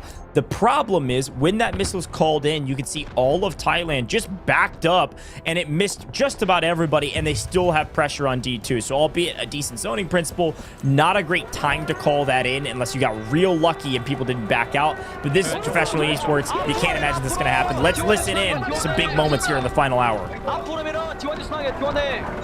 Guided missile Woo! 오케이 나 가능 미사일 썼어? 오케이 저희 티켓 소모장이에요. 디콘 되시는 분 D2 발포 디콘 가능 되시는 분 저희 D1도 리테이크 당하고 있어요. D1 차량 혼자만 막는 중 차량한테 맡겨. Well, great comms. They're trying to trade points. You can see Korea and Thailand swinging the other way as all of a sudden Korea says, we're going to take D2. It's time to move. Another missile coming in. Could it change the game on D2? And it absolutely does. Holy cow. Thailand missile drops almost everybody on that point. That's got to be 9 people or so that it picked up in transition on D2, which should relieve the pressure to a point where Thailand's going to be able to hold this one down. It may go to overtime, but a monumental effort from a guided missile opens things up, and another one strikes onto D1 just to make sure that none of the Korean players can hop on that point, and they're going to recapture it. Recapture it indeed. 3 lives remaining. Korea looks to suffer their first loss in the series against Thailand. Still have a chance to come back, but they're going to have to force a game 3 if they want that to be a possibility. But again, give them their flowers where they're due. Korea played very, very well, much better than they played yesterday against this same very team of Thailand. But the reality is, as I said at the beginning, Game 1 is about gaining momentum. And unfortunately for Korea, they don't get the momentum that they desperately needed. So they have now lost 3 consecutive times in 2 days against this Thailand roster. But now that they do transfer over towards defense, Goj, I think, especially given D1 and D2 and how difficult those 2 sites are to lock in, if Korea can play defensively very well like they did against Japan, Game 3, much within the possibilities. I think it's very likely that we're going to go to Game 3. I think Trainwreck's a pretty hard one to attack, especially when you get to the D points. And frankly, I thought Thailand did a great job, but Korea looks like a totally different team than yesterday. You got to remember, we went to trench lines against with these 2 teams against each other, and our Korea squad captured only A, which is arguably the easiest by a mile on that point. And once we got to B, it really wasn't all that close. And so when you start thinking about this matchup, this looks like something that we were not used to seeing. We thought Thailand would roll. They rolled yesterday, but this is a totally different Korean team. And not only to get to the end here, but also get to the end with, I believe, full capture on 1 point. They traded points, and the Thailand team was able to retake B1,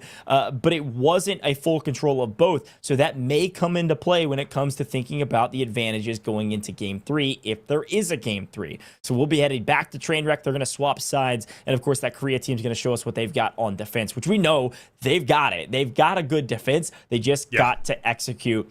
The classic things were definitely the case, Taylor, in that one. We got to keep shooting the vehicles before they land, and I think that's one of the things. If Korea had a couple more vehicles survive before they hit the ground, I think there's a chance they could have won that one.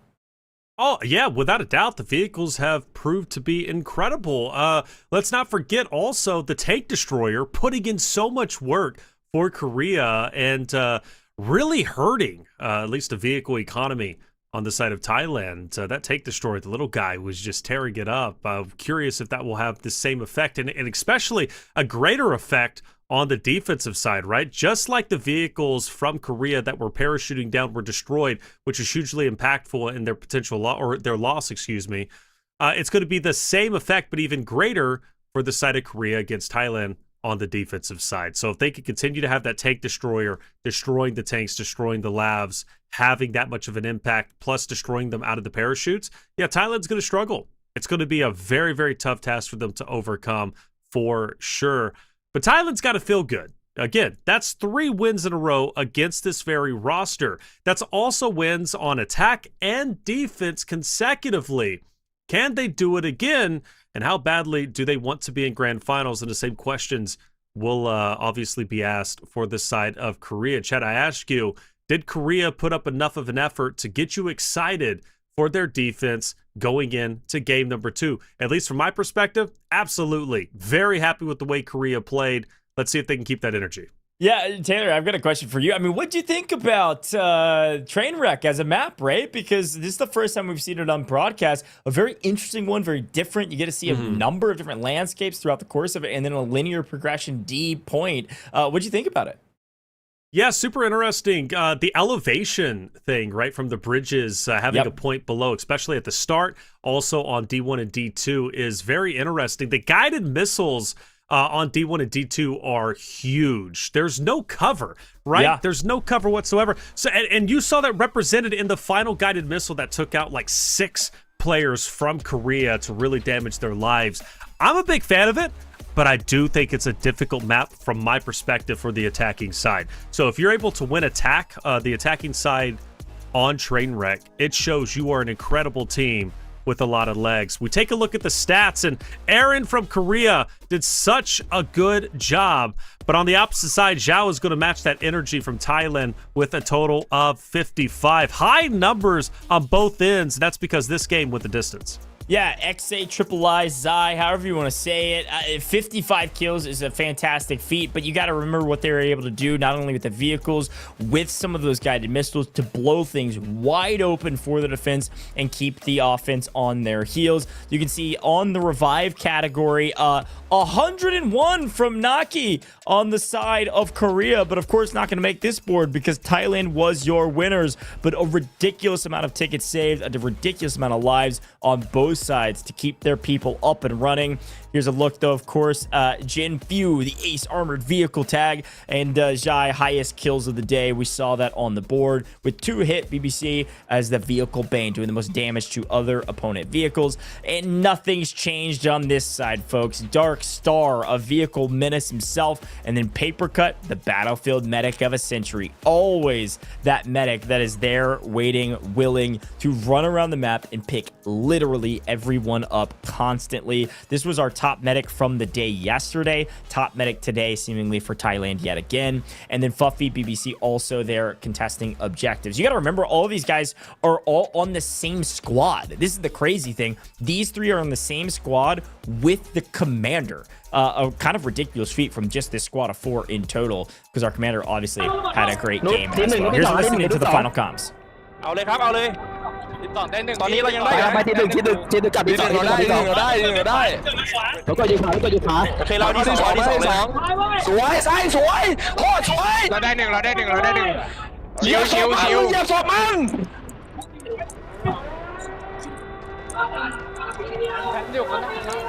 สะพานหลังเดี๋ยวมาเดี๋ยวเ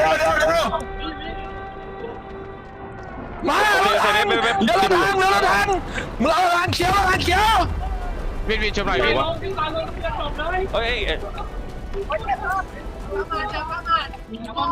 ใจเย็นนุกลงที่2ไปนะนุกลงที่2ไปนะไม่เห็นโอเคนุกมาเลยอย่าให้มันเยอะอย่าให้มันดีลงที่ไว้ลงมาถามตัวเดียวมาดิ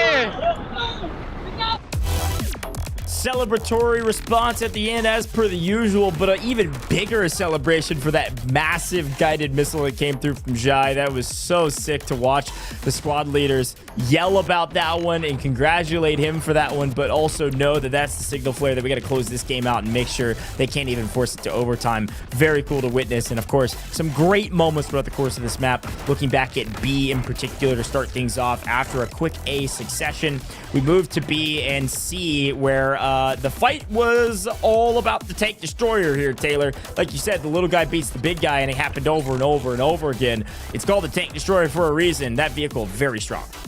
Yeah, so much value. And that's going to have even more value on the defensive side. Here's another example of it, just going in, getting very low in health. And I think it was shortly after this tank destroyer was ultimately destroyed. But yeah, it takes down at least 3 or 4 vehicles during its lifespan, and they get another tank destroyer not long after that. A lot of vehicle action on the outskirts. Meanwhile, you go into the building fights, C1 and C2. It was pretty exciting, and I thought it was going to be more of a sticking point for Korea in terms of like the negative on C1 and C2, but I think they handled it quite well. But you did mention the lives going into D1 and D2, and you mentioned how low they were. Well, it ended up being the case. Korea struggled to get on both points at the same time, and once they did go, this guided missile takes out like 5. Yeah, it was a very great ending to just... Yeah, it was ridiculous. It was like half the squad because you got to remember they swung everybody over to that point to try to trade it out and also try to at least force an overtime so maybe they could sneak a win at the end because it almost doesn't matter how many lives you have left. It's all about just winning the map. Well, we've got another very well-dressed gentleman here to break things down here in main stage at DreamHack Shanghai. The ACL, of course, on land. This is our English broadcast, and it's always fun to look back on some of these moments, and it looks like we're going to be starting with C1 and C2 and the conversation around these 2 points, because this truly was probably the biggest back and forth from what we could tell, where we thought that really it was anybody's game, but some really cool moments, again, showing this replay yet again of the tank destroyer going absolutely insane. Yeah, that's where the focus has to be, because for Korea's perspective, that was the most exciting part and truly the most devastating and impactful moments from the tank destroyer. Without question, Thailand was feeling the pressure and hurting there. You know, the ground troops are going to do what they do, and essentially, if you're in one of those vehicles, you just want to act as a support role for those ground troops transitioning in, whether that's taking out a lot of the enemies, or that is laying down ground fire, or even laying down fire inside the hill itself, right? It's the objective itself, like we see on trench lines like on A, or on B1, B2, or in this case, obviously C1 and C2. Despite, of course, the objectives being on inside of the buildings, the outskirt fights do matter, especially when you're transitioning and respawning. So good job from the tank destroyer, provided a tremendous impact and ultimately allowed Korea to secure C1 and C2, albeit after a significant loss of lives. Yeah, I mean, that's a great shot. They did lose quite a bit here. This was the nature of the game, though. Like, honestly, our wheeled tank destroyer here that was flying around, blowing up these labs, like...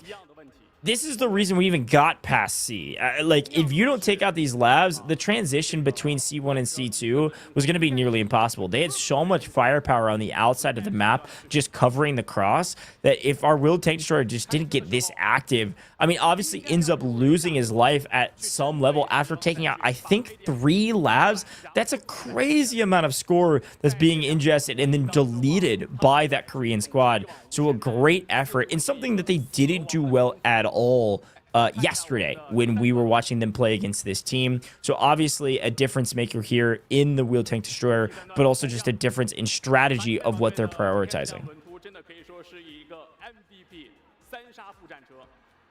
As we transition from C1 and C2, ultimately, of course, still putting an emphasis on the tank destroyer, on those vehicles getting destroyed. When we do transition into the next points, the final points, D1 and D2, that's where it started getting very difficult for Korea, who, much like they did in the very beginning, struggled on that elevation of the bridge, refusing to leave that elevation, not wanting to give it up and go down and capture the objective. They had the same struggles on D1, and then whenever they did try for D2, it just was a little bit too late, unfortunately. And the elevation, that's going to get you, sometimes you don't want to give up those high points because they're very valuable. But, you just got to full send it sometimes and just give it up and say, okay, we're going to go for this full-on capture. We're going to stay under the bridge so those who are on top will not have a way to kind of gun us down. It's a lot easier said than done. But for Korea's sake, again, very impressed, very proud of the way that they played. And I think on the defensive side, with the way that they just conducted their attack inside Goj, Thailand's going to have their hands full. I think so as well. It's going to be really fun to see the opposite side of the coin. Team's going to swap side, but we're headed back to Trainwreck, folks. We're going to take a very short break here in the booth. When we come back, it's going to be Game 2 of this best of 3. Will we see another Game 3? Only time will tell.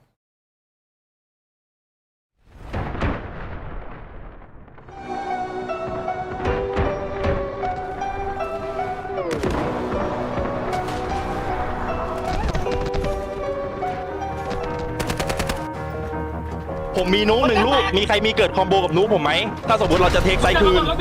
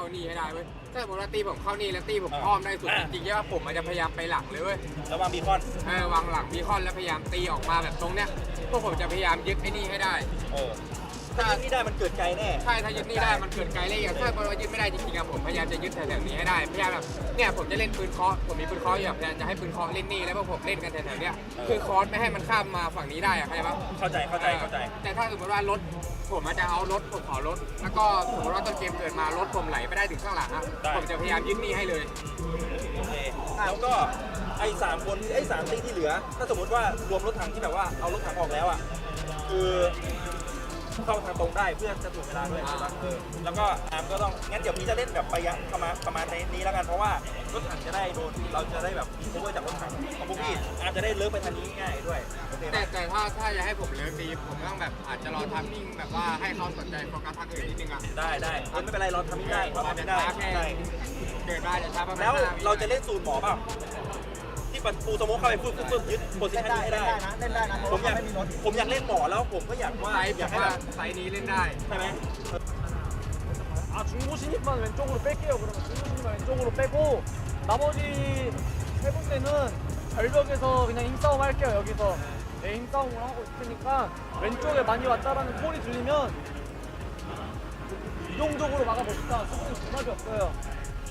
이동적으로 막는 걸로 하고 최대한 다리 위에 저희 디테이션 형태로 가시면 좋아요. 여기 언덕 먹는, 여기 집 먹는 거는 별로고 쟤네가 저희한테 밀린 이유가 컨테라인에서 스폰해가지고 밀린 거거든요. 사실상. 그러니까 저희는 컨테라인 스폰하지 말고. Welcome back, Delta Force Asian Champions League, and we are on to Game 2. Our teams are discussing their strategies as we are headed back into Trainwreck, folks. Jumping straight into the game, of course, Thailand this time gonna be on the attack. You're not gonna want to miss this one. I am really excited, Taylor, to see what Thailand is able to do on the attack. They were so aggressive last time we saw them on the attack. Yes. And it looks like the exact same happening here. 2 ATVs go flying forward and all of the rest of their vehicles getting into the mix quickly. Oh, yeah. Without a doubt, Thailand's super aggressive. And I expect them to be just the same here, without a doubt. And it's going to be telling how quickly they capture A versus how quickly Korea captured A, which I think they captured A quite well, honestly. It was when they went on to B for the bridge. That's where the elevation difference started to hurt them quite a bit. We already saw a couple of vehicles obviously getting underway. Zai, our top elimination leader for the side of Thailand in the last game, already getting active in the elimination feed, slaying out and showing out. Korea putting a lot of emphasis in the middle of A. One thing that Korea did very well, exactly what they're doing with Dark Star from Thailand. Yeah, just pepper and just arch those missiles straight into the A site. Make sure you get your angle correct, and then you send your foot troops in to get the capture. So a lot of the similar strategies, right, that we're going to see Korea executed, now Thailand is going to be executing themselves. Yeah, I think that's a great call out. It is very similar, and it's definitely the nature of the game when it comes to this first A point. When the attackers are given so much advantages when it comes to vehicles to start things off, got to use those advantages the best you can without giving them away. It's the classic high risk, high reward versus kind of slow play. We don't have to force anything. Let's play it nice and slow and make sure we protect Dark Star in that vehicle. Dark Star has been a difference maker, like you mentioned, in multiple stages of this competition for this Thai team. And yet again, being a difference maker right now, using the tank the best he can to make sure he can give his team a bit of covering fire and slowly but surely clean this point off so they can go for a win. Ooh, tank dodging some AT4 shots. In fact, I believe some other shots, maybe from a tank destroyer. There's a lot coming in, but Dark Star will stay alive after all, and A will continue to potentially be captured. Thailand making quick work, it seems, much like Korea did on their attacking side. It looks like Korea's forces have thinned out quite a bit.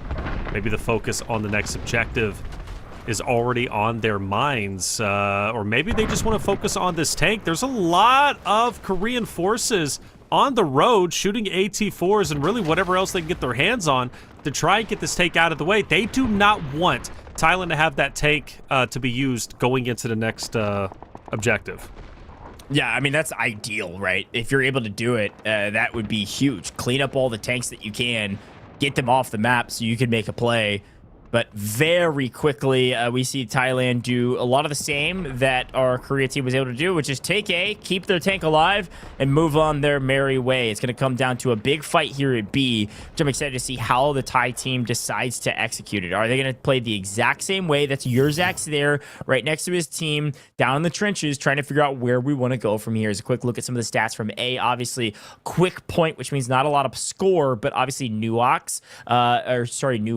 BBC up there at the top has got the most eliminations and will take the top score, at least for the side of the Thai for now. But here we go. Here's the move, and it looks like our defense finally has earned a vehicle of their own. Looks like a tank destroyer on their side, if you know how valuable those are. And our first sniper of the tournament.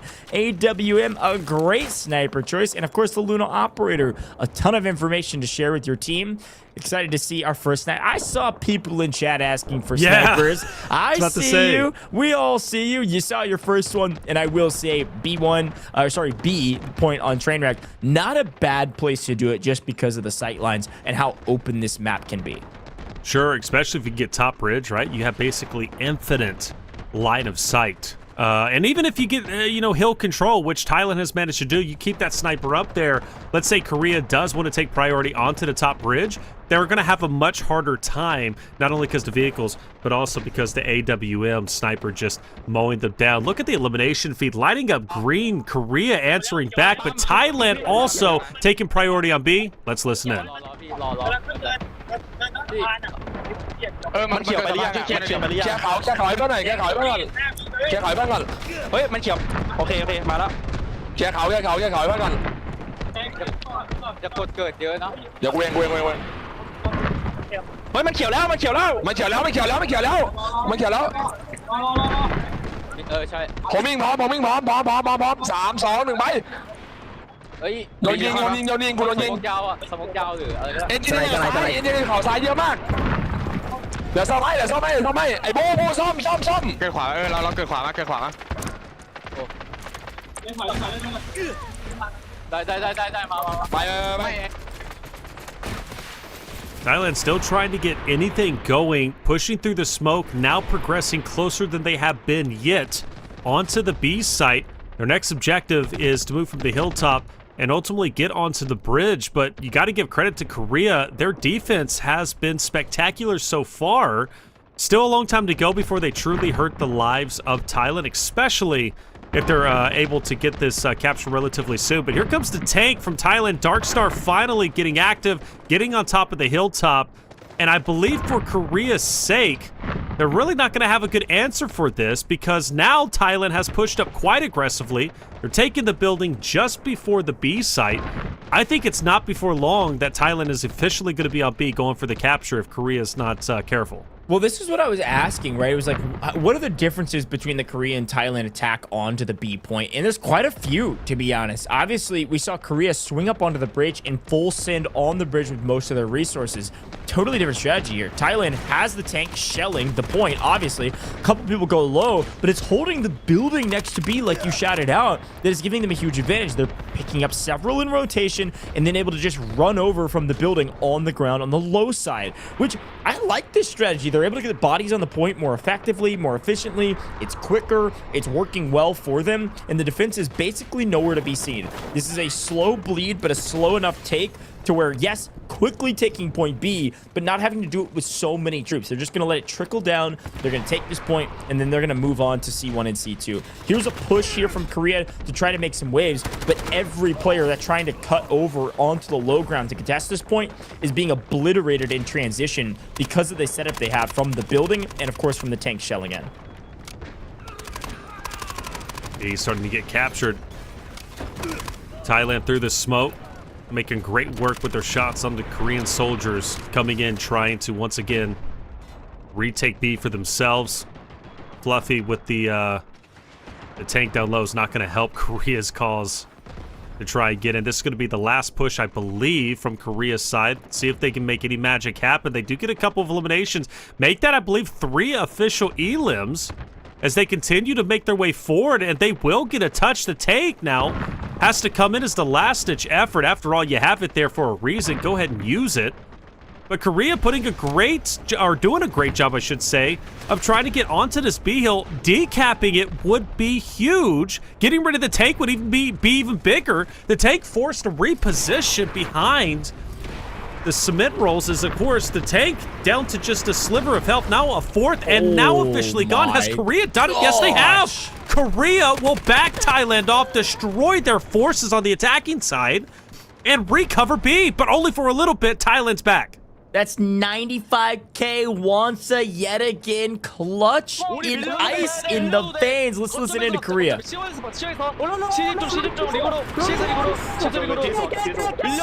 우리는 C1으로 가야 돼. 우리 시간 끌어줘. 우리는 여기 이번을 가야 돼.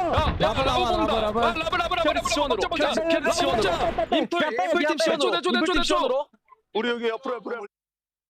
A great listening yet again. You can see the spread of eliminations, etc. across the board. Obviously, Darkstar, the standout figure on the side of Thailand.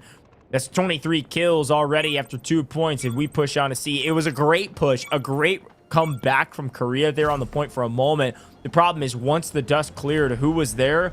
Everybody spawning from Thailand. They had a tactical respawn beacon close. They were able to get on the point way faster than their opponents. So nearly max lives still going into C1 and C2. Taylor, I can't imagine. I don't know if Korea can stop them. They've got to have a monumental effort. And frankly, it's coming from a guy like 95k Wonsa, who's using Aluru, I believe, using that personal missile that Aluru can shoot out and picking up a ton with that, especially able to take out vehicles, a huge value add for his team. And I'm expecting to see more from this Korean squad on figuring out what operators are needed to take down these vehicles quickly and hold down these buildings effectively, because already they are losing C2 immediately upon opening up these points.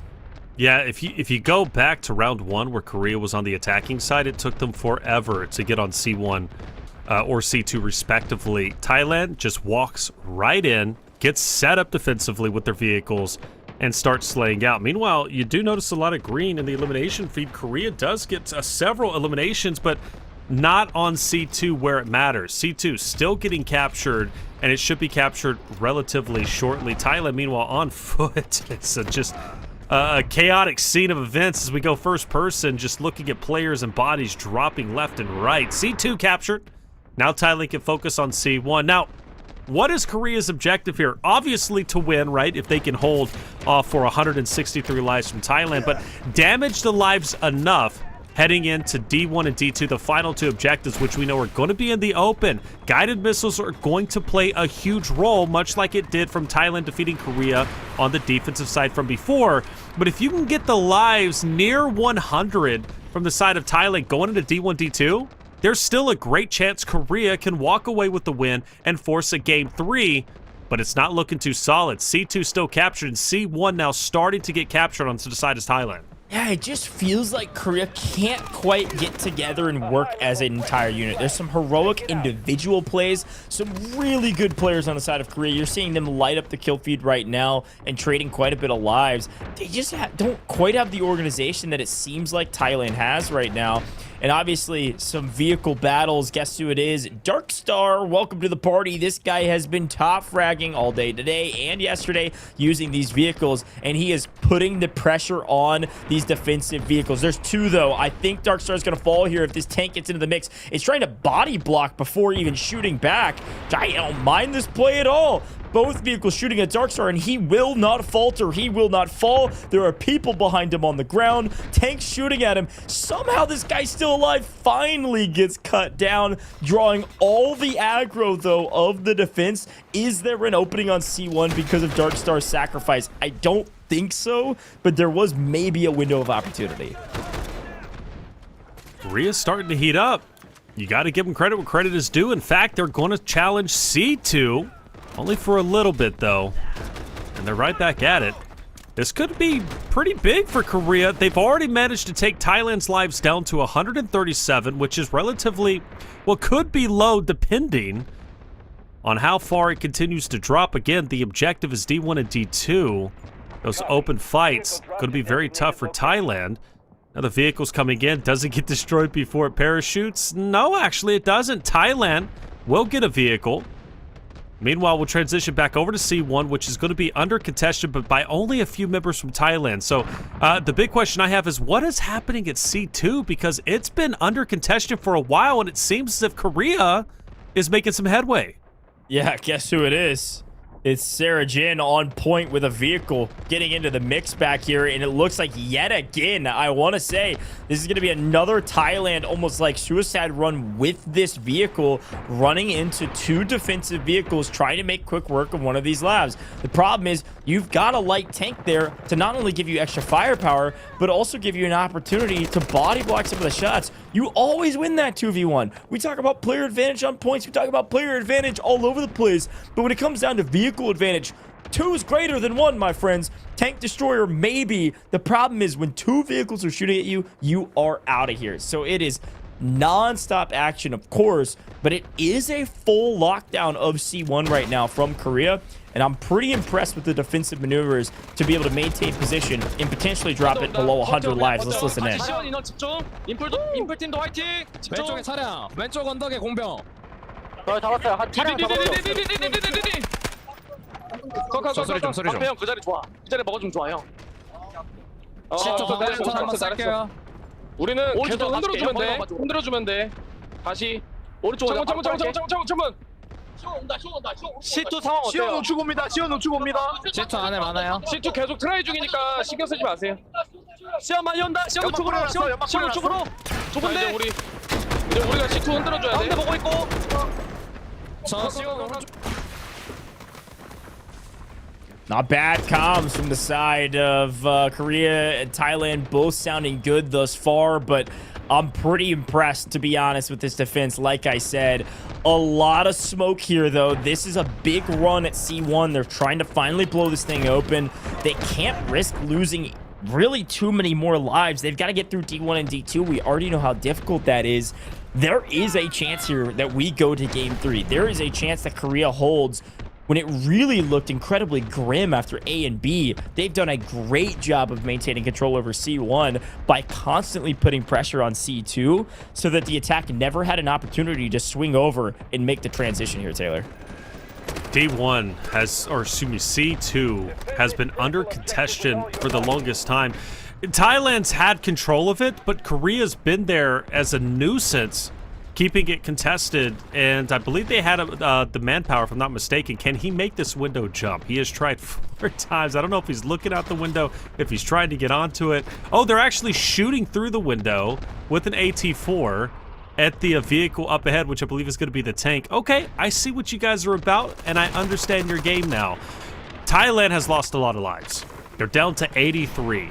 And now you're starting to get into that dangerous territory that I was bringing up a little bit earlier. Like, even if you do manage to achieve C1 and C2, you go into D1 and D2, the final objectives, with not as healthy of lives as you potentially need to close it out, with those hills being as open as they are. But maybe, just maybe, Thailand can do it as a buzzer beater and get C1. They're starting to do so, but notice C2, which has been under contention for a long time. A lot of emphasis from Korea has been put over here, including now, I believe, a tank destroyer that is going to be here as well. And C1 is going to be decapped. C2 is also getting decapped. Yeah, Thailand's still in trouble, brother. Korea are playing out of their minds. That's what I'm saying. I mean, they have truly stepped up in an opportunity to really put another great game on the board, but this time actually take the win. It's a complete trading of points. It was going back and forth, and both have kind of retreated to their respective bases. This is what I love about Trainwreck. This point is so interesting because this is what you almost always see when you play Trainwreck, is you have a team that takes one building, the defensive team hunkers down in the other, and it's nonstop action. The vehicles cutting people out in transition, but it's all about the CQB combat inside the buildings that are truly the name of the game. And so a couple key attackers come swinging in. We've got an armored transport vehicle trying to get in. They finally blow a hole in the wall, lose the transport vehicle in the meantime, and the Lav comes in to play cleanup. It's so easy for Korea right now. They're holding down C1 like their lives depend on it, because they do. They have to depend on the defense here in order to make sure that they make it to the next round C1, or at least have a chance to in Game 3. Thailand making nice pushes. They like to clean up any of these vehicles who are being probably the biggest nuisance on the map, but every push on C1 is just being obliterated by the Lav and also the forces already set up inside. So what's at stake here? Well, obviously for Korea to tie the series up 1-1 would be huge against a team that beat them just yesterday in a convincing way. No competition. I'll be completely honest with you. I'll be blunt. Korea got destroyed by Thailand yesterday, but after Korea beats Japan, they get the confidence back, and now they're feeling themselves. Like I said, getting that first win is usually the difference maker to put you ahead, at least mentally, right?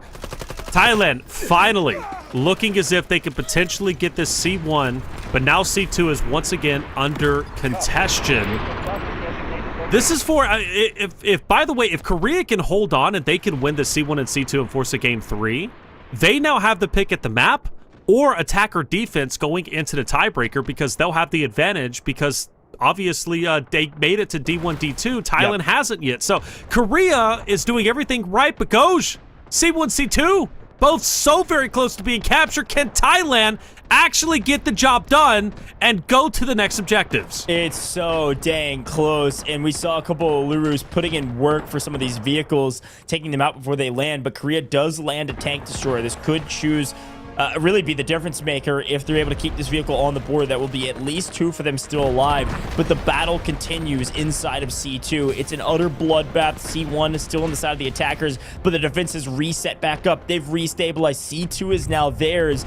Maybe swapping buildings, it doesn't matter. One has one, the other has the other. The tug of war continues, which is only good for the defense. Unreal right now from Korea to be able to have not only ice in the veins, but be organized enough to keep this game going. A first guided missile landing on top of C2, getting absolutely nothing for it, but the first one lands there.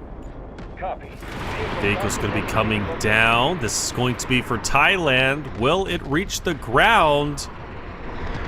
Just barely.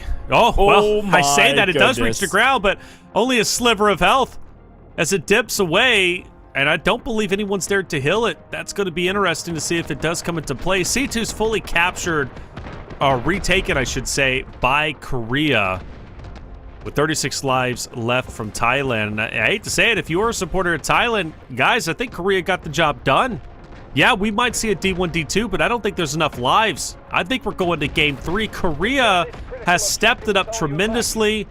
They've had a long day, but they want their day to be even longer. They want to go to Grand Finals. They want to play for the championship, the coveted trophy, and $40,000. Yeah, this is crazy. I'm blown away with the different team that we're seeing today in comparison to yesterday. This Korea team has truly stepped up and delineated roles well. Feels so clean right now with the way they're holding. They know when to transition. Here comes a small attack from Thailand across the board.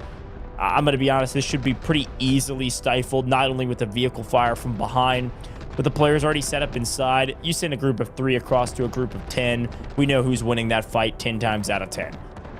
And it's been constantly like that. In the times that they have noticed that Thailand sends their entire troop force over, they just swap sides. They keep the vehicles on the backside, protect the new building, and everybody swings in the backside. Because again, tug of war goes to not just the victor, but the team on defense that can keep tug of war going until the game is over.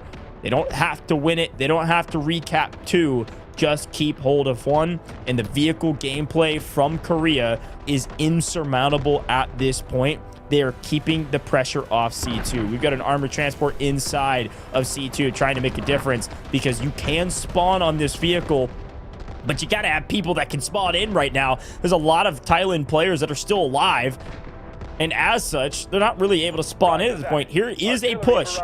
There is some ticking that should happen on C2, even if just a second or 2 here. There's a moment, but guess what? Look who's over on C1, Taylor. They're trading hands again. They are. They are. You know, just when Thailand thinks, okay, we're finally making progress, Korea comes and takes it away from them by decapping C1 or decapping C2. It's been consistent, and you got to appreciate the effort and the coordination Korea has had throughout this game, too, on their defensive side. Yes, they lost attack, but they were unwavering in their faith to defeat Thailand, at least for one game, of course, game 3, and we're seeing the results of that. Once again, both sides are going to be red, but not full red, not fully captured just yet. We do have another missile coming in. I have to assume this is going to be Korea's missile. We'll find out very shortly once it connects, and it does connect at least on one, and that was Thailand. Z onto one of the members from Korea, but only one. And C1 still being decapped. Jeez. 17 lives remaining. Yeah, Korea answers back once again in a flawless fashion. In fact, they're going to go ahead and double down. They're going to get the decap on C2 as well. Yeah, I mean, they just put a light tank on point, and there's nothing that Thailand can do about it. This is, frankly, utter domination, a perfect trade yet again. Korea's doing a great job of maintaining position now on C1. 6 lives remaining. Folks, I think I know where we are going. It is going to be a trading of defenses, a trading of wins, which means we are going to game 3. There's only 4 lives remaining. It's just a matter of time. We may see a moment of overtime here in a second if things change a little bit. As our missile comes in, let's see if it makes a difference. A great shot through the roof, opened it up, but only gets 1 on C1. You saw the couple defenders that were actually on the point back up, and a couple more missiles, a strategic beacon place. It's just too little too late, folks. Unbelievable job from Korea to hold on to these points down to the final hour, the final moment, as more missiles come in and continually do not find anyone to take down. They don't change the tide of battle at all. Taylor, we are going to go to game 3 again. After 3 2-0s yesterday, we've now seen 2 back-to-back game 3s should things close out here in the next couple seconds. Yeah, and I think they will. The 1 life remaining. Korea, against all odds, has managed to come back, force a game 3, and what we thought, at least I internally thought, would be a quick 2-0. I did. I thought this was going to be a quick 2-0. Thailand, business as usual. They'll continue their domination as they had yesterday. But no, Ghosh, Korea, get it done. They get excited. And they will be moving in very shortly into their 6th series, or game, I should say, of the day. Now we start to talk about stamina. I think Korea's fine. I think Korea, I think Korea's okay. After that performance, I have no reason to believe that they're going to be slowing down. They played that impeccably. Thailand was on the back foot the entire time. And now, more importantly, right, now that we move into game 3 with the tiebreaker rules, Thailand's going to have a choice, or excuse me, Korea will have the choice. Most definitely. What map do they want first and foremost? Or do they just want to go ahead and choose the side? Attack or defense? And I think they're going to do what Korea, or excuse me, what Japan did. Or no, not Japan, excuse me, what they did before. It was them, yeah. It was them, right? And they're going to choose defense. I think that's the easy choice. Whatever map they go to, no worries. Defense is where they think they can win. Yeah, I think that's the right call. Again, I'm really impressed with Korea's defense. They look better on defense than attack, to be honest with you. It looks much more organized. It looks very clean. They know what they're doing. It's very strong. And so if Korea has the advantage, I can only imagine they're going to go for defense. And so then the ulterior question is, what map are we picking? Like, if I am Thailand, is there a map I feel really comfortable on? The answer to that question, at least in my mind, is the map you absolutely stomped this team on yesterday, which is trench lines. And so I am expecting to see Korea on defense, and we go to trench lines. That would be my push. That would be my push as a coach. Right. But again, I'm not on the back end. I don't know what this team's actually comfortable with. Do they believe that day was a fluke and that this team just completely, messed up and didn't play correctly? Or do they have a map they feel really strongly on, especially on attack? They're like, that's the map I want to attack on. Because Trenchlands isn't an easy map to attack on necessarily. We've seen some attackers win, of course, but it's not easy. And so is there a different map that you feel like is easier? I don't know. Maybe it's cracked. Maybe we'll see cracked again. Maybe. I have no idea. Knife's Edge. Who knows, man? Yeah, that's right. Okay.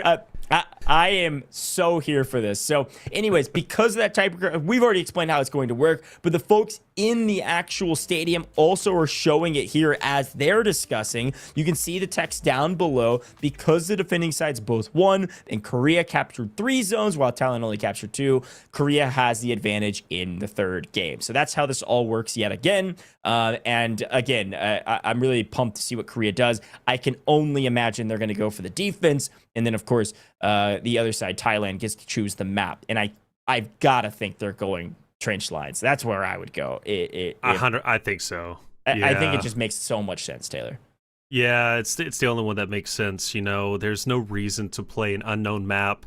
Go where you're familiar, because you're right. They did destroy Korea yesterday, even on attack when they were attack. Right? I mean, like Thailand on the attacking side throughout 3 different objectives only lost like 40-something tickets or lives. You know, that was all that they lost. It was a pure dominant win.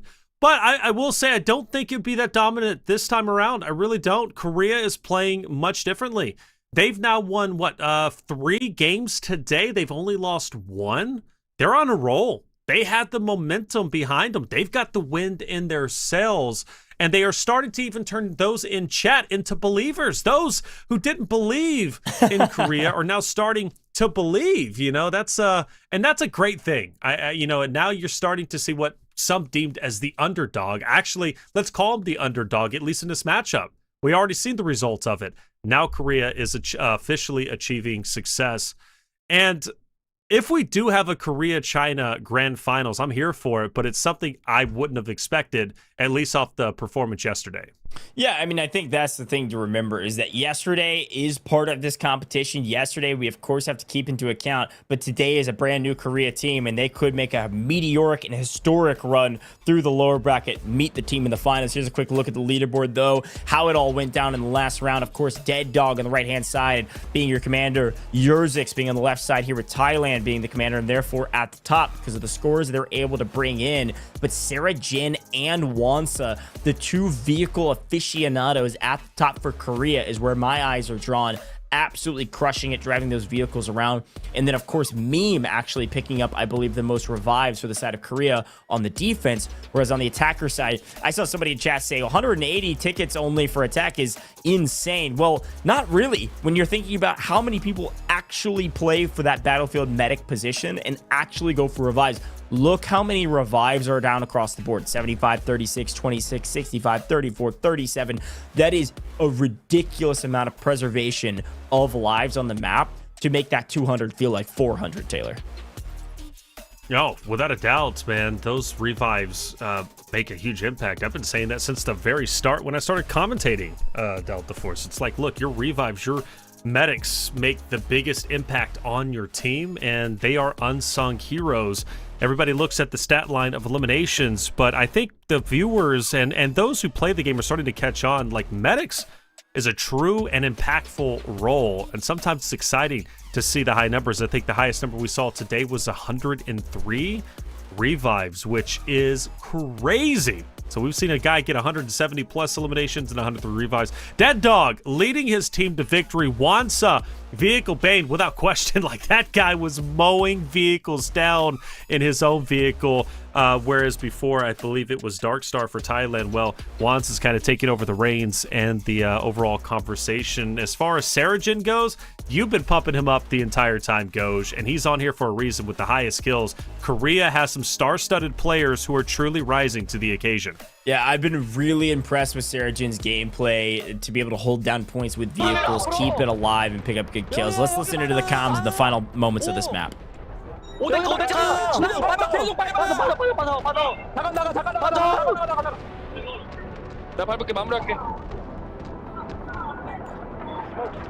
시원 정면 옵니다. 정면 들어갑니다. 1층으로. 시원으로. 여기 봐. 시원 들어봐. 시원으로. 여기 봐. 시원으로. 시원 밟아. 시원 비콘 나왔어. 비콘 들어와. 시원 밟아야 돼.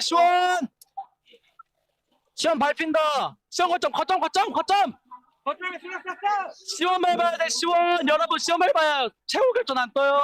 시원 밟아야 돼. 시원. 들어가. 낚시 달다. 낚시 달다 들어가. 결정 안 쓰려면 시원 밟아야 돼. 시원.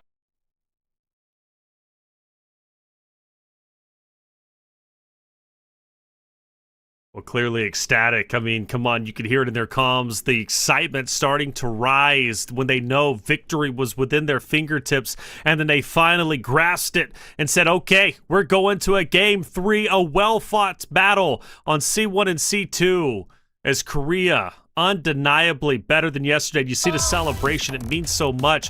When I say they have momentum, Goj, I mean it. Korea has the wind in their sails, and they're going across the ocean, baby.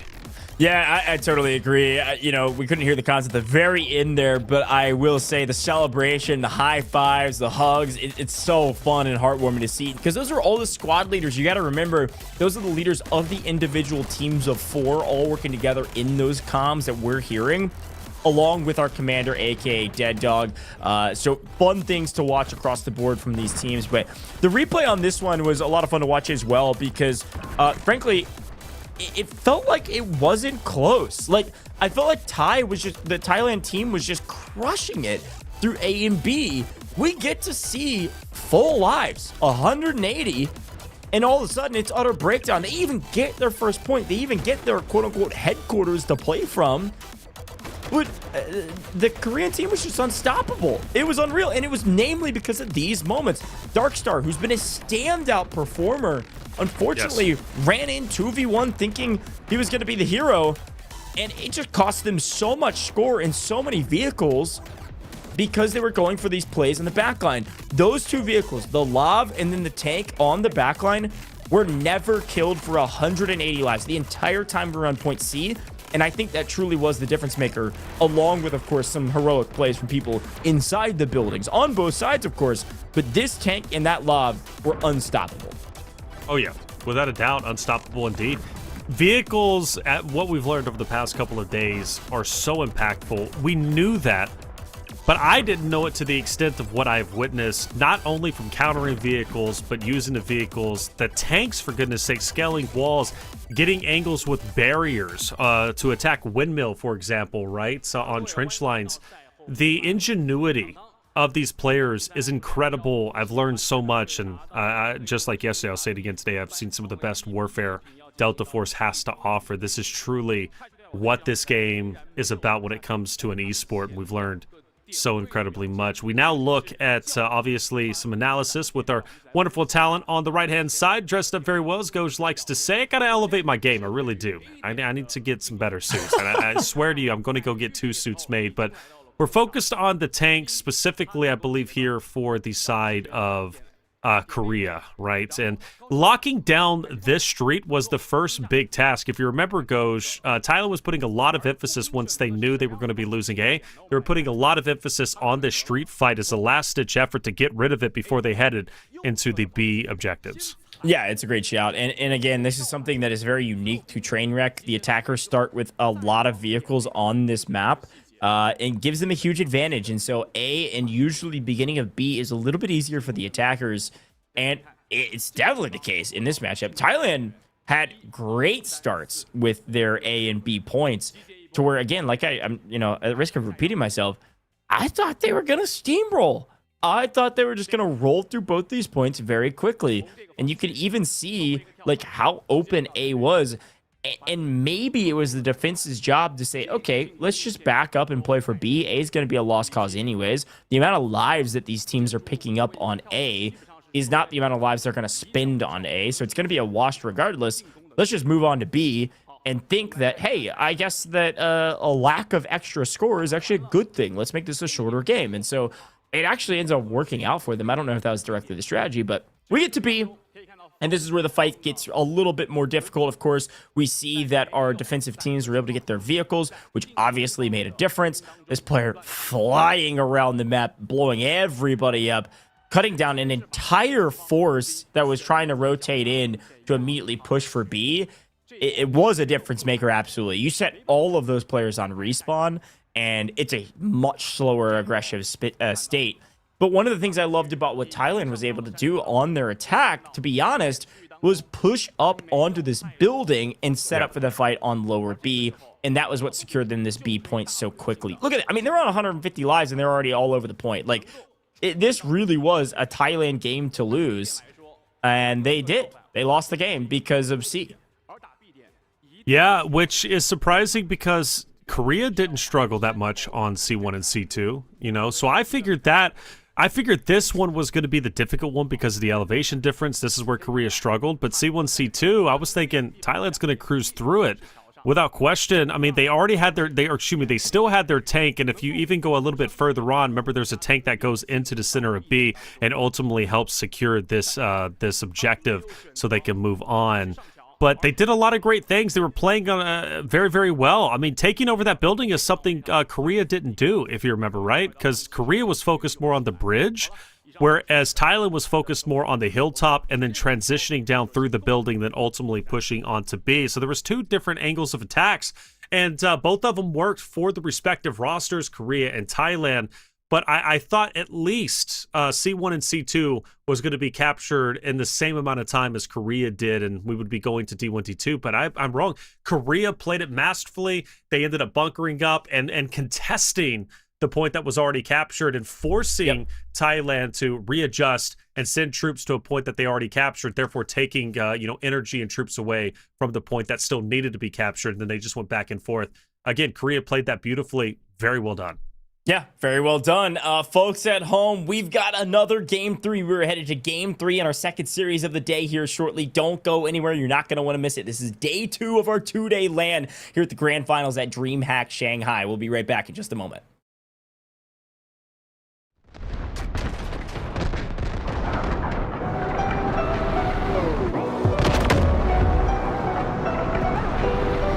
Roger that.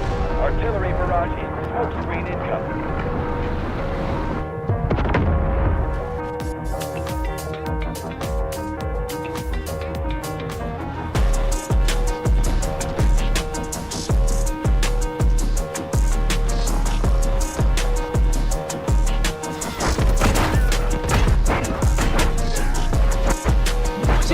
되는데 왼쪽 시원으로 더 들어야 돼. 오른쪽.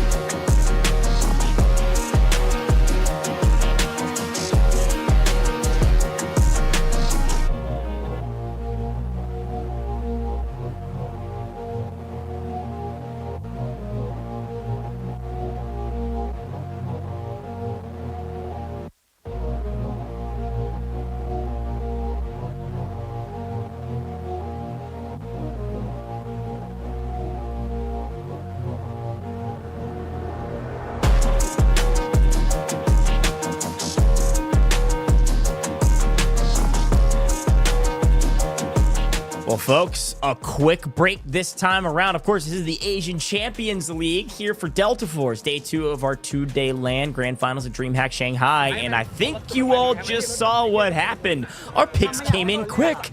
And it's like I know ball. It seems like our Korea team who won the trade-off said, hey, we just did this. We're going to go defense. And then our Thailand team, who they obliterated this Korea team yesterday on trench line, said, fine, bet.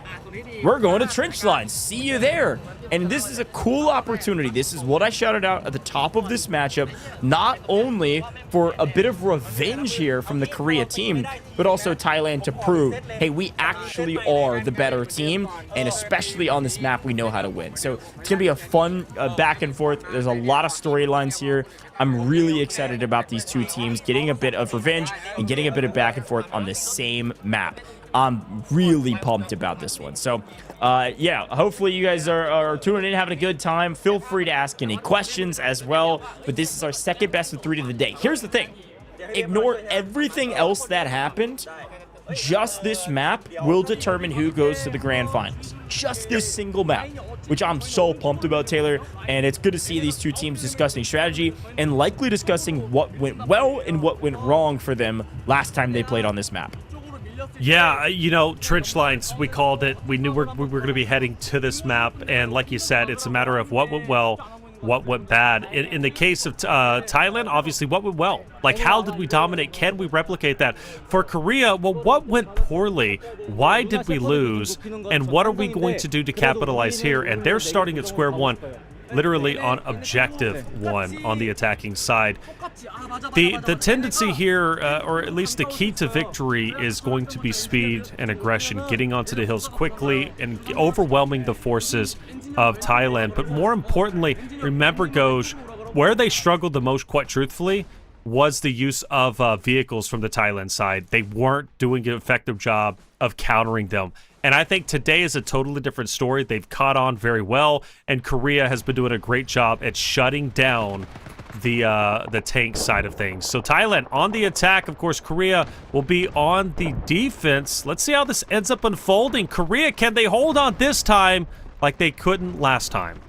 Yeah, it's a great call out, and as a reminder, the A point is almost an arbitrary roadblock before we get to B1 and B2. We've never seen a team hold A to a point of actually making a difference. We know the strategies at this point, and it looks like that tank was targeting respawn beacons, which is, I think, a great move, whether accidental or on purpose, worked out well for him. But this is classic. Look, we have seen this gameplay loop now multiple times on broadcast, and so we know exactly what to expect. We've got the tank in the back, creating a little bit of opening for the team, wiping players on the point, and eventually the attacker going to be able to swing in using smokes to get onto the point, pressure enough to take this one. It's really going to come down to how do you play the trenches in B, and as the Thai team knows, they've beaten this team on this map before. So although they are frustrated about last map, I do think picking this map felt really good to them, and they're likely feeling good about this matchup. So take already in the back line, no surprise there. That's just how it goes. The question is, does Korea want to try and take it out early on? Is it worth it? Like you said, A is just a temporary roadblock until we head into the trenches for B1 and B2. I do want to see more of a concerted effort, though, from Korea on B1 and B2, because that's where they struggled quite a bit. You know, if you remember, Thailand took over those sites pretty quickly. Korea needs to have a better answer this time around. And it wouldn't be trench lines without the Sanivas, man. These have been incredible. You see so many of them. There's going to be a wall. The reason why they're so big, obviously you got the shields, you got the grapple gun, but you also have the razor trap. And when you get into the trenches, placing those razor traps down to slow down your opponents, even just a little bit, puts them at a disadvantage so you can gun them down. So Saniva is going to be used quite a bit, as they have been throughout this entire tournament. A, being captured, but make no mistake about it, Korea has pushed in. They're putting up a great effort, defensively at least. Down to 189 lives is going to be Thailand, still very healthy, and I think Korea might be losing this shortly. The tank putting in a world of hurt. Yeah, look, this is honestly the closest we've seen a tank get to point A in the course of the last couple times in trench lines. Thailand, as per the usual, pedal to the metal. They are getting extremely aggressive. And again, losing 12 lives on point A is a complete misnomer. It literally doesn't matter. They get those back immediately, and we're headed on to B1, B2. Classic start, and so far, so good. Thailand looking very clean, perfect execution. You can see already, by the way, 31 revives from Thailand. No wonder they only lost 12 in that. They were constantly picking people back up. They were taking no risk, but here is an organized push over to B1. It looks like to start. If they can figure it out, let's listen in. สวยมากอย่าปั๊บไปเอามัน ได้ละยืนเอาไม่เลยแล้วมั้งเดี๋ยวเพื่อนด้วยเข้ามาแล้วเข้ามาแล้วเข้ามาแล้วชุบกูหน่อยกูจะกลางโลชุบกูหน่อยสวยครับข้างบนมามันจะตบหลังเห็นแล้วมาหลังบนสองเลยโอเคเสร็จแล้วใช่ไหมเอาไปดีต่อนะไม่ได้ยังอยู่ไม่ขอมาบอกว่าเอนจิเนียร์เฮ้ยอย่าทิ้งรถเอนจิเนียร์ I told you they were going to play aggressive. They were flying at B1. And one of the main reasons, they had massive player advantage. There's a full squad of Korean players on the right-hand side that were trying to take out this tank. And it would have been worth it. They almost did. They needed one more rocket, but the engineers kept it up. They were able to back up behind this berm to stay alive. Almost a great call from Korea. Unfortunately, it's cost them B1 within just a matter of seconds of starting this. Now, they've got a great amount of effort to try to push back onto it and retake it, but this tank is back to full health and is peppering these Korean players that are still trapped in these trench lines over here. They almost just need to die and reset and swing back the other way. This could be potentially, if Thailand keeps on this pace, this could potentially be the fastest capture of B1 and B2 we've ever seen. They are flying through this map right now, crushing their opposition, but there are a lot of Korean players on B2. It should be a little bit of a stalemate for a moment. And who knows, it could, Taylor, it could look like what we just saw in the last map. You know, the thing about Thailand and why they're so comfortable in the trenches is they love the CQC fights. They've got some great slayers on their roster who are not scared to get up close and personal and get scrappy. Korea, you know, much respect to them as well, but I think Thailand has the higher slaying power. So the bigger distances between the opponents, you know, between obviously Korea and Thailand, they feel more comfortable. Whereas Thailand, they're okay closing the gap. They're okay getting in your face. And, well, we're seeing that represented right here and now as it looks like Korea starts to get eliminated one by one. B2 quickly being encroached upon. I mean, Thailand is knocking at the door of starting to capture a B2. They're going to be there very shortly. Only a couple more members of Korea to get through. And, well, I think this might be a wrap. You've got one more series of troops from Korea who's going to be coming in from the off angle. If they don't have an impact, B2's captured. And like you said, this could be a record. Yeah, this is a great swing from Thailand. They came over immediately. We don't even usually see the tank on B1 till like 80 lives remaining. Korea's still got these flankers trying to throw bullets down range like the AT-4s at this tank and keep it unhealthy. Unfortunately, they're not hitting that often, and because of it, there's just not that many amount of people on the point in comparison. Luckily, the team's able to hold it down, and it does look like Thailand's at least trying to get a little bit aggressive because it is pushing the tank back. So I like the strategy. It is working. It's just risky. Frankly, from the Korean side, they've almost lost both points because they're missing 4 players. And if Thailand knows this, which they do, they might be able to just fly at B2 with everybody all together and potentially take that point because technically they have player advantage. B2 still looking quite healthy. Korea's managed to hold on. They're looking strong, forcing Thailand to bleed their lives. And although C is going to be the next objective, which we'll naturally be going to, after the hold earlier that we witnessed from Korea, I believe it was, right? If I'm not mistaken, you know, you got to think maybe they have the same defensive setup with the dual tanks, the double tanks, which could potentially hurt Thailand. So the more tickets, the more lives Korea takes from Thailand puts them in a great advantage heading into C.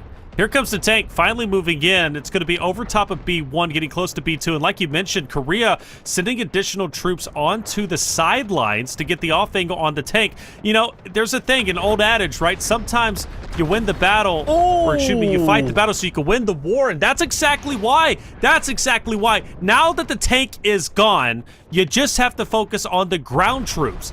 I think it was worth it. I think the juice is worth the squeeze, brother, and Korea are in a much better spot than they were before. Let's listen in. 8,000년밖에 안 되는데. 오케이. 왼쪽 배탱크 라인 한 분대 와요. 예, 왼쪽 옵니다. 탱크 다시 온다. 탱크 다시 온다. 우리 다시 탱크. 우리 다시 탱크. 우리 우측으로 돌아가요. 우측으로 한 분대. 이번에 우측으로 돌아가요. 우측으로. 좌측에 있어. 좋아. 우리 너무 좋아 지금. 괜찮아. 죽어도 돼. 나도 70. 나도 70. 투자하기만 만들어. 왼쪽 강타 한번 맞으세요. 잡지 마. 잡지 마. 잡지 마. 잡지 마. 강타 왔어요. 강타. B2 터널. B2 터널임.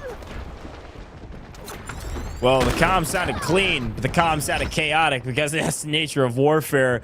I love the fact that we got a chance to see all four of those players finally executing the job, swinging around the outside, all shooting at the exact same time and blowing that tank up. Now, of course, it looks like they're going to have to do it again, and that's exactly what they're doing. Look at him run!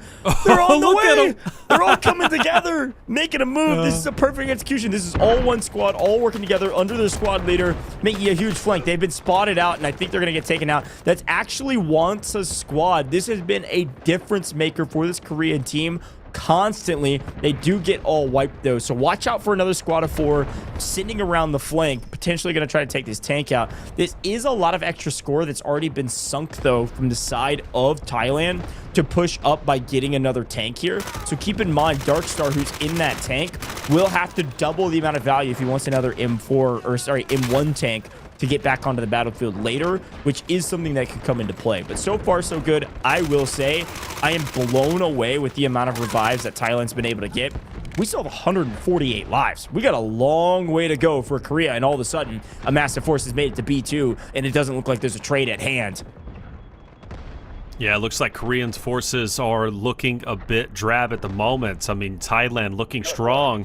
Korea will go up. I mean, if they can take this back over and we continue on, that's going to take or hurt, I think, at least Thailand's mentality. I do see a lot of bodies on the ground. Korea's making great work of trying to retake B2. In fact, look at the overhead. All those green arrows is going to be Korea on the defensive side, mowing down the red players of Thailand. They successfully take over B2, Goj, which is great. And a respawn beacon, I'm not sure where it's at. It might actually be over on B1. Another vehicle's coming in, and this is going to be Thailand's. Great news for them. Korea is holding on tight to what they got. We have 2 vehicles now for Thailand.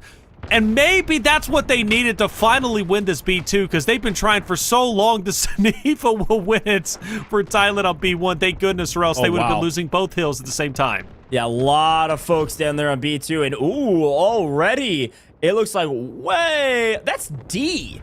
I mean, that's so far away. They're calling in that tank, and they were able to get it in. I thought it was destroyed, but hey, if you want to make sure, that it gets called in. I mean, they are way back there. Unfortunately, because there's just less players. This is 20v20. You can't afford to have 5-6 players super far away, because all of a sudden both points are going to be capped, and we're going to be moving to C here in just a moment. If this remaining player gets wiped out, bang, there it is. As much as we were lauding Korea's ability to take away folks on the map, unfortunately they only took down 53 total, which means we get all those 53 back, and we are back up to maximum lives. Thailand in the lead going into C, and again, we've seen only one team ever hold a decent C position.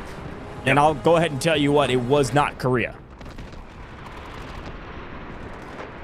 200 lives for the side of Thailand. All that work for Korea, all the blood, sweat, and tears, just to go into C with the reset. Look at all the red in front.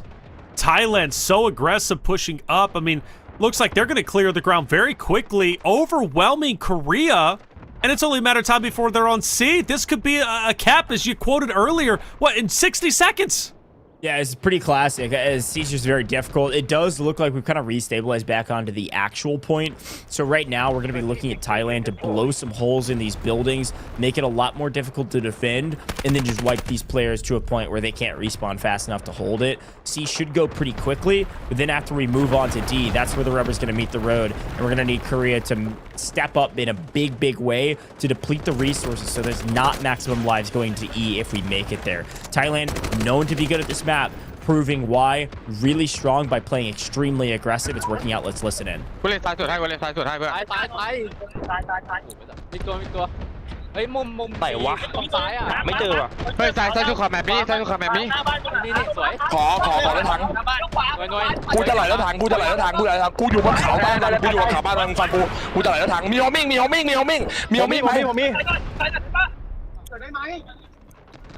ไอ้ฟิวมาเกิดพี่มันอยู่สายเลยมันเป็นเซนโลพี่ ผมยิงเฮ้ยขึ้นหัวรถถังกดมันจะเข้าโกดังรีคอนตาย Well, comms obviously smooth because, well, they've got to protect this point. And here's the thing, right? You compare the two Korean defenses they've had.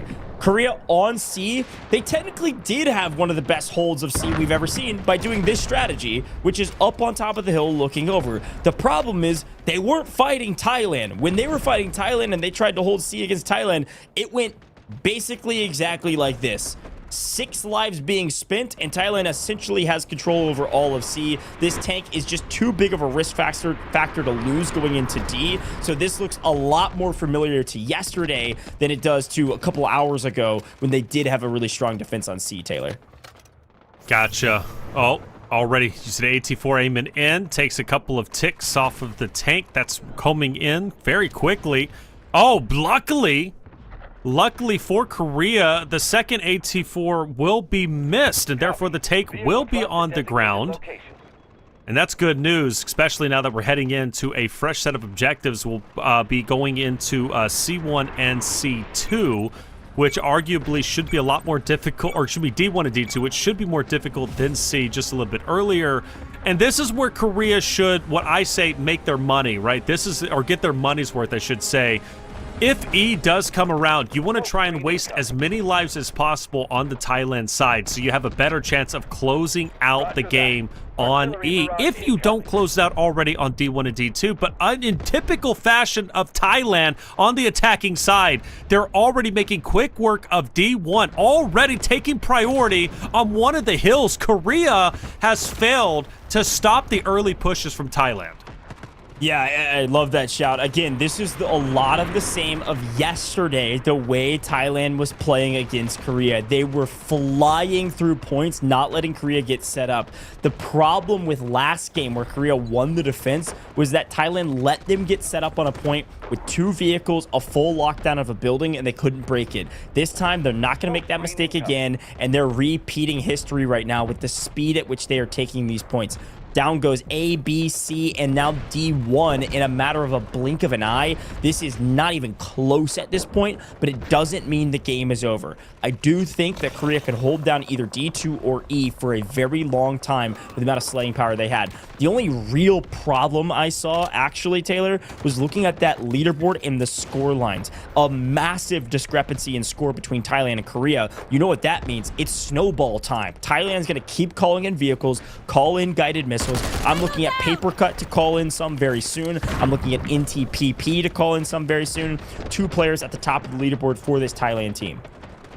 You know what's hard mentally for Korea at this point, you know, of course, subjugating is I feel Thailand, because they are getting on these objectives and capturing so quickly, Korea doesn't really have a chance to recoup. They don't have a chance to sit back and take their time and re-coordinate and, you know, get their wits about them.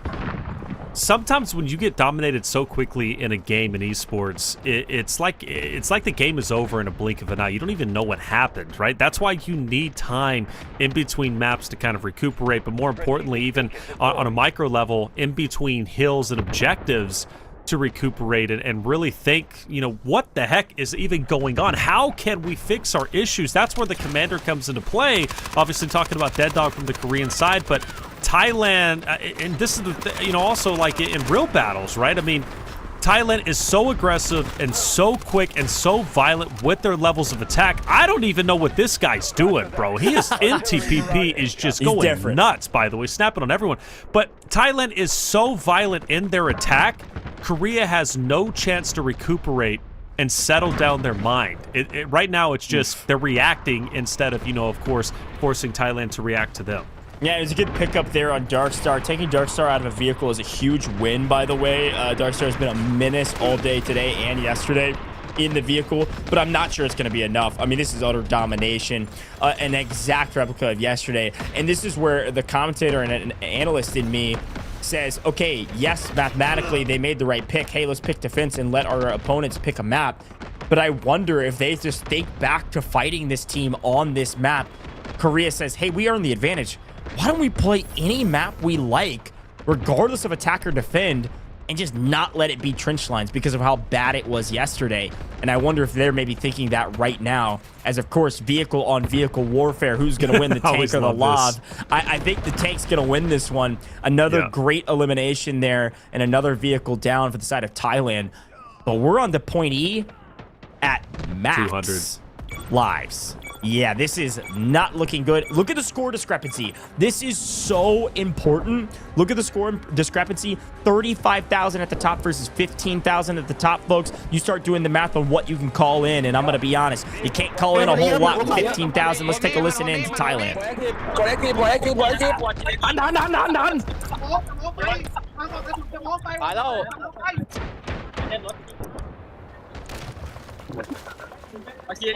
เฮ้ยฟิลผมมีให้ฟิลผมมีจีวันให้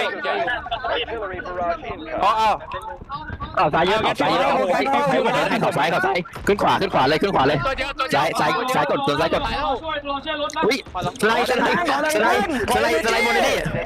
สไลด์บนหอคอยบูแล้วโดนบนหัวฝั่งขวารีเซ็ตได้ไม่เป็นไรรีเซ็ตเทปฝั่งขวาเหมือนเดิม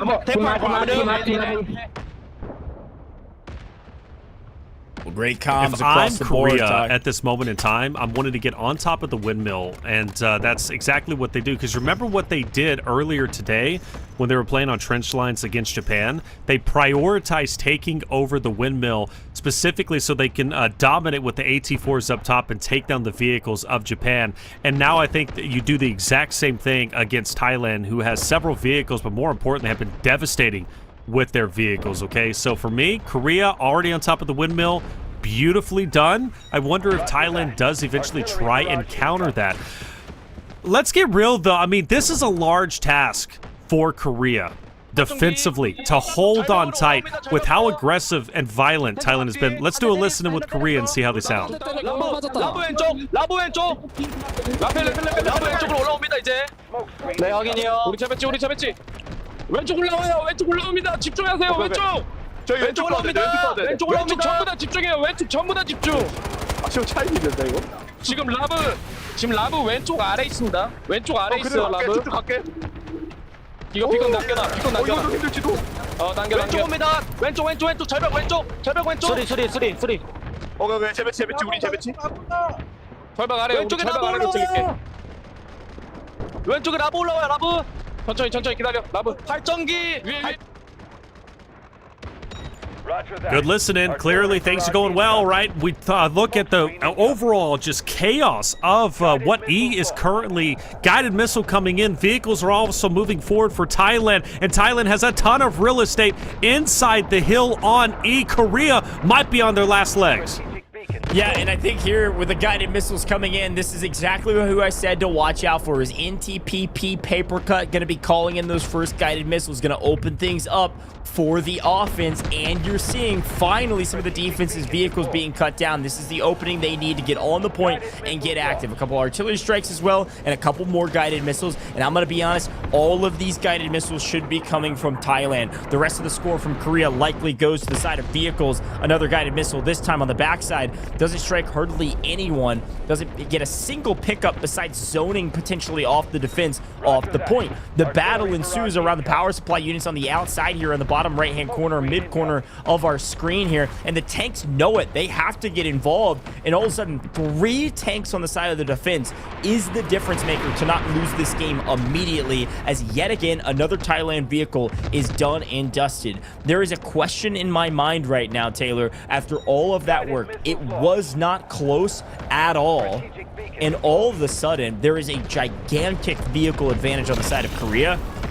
All that we should be caring about as the attackers is how to kill those people. And here's another guided missile to open things up. Another Thailand missile from Zai comes in, blows up a couple people on the point, but it's still 3 tanks absolutely obliterating everybody spawning around these power units. Yeah, there's a respawn beacon, I believe, inside the power units as well, unless it was destroyed. But Korea regaining control against all odds. I gotta say, I am blown away, and I do believe the missile did destroy the respawn beacon, which is pretty bad, because now Thailand has to once again regain control. Goj, I'm gonna be real with you. I thought this was gonna be done with and dusted, but clearly it's not the case. Korea still very much in it. 151 lives, guys.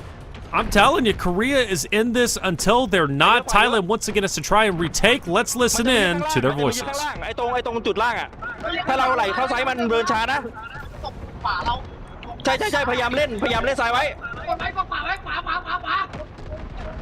พยายามเล่นซ้ายไว้ทุกคนมันมีปืนเคาะอยู่ข้างบนมันมีปืนเคาะอยู่ข้างบนอย่าชุบปืนเคาะอยู่บนเสาอีกตัวนึงชุบอยู่พวกผมเข้ามาได้ที่อาคารแล้วทุกคนรออาคารแล้วจุดเซตก่อนรอต่อรถถังมาด้วย Comms again. I mean, again, like the classic saying we're saying is that they sound clean, because you got to remember these are IGLs for an entire team of 20. So it is constant stream of information, where people are at, where these tanks are at, how to aggress, where they want to go, what the orders are. It goes very quick, Taylor, and I'm loving what I'm seeing. The emphasis has to be on killing these Korean vehicles, and it needs to be very soon. I think that's been the emphasis the entire time. You know, taking these vehicles down is of the utmost importance. And I think now, even for Thailand, right? Thailand has to take down the 2 tanks, and doing that's going to be so important. But I really do appreciate the fact that Korea has set up here. And I don't know if you noticed, by the way, on the zip, they had a Suniva razor trap on the zip up, just in case Thailand decided to get sneaky and go up. You know, it's just the little things, right, that make all the difference in the world.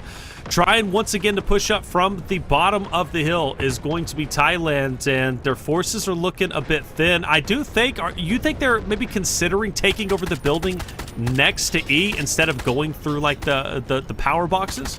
I mean, that's absolutely what they have to do with 3 tanks on the board. Here's the thing. I don't care what you're doing. I don't care where you go or how you address this point. You lose if you can't kill these tanks. And you have to know that it does look like one has faltered. That's a huge win on the side of Thailand. They know what they need to do, and almost everybody should be running Stingers and Engineers, smoke and run up, and then blow these tanks to smithereens. That is your literal only option if you want to win this game. And it looks like they know that. They pushed back up the power supply units. They've taken 1 tank out. There's now only 2. Still a problem when Thailand has yet to call in a vehicle. They prioritize guided missiles, and they got nothing for it. And guess what? We've got another tank being called in from Korea. This is unbelievable. I mean, this is the problem, right? This is not going to be a win for Thailand if they don't figure out how to take down the tanks. And what's so interesting about these fights and the constant back and forth is that sometimes all it takes is 1 well-held point, and you can win this whole game, regardless of how the way the rest of the map's been going. Thailand's a bit spread out. Korea also spread out themselves, but their line of attack, their angles, I think, is a little bit stronger, in my opinion. I'm paying attention to the bottom of the screen. Yeah, Korea, with just 2 strong, managed to take out 4 members of Thailand on that rock. Now you just got a couple more to clean up. There's going to be Fluffy BBC there. He's taken down. Korea's cleaning up shop. 112 lives now for Thailand, and I think it's official. Korea's back in the driver's seat. They're the ones with the momentum. They're the ones holding it down, forcing Thailand to think, what the heck is going wrong? We were steamrolling earlier. We were even steamrolling on E. We had it. Why are we no longer in the driver's seat? Why are we no longer winning? Well, of course, they've got to figure that out. They're desperately trying to get up there, Ghost, so they can place down a respawn beacon. But unfortunately, the respawn beacon that they had control in power, it was destroyed by the missile, right? You can't do anything about that. It is what it is. So now you've got to once again go, try to get a respawn beacon down so your troops can then spawn on you. And they're trying to do that through the E building, but there's only 2 there. They're not making a lot of progress. And once again, they're going to try not only from the building, but this rock, which they've just been getting gunned down. And a tank is there for good measure on the Korean side. I'm going to be honest. This is looking horribly grim for Thailand. And I think one of the things that Thailand is going to have to do here is prioritize things that can take down the vehicles. I've been saying that over and over again, but what I mean by that is actually some of their call-ins. I don't know that you're going to kill a tank with a guided missile. I think it would be extremely difficult to do. I think you would have to target it perfectly. You'd have to target a space where they don't think it's going to land, like behind the point, and get lucky. That's not the way to do it. Instead, maybe artillery barrage could help you out a little bit and push them back on the point. I'm kind of thinking every single player on the Thailand side needs to back way up, regroup, and call in their own vehicles. That might be the only option. Those tank destroyers are a pretty good option to maybe get involved here. But, I mean, we don't even have an attack anymore. It looks like half this lobby on the Thailand side just left the game. There's nobody on the map. Like, they have nothing to do. And so, again, the call to action here is regroup, set back up, and move up as a unit. 3 vehicles is nearly an insurmountable force. And that word nearly is about to be removed pretty soon. Is that Sarajin? Yeah, Sarajin from Korea. Perfect position, perfect spot. You can't even sneak up on him. Like, he's in such a great open position that if you try to sneak up, much like Korea was doing with the squad, trying to take down the tanks of Thailand during the B1 and B2 position and trench lines, like, that worked because you had a lot of coverage. Where Sarajin is at, you don't have any. So if you're trying to take an AT4 and get onto that hillside, you're going to get spotted a mile away. Now, I will say this, though, for Korea's sake, I see them getting very aggressive and pushing up. I don't want them to get carried away here. There's no reason to overcommit and overextend your team. I understand you want to get greedy, but there's no reason to get greedy. You had a power position. You knew where Thailand was trying to go, and it's right there where Noi is at, where Darkstar is at. And did that tank just get destroyed? No, it just took an AT4 shot. It's going to be okay. But don't get too greedy, Korea. You have a power position, and because you got greedy, now the forces from Thailand are pushing in. This was my worry. Yeah, it's almost a worry in my mind. It's 3 tanks still. I mean, I feel like half of Korea's forces could just sit in the building and grab a cup of coffee. Like, 3 tanks, if they don't fall here, is unstoppable. So even if you give the attackers some moment of a position on point E, it doesn't matter. You roll in with engineers riding your tanks like it's a bicycle and you just blow everybody up. I mean, this is the problem. This is the issue. Thailand doesn't have vehicles. They've called in their guided missiles. Their vehicles got destroyed early, and they spent a lot of their resources on other points to steamroll. We get to E. We got a lot of bodies on point right now, and the signal cry is going to be coming through that these tanks need to get on point to cap it back, and boom, all of a sudden, it doesn't even look like there's anybody here. Oh, did it get destroyed?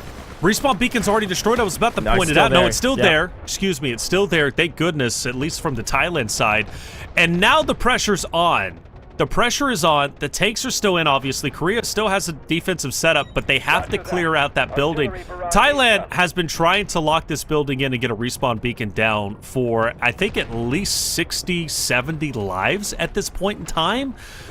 So for Thailand, they're in a better position they were before, but still questionable if they can close this out. But, Goj, this is their best option. If Korea can successfully retake that building, get rid of the respawn beacon, I think they're going for gold. They're going to grand finals, and I believe the respawn beacon's out. Guided missiles moving in. Let's see how effective it is. Yeah, this is going to be massively important. Which team is this for? Who does it land on? It was another Thailand missile that comes in and takes out 2. This is going to open up the point a little bit, and we've got a couple more missiles following. I can only expect that we will see our first Korean missile here shortly. Reminder, they were like 20,000 score behind the top scorer.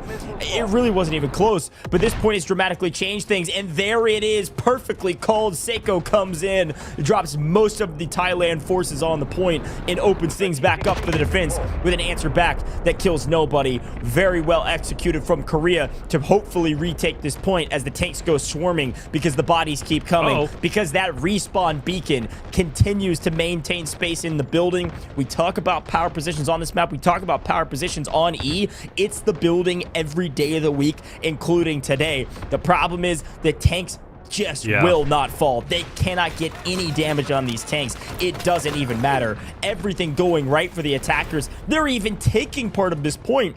But at some point, when all holds left, when all of the defense is gone, there's still 3 tanks that can roll up onto the point and say, sorry, dog, you can't do anything about us. It's a massacre. It's an absolute massacre. There's nothing, like you said, Thailand can do. Talk about flipping the script, ladies and gentlemen. Korea had their back against the wall the entirety of this game. We were ringing the alarm bells. Korea was done for. Chad, I saw what you were saying. Korea taking the L. But Thailand now, they're the ones taking the L because Korea has miraculously come back through grit and determination and ultimately wonderful coordination across the board from this Korean roster. They have held on to E. And I want to reiterate, Thailand went into this objective with 200 lives. They were maxed out. Korea truly was at their wits' end. I thought it was over with. And now they are 27 lives away from moving forward to grand finals against all odds, defeating what is a powerhouse team of Thailand and going against the top dog, which is China, for $40,000. The top dog is dead dog, dropping another guided missile and picking up one in the building for posterity's sake. I mean, now we're just having fun with it. Let's take out some people from distance. You're not drawing a flag with this ATV. Sorry, dog. See you later. I mean, this is not even close anymore. Like, there was a moment, obviously, that everything Thailand did was perfect if Korea didn't have 3 tanks. I'm going to be honest. Like, everything they did. They pushed into the building. They had a respawn beacon. They had so much value. Look how far away they are with 13 lives. But there's still people inside the building. It's just too little too late. They couldn't isolate these tanks. They couldn't take them out. And because of that, they're going to lose. And some people are saying, oh, vehicles are overpowered. No, this was a strategy problem. Tanks are really strong. You somehow let Korea get 3 tanks and weren't able to answer back because we overspent on guided missiles and overspent on our vehicles early, who all got destroyed early. We've got no points left to spend on vehicles we can't answer. Everybody swapped to an engineer, try to blow these tanks up. There's just 3 of them. It's too hard. It's not a vehicle problem. It's a strategy problem. And unfortunately, Thailand wasn't able to execute. And I know we sound grim, but 200 lives. They had max lives going into this. Unbelievable. Yeah. Isn't that crazy? Max lives. Max 200 total lives. And remember how quickly they got onto E as well. Had the respawn beacon. Plus, they were the first ones to call in the guided missiles. If I remember correctly, like, they had everything to win, but once that respawn beacon got destroyed over there in the energy terminals, like that was pretty much a wrap. Honestly, in my opinion, we do have another beacon down. I don't see where it's at, but this is a last-ditch effort. I mean, Thailand at their wits' end. 5 lives remaining.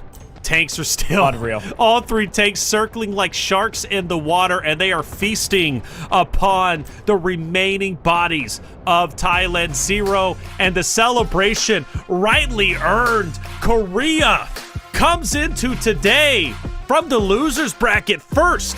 They take down Japan, then a rematch against Thailand, who dominated them just the day before.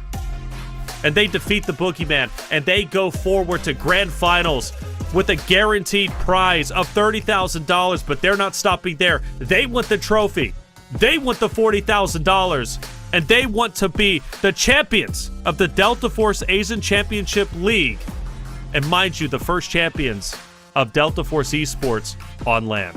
Oh, that's so brutal, man. I mean, I'm seeing the reactions on both sides, and obviously complete opposites of one another in utter celebration and almost dumbfoundedness. The Korea team said, wow, we won it all. And unfortunately, on the Thai side, they were so sure they were going to win that map, and then they lose in the final point. And you can see, especially from Yurzax, the leader, so sad. And, well, here's the side of the celebration. Unstoppable. Korea has moved on to the grand finals after nail-biting performance after nail-biting performance. Folks, you got to remember, Korea started in lower bracket round 2. This is a meteoric run. They have to go the farthest out of any team from losing the very first round, then winning in our first round of the lower bracket, winning second round of the lower bracket, not only winning in 2 best of 3s. Yep. Clutch in the moment, good at defense. opportunity knocks. They got to take down the behemoths. So many teams to talk about, so many players to talk about, and a great competition thus far. We finally made it to the grand finals right around the corner. We're going to be seeing China back on broadcast. We've been live for 7 hours today, and we haven't seen China once. They are waiting in the grand finals to see who their team will be that they're going to play against, and it's going to be Korea. Here's a quick interview, of course, with our Korean team. And another, I believe, another player for the first time, right? Be it up there. That makes, I think, 3 during these. Yeah. Which, again, love they're spreading the love. It's Wansa. This guy's the GOAT. I'm not going to lie. He's insane. Insane. You know, insane on ground level as a ground troop, is insane in vehicles. Top dog, baby. 그리고 우리 장비분들도 분명 잘했지만 보병분들이 너무 잘해줘서 덕분에 이런 결과가 나온 것 같습니다. 감사합니다. 现在心情非常好，我们这个载具的队也非常的出色，当然其他的队员也是表现非常出色，才能有今天这样的成绩。是的，今天其实2场比赛全部都拉满了吗？会不会现在感觉 He just looks so cool and calm and collected. Yeah, he's ready for the next game, man. He's ready for, dude. He is locked in, isn't he? Oh my gosh, yeah. 목소리를 정말 갈아 넣듯이 해가지고. There's a smile. He's happy. He can't hide it. Feels like the type of player, like, again, this is the English broadcast, folks. We obviously don't speak all of the languages here on main stage. And there is an official ACL broadcast out there, Chinese broadcast. You can listen to the casters over there. But I can imagine, and somebody can tell me in chat if I'm wrong, this is the type of player that is like, we did the job, we got another job in front of us. You know what I mean, Taylor? Like, we interview these players all the time, and some players are extremely animated, and they've got like all these stories, and then a lot of players are like this. I think it's wait for him to finish his answer. 그리고 상대 장비를 파괴할 수 있게끔 뒤에서 맵을 켜서 지켜보고 지휘하는 역할을 맡았는데 너무 만족스럽게 잘 끝난 것 같아서 기분 좋습니다. I think Delta Force is still so new that we're not going to have the villains just yet. You know what I'm saying? Like, I think everybody is you know, still humble, still like, hey, you know, the other team played well, but I think there's going to reach a point where, especially like on the road to EWC, right, going into next year, you think when these players get established, we have more tournaments, there's going to be some true villains that start to be created in the scene. And guys, we need villains to make things spicy and interesting with the trash talk. We do, but for now, all respect, and I'm okay with it. 탱크가 3대 있었는데 저희가 왼쪽, 중앙, 우측 이렇게 하나씩 틀어 막으면서 보병이 어떻게 움직이는지, 그리고 장비가 어떻게 움직이는지 정보를 쉽게 전달할 수 있게끔 배치를 해서 잘 막을 수 있었던 것 같습니다. 我们有3辆坦克分别在地图的左边、中间和 FYI, I see people in chat asking, oh no, grand finals is today in like 10 minutes. We are going to see Korea versus China in just a moment, folks. 这一次要捧起奖杯的话，觉得队伍短时间内啊需要去提升的点，或者说哪一些方法需要去使用呢？ It's also going to be a best of 3 with no bracket reset. So if Korea wins the best of 3, they are the champions. 팀이 굉장히 빠른 템포의 공격 스타일을 가진 걸로 알고 있습니다. 그래서 저희는 그 빠른 템포에 적응하면서 잘 받아치고 또 공격할 땐 저희만의 방식으로 말씀드리면 안 되겠죠? 그래서 저희만의 방식으로 잘 공격해서 이겨내보고 싶습니다.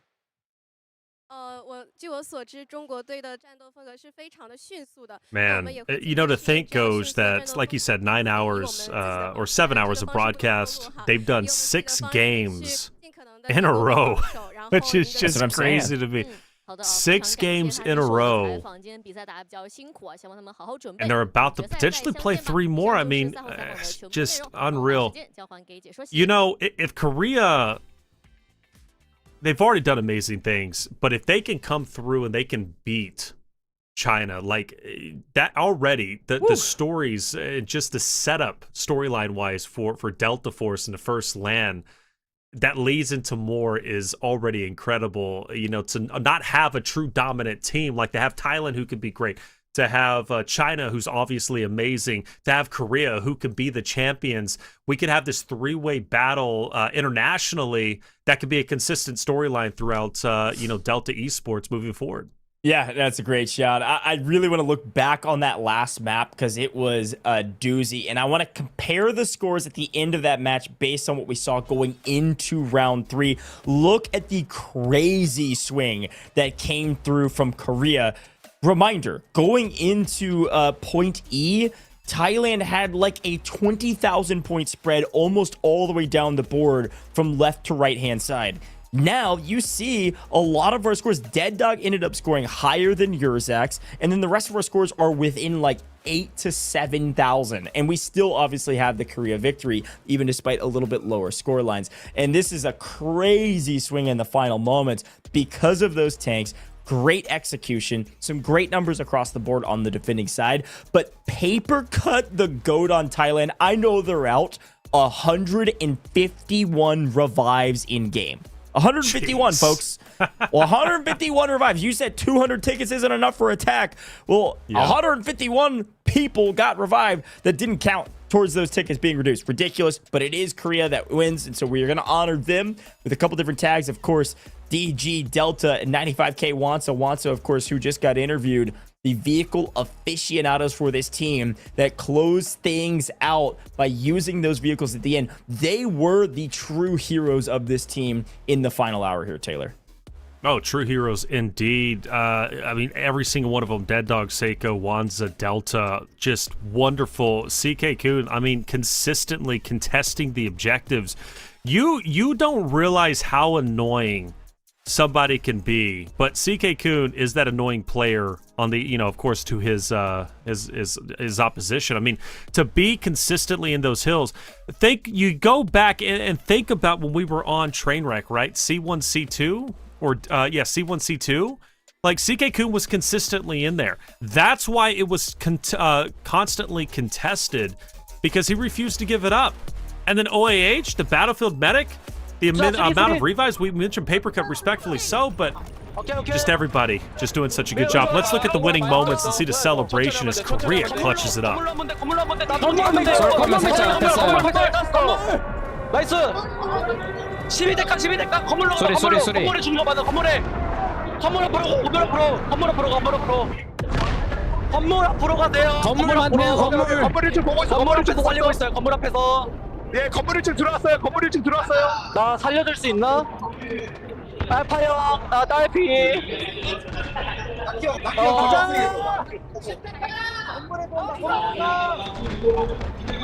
세코 미사일 상대 비쿠 다운. 오케이. 앞으로 가. 미사일 되면 오른쪽에 싸워도 될 것 같아. 오른쪽 앞에. 어쩌면 들어온다. 건물 뒤로. 오른쪽. 우리 뒤에 있어. 우리 뒤에. 여기 빨리 우리 뒤에 여기 있어. 미사일 앞으로 떠.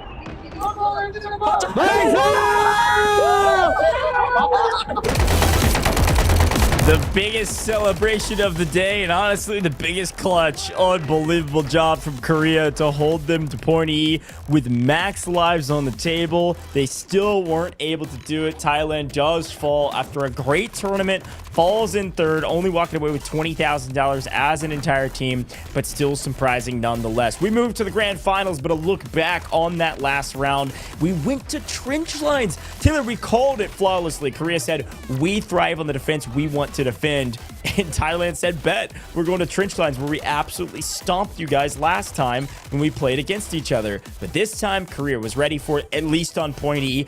Everything leading up to point E was all Thailand. Oh yeah, there was no contested, no question who the best team was outside of the E-Hill.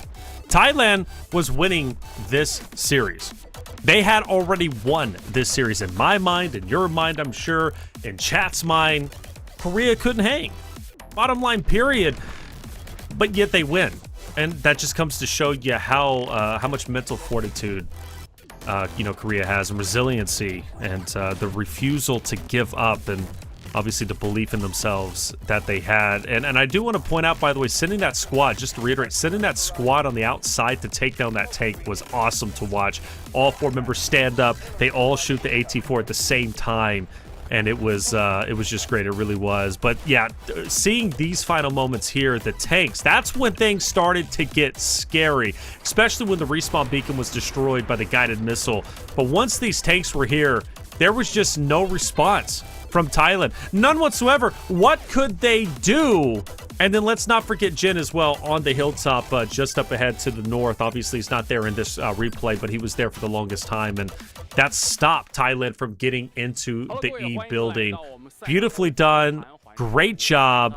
We're going to break down, obviously, you know, of course, with the great casters and analysts over there in Shanghai over at DreamHack. But B1, B2, you know, the main thing here to take away, honestly, tanks weren't getting punished enough. Korea did try to answer back, and they did destroy at least 1 tank, but they couldn't get the second one. B1 was captured quickly. B2 was contested for a long time, but ultimately it was Thailand who got it relatively quickly, right? But I think what we're breaking down here, Goj, is going to be that squad, that beautiful squad from Korea, that all 4 staying low behind the ridgeline were able to go through and destroy the tank. Yeah, I'm going to be honest. The route man gets paid yet again. This is the classic moment where you send the route people over on the far left-hand side to throw the flank up. They all shoot at the same time and blow this tank up. Now, it doesn't feel like that big of a deal because, of course, Thailand blew up this entire B1 and B2 very quickly, and they trade out for a new tank. But, I mean, if they were able to keep this tank alive, they'd have 1 more vehicle for point E, and maybe 1 more vehicle would have been the difference maker on Korea having 3 and Thailand having 0, or potentially them having a trade-off in the vehicle category. But 3 rockets land at the exact same time, and those 3 rockets wipe that tank and all surrounding areas. So I don't know how critical this was to their overall success, but I think there is a moment that now looking back on it, this tank could have gone all the way to the finish line with how fast and aggressive Thailand was blowing through each of these points. I don't think they lose that tank in transition, and they'd have 1 more for point E, which could have been a difference maker. But we move on to points D, of course, which yet again was another steamroll, which is why we were so surprised that E looked a lot different. We had a couple vehicles being used to just roll through these points and get us to point E as fast as humanly possible. Some blobs, some really aggressive plays, and they were able to not only address D to cause a bit of disturbance, to at least keep some of the defense over there, but they also swung up onto D1 in particular immediately on spawn out of C. Yeah, Winter had a lot of great moments himself throughout the series. So did Zai. Got a lot of players down too. Yeah, I mean, you know, they were attacking pretty hard. Seiko, though, you see that man on the right. I think that guy was, I don't know, about to mow them down, or at least try to. But yeah, D1 and D2 was just captured very quickly. I mean, that's just the way it goes. And then E was where the main focus was at. But I will say, Thailand, I hope they don't give up. Like, I hope this crew stays together as long as they possibly can. Obviously, it's a 20-man team. There's going to be some moving pieces, but I really do think this team has a lot of potential. It's very early whenever it comes to Delta Force Esports. But man, were they a great roster throughout the entirety of the tournaments, without question. You know, seeing this perspective really comes to show you how great Thailand was. I mean, we're at 199 lives. Already D1 has been decapped and is going to be full cap shortly after. They had plenty of vehicles on the map. They had a tank that was raining down hellfire on every defensive member from the side of Korea. And even though they do have a vehicle in the back, it's not going to allow for much. The smoke screens, too, was pretty brilliant to allow the transition from Thailand, obviously, to get even more onto the D1 position and then transition into D2. But I think the main story, obviously, has to be on the E recovery from Korea's side. Yeah, of course. Yeah, the point E was absolutely utter domination. But it's looking back on these that reminds of how dominant Thailand was getting to that point. But then you think about the vehicles lost. We actually lose a vehicle there from Thailand on the D points in the transition over to E. Again, a difference maker. Totally swings that point E in the other direction. Thailand absolutely could have won this thing. But unfortunate battle there. Overall, though, excited for Korea and the historic run they've made through the lower bracket. They have made their way all the way from the worst spot in the bracket to the best spot, fighting China in the grand finals for their share at our $100,000. Both these teams walking away with a nice chunk of change, but who's going to win the $40,000? You're not going to want to miss this, folks. Grand finals right around the corner. About a couple-minute break here. When we come back, grand finals is going to be set up. We're going to introduce China yet again for those that are maybe just tuning in for the day. You're not going to want to miss it. Don't go anywhere.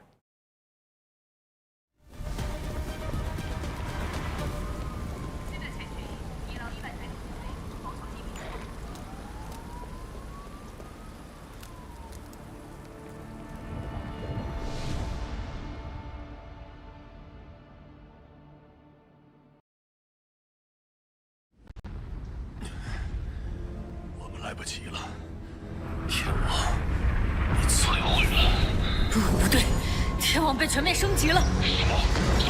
哈利克谢，该死！所有人恢复！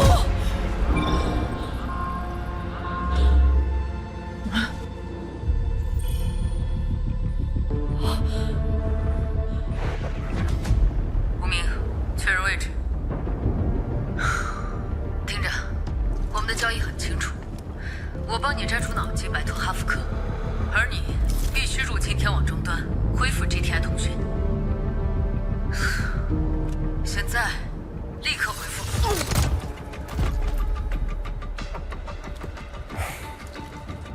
我已就位。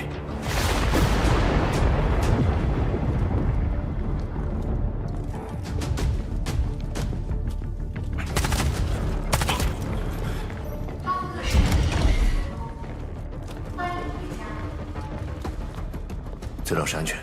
找到天网计划的终端，快速入侵。欢迎大家。你和威利克是对我是最高，你是与众不同的，不要抗拒，接受它。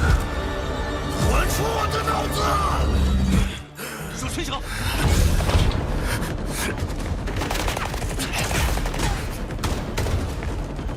搜索四周。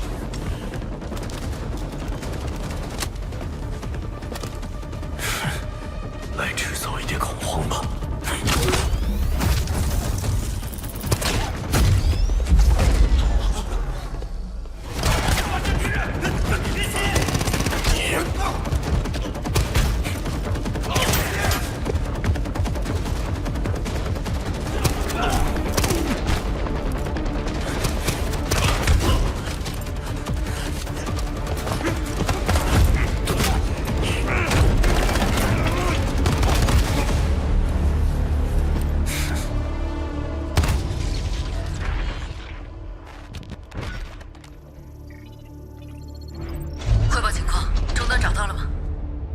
被耍了，终端不在这里。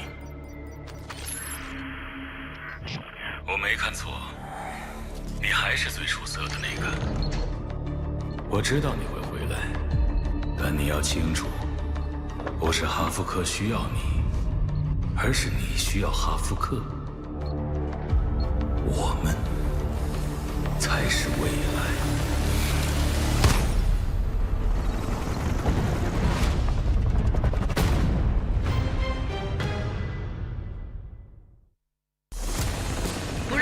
掉队，让战火止于利剑和尖盾。这里是 Delta Force 守望者营地。哈夫克不但拒绝一切可能停火的谈判，还暗中升级天网。战争的天平已在剧烈摇摆。为了能更灵活地应对日趋复杂的战争态势，确保我方获得优势，现将指挥权赋予身处前线的你。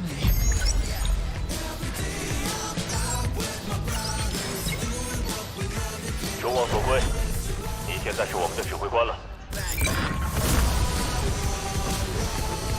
指定为高价值目标已就绪。发现敌方飞机！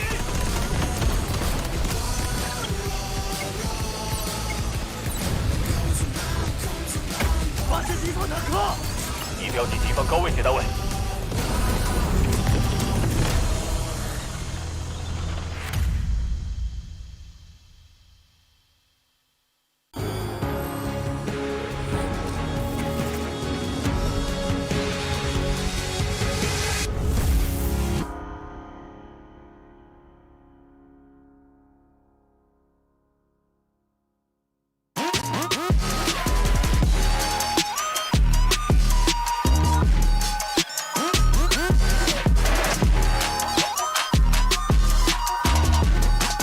限操作就用野蛮部落。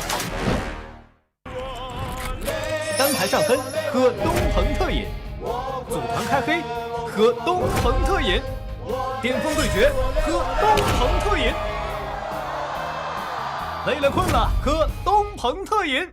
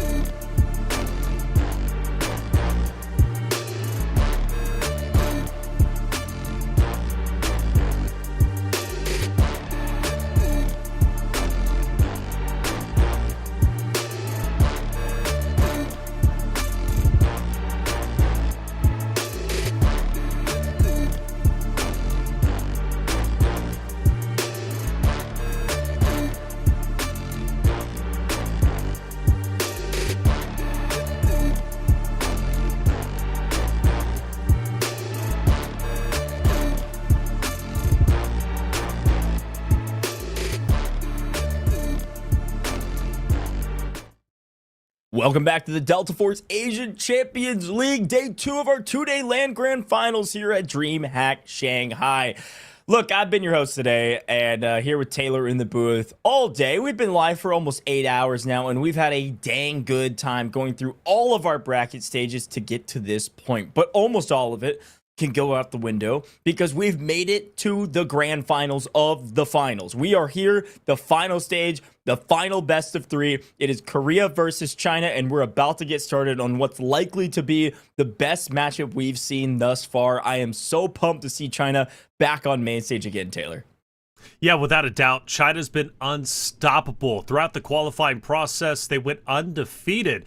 Throughout their games yesterday, again, same thing. They played against Thailand, they played against Japan. They made quick work of both of those rosters, beating them 2-0. Granted, Thailand, who was just defeated by Korea, did put up a great fight. In fact, they nearly won on game number 1, I believe it was, if it wasn't for a wonderful guided missile that ended up connecting, I believe, on several members of Thailand, and it was China who won game number 1 with 8 total lives remaining. It was a miraculous play. That's something only China could pull off. So for the first time in this tournament, and maybe for even the entirety of qualifiers, we will have China facing off against Korea. This matchup hasn't happened, so there's a lot of unknowns.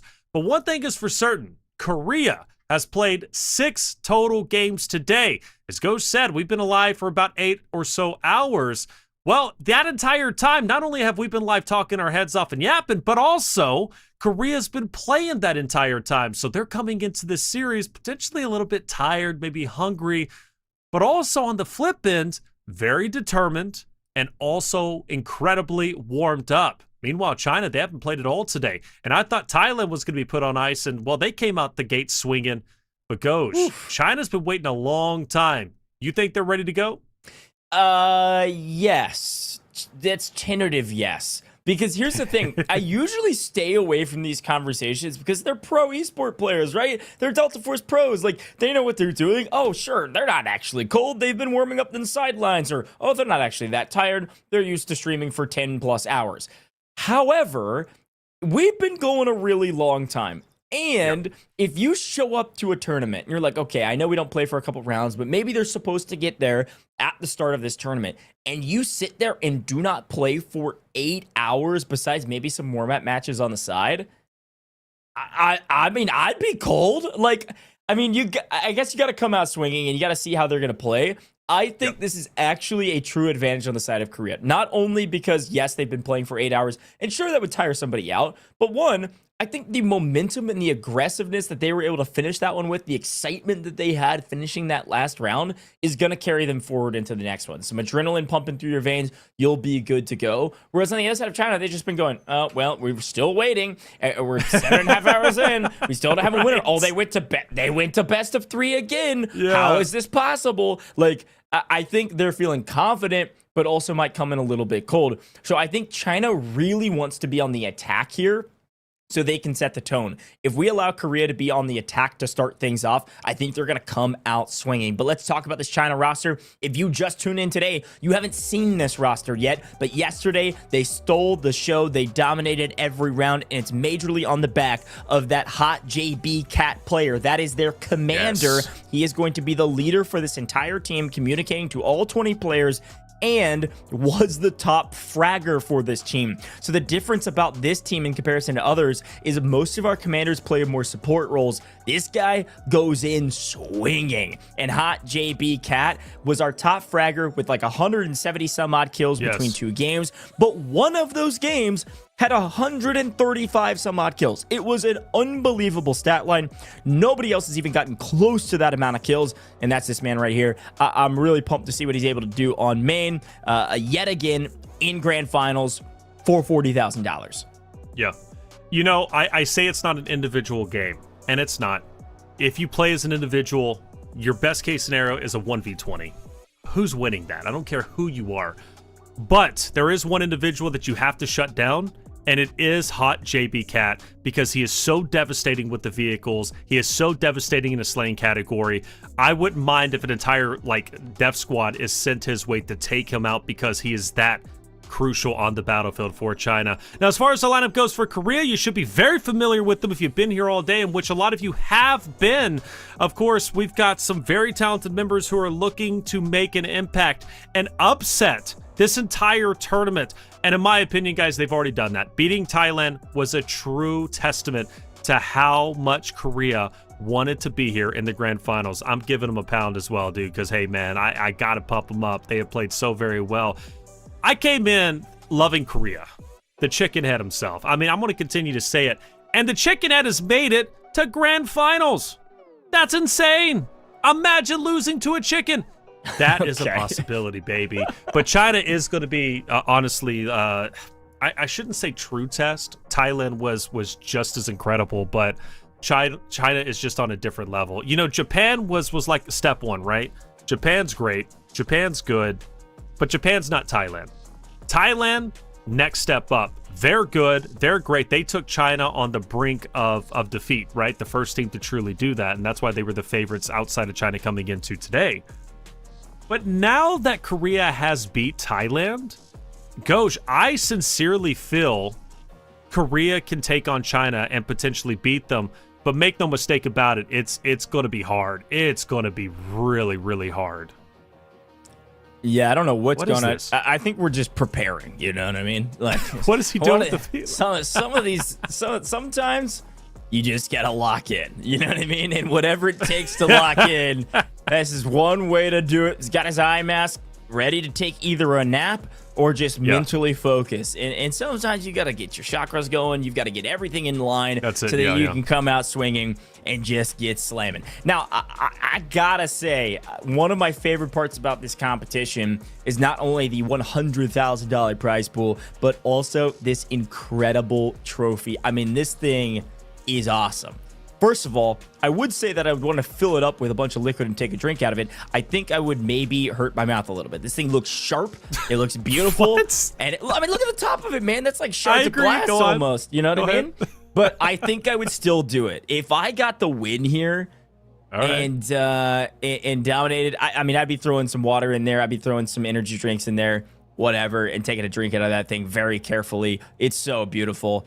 And love to see all of our players. Hopefully, we get to see a team lift that trophy at the end of this broadcast. It's just a matter of if it's going to be Korea or if it's going to be China. A fun fight ahead of us. And chat, I want to hear your predictions. To be honest with you, I've got to go China here in the booth based on their domination yesterday. Yeah.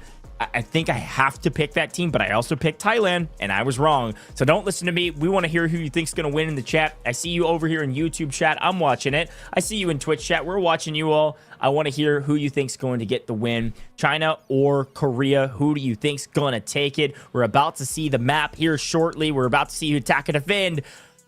Folks, it's like we've been here before. Back to trench lines yet again, this time with Korea attacking force, China on the defense. This is going to be real interesting, Taylor. Very, very interesting. So my prediction, oh my gosh, what am I thinking? You know, my brain wants to go with China. That's the smart pick. China's been that dominant. But my heart has to go with Korea. How could you not support Korea at this point in time? After their heroic run, playing for 8 hours, you want to see them go all the way now. I mean, come on, right? I mean, you want to see Korea win this whole thing at this point in time. We've invested 8 hours watching their story against Japan, against Thailand. Now just close it out. And the cherry on top, you're getting trench lines, a map that you just won, a map that you have proven success on. But so does China. Okay, so does China. So it's not going to be an easy route without a doubt, but it's something they have to do, something that they have to go for. And speaking of which, I actually want to take that back. China hasn't played, they haven't played trench lines yet, at least on stream. So that's a bit of an unknown. But we know that they're lights out. They're incredible. As long as Hot JB Cat can be shut down, they're going to be good. This guy with the chicken. Yo, morale on this team is still at an all-time high. Like, goes, they have not bowed to the knee. They haven't slowed down one bit. They don't care about the 8 hours. These guys are true gamers, and they're here to play it out. Well, also, it's worth mentioning, the chicken head goes crazy, sure. Wansa is locked, dude. I mean, look at this guy. He's talking through strategy with his team. He's one of the squad commanders, and he is one of the biggest difference makers for this team. They're talking strategy, but the best thing about their strategy is they already know how to win. Get to point E, have 3 tanks. GG's. Go next. Bro, that's it. They just did it. That's it. Do it again. It's time to get into the game, folks. The grand finals is here. The teams have been discussing strategies. It is Korea versus China. And like I said, I think China needed to attack first to set the tone. We'll see what they're able to do on defense against Korea, who's already shown that they can absolutely attack on this map. It's just a matter of executing against China. These teams have not played against each other, not here on main stage. And it's time to prove who the best team is as we jump back into trench lines. It's a best of 3, no back bracket resets, no advantages. Just the true winner is going to be your ACL champion. Oh my gosh, I'm so excited. I mean, so much build up to get to this very point. Korea has fought tooth and nail. China has been incredibly dominant. They have not dropped a single game, guys. Not a single game, and that could be said for the qualifiers as well. I don't know the official record, but I know for a fact they were undefeated. So for China, they have yet to lose a game. Is this going to be the first time? Well, you look at the elimination feed. First, it starts off China. Korea answers back. It's going to be a tug-of-war back and forth. Korea on the attack, China on the defense.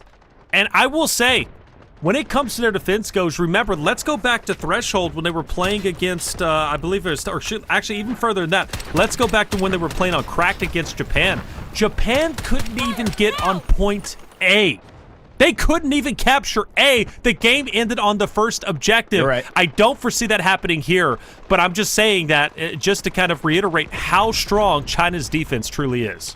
Yeah, you're right. You're right. The crazy thing that you noted there is worth re-mentioning is that Korea has gone to 2 best of 3s today, which means they have lost maps today. China has yet to lose a map at all. So we'll see if maybe Korea can force it to another game 3. Korea starting on attack. They know they're strong on defense.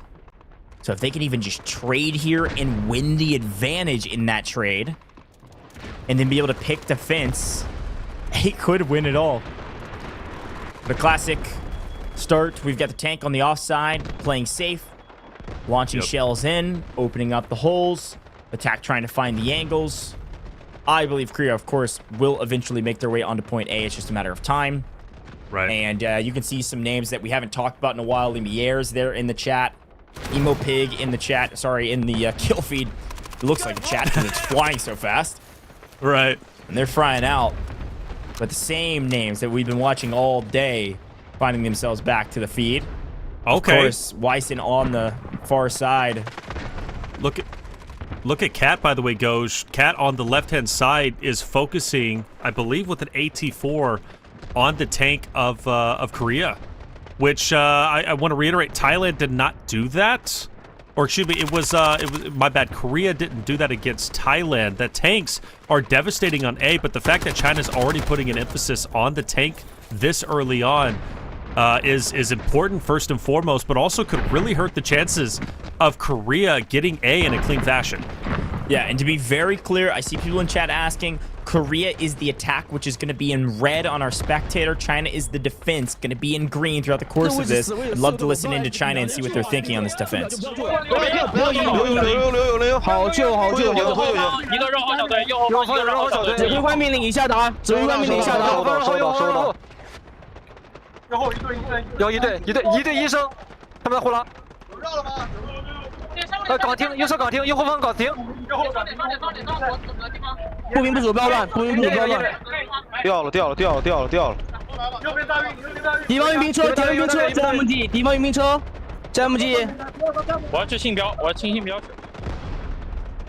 Now look, it is just point A, but comms are clean, comms are quick, communicating the chaos, but they're still holding on quite well to this point.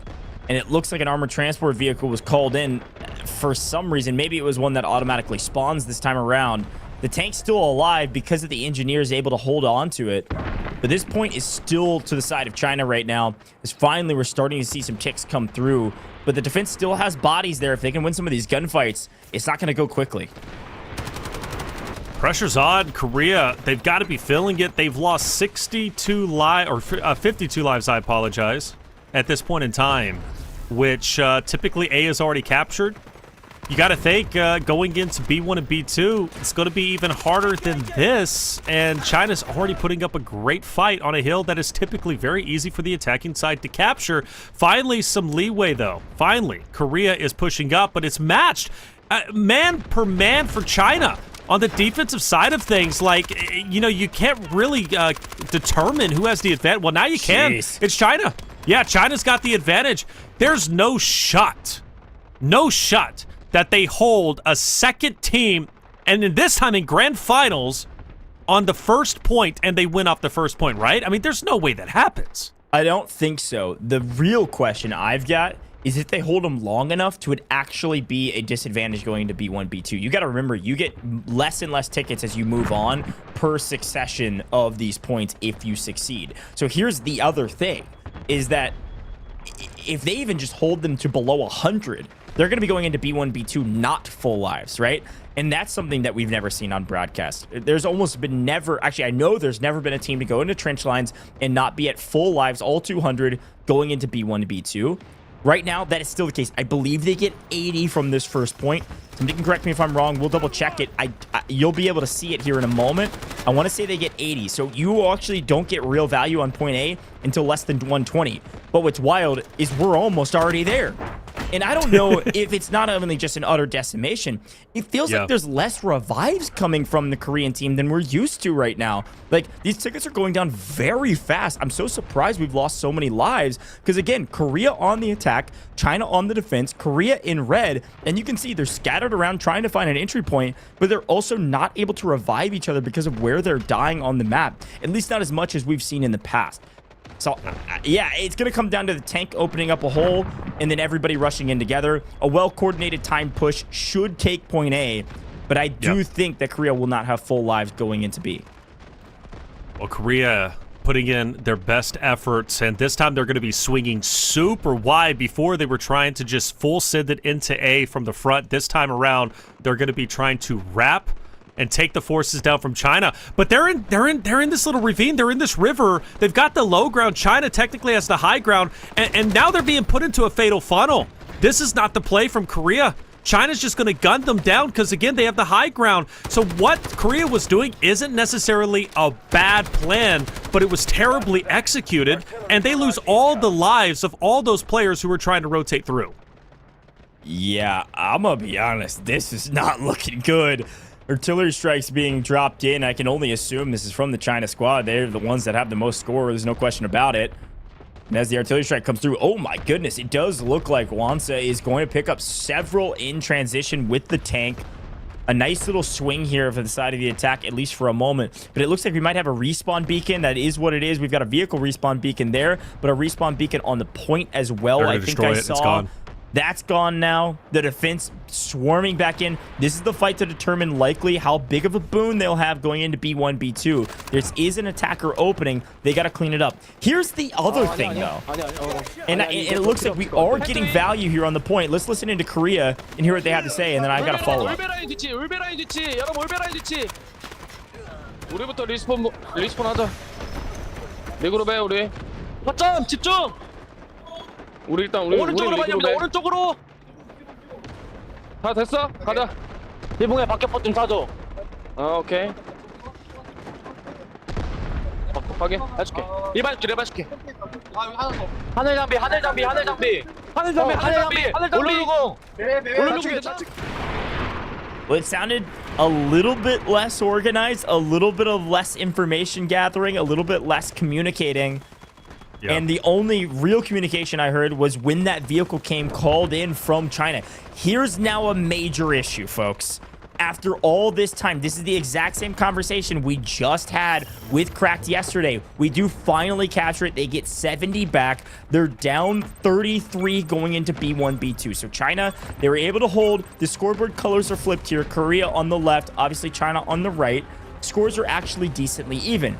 But here's the interesting part. It's the exact same thing I said during Cracked. The longer point A takes for the defense, the faster they get a vehicle. And you saw with B1 and B2 just now opening, China already has a tank on the back line that can get into this mix. And if they play it correctly, if they take out the attacker tank immediately or very soon, we could absolutely see a hold here on B1, B2. Without a doubt, that's a great call. That's a great shout. I mean, I'm very surprised Korea's tank is still standing, and the reason why is because China was putting an emphasis to destroy it. Actually, they're doing it right now, taking a ton of damage. It's just a couple of ticks away. I think it's gone. I think it's gone. Yes, it is.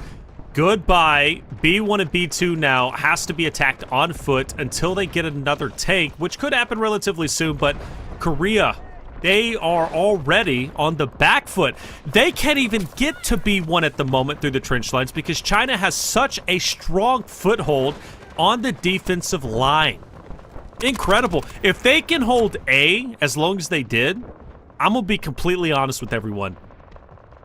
I don't think Korea is going to get B1 and B2. I really don't. China's just too strong. Yeah, and they do get their second tank back on the board. They've also got a tank destroyer that just landed, and it looks like I think DG Alpha is going to be able to pick that up. Oh, see ya later. Guess who is the sniper in the tank on the other side? It's our boy, Hot JB Cat, the commander of the offense. Look at his angle. He is way downtown, and he's connecting from shots all the way over here. I mean, this is truly, you guys wanted a sniper? Who needs a sniper rifle when you got a tank that's basically sniping your opponents from like 700 meters with those tank shells? I mean, this is unbelievable. Literally. Hot JB Cat, a perfect execution. An early tank has totally changed this fight. That tank destroyer was going to be a difference maker, and all of a sudden, even the tank from the attackers, albeit it's still alive, it can't get anywhere close to the fight right now. And yes, we have traded out 1 point, so let's keep our eyes on the trenches. Even though the tank warfare incredibly important, the trenches just as important, as the attackers have found footing here in B1. A couple Sanivas, a couple shields, and they're holding it down as the best they can. They are, but they're losing ground quickly. They're losing manpower quickly. Korea has forced the remaining members on the attacking side, or excuse me, China has forced the remaining attackers on Korea's side to back to B1, and B1's already going to be under contention as China are looking to reclaim their ground that they lost just a little bit ago.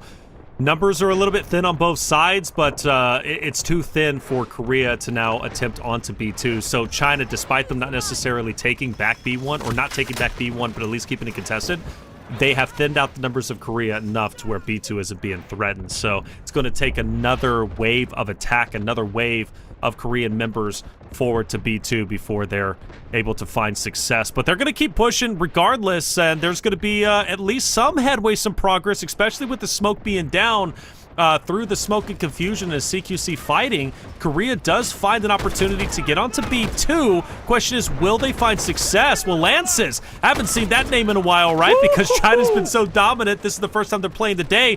Lances is a guy that loves to get up close and personal, and he's a heavy slayer. He knows how to lay down big numbers when it comes to the slaying category. Bobo as well, Posui, Diane, that entire squad that you just saw on your screen bottom left, they're all slayers. The death squad, if you will. So China doing what they were doing mostly on point A. They've managed to take Korean numbers down to 138. Question is, how low will it go? Will China recover B1? Well, maybe so, but the point is, when China goes forward, or excuse me, when Korea goes forward, China knocks Korea 2 steps back.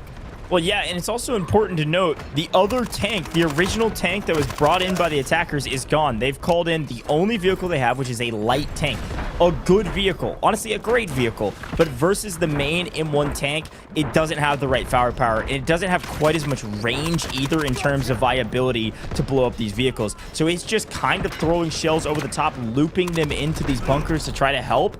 But it can't be too aggressive because it's going to get blown up. But here's a classic move from Korea. Armored transport vehicle swinging onto this point and throws a respawn beacon down. But however, respawn beacon's down. Respawn beacon is dead. The vehicle's dead. And only 1 player actually survived on that flank. A total waste of time, unfortunately, gets cut down. But the right move, I like the play. It just didn't work out at all.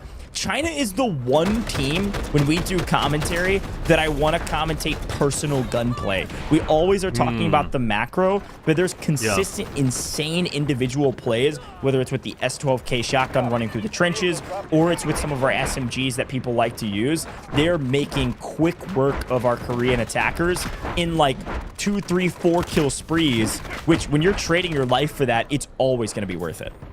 Oh, yeah, without a doubt. That's a great call. I mean, Lance's, for example, we saw his POV just a second ago mow down 3 players on Korea before we switched off of them, right? I mean, Lance is right there, bottom left, Posui, that entire squad. Just a phenomenal group of 4.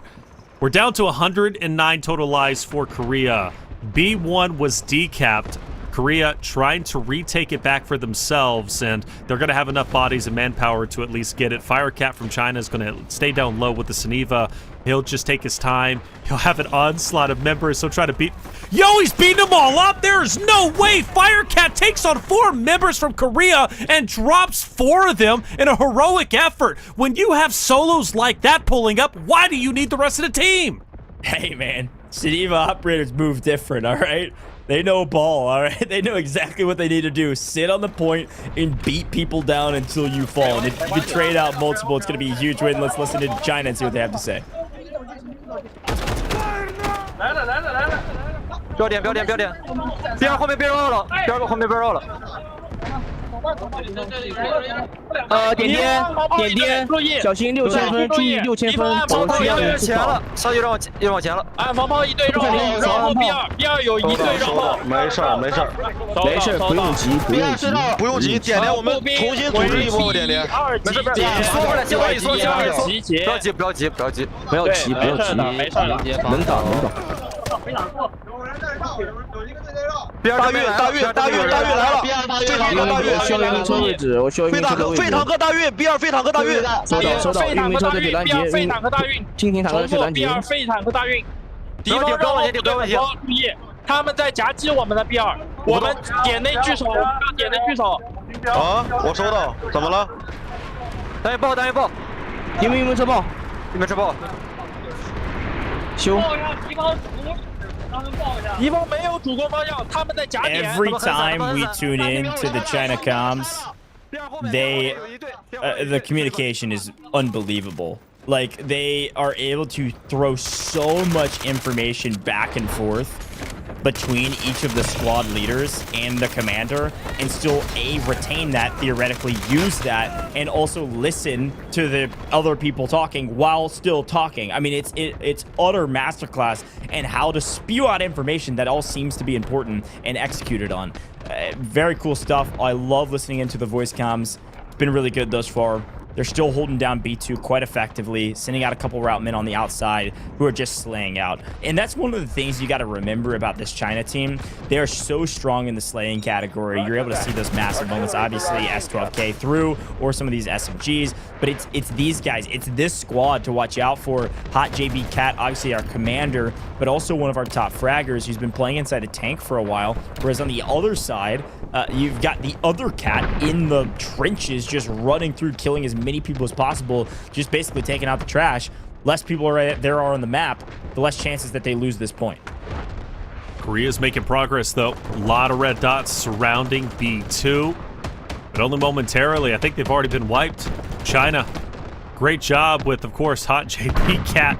Who else? I mean, insane. Connects nearly every single shot. His accuracy is something to be studied. 2 direct shots. Takes down a vehicle from Korea. He's also peppering B2. Remember just a second ago, I said Korea making progress on B2. They've got a lot of manpower there. Well, Hot JP Cat guns them down while also simultaneously taking down one of the vehicles from Korea. He's simply that guy. And I said it in the beginning, going into the start of this game, it's not a solo game, but at this point in time, at least from China's perspective, taking down Hot JB Cat, in my opinion, is worth the effort. And I would send a full squad simply to prioritize him. And there's an AT4 from China on the left-hand side, I believe, by 2 players, as they're trying to hit that tank, but they're missing every time. He's going back and forth. B1 under contention. We're down to 54 lives, and I said it before, I'll say it again.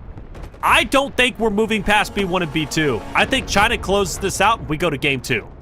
I think it's a good call. I mean, you saw 2 lone survivor operators there for Korea holding down the point with as Sanivas, but China sends 5 at them, and unfortunately just outnumbered, couldn't quite get it going. Here's a pretty big force picked up here by Korea on the outside that is almost immediately just getting laid out through the smoke.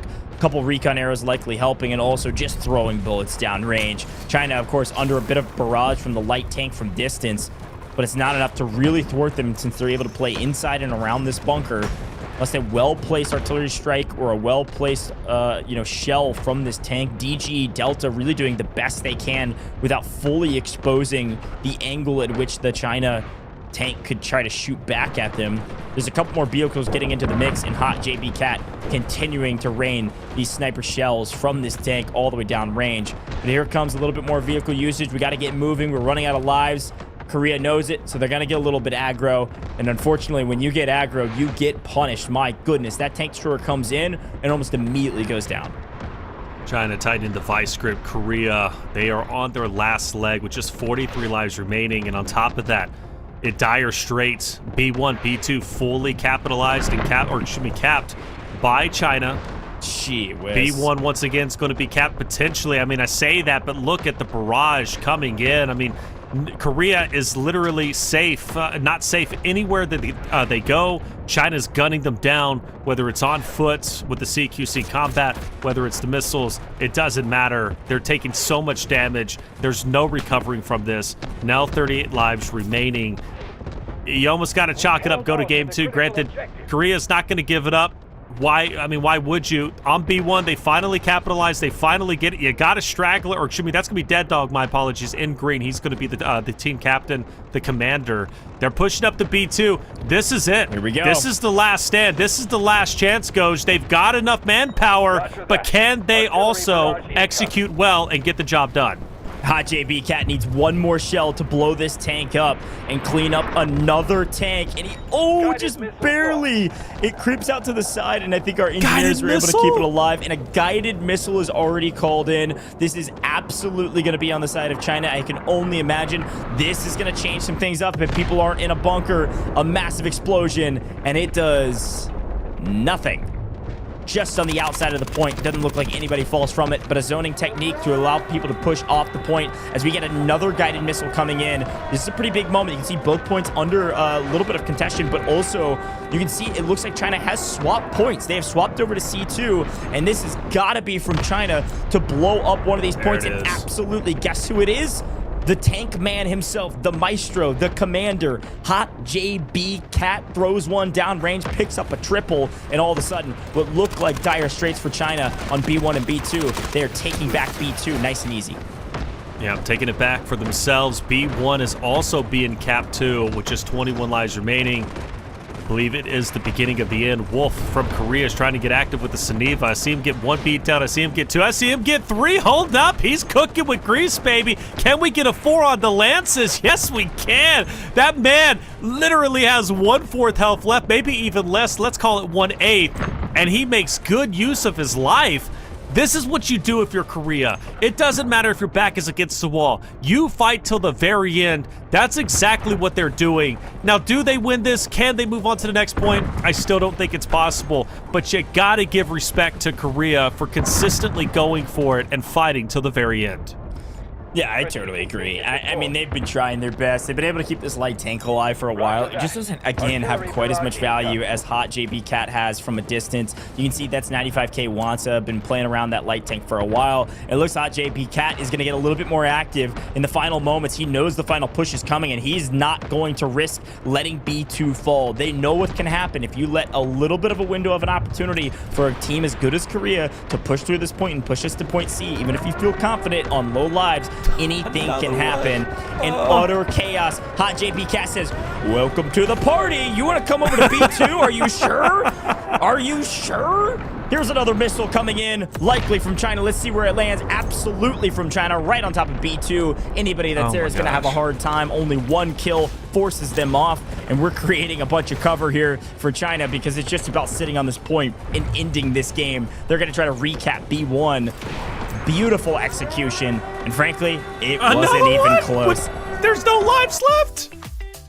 Oh, how many was that, Ghost? Was that 4 or 5? Brother, I don't know. My eyes were closed. I was just dreaming about Hot JB Cat and his ability to use the tank effectively. Yeah? Okay. I mean, I have no clue how many missiles it was. The missiles, honestly, there was 1 or 2 that were decent. They were just more of a covering fire and more advantages, to be honest. Like, it was all about the tank and all about the slaying power in the trenches from China. Like, that was not close. Not at all. Not at all. That's you know, how do I frame this? Korea has made leaps and bounds improvements from yesterday to today. Okay, they have played so very well today, but my comment saying that I get roasted for a lot. There's levels to this, and there's levels to this, at least in this competition. China is just unbelievable, and again, like it takes an army to win a war, but Hot JB Cat is, I don't know, Goja. Can we call him one of the best players in the world at this point? Maybe the best player in the world. Obviously, there's different roles. Yeah, obviously you got your medics, you got your revives, you got your dominant slayers. But as far as using vehicles, tanks, helicopters, like I don't think anyone holds a torch to Hot JB Cat. Yeah, and you got to remember too, like going into B without all of your lives is obviously a problem. But the main issue, let's take a look at those scores and talk about the main issue, which is Hot JB Cat, who's obviously going to be at the top. 51,000 score, folks.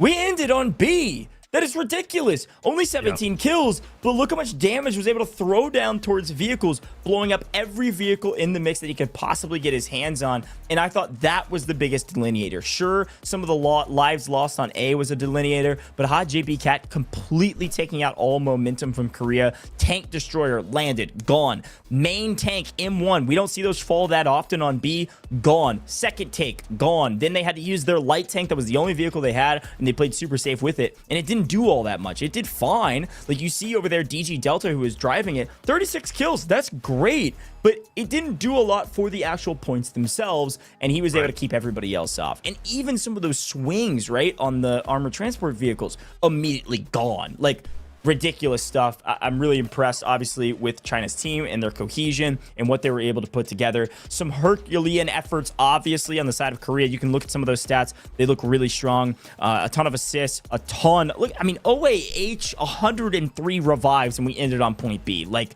the guy was doing, the work on the map. Like, that guy's in the trenches. He's a team player. Unbelievable. But it just still wasn't enough.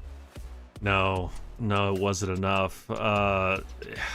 Jeez. I'm astounded Hot JB Cat only gets 17 eliminations, by the way, but like that doesn't tell the whole story. Again, the 51,000 score is insane. He called in, I'm saying 4. I think it was at least 4 guided missiles. Insane. The commander for a reason. The main guy with the tank, one of the best in the world. I saw them out there calling him the GOAT. Yeah, he needs to change his name to Hot JB GOAT, because at this point, brother, he's a great representation of what it means to be the best, at least at this time, at this level of Delta Force esports. Lances, Postway on the same squad, highest kills, no surprise there. They're consistently slaying out.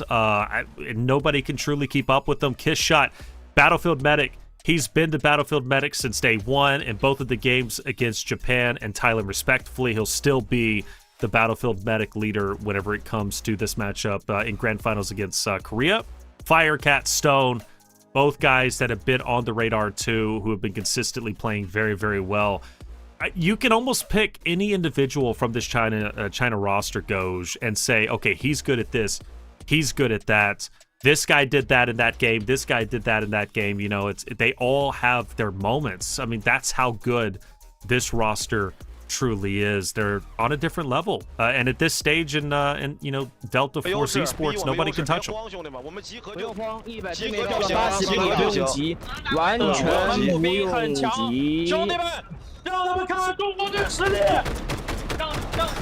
说这 MG 的有群飞吗？这 MG。第二这边河北的大地方大，河道来一队，河道来一队，河道来一队，河道来一队。我感觉可以顶了，老猫。打炮弹，你不要开火，不要开火。对，不要开火就好了。你帮我一直标点，不要乱动啊，在标。不要清空，不要清空，不要清空，不要清空。B清空 ，B 清空 ，nice。牛逼！所有部队保持你们原位，继续防守。 收到。能看到我不？加 B 吗？加 B 加 B。不用，不要叫，我说叫就叫，不要急，我说叫再叫，不要急，都不要急，都不要急。我确定。那就叫，破碎。破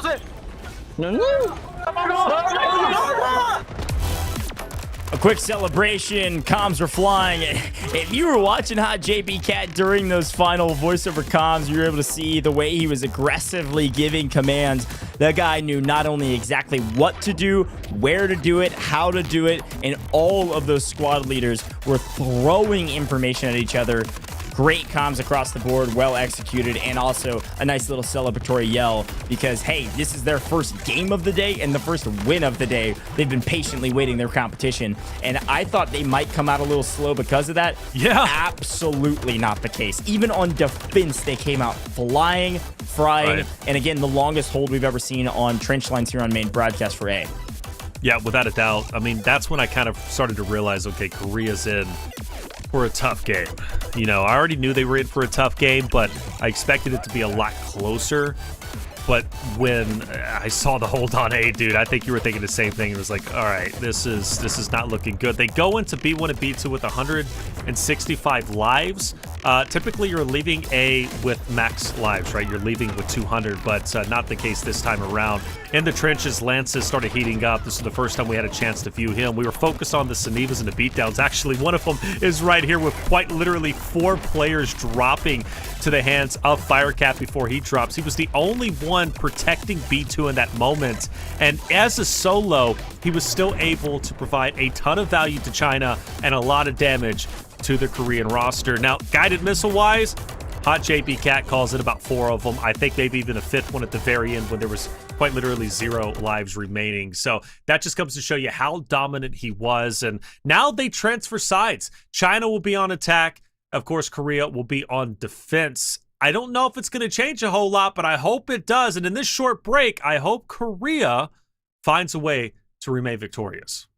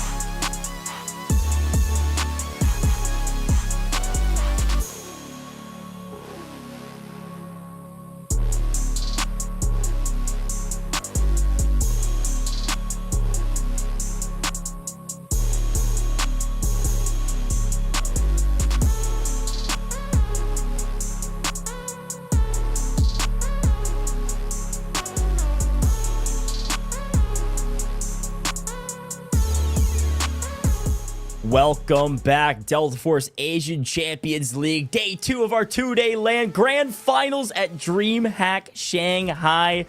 Ladies and gentlemen, this could be the very last map of the day. Of course, headed back to trench lines, but this time, China is on the attack. And if you noticed during our break, they actually ended up making a substitution. It looks like BZSL is in for Stone on China's roster. Not sure exactly what happened, but a substitution on main. I can't imagine that'll get changed. Change much, rather, about their overall strategies, but I'm excited to see what they're able to do here. And again, trench lines is a map we've seen over and over and over again, Taylor, and swapping back and forth after China just held Korea to 2 points. Korea is a stronger defending team, but I don't know if they can hold them to 2. They might be able to hold them to E, and then China would get the advantage, obviously, on the traded wins. But holding them to 2 is probably not even kind of possible. Yeah, because, I mean, Thailand took them to the brink right to E. And, I mean, come on, you got to put China ahead of that. I mean, they are ahead. They beat Thailand. So if it was quick from the side of Thailand to obviously get to the E point, it's going to be just as quick or even quicker from China's perspective on the attacking side. Now, when they get to E, one good thing, though, is Korea does have that game plan that worked out very well with the tanks. But, I mean, in order to get those tanks, you have to at least put up some semblance of a fight early on so you can get the currency in order to obviously purchase the tanks, right? So we'll see what they can do. If you're a Korean fan, get loud in chat because they've got to stay alive. They need to force a game 3. But even if they do go to a game 3, they're not going to really have the first choice that they want right on attack or defense or the map like it's going to be China, because they're 100% getting past B1 and B2 at this point in time. But it's going to be fun, and like you said, they brought in a substitution. May not make a difference, but brother, I think that might be the closer. Woo, buddy, I'm excited to get in the game here. Here we go. Potentially the final map of the day. Potentially we could crown our champions of the Asian Champions League here just shortly if China is able to defend, or sorry, if China is able to get all the way to point E. And they do have to get all the way to point E. They don't win if they just get past B. Like, they have to win the map in order to actually go 2-0. So here's a very aggressive push. Wow, a very aggressive push. The tank comes in close and starts raining hellfire, immediately getting near the point and blowing up a lot of folks on the point before anybody can answer back. Likely will back up a little bit, but this is slaying out here from China. And then finally, we're starting to see some green names in the kill feed. What I like what China did there, yes, they advanced to tank. When they advance to tank like that, Korea immediately takes notice. They're like, hold up. Why is the tank so close? What kind of threat is this? What do we do about it? And then China, in order to capitalize off of that, obviously the tank is up front. That's where Korea's energy is at.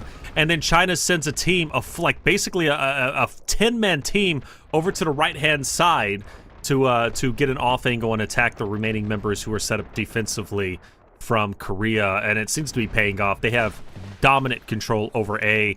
You don't even see many Korean members, if anyone, at all there. Just 2 or 3. They're getting mowed down. A is going to be captured. We're going to be going to B1, B2. You can already see several members from Korea in your top right spawning over there and getting set up for the B1, B2 fight. They've already conceded A. That has to be a record. We've lost 2 lives! What? We've lost 2 lives. 2 tickets are gone. Everybody else has been picked up. 2 members have not been revived in this first push, and it was because of this hyper-aggressive play from this tank, risking its life to push aggressively. I mean, they are flying through these points already. This is not a good omen. Not at all. Not at all. I mean, it is what it is. Dude, again, it has to be a record.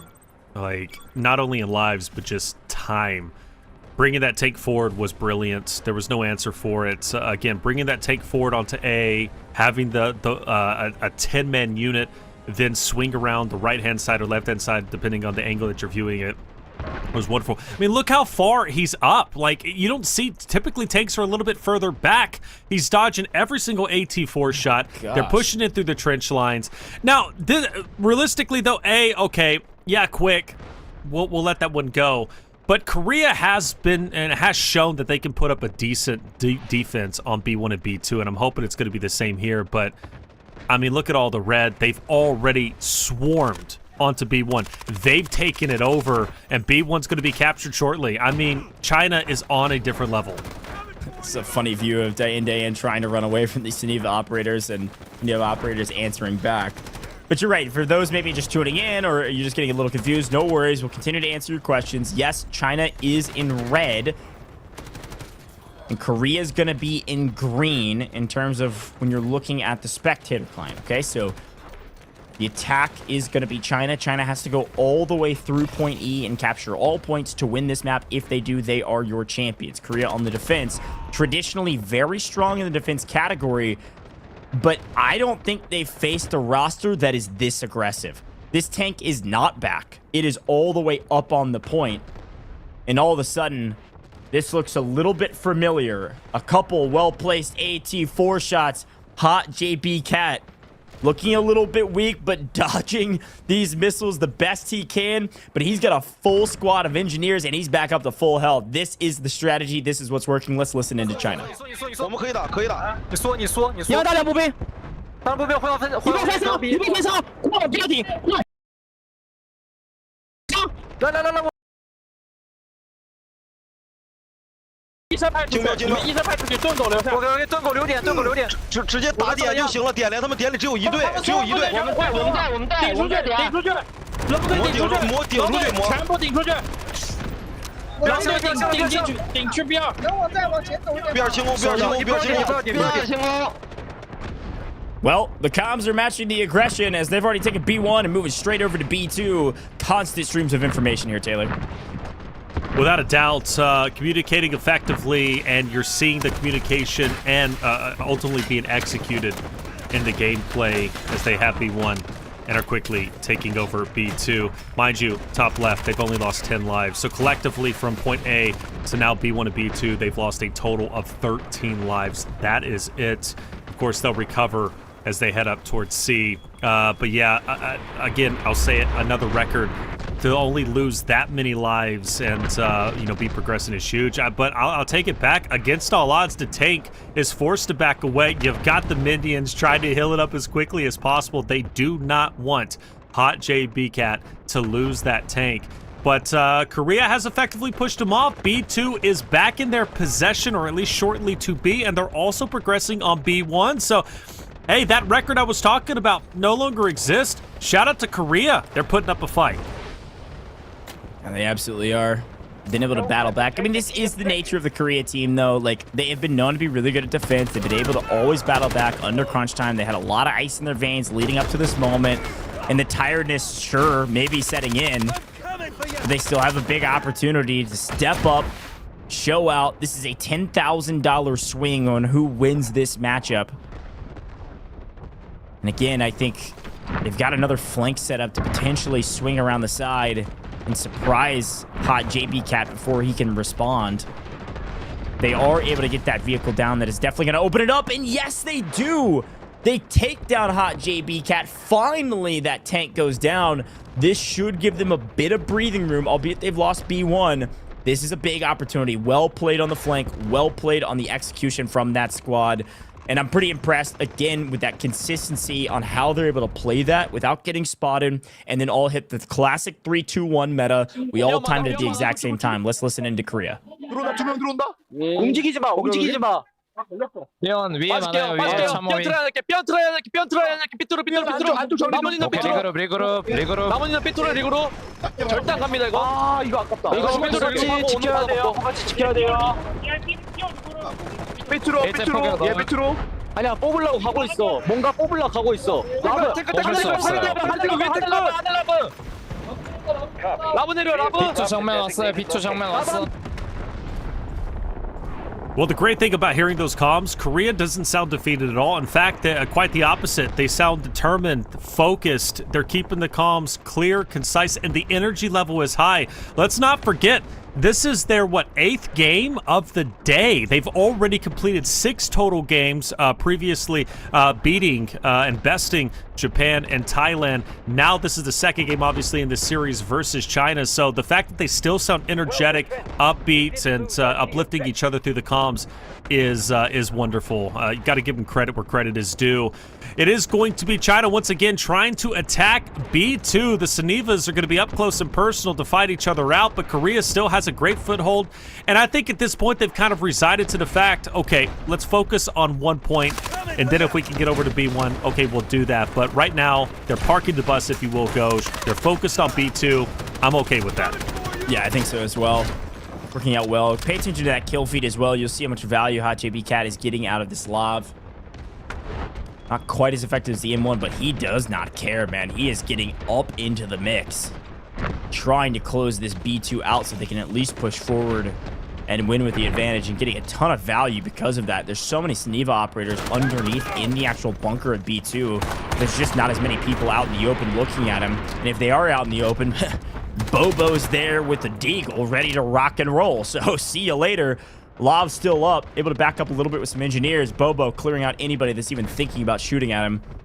But finally, it looks like the defense being able to pepper back with their defense. And it actually looks like the attack not only have a tank and that Lav, they're able to work together with 2 vehicles to have that advantage. We'll see if they decide to get aggressive again and get close to the point. B2 is going to see a lot of action very shortly. You can tell Korea, like I said, parking the bus. They're hanging out. They're not getting too antsy. China has to push into them. Korea doesn't have to do that. Do I maybe see Korea once again squatting up to potentially attack the tanks like they did before?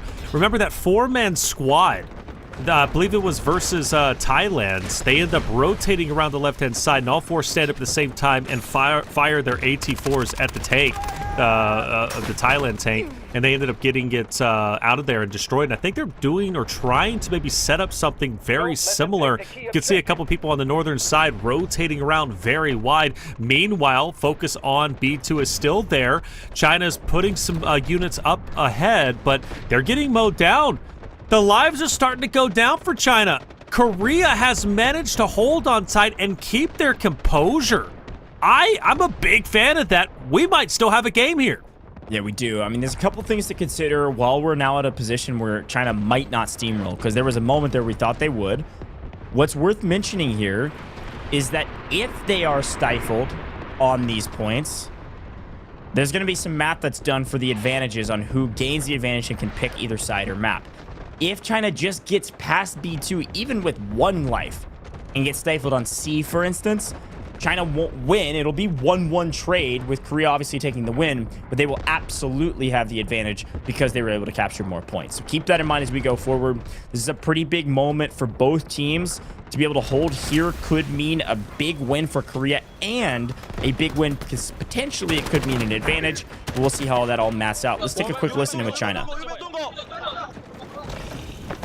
河道主攻回防，河道主攻回防，河道主攻回防，顶上这么多，再打一炮，我把凶手打死了，能抢下来吗？能抢下来，那个可以决定。我加不到，他那位置我打不到。nice， 走。 Well, same high energy level for China. They make great headway, and we are going to see. And China recovers up to 200 lives once again. And C should be very quick, almost as quick as A ended up getting captured. Granted, Korea has been known to set up a good defensive position, but they don't have the vehicles like they did before. They're only going to have 1. If they had that 2-tank setup again, man, that would have been nasty. But even 1 up there could be pretty impactful. But look at the Wolfpack already. China, they've lost 2 players, yes, but they're already about to be at C. That's it. They're pushing up very aggressively. This is pretty classic. You go swinging in, see if you can take it immediately. If not, you can reset up and obviously blow some holes in some of these walls. That'll help you out. I'm looking back on that leaderboard, though, that they just showed. Hot JP Cat, by the way. 42 kills already. The highest kill total from anyone on Korea is 17. It's not even close. He's getting a ton of value out of that, but it's not just him. Bobo, we saw playing Route Man on the outside, cleaning up some of the people shooting at him, already at 29 as well. So utter domination right now from the side of China in the kill category, and it looks like our defense has picked up a second vehicle. This is going to be critical for the defense on D. I think they're just willing to give C here because they now have 2 tanks pushing into D. It's not worth throwing your lives away and giving away momentum going into D1, D2, especially not worth it if you're going to lose a tank in the process. They take a couple shots, they're going to back up, play high ground, and be ready for new. As per the usual, C goes quick.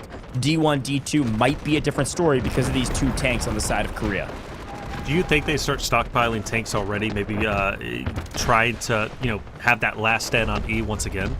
I mean, to some degree, yeah. Like, your whole goal is to be able to be a difference maker in the tank without giving your life away. It's more valuable for your team to stay alive in the tank and still shell from a distance than making one massive play, unless it's, of course, the final hour, the nail-biter performance, that you got to do it with 5 lives remaining or something. Like, staying alive is everything. So if they're able to keep both those tanks alive, absolutely. However, the tank driver on the other side is Hot JB Cat. I cannot imagine that they're able to keep both of those tanks alive and be any sort of an option to help out their team during this upcoming fight here in D. And like we said, that C immediately taken. We're right up there into D1, D2 immediately. Said D1, D2 immediately. This was the game plan. Back away. Don't overcommit. And honestly, it really hasn't been helping, right? Overcommitting in general, because China just comes out with 200 lives anyways. I think send us to E, get that final hurrah, that final stand. That should be the gameplay. China's been on fire. Let's continue to listen in. 别急，没事。我不行，点我来，请九跟我，请一下多少敌方第一放点，第2只有1个步兵队，前线只有1辆轻坦，注意，前线只有1辆轻坦，走了。站点，咱们吃饭，没有必要这么去跑，他秒不掉我。 7、8猫有掉了，脸上掉。亲，帮我清左边山头上的步兵。就1、2个。OK， 将不进火。注意工资。7、8猫重复，注意工资。发了，我刚刚 CD 打 C 点时候 CD。位置，来，兄弟来才。来，炮打完我的数。 Not nearly the same aggression as we've heard from them in the last couple points, and namely because they're being given D1 for free. Now, this strategy I have seen before. It does look like Korea is not really betting on, but just basically saying, oh, look how aggressive, by the way, China's getting with their tank usage here. If he's able to stay alive, that is a huge misstep from Korea. They were trying to take out one of the tanks of the Korean team, and it looks like, although they're taking a ton of fire, might stay alive. He's got to get out of there ASAP, though, with his engineers. They're having to continually hop out and just heal him. And somehow able to stay up. That's kind of ridiculous. Was trying to trade out with the other tank on the other side to clean things up. And it looks like there he goes. Goes down. The opposing Korea tank got healed back up, was able to swing around the corner, and finally clean up Hot JB Cat. That's a huge one. And guess who it is? Sarah Jin, the Korean goat of driving vehicles. Sarah Jin nearly single-handedly one of the reasons they were able to win on Ascension in their best of 3 in the 3rd game. Yep. Sarah Jin is their tank driver, and a great execution of a nice play to clean up the main tank from the attack. Now, of course, China, a lot scarier in my mind than that Taiwan team, or Thailand team, sorry. But I think the thing to remember, this feels very similar, though, to that game versus Thailand. Like, I agree. China steamrolled just like Thailand did, but China lost most of their vehicles, whereas Korea has protected theirs. So they're almost just giving D1 and D2. They gave C, not almost, they literally are giving D1 and D2. They gave C, and they're just retreating. And so now it's a battle for E. And they've won this battle in Max Lives before, and they're gonna have to do it again, Taylor. Without a doubt. I think we both knew it was going to come down to E. There's a chance they could win. I mean, Korea has had their back against. So if you're just joining us, like Goj just said, you know, this is just like the Thailand matchup. And Korea was down and out like they kind of are now. Thailand had 200 lives going into this final point, and Korea somehow won, and they did so with the triple tank setup. And I believe, do they have 3 tanks already? Yes, they do. This is scary, man. Yeah, so Sarajit, he needs to get set up on that hilltop like he did before. Remember, Goj? Because it's so hard to take him out. So he needs to get set up there. The other 2 then need to be to the backside of Windmill, and then you're going to have Korean members. So usually 2 or 3 is going to be at the top of Windmill. Let's listen in to their game plan. 왼쪽 없습니다. 오른쪽 가주세요. 오른쪽 왼쪽 없습니다. 오른쪽 가주세요. 오른쪽. 그렇게 해서 잘 막았잖아. 괜찮아. 오른쪽 최대한 사려봐. 터지면 큰일 나. 오른쪽 많대요. 오른쪽. 날탄 어딨지 상대? 오른쪽 찍었다. 저거 경탱인데?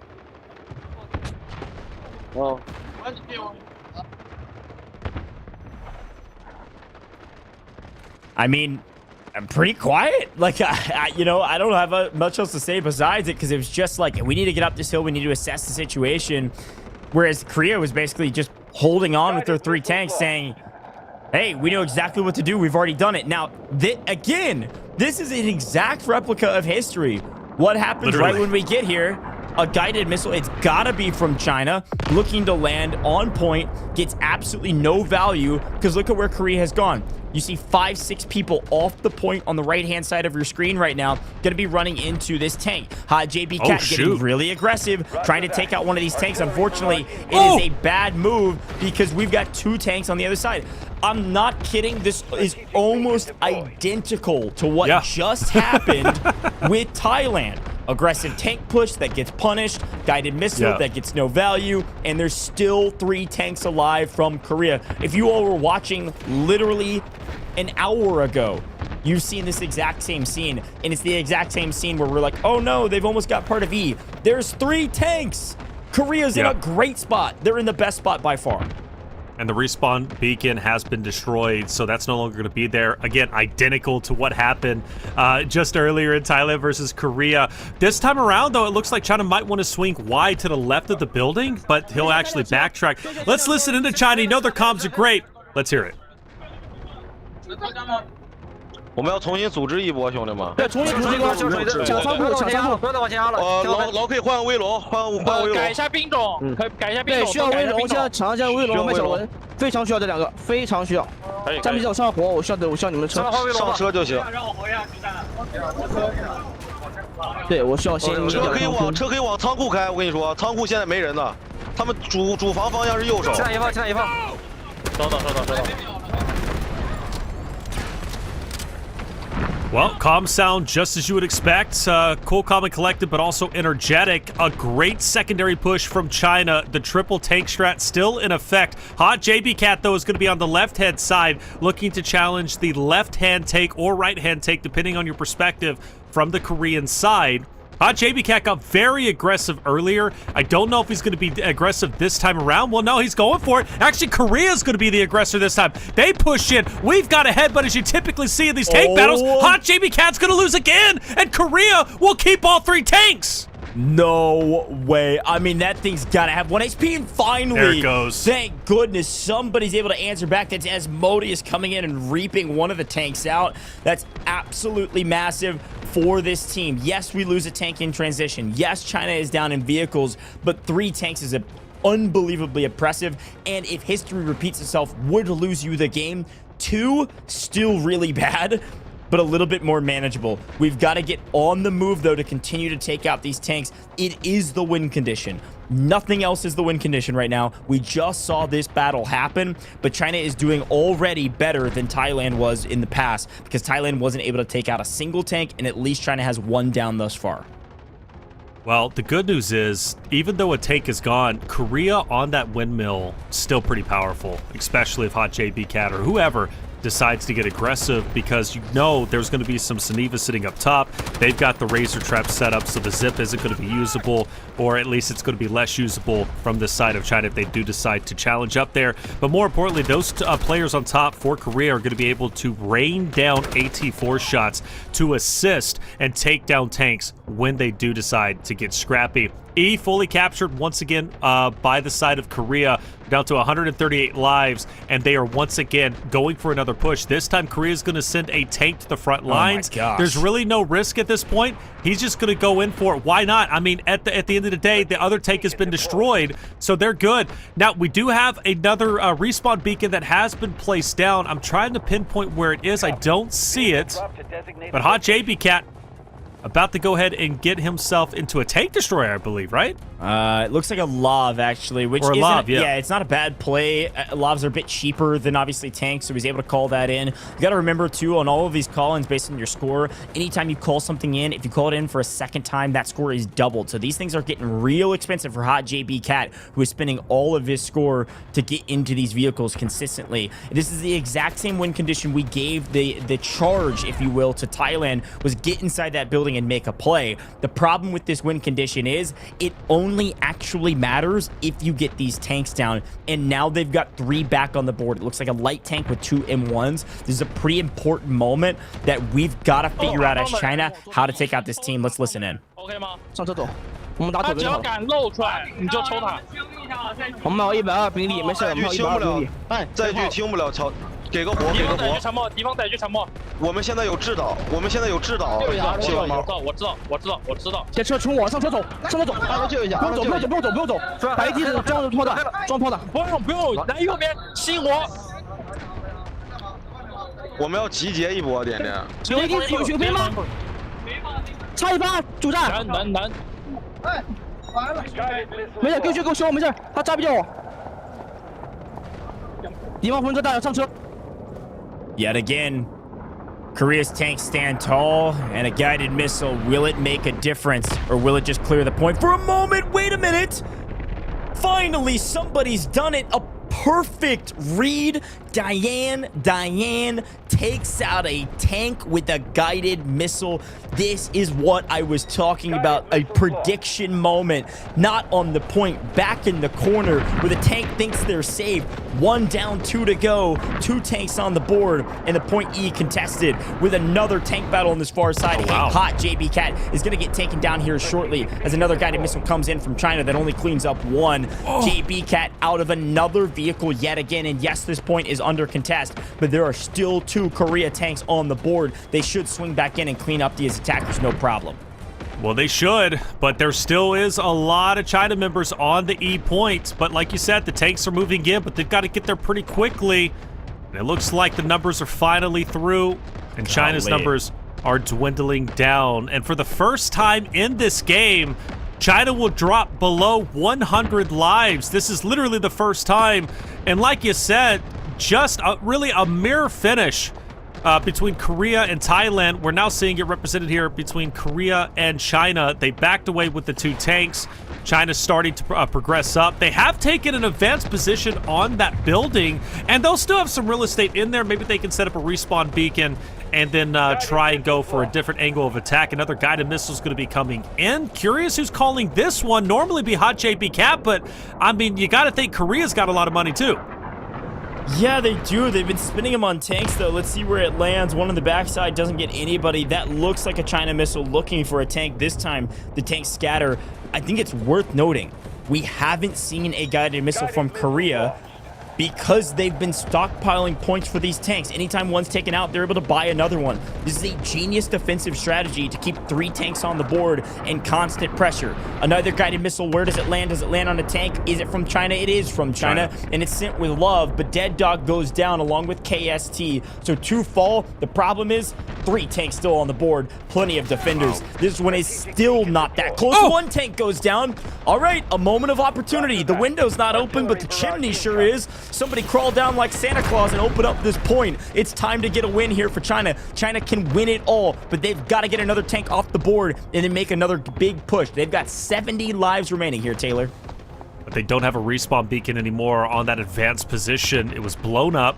And with 1 tank, that can still be quite devastating. The answer, or the question I have, is will China commit a bit more money to get themselves a tank now that it's a 1v1? And Hot JB Cat might be buying one potentially, or do they want to commit for another guided missile? It's some questions that only they could answer. For Korea's sake, They've managed to recapture E fully with only 60 lives remaining. Okay, China needs to get to work, but let's listen in with Korea.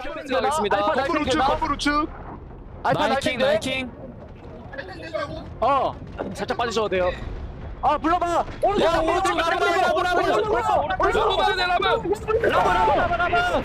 상대 라브 오른쪽.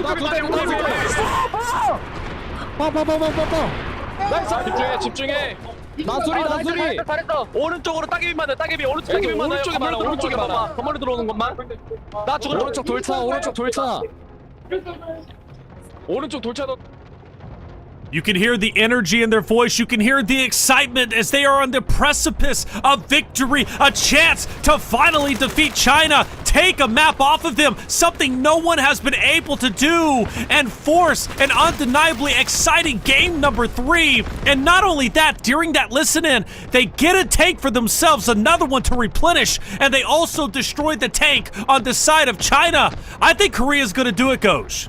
This is yet again another moment of brilliance from Dead Dog. It's so smart to say, hey team, we don't need these missiles. Trust me. They're good for a moment. They're like a flash in a frying pan. Instead, we need to slow cook them, and slow cook them good. We got 3 tanks, and we will always have 3 tanks. Do not spend any score on anything besides tanks. That is how we win point E. We did it last time. Let's do it again, and it is working. Every time a tank falls, they bring another one back, and China knows it. They get extremely aggressive on this tank down below in the street who has to retreat. They still aren't able to get it back, and guess what? They can just trade out. I'm gonna body block for you, dog. I got you. No worries. Get healed back up, and then we'll go back in together. The buddy system works here. It works in elementary school. It works everywhere. Unbelievable. Another guided missile. This would have to be monumental to really make an impact. It does absolutely nothing. GG's. This is gonna be a Korea win. I can only imagine, unless something crazy happens. Something crazy. I mean, it has to be just nuts for China to take this back over. We started with the narrative Korea was getting fried. They were done. But then we also changed the narrative to what comes down to the E site where they defended against Thailand. And we get to a near identical setup, and Korea once again holds on. Clearly, they've done their homework, and it's paying off. Again, I can't stress it enough. They are right. They are knocking on the door of giving China their first ever loss, especially in this tournament. That is critical. That is massive. Guided missile is going to be coming in. Let's see if it connects onto anyone. It does not, but that's okay. At least push China back. This is the last hurrah. China's going for it. They're committing, and honestly, it's looking okay, but Goj, the tanks roll straight in. That's what I'm saying. Like, it's a really smart play. You guided missile is so good for zoning. It's all fantastic. It's working well for you. You're just getting bodies off the point. If there were less tanks, you'd win. But you got to hit something crazy here, and it does look like a triple coming in from Mo on China. I mean, they've called in, what, 7 guided missiles at this point, and they've got decent value out of them. It doesn't matter, because with a defense like this, with 3 tanks, they haven't spent on anything besides tanks. They've had 6 tanks, I think, if I'm counting correctly. Korea's had 6 tanks in total, full tanks. Not any lavs, not even tank destroyers. 3 full M1 tanks on this point at all times, 6 in total through 200 lives. It's hard to beat. I'm gonna be honest. It's a great strategy. All right, smokes are out. 17 lives, make that 16. It's the beginning of the end. Game 3 should be underway relatively soon. I say that, but we have seen China pull off a miracle play, get the win with only 8 lives remaining. The question is, can they do it with 12 and 3 tanks breathing down their neck? Well, they have no choice but to try, and try they will. There's the magic number of 8.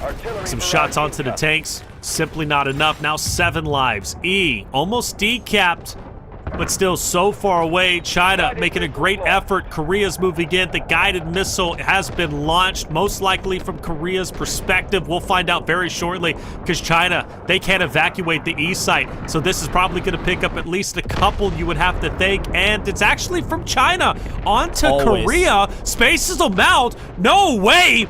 E is starting to be captured. 2 lives remaining. Korea moving in to push them back. Halfway captured is E, but Korea holds it down with the tanks. Despite them being close, they might as well be infinitely far away from a victory. China has fallen. Korea is victorious, and we are going to a Game 3 in Grand Finals. I'm telling you, a genius strategy. Every time we thought maybe Korea is going to drop a guided missile, nope. They only cared about buying tanks. It was strategy. It was genius. They got walked all over on every other point. They gave up DNC because they wanted to make sure that they had all of their tanks. It was the perfect strategy. I've got to tip my hat. Obviously, the Dead Dog as the commander to make the play, to make the call. This is our strategy. Trust. We let them roll over C. We let them roll over D. We hold at E just like we did an hour ago. Unbelievable. I can't believe it worked. And of course it does. It's Korea, and they've had a historic run all day today. They are going into Game 9. 3 best of 3s in a row that go to Game 3, and the job's not done. Can they do it one more time? Now that they have the advantage, I believe they are going to be moving forward. We'll double check all of that. I actually don't know how it all works. I guess technically it looks like, so we had obviously Korea able to hold on defense, and then China was able to hold on defense, and one team held better than the other, I guess. So I don't know. We'll double check all of that. My brain's, I think, falling apart at this point. I'm still blown away by Korea's efficiency and their abilities to hold and get the win there. Insane work from Korea. Yeah. But I'm pumped to see what happens. I think it looks like it is going to be China first pick. That's absolutely what makes a lot of sense. But I'm still tipping my hat to Korea. I'll be really curious to see what China picks, though, Taylor. Woo! Without a doubt. First and foremost, let me say, tournament's been going on for about 9 hours. We have been being put in the blender. These matches have been incredible. So let's read this. So since the Finnish side won both the first 2 games, Korea captured 1 zone while China captured 4. China had the advantage, yeah. So no surprise, China will have the advantage. So what does that mean for everyone at home if you're just joining us, or we'll give you a refresher if you already knew? China has a couple of choices. Number 1, they can pick the map. If they pick the map, then Korea gets the choice of attack or defense, whichever one they want. If they default the map and they choose attack or defense, then Korea gets the choice in the map that they want. Now, traditionally, from what we've seen, and it's only been, I think, Korea who's been picking all night. This time is the first time they don't have a chance to pick. Korea would just default and pick defense. That seems to be the smartest play.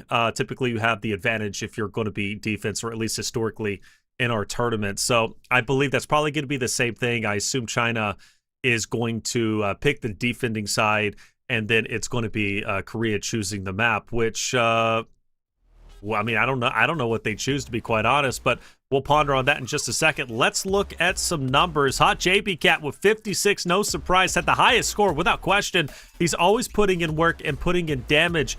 But let's go over to Korea, the winners of this game through defense, and see if we see any stellar stats. And we have Meme with 46 total reses. We've got Seiko with 30. We've got Aaron with 50 total eliminations. Summer with 57.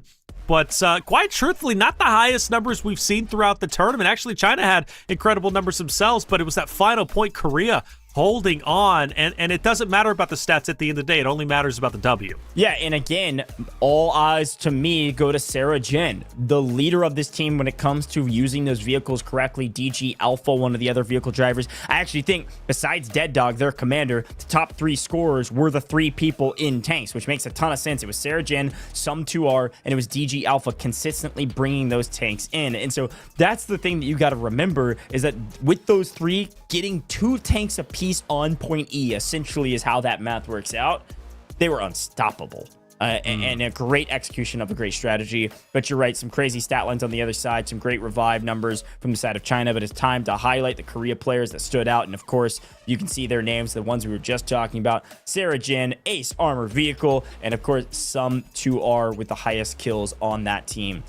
Very well executed from this Korea squad, and I'm really excited to see how this third map goes. Let's take a quick look here in just a second about a couple other players we wanted to highlight. Battlefield Medic, I didn't get a chance to see who had the most revives from the Korea team, to be honest. I think likely decent numbers, but you got to remember they got stomped all the way through, so it was meme like you had called out, with DG Alpha also being Vehicle Bane, a member of the vehicle squad. And then of course CK Kun always on those OBJs, man. Always see chicken head on these because that dude hunts those OBJs. Really impressed with this squad and what they're able to do, but it all came down to this. So let's take a look back at the comms. 자, 어머해줘야 돼. 절벽에 위령 정리 좀 해주세요. 위령이 있어요. 위령 들어가죠. 여러분 건물에 도면 돼. 건물에 도면 돼. 건물에 도면 돼. 건물에 도면 돼. 여러분 건물에 도면 돼. 건물에 빅동 깔렸습니다.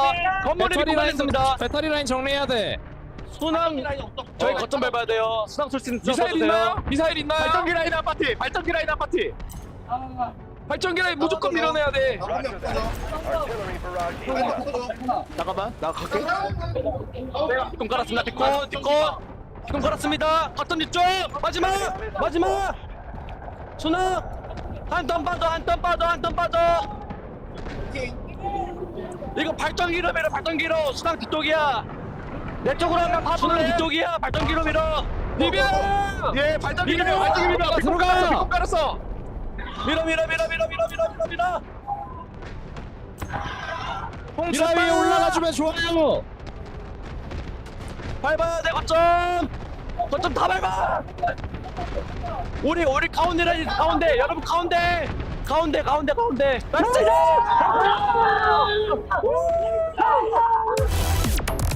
Dude, the excitement, but also the exhaustion that came from those yells. You even saw a Dead Dog. I mean, you got to remember, okay, let's be clear. We're right there with them. We've been talking for a solid 8-9 hours, right? No question. Yes. But those guys are also aggressively screaming into their mics, comms, nonstop in every single one of these games. And the only thing that actually is going to affect is a team like Korea, who's going into their 9th game of the day with the exact same squad leaders and the exact same commander constantly yelling at each other.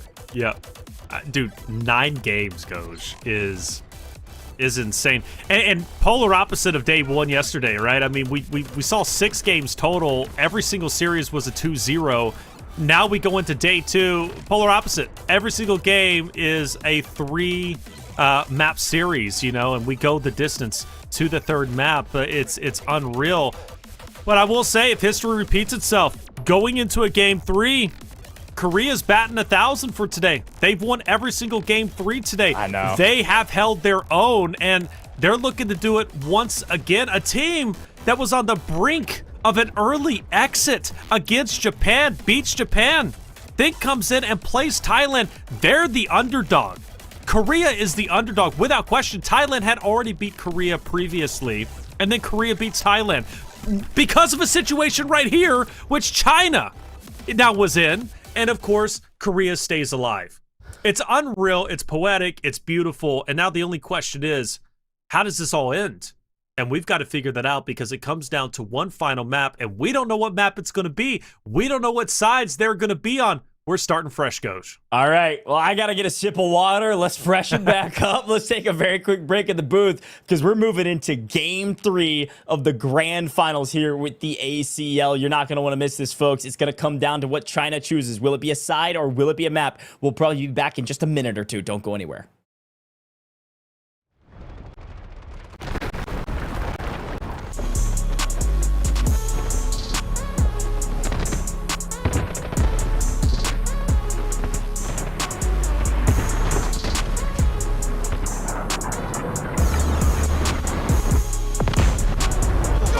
지나 1번.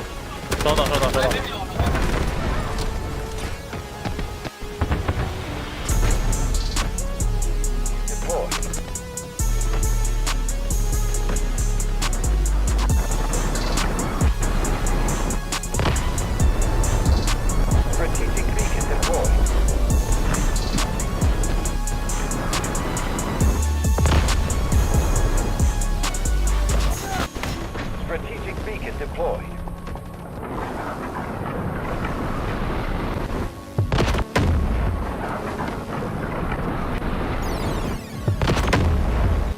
Guided missile launch.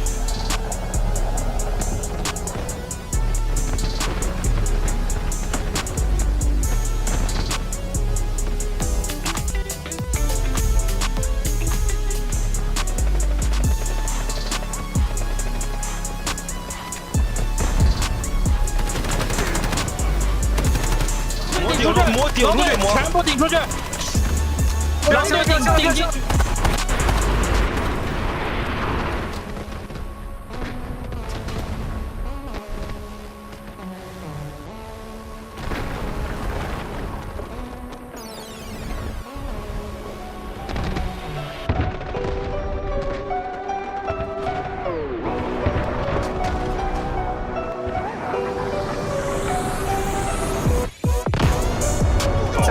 一放，收到。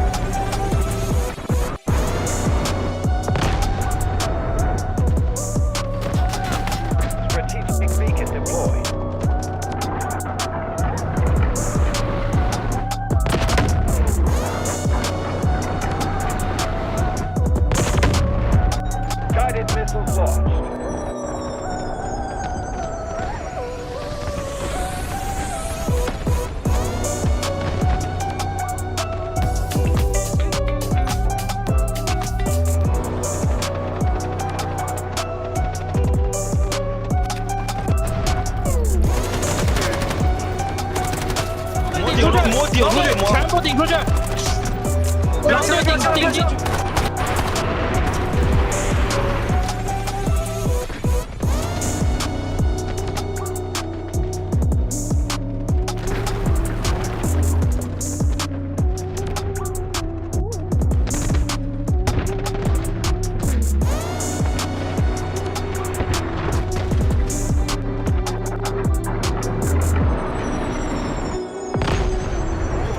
现在一放，收到。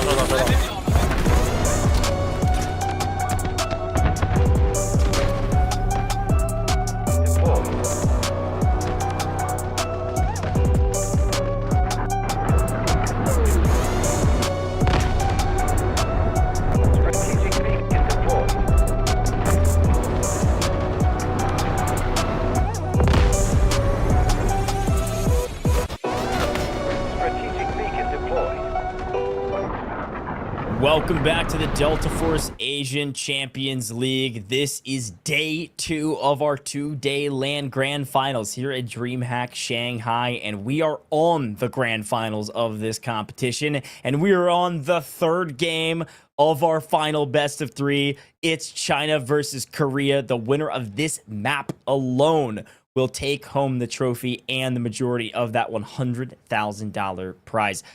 Taylor and I have been with you for around 9 hours or so, and it has been such a blessing, such a good time, and job's not done. One more map to go. I'm so pumped to jump into this one, Taylor. I want to remind everybody at home the way this works, all right? So China did better overall in this 1v1 trade, which means they have an advantage. Yes, they won one and lost one, but they did it a little bit better. They were able to hold Korea very early on points B and therefore have an advantage. What that advantage is they get to choose either if they're attacking or defending in game 3, or they get to choose which map they want to play on. They get to pick either side. Now, the interesting thing about this is that Korea is going into the 9th game of the day. They have made it all the way from lower bracket round 2 and worked their way through this competition. And Taylor, what that means is, yes, they are exhausted, but also for the first time, they don't get to choose first on what they want. And so I pose this question to you again. What would you do? And I will give you my answer first. If I am China, I take the attack. I know I just dominated on defense against this team. I know that I can beat them on defense, but I also know that Korea hasn't lost on defense yet. Not one time. And if you, it's this back and forth conversation of, do we give them defense because they can win? Or do we take the attack because we know we can beat them? Which would you do? Are you taking defense, you taking the attack, or are you assuring you take a map that you know? I'm taking, I mean, I stand by it. I'm taking defense. Bottom line, period. I would much rather be a defending team than be the attacking team given the history of how this event has gone. And you said it best, right? I mean, Korea hasn't lost on defense. That's where they're strongest. Yeah. You know, so I'm taking defense. I'm now making them uncomfortable. I'm making them be the attacking team.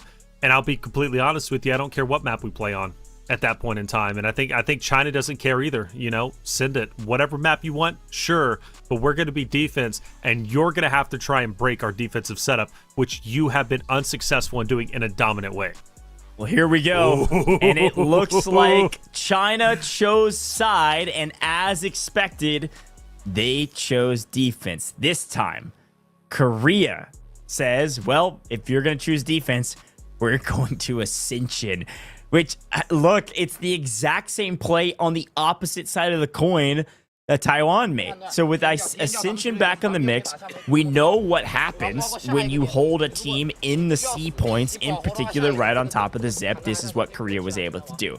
This is the interesting thing about this matchup, is that I want to know how comfortable China is with the defense, and you can tell they are locked in on how to defend here. I mean, look how aggressive they're talking. I believe this is their coach, by the way. They've got a really intensive coach who's been playing with them and helping them since all the way through the qualifiers, and they are breaking down this map. Now, I think it's the right call. I think everything that's been made is the right call, because I said it once, but I'm going to say it the opposite way. Yes, Korea has won every defense that they've played today. They've lost every single attack they've played today. If they win, this is their 9th game. If they win this attack and win the championship, it'll be their first win on attack throughout the course of the entirety of today. Poetic. Cinema, as we've been saying all night, or all day now, and chat.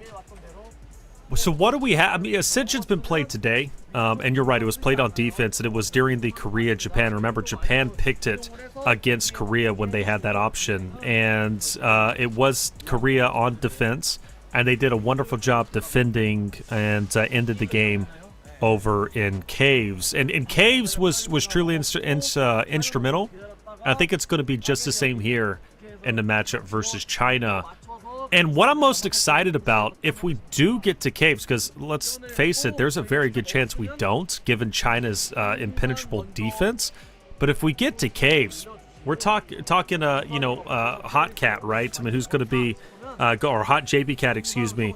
But then we also have potentially Dark Star. We have Sarah Jin, who's going to be in the Caves themselves, and they're going to be fighting. Whether it's Lavs, whether it's going to be tanks, however they get the job done. Those are some deadly members. In fact, the deadliest in this tournament goes, who are going to be fighting within Caves, and whoever wins, very well might win Caves and move forward to the final point, which we haven't seen today.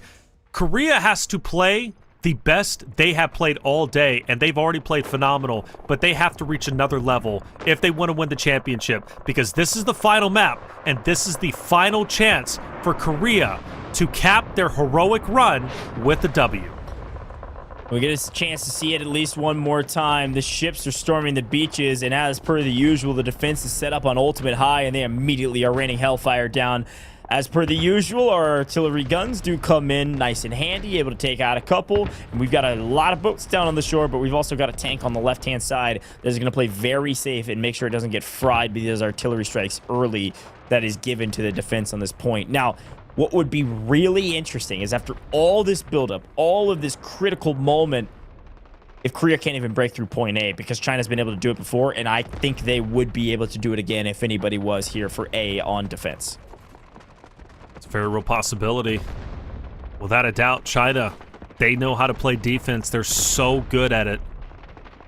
So incredibly good. Did you see a heli in the air, by the way? Do we have a heli this time around? We should. We should. I haven't seen it on main yet, so I'm wondering what the play is there. We'll keep an eye out for it and see where it comes in. If it comes in a little bit later, make sure it stays up. We'll double check on that, but I haven't seen it yet. It might just be our perspective, though. Yeah. Well, we know Japan hovered a little bit too long in the heli, right? So that's a risk you want to try to avoid. Look, Korea. Korea is pushing strongly up the hill. You know, China had a wonderful position. They had the manpower, but they could not stop Korea from progressing not only from the ocean and then ultimately up into the hill and now over towards A. it's a bit early to say it, but I mean, Korea, probably this is the strongest I've seen, at least an attack from my perspective, and they're doing it in the proper moment, right? The final game. Well, it's all about setup. You got to remember, if you just run, I mean, all the pubs players know this. You guys have played Warfare before.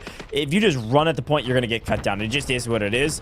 Usually, your goal here is to group up as a team and hope your team actually groups. You then yell at your team because they're not actually reviving you. The medics never pick you up. You guys get the gameplay loop. And sometimes there's some heroes, but at this level, folks, if you're just tuning in, this has been a 9-hour straight tournament of nonstop chaos, sure, but also organized chaos. These are teams of 20 working together under a commander, an IGL, an in-game leader, one per country, that is leading the team through voice comms. He has open communications to all 20 players through this commander mode, and then also has squad leaders that are also communicating directly to the commander. There's 5 teams of 4 per side, and all 5 squad leaders are in a call together through whatever, type of calling device they want to do. Discord or otherwise, they're all in a call together, constantly communicating, and then those teams are communicating with their in-game squad players as well. So there's a ton of communication, there's a ton of back and forth on what to do and how to do it, and you've got to execute together as a unit. So you're going to see these teams move in waves, make a big push. You see Korea making a strong push here, but it immediately gets cut down. So instead of just continuing to trickle in towards this point and lose the game here, they're going to regroup, likely on their tank on this hilltop, and then make another push again. Down to 149 lives. That's low. Not scary low just yet, but a lot lower than they were wanting. I complimented their push, but they've been pushed back, and China progressing potentially up towards this hill once again for the secondary fight. This is where they met at the very start. It was Korea who won the engagement. Does China win this next one? Well, it's going to be a little bit more difficult, especially with the vehicles being here at the forefront. That's going to pay dividends for the at least attacking side for Korea. So China will go back up. This is the squad with the power, the slaying squad, Bobo, Lances, and Co. China not backing down. In fact, it's the vehicles and Korea who's forced to back up a little bit. Even with the smoke screens, it seems Korea cannot continue to push forward, and a vehicle already gone. China now working their way onto the tank to potentially take it down as well. You need the foot soldiers from Korea to get aggressive and take these players down, but not happening. China putting Korea into the blender, and even with the tank there, let's face it, the smoke is obscuring the line of sight, and therefore giving an advantage to the China players who are up close and personal. Finally, we see that heli is going to be airborne. Hopefully that helps out, but he's already being focused, and, well, that heli's weak. That heli might be crashing relatively soon. Yeah, you got to get way out there, folks, and this is exactly what happened the last time we saw Ascension. To be honest, A wasn't this difficult. Here's the issue. The main issue is that the whole strategy of the Korean attacker team was to spawn up on this tank, play together as a unit, and make a big push. The problem is, if you get obliterated by these heroes on... I mean, Kishshot is cleaning up 3-4 by himself as an individual, playing around these pieces of cover, smoking it, preparing for this. The tank can't get too aggressive or it's going to get blown up. And so instead, it's just a constant back and forth. Now, we do see a return fire, and another vehicle goes down for the defender's side. So this tank is putting in good work, but we can't get any real value on the actual point yet from the attackers. They're going to have to figure out something soon. I mean, we're already down to 126 lives. It still sounds like a decent amount, but that's, what, 54 down the drain without really anything to show for it. And China's getting overly aggressive because they know they can. They haven't been challenged just yet. Those rockets are getting so close to the heli. Get peppered just a little bit more, but can't sit there. Like I said, you got to get way out. We take an overhead view. Hey, still way off in the distance. China effectively holding onto the hilltop. The heli, just with a little bit of health, gets below the rock and will manage to stay alive. But for how long, that's the question. I mean, if a blade... Oh, no! That's what I was going to say. If a blade touches a rock, you're gone. You're done. You're toasted. The tank... Now the focus for China, and the tank also weak as well. 122 lives, 0 progress has been made. China is holding their ground. And look, I always say this, the A point's always the easiest to attack for the most part, right? But it doesn't mean it's easy. It's just the easiest. And China has been known to stonewall teams at point A in the past. They did it in the first round of the semifinals against Japan. They weren't able to make it through A and cracked, which arguably is decently hard, but it's still the easiest.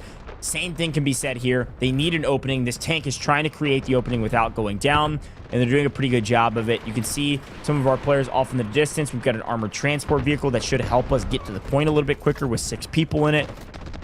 But yes, I'm seeing everybody in chat ask questions about it. Why Ascension? Well, that's a great question, but not why offense. China won in the 1v1 in the tiebreaker to choose defense, and so because they got offense, Korea said Ascension is our map to attack on. That's what we're going to go for. And so far, not looking very good. Maybe not the right choice or just not great execution. But here's a good push going through smoke. Armored transport vehicle trying to get onto the point. They're trying to make the best of it, just keeping bodies up. You're seeing how many revives they're getting in that smoke, pushing onto the point. I'd love to listen in with China and see what they're thinking and how they're defending. 敌方步兵到，全部进点，全部进点。我现在没烟，你现在没人。清安炮，清安炮，那个安炮王步兵，王兵安炮，清安炮。继续不对，近点绞肉，近点绞肉，所有队伍近点绞肉。近点跟他们绞就行了，没事儿。不要大量步兵在前滩，大量步兵都在前滩，大量步兵在前滩，不要落给对面坦克。好，就点点。这个安炮又上人了，我们点内军事，点内军事。脸上有个露娜掉了，不要落给山上，不要落给山上，他们山上有狙。一边没开，他们开走了，有没有枪一发？我找不到，太多烟了。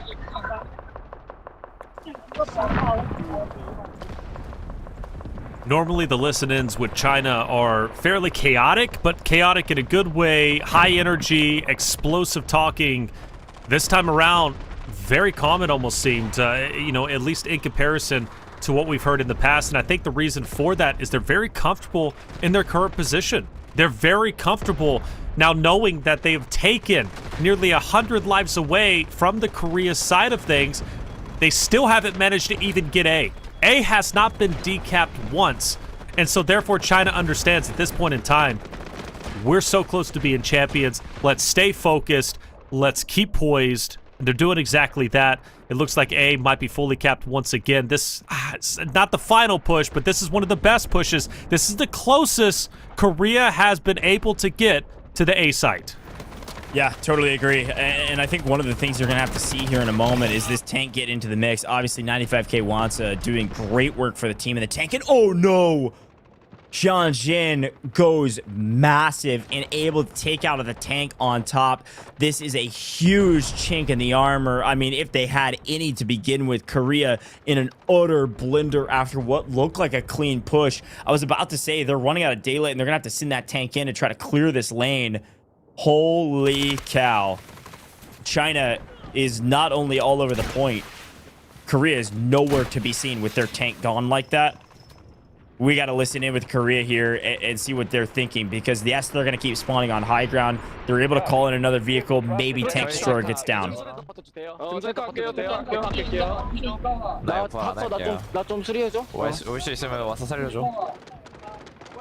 살려줘. 알파 죽었어. 쟤 죽었어. 델타. 저희 능선 먹혀 있어서 조심해야 돼요.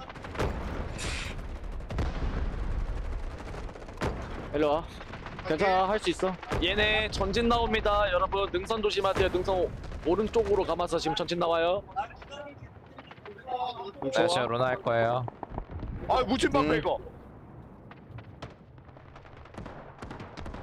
Wow. I mean, it sounded like information was still being passed, but much slower, just trying to figure out and digest the information at hand and how do we use it. That's the problem, right?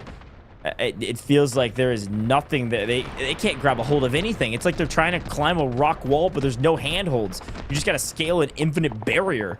And it's just China troops continuing raining hellfire and winning their ones. Again, I want to get back to like calming and kind of like casting over individual gameplay, because when you're able to trade out 1, 2, 3, 4 people by yourself as an individual slayer, it's just an utter game changer, let alone being able to pop up with an engineer crew, an engineer squad, and stealthily take down a tank. And all of a sudden, I mean, chat's been saying it's GG's. It's absolutely not GG's.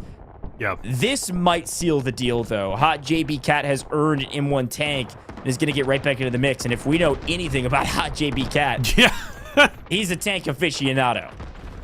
Bro, he would shoot a heli out of the air, 100%. First attempt. I mean, he was so deadly accurate on trench lines just a little bit earlier during their attacking side. He's going to be just as deadly this time around as well. There he is from a distance, already starting to pepper not only the tank, but also any troops just up ahead. Feel like we've been here literally 2 to 3 times right on this hilltop with Korea once again trying to apex, trying to get down there to A.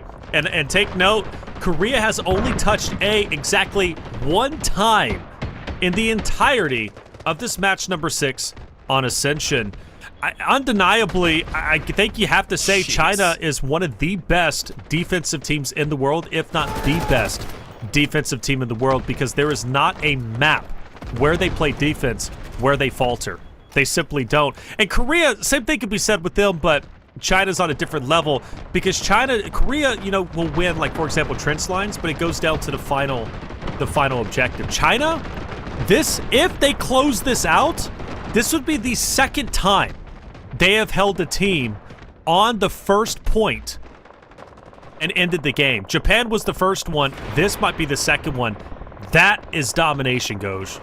Yeah, it absolutely is, and this does feel like a little bit like, man, we just ran out of steam. Like, it feels like the Korea comms were very slow, they were struggling, and they were trying to figure out what to do. I mean, just generally processing information when you have such little energy left is very difficult, and yet again, we've got another great helicopter pilot, this time doing the loop-de-loop, staying away. Hot JB Cat's going to make sure that his tank shells can get within range of this helicopter and he can aim high enough. This is one of the biggest limiting factors of the tanks versus a helicopter, is that you have to get to a high enough point to actually aim at it, right? You can't actually tilt your weapon high enough to shoot this helicopter half the time.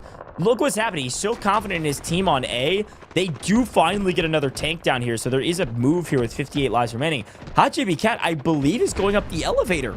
I think he's going up to where the next point is going to be, just like our Korean team did with their Lav during the fight against their opponents. He's going all the way up, and he's going to be shooting at this helicopter and make sure that it stays out of the air. From a distance, JB Cat trying to push Korea back. They made a great advancement onto A, but they've already been pushed off. And once again, China's going to be in full absolute control of Alpha with 56 lives remaining on the Korean side. This might be the beginning of the end. Will China be a champion after the next 53 lives? It's definitely looking that way. We're down to the nitty-gritty. Let's listen in with China. 没事，我标，飞机在舔，沉默，沉默，他们人不多，他们人不多，全都往山上掉，对面打个大场，没有人见的。我上方。公车要多久？回房点内，回房点内。再回，再回。快，往这跑，快！没打过，脸上没打过，没打过。94，标点了。 We've lost Hot JB Cat from the helicopter, and we've lost point A. It's not held the entire time, but it's held long enough to make this push up to B1 and B2 extremely difficult. Folks, we're not even up the zip lines yet, and we see it looks like we are going to send a Lav up the elevator onto C, where they can overlook these positions, likely give intel, and potentially shell down below. But the problem after all of that work, Korea, we got to laud them. They were able to make it past a really hard point A. It helped the second helicopter to come in. But the real issue is the lives right now. So the onus of responsibility, obviously, on Korea. The actual responsibility, though, is not just to cap B1 and B2. It's to cap B1 and B2 right now. They need to capture both of these immediately. They need as close to maximum lives as possible going into C1 and C2. You know C1 and C2 are incredibly difficult to grab. That's up in the tunnels or the caves, up above, up the zipline or the elevator. We've talked about it. We've seen it on broadcast. It's the easiest place to hold, and you need, just like E, when it comes to trench lines, you need every single life that you could possibly have, and they're already below 100 or about to be here in a moment on B1 and B2. They haven't touched them yet. They've got to take both these points almost immediately, or they're going to have little to no chance. And I fully agree with that. I will say, on the other hand, we've watched Korea on the brink of defeat 2 times now, both against Thailand and China, and they managed to come back. I understand different situations because that was on defense, right? Not on the attacking side, not with 92 lives. But one thing I know about Korea after watching them for 9 hours today through Japan, through Thailand, and ultimately now China, is they're a team that refuses to give up. They have heart, they have spirit, and they will continue to fight till the very end. And you're right. They need to capture B1 and B2 immediately in order to get their live count back up. And they've got to be aggressive, take the bull by the horns, and just go for it. But you better believe Korea's not going to give up. Don't count them out until they are fully done and dusted. This is a team that's resilient and knows how to come back. Yeah, totally agree. 90 lives and counting, and a couple vehicles coming their way. Bobo seems completely unfazed. Bobo's going to keep frying out, as Bobo always does. Assault vehicle out. Taken over by China. Swinging that thing out of here. And keep defending. A lot of green in the kill feed.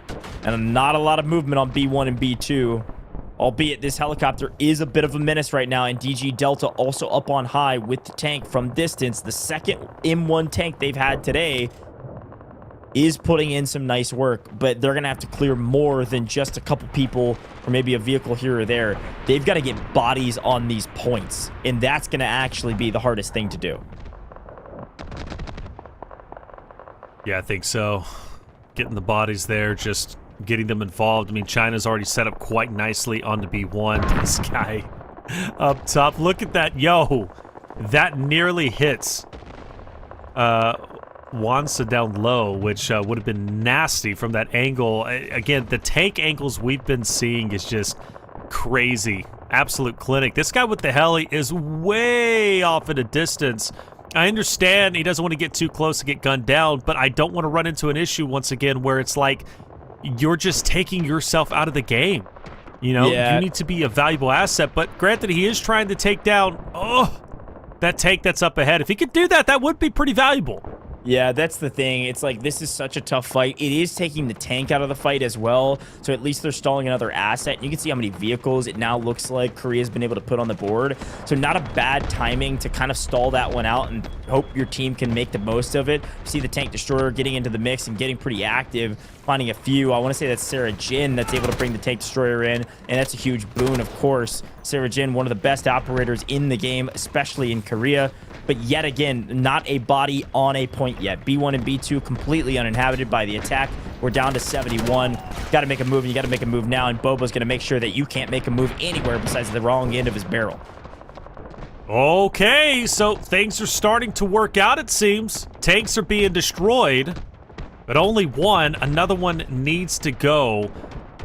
And it looks like Korea is going to be a bit aggressive. Trying to get this tank elimination fully in. Can't do it. Backs away. Narrowly avoids a rocket. Hey! The tank is now gone. And is this a glimmer of hope for the Korea squad? Is this a chance and an opportunity for them to at least get their hands onto B1 and then focus their attention on B2 with the tanks gone, except for the one that's going to be up top, obviously, with Tien. The heli feels comfortable enough to move in and start assisting. But yeah, that angle also exposes you to tank fire from down low, and we've got tank-on-tank action. Fortunately for the Korean squad, Tien's not connecting, and therefore he has to back away. And now the heli, if he wanted to get active too and start focusing to take up top, he can, but I think he wants to focus on the ground troops. Korea has got B1. Now can they get B2 and miraculously stay alive? I mean, wiping vehicles is everything. Obviously, everybody looking at this helicopter right now, put any bullet into it you can. It's getting a little bit of healing inside of it. That's one of the reasons it was avoiding fights earlier. But no, a connection there. I want to say that's from Hot JB Cat. Was that from an Allura rocket? That's got to be from a vehicle. I don't know. We'll have to double check the replay on that to see if he was the one that took it out or if somebody else was. But heli down is huge. The attackers do pick up another tank, but Zhang Jin is going to continue to throw tank fire down, and as long as he doesn't catch the wrong end of the stick of these two tanks, is at least preventing these two tanks from getting up on the point and helping out their team. And it looks like one of those tanks said, yeah, I'm out of here. I got to go help out our team. We got to get to B2, and we got to get to B2 now. 那个车躲在山上。OK。过来，跟着进来。多少这里死左中吗？青南左边，青南左侧，左侧青南。他没开主房。切。我走了，青南。脸上有喷子，身上有喷子。他们左侧有医生，漏了。左边绕一队。他们从左侧拉了，左侧拉了一队啊！青来压了！青来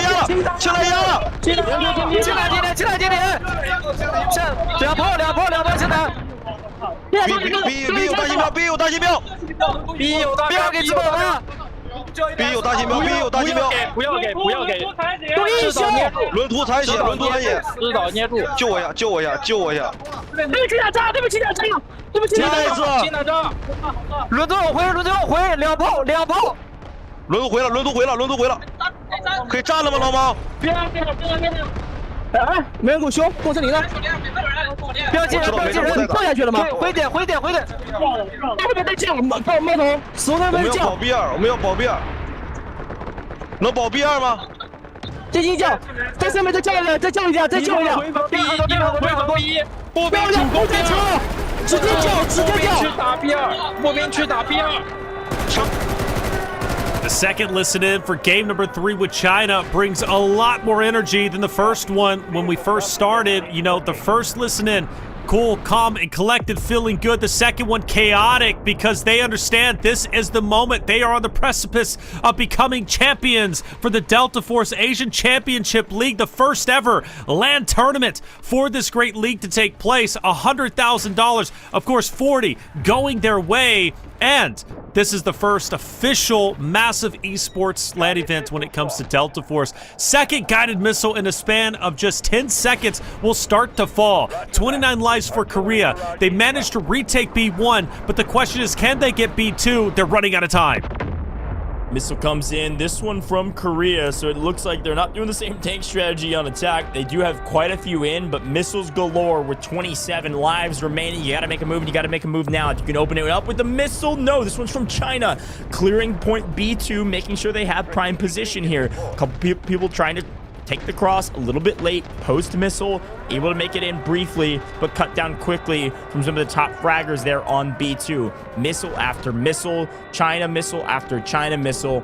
All of a sudden, down come the missiles, and down go the Korean players. Yet again, another one lands, this one a triple from Prosui. Looks like the beginning of the end. 16 lives remaining. Hot BJ Cat holding it down. Hold up. Can he get it done? Can JB do it? Well, he'll at least back away. The vehicle from Korea now down to 12 lives. We will find another guided missile is going to be coming through. I believe this one is from China. Well, does it connect onto anyone? No. B2 has yet to have anybody from Korea get on it in at least some time. Now 7 lives remaining. Goj, I think China has officially done it. The spamming of the missiles has been impeccable timing. They're just trying to zone off B2. They know if they just hold B2, they're going to win this game. And it's working flawlessly. Missile after missile from both sides likely, but China calling in the majority of them and out-fragging on the ground. This has been the name of the game for China. Missiles and then just slay out another massive missile. We knew Bobo was slaying, so of course he earned a missile of his own.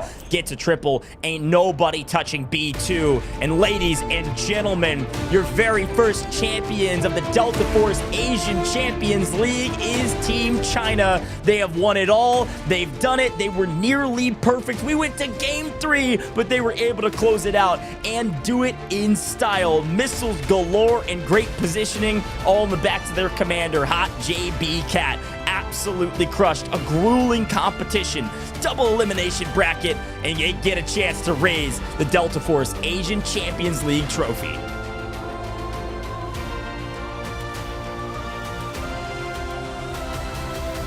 Amazing scene. China came in as the best team through the qualifiers, undefeated. They came into day 2 undefeated. They stumbled a little bit as Korea managed to take a map off of them, but they picked themselves right back up in game number 3, and they take it in convincing fashion, only relinquishing control of one objective. This team earned it. They played well, and they are flawless, and they are your official, of course, Delta Force Asian Championship League champions. The first major esports event when it comes to Delta Force. $40,000, the epic trophy. And everybody, all 20 players, tried to get their hands on it to lift it up. They earned it. Question is, who's going to take it home? They'll decide that later, but at least as of now, we know dang well this is the best team in the world. 让我们再次恭喜国服赛区获得2025英雄亚冠 ACL 三人行动总决赛的冠军！恭喜国服代表队！恭喜你们！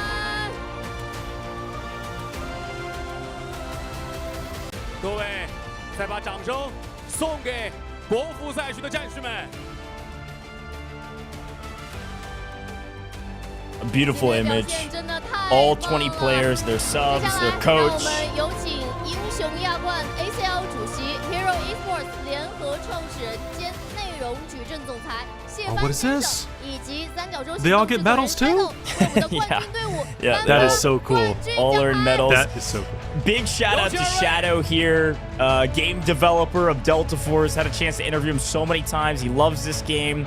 He loves promoting all the things they're doing in game, and this is just one more thing that they're adding to their repertoire with esports, crowning and giving out a medal to every single player here for this China team and what they were able to accomplish on main stage. It truly was an utter domination, a fantastic job, perfect execution with only one dropped map through this tournament. Yeah. Really, really cool stuff. Insane to only drop one map. Such a proud moment. To be the first ever champions. You know, money is one thing, and $40,000, you'll cash that check without question, but to be a champion, to work this hard, and to be the best team in the world at this stage of Delta Force is something you can't take away, and it's something that is hard-earned. The tears streaming down the face, and rightly so. I mean, you can tell how much this moment means to these incredible players. So well done. Man. The emotion. I can't wait for the future of this game, Ghosh. Yeah, I mean, I'd be emotional too, man. There was so much hard work. I mean, they had to battle through 2 full days. 7 hours day 1, 9.5 hours day 2. 谢谢。 Shout out to Shadow. Obviously, again, a huge piece to the puzzle that is Delta Force. Bringing those medals out. So cool. 先欢迎我们国服代表队的总指挥官 JB Cat， 有请 JB Cat。 Bringing in Big Commander himself. Of course, we're talking hot JB Cat. The man with the plan, the man with the gunny. Dropping the most eliminations in a tournament, as far as I know, 170 plus throughout 2 maps earlier yesterday. 各自的努力，那同样的话，看到大家的心情都非常非常的激动啊！想问一下，作为总指挥官，其实一路走来，一定会有一些磨合的时刻在，对不对？能不能给大家分享一下一个让你印象最深刻的时候？印象最深刻的时候，其实就是之间队内的不和吧，经常会有一些小摩擦，这是很正常的事，毕竟大家也都是第一次线下打比赛，线上的话很正常的。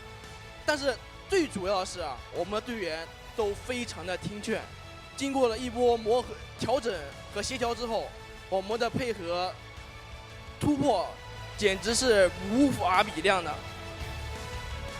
是的，其实今天现场的话也是来了非常多支持国服代表队，包括支持你本人的亲人、朋友、粉丝，有什么话想对他们说的吗？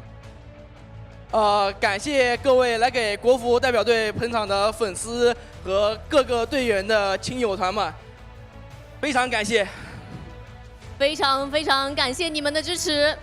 谢谢 JBCat 回到队伍当中。 The amount of responsibility this man right here has had is unbelievable. He had to do it all. Hot JBCat command his entire team. And it's great that we get a chance to recognize a lot of the other talent on the team here with Posui. But there's got to be a lot of emotion behind fulfilling that job description of can I lead 20 men to victory? 真的觉得可能会输，但是我们的队友都非常的厉害，还是赢了，我很激动，然后就控制不住就哭了。是拿下了这个冠军之后啊，之后的目标会是什么呢？想拿世界冠军。世界冠军，非常宏伟的目标。期待你们一定能够实现这个目标。谢谢破碎，谢谢，请回到 I agree with you, Go. Just to lead 20 players 小年将军 to victory. 来欢迎年将军。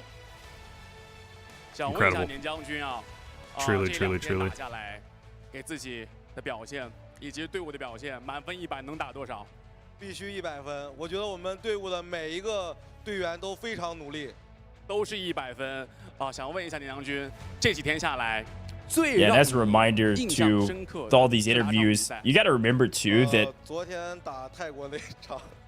you know, obviously we have our commander. Oh yeah, I love the emotion, man.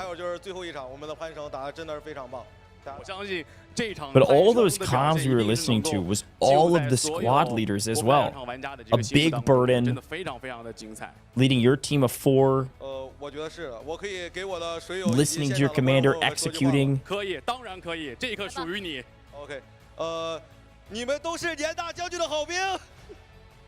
谢谢司令官年将军，谢谢，请回到我们的舞台当中。接下来，让我们有请星野来到我的身边。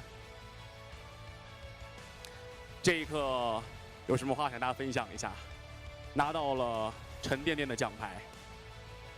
感谢我所有的队友这几个月来的努力，我们真的是太棒了，太棒了！把掌声送给自己，也送给各位队友。 Great excitement from all of our squad leaders. This is such a cool moment. And I think the other thing, I want to bring it back to the conversation we had at the beginning of broadcast, Taylor. Which is, as we see the excitement, we meet these players.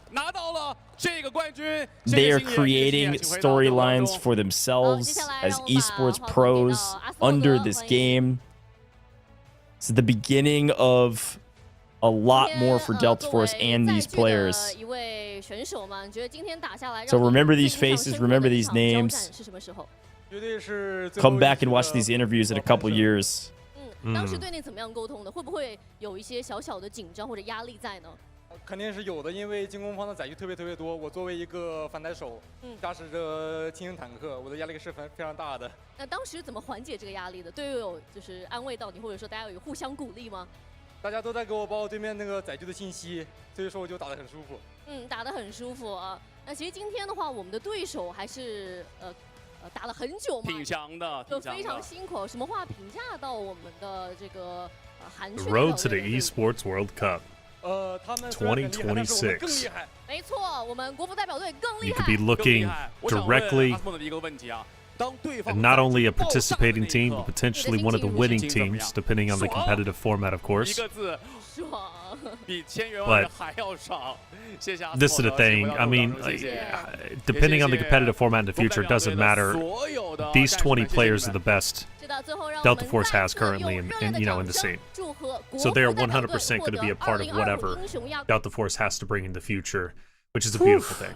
Yeah, it's absolutely beautiful. I love that we get a chance to watch those interviews at the end, guys. This was so dang fun.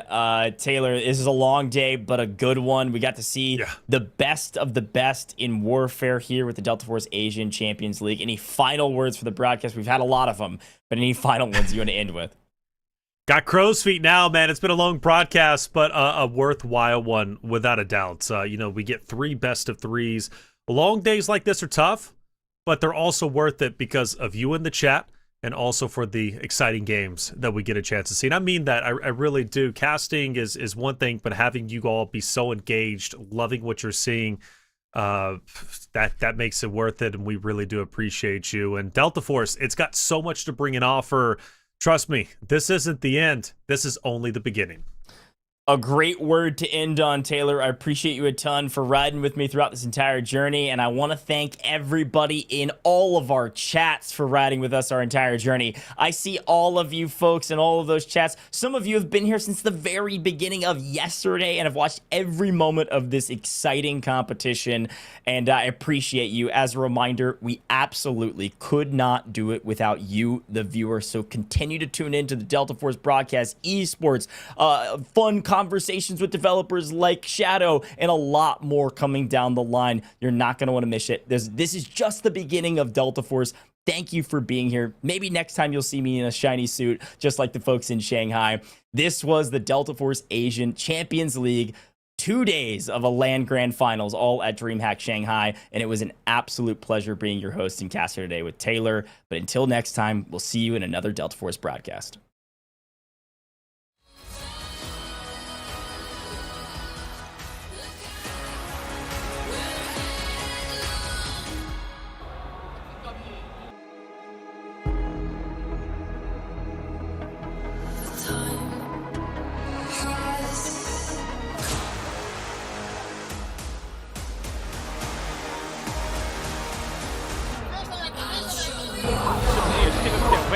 比较难受的进攻目标才是。哇 ，ADS 已经是开完了，没有主动防御的情况下，差一点点，扛着。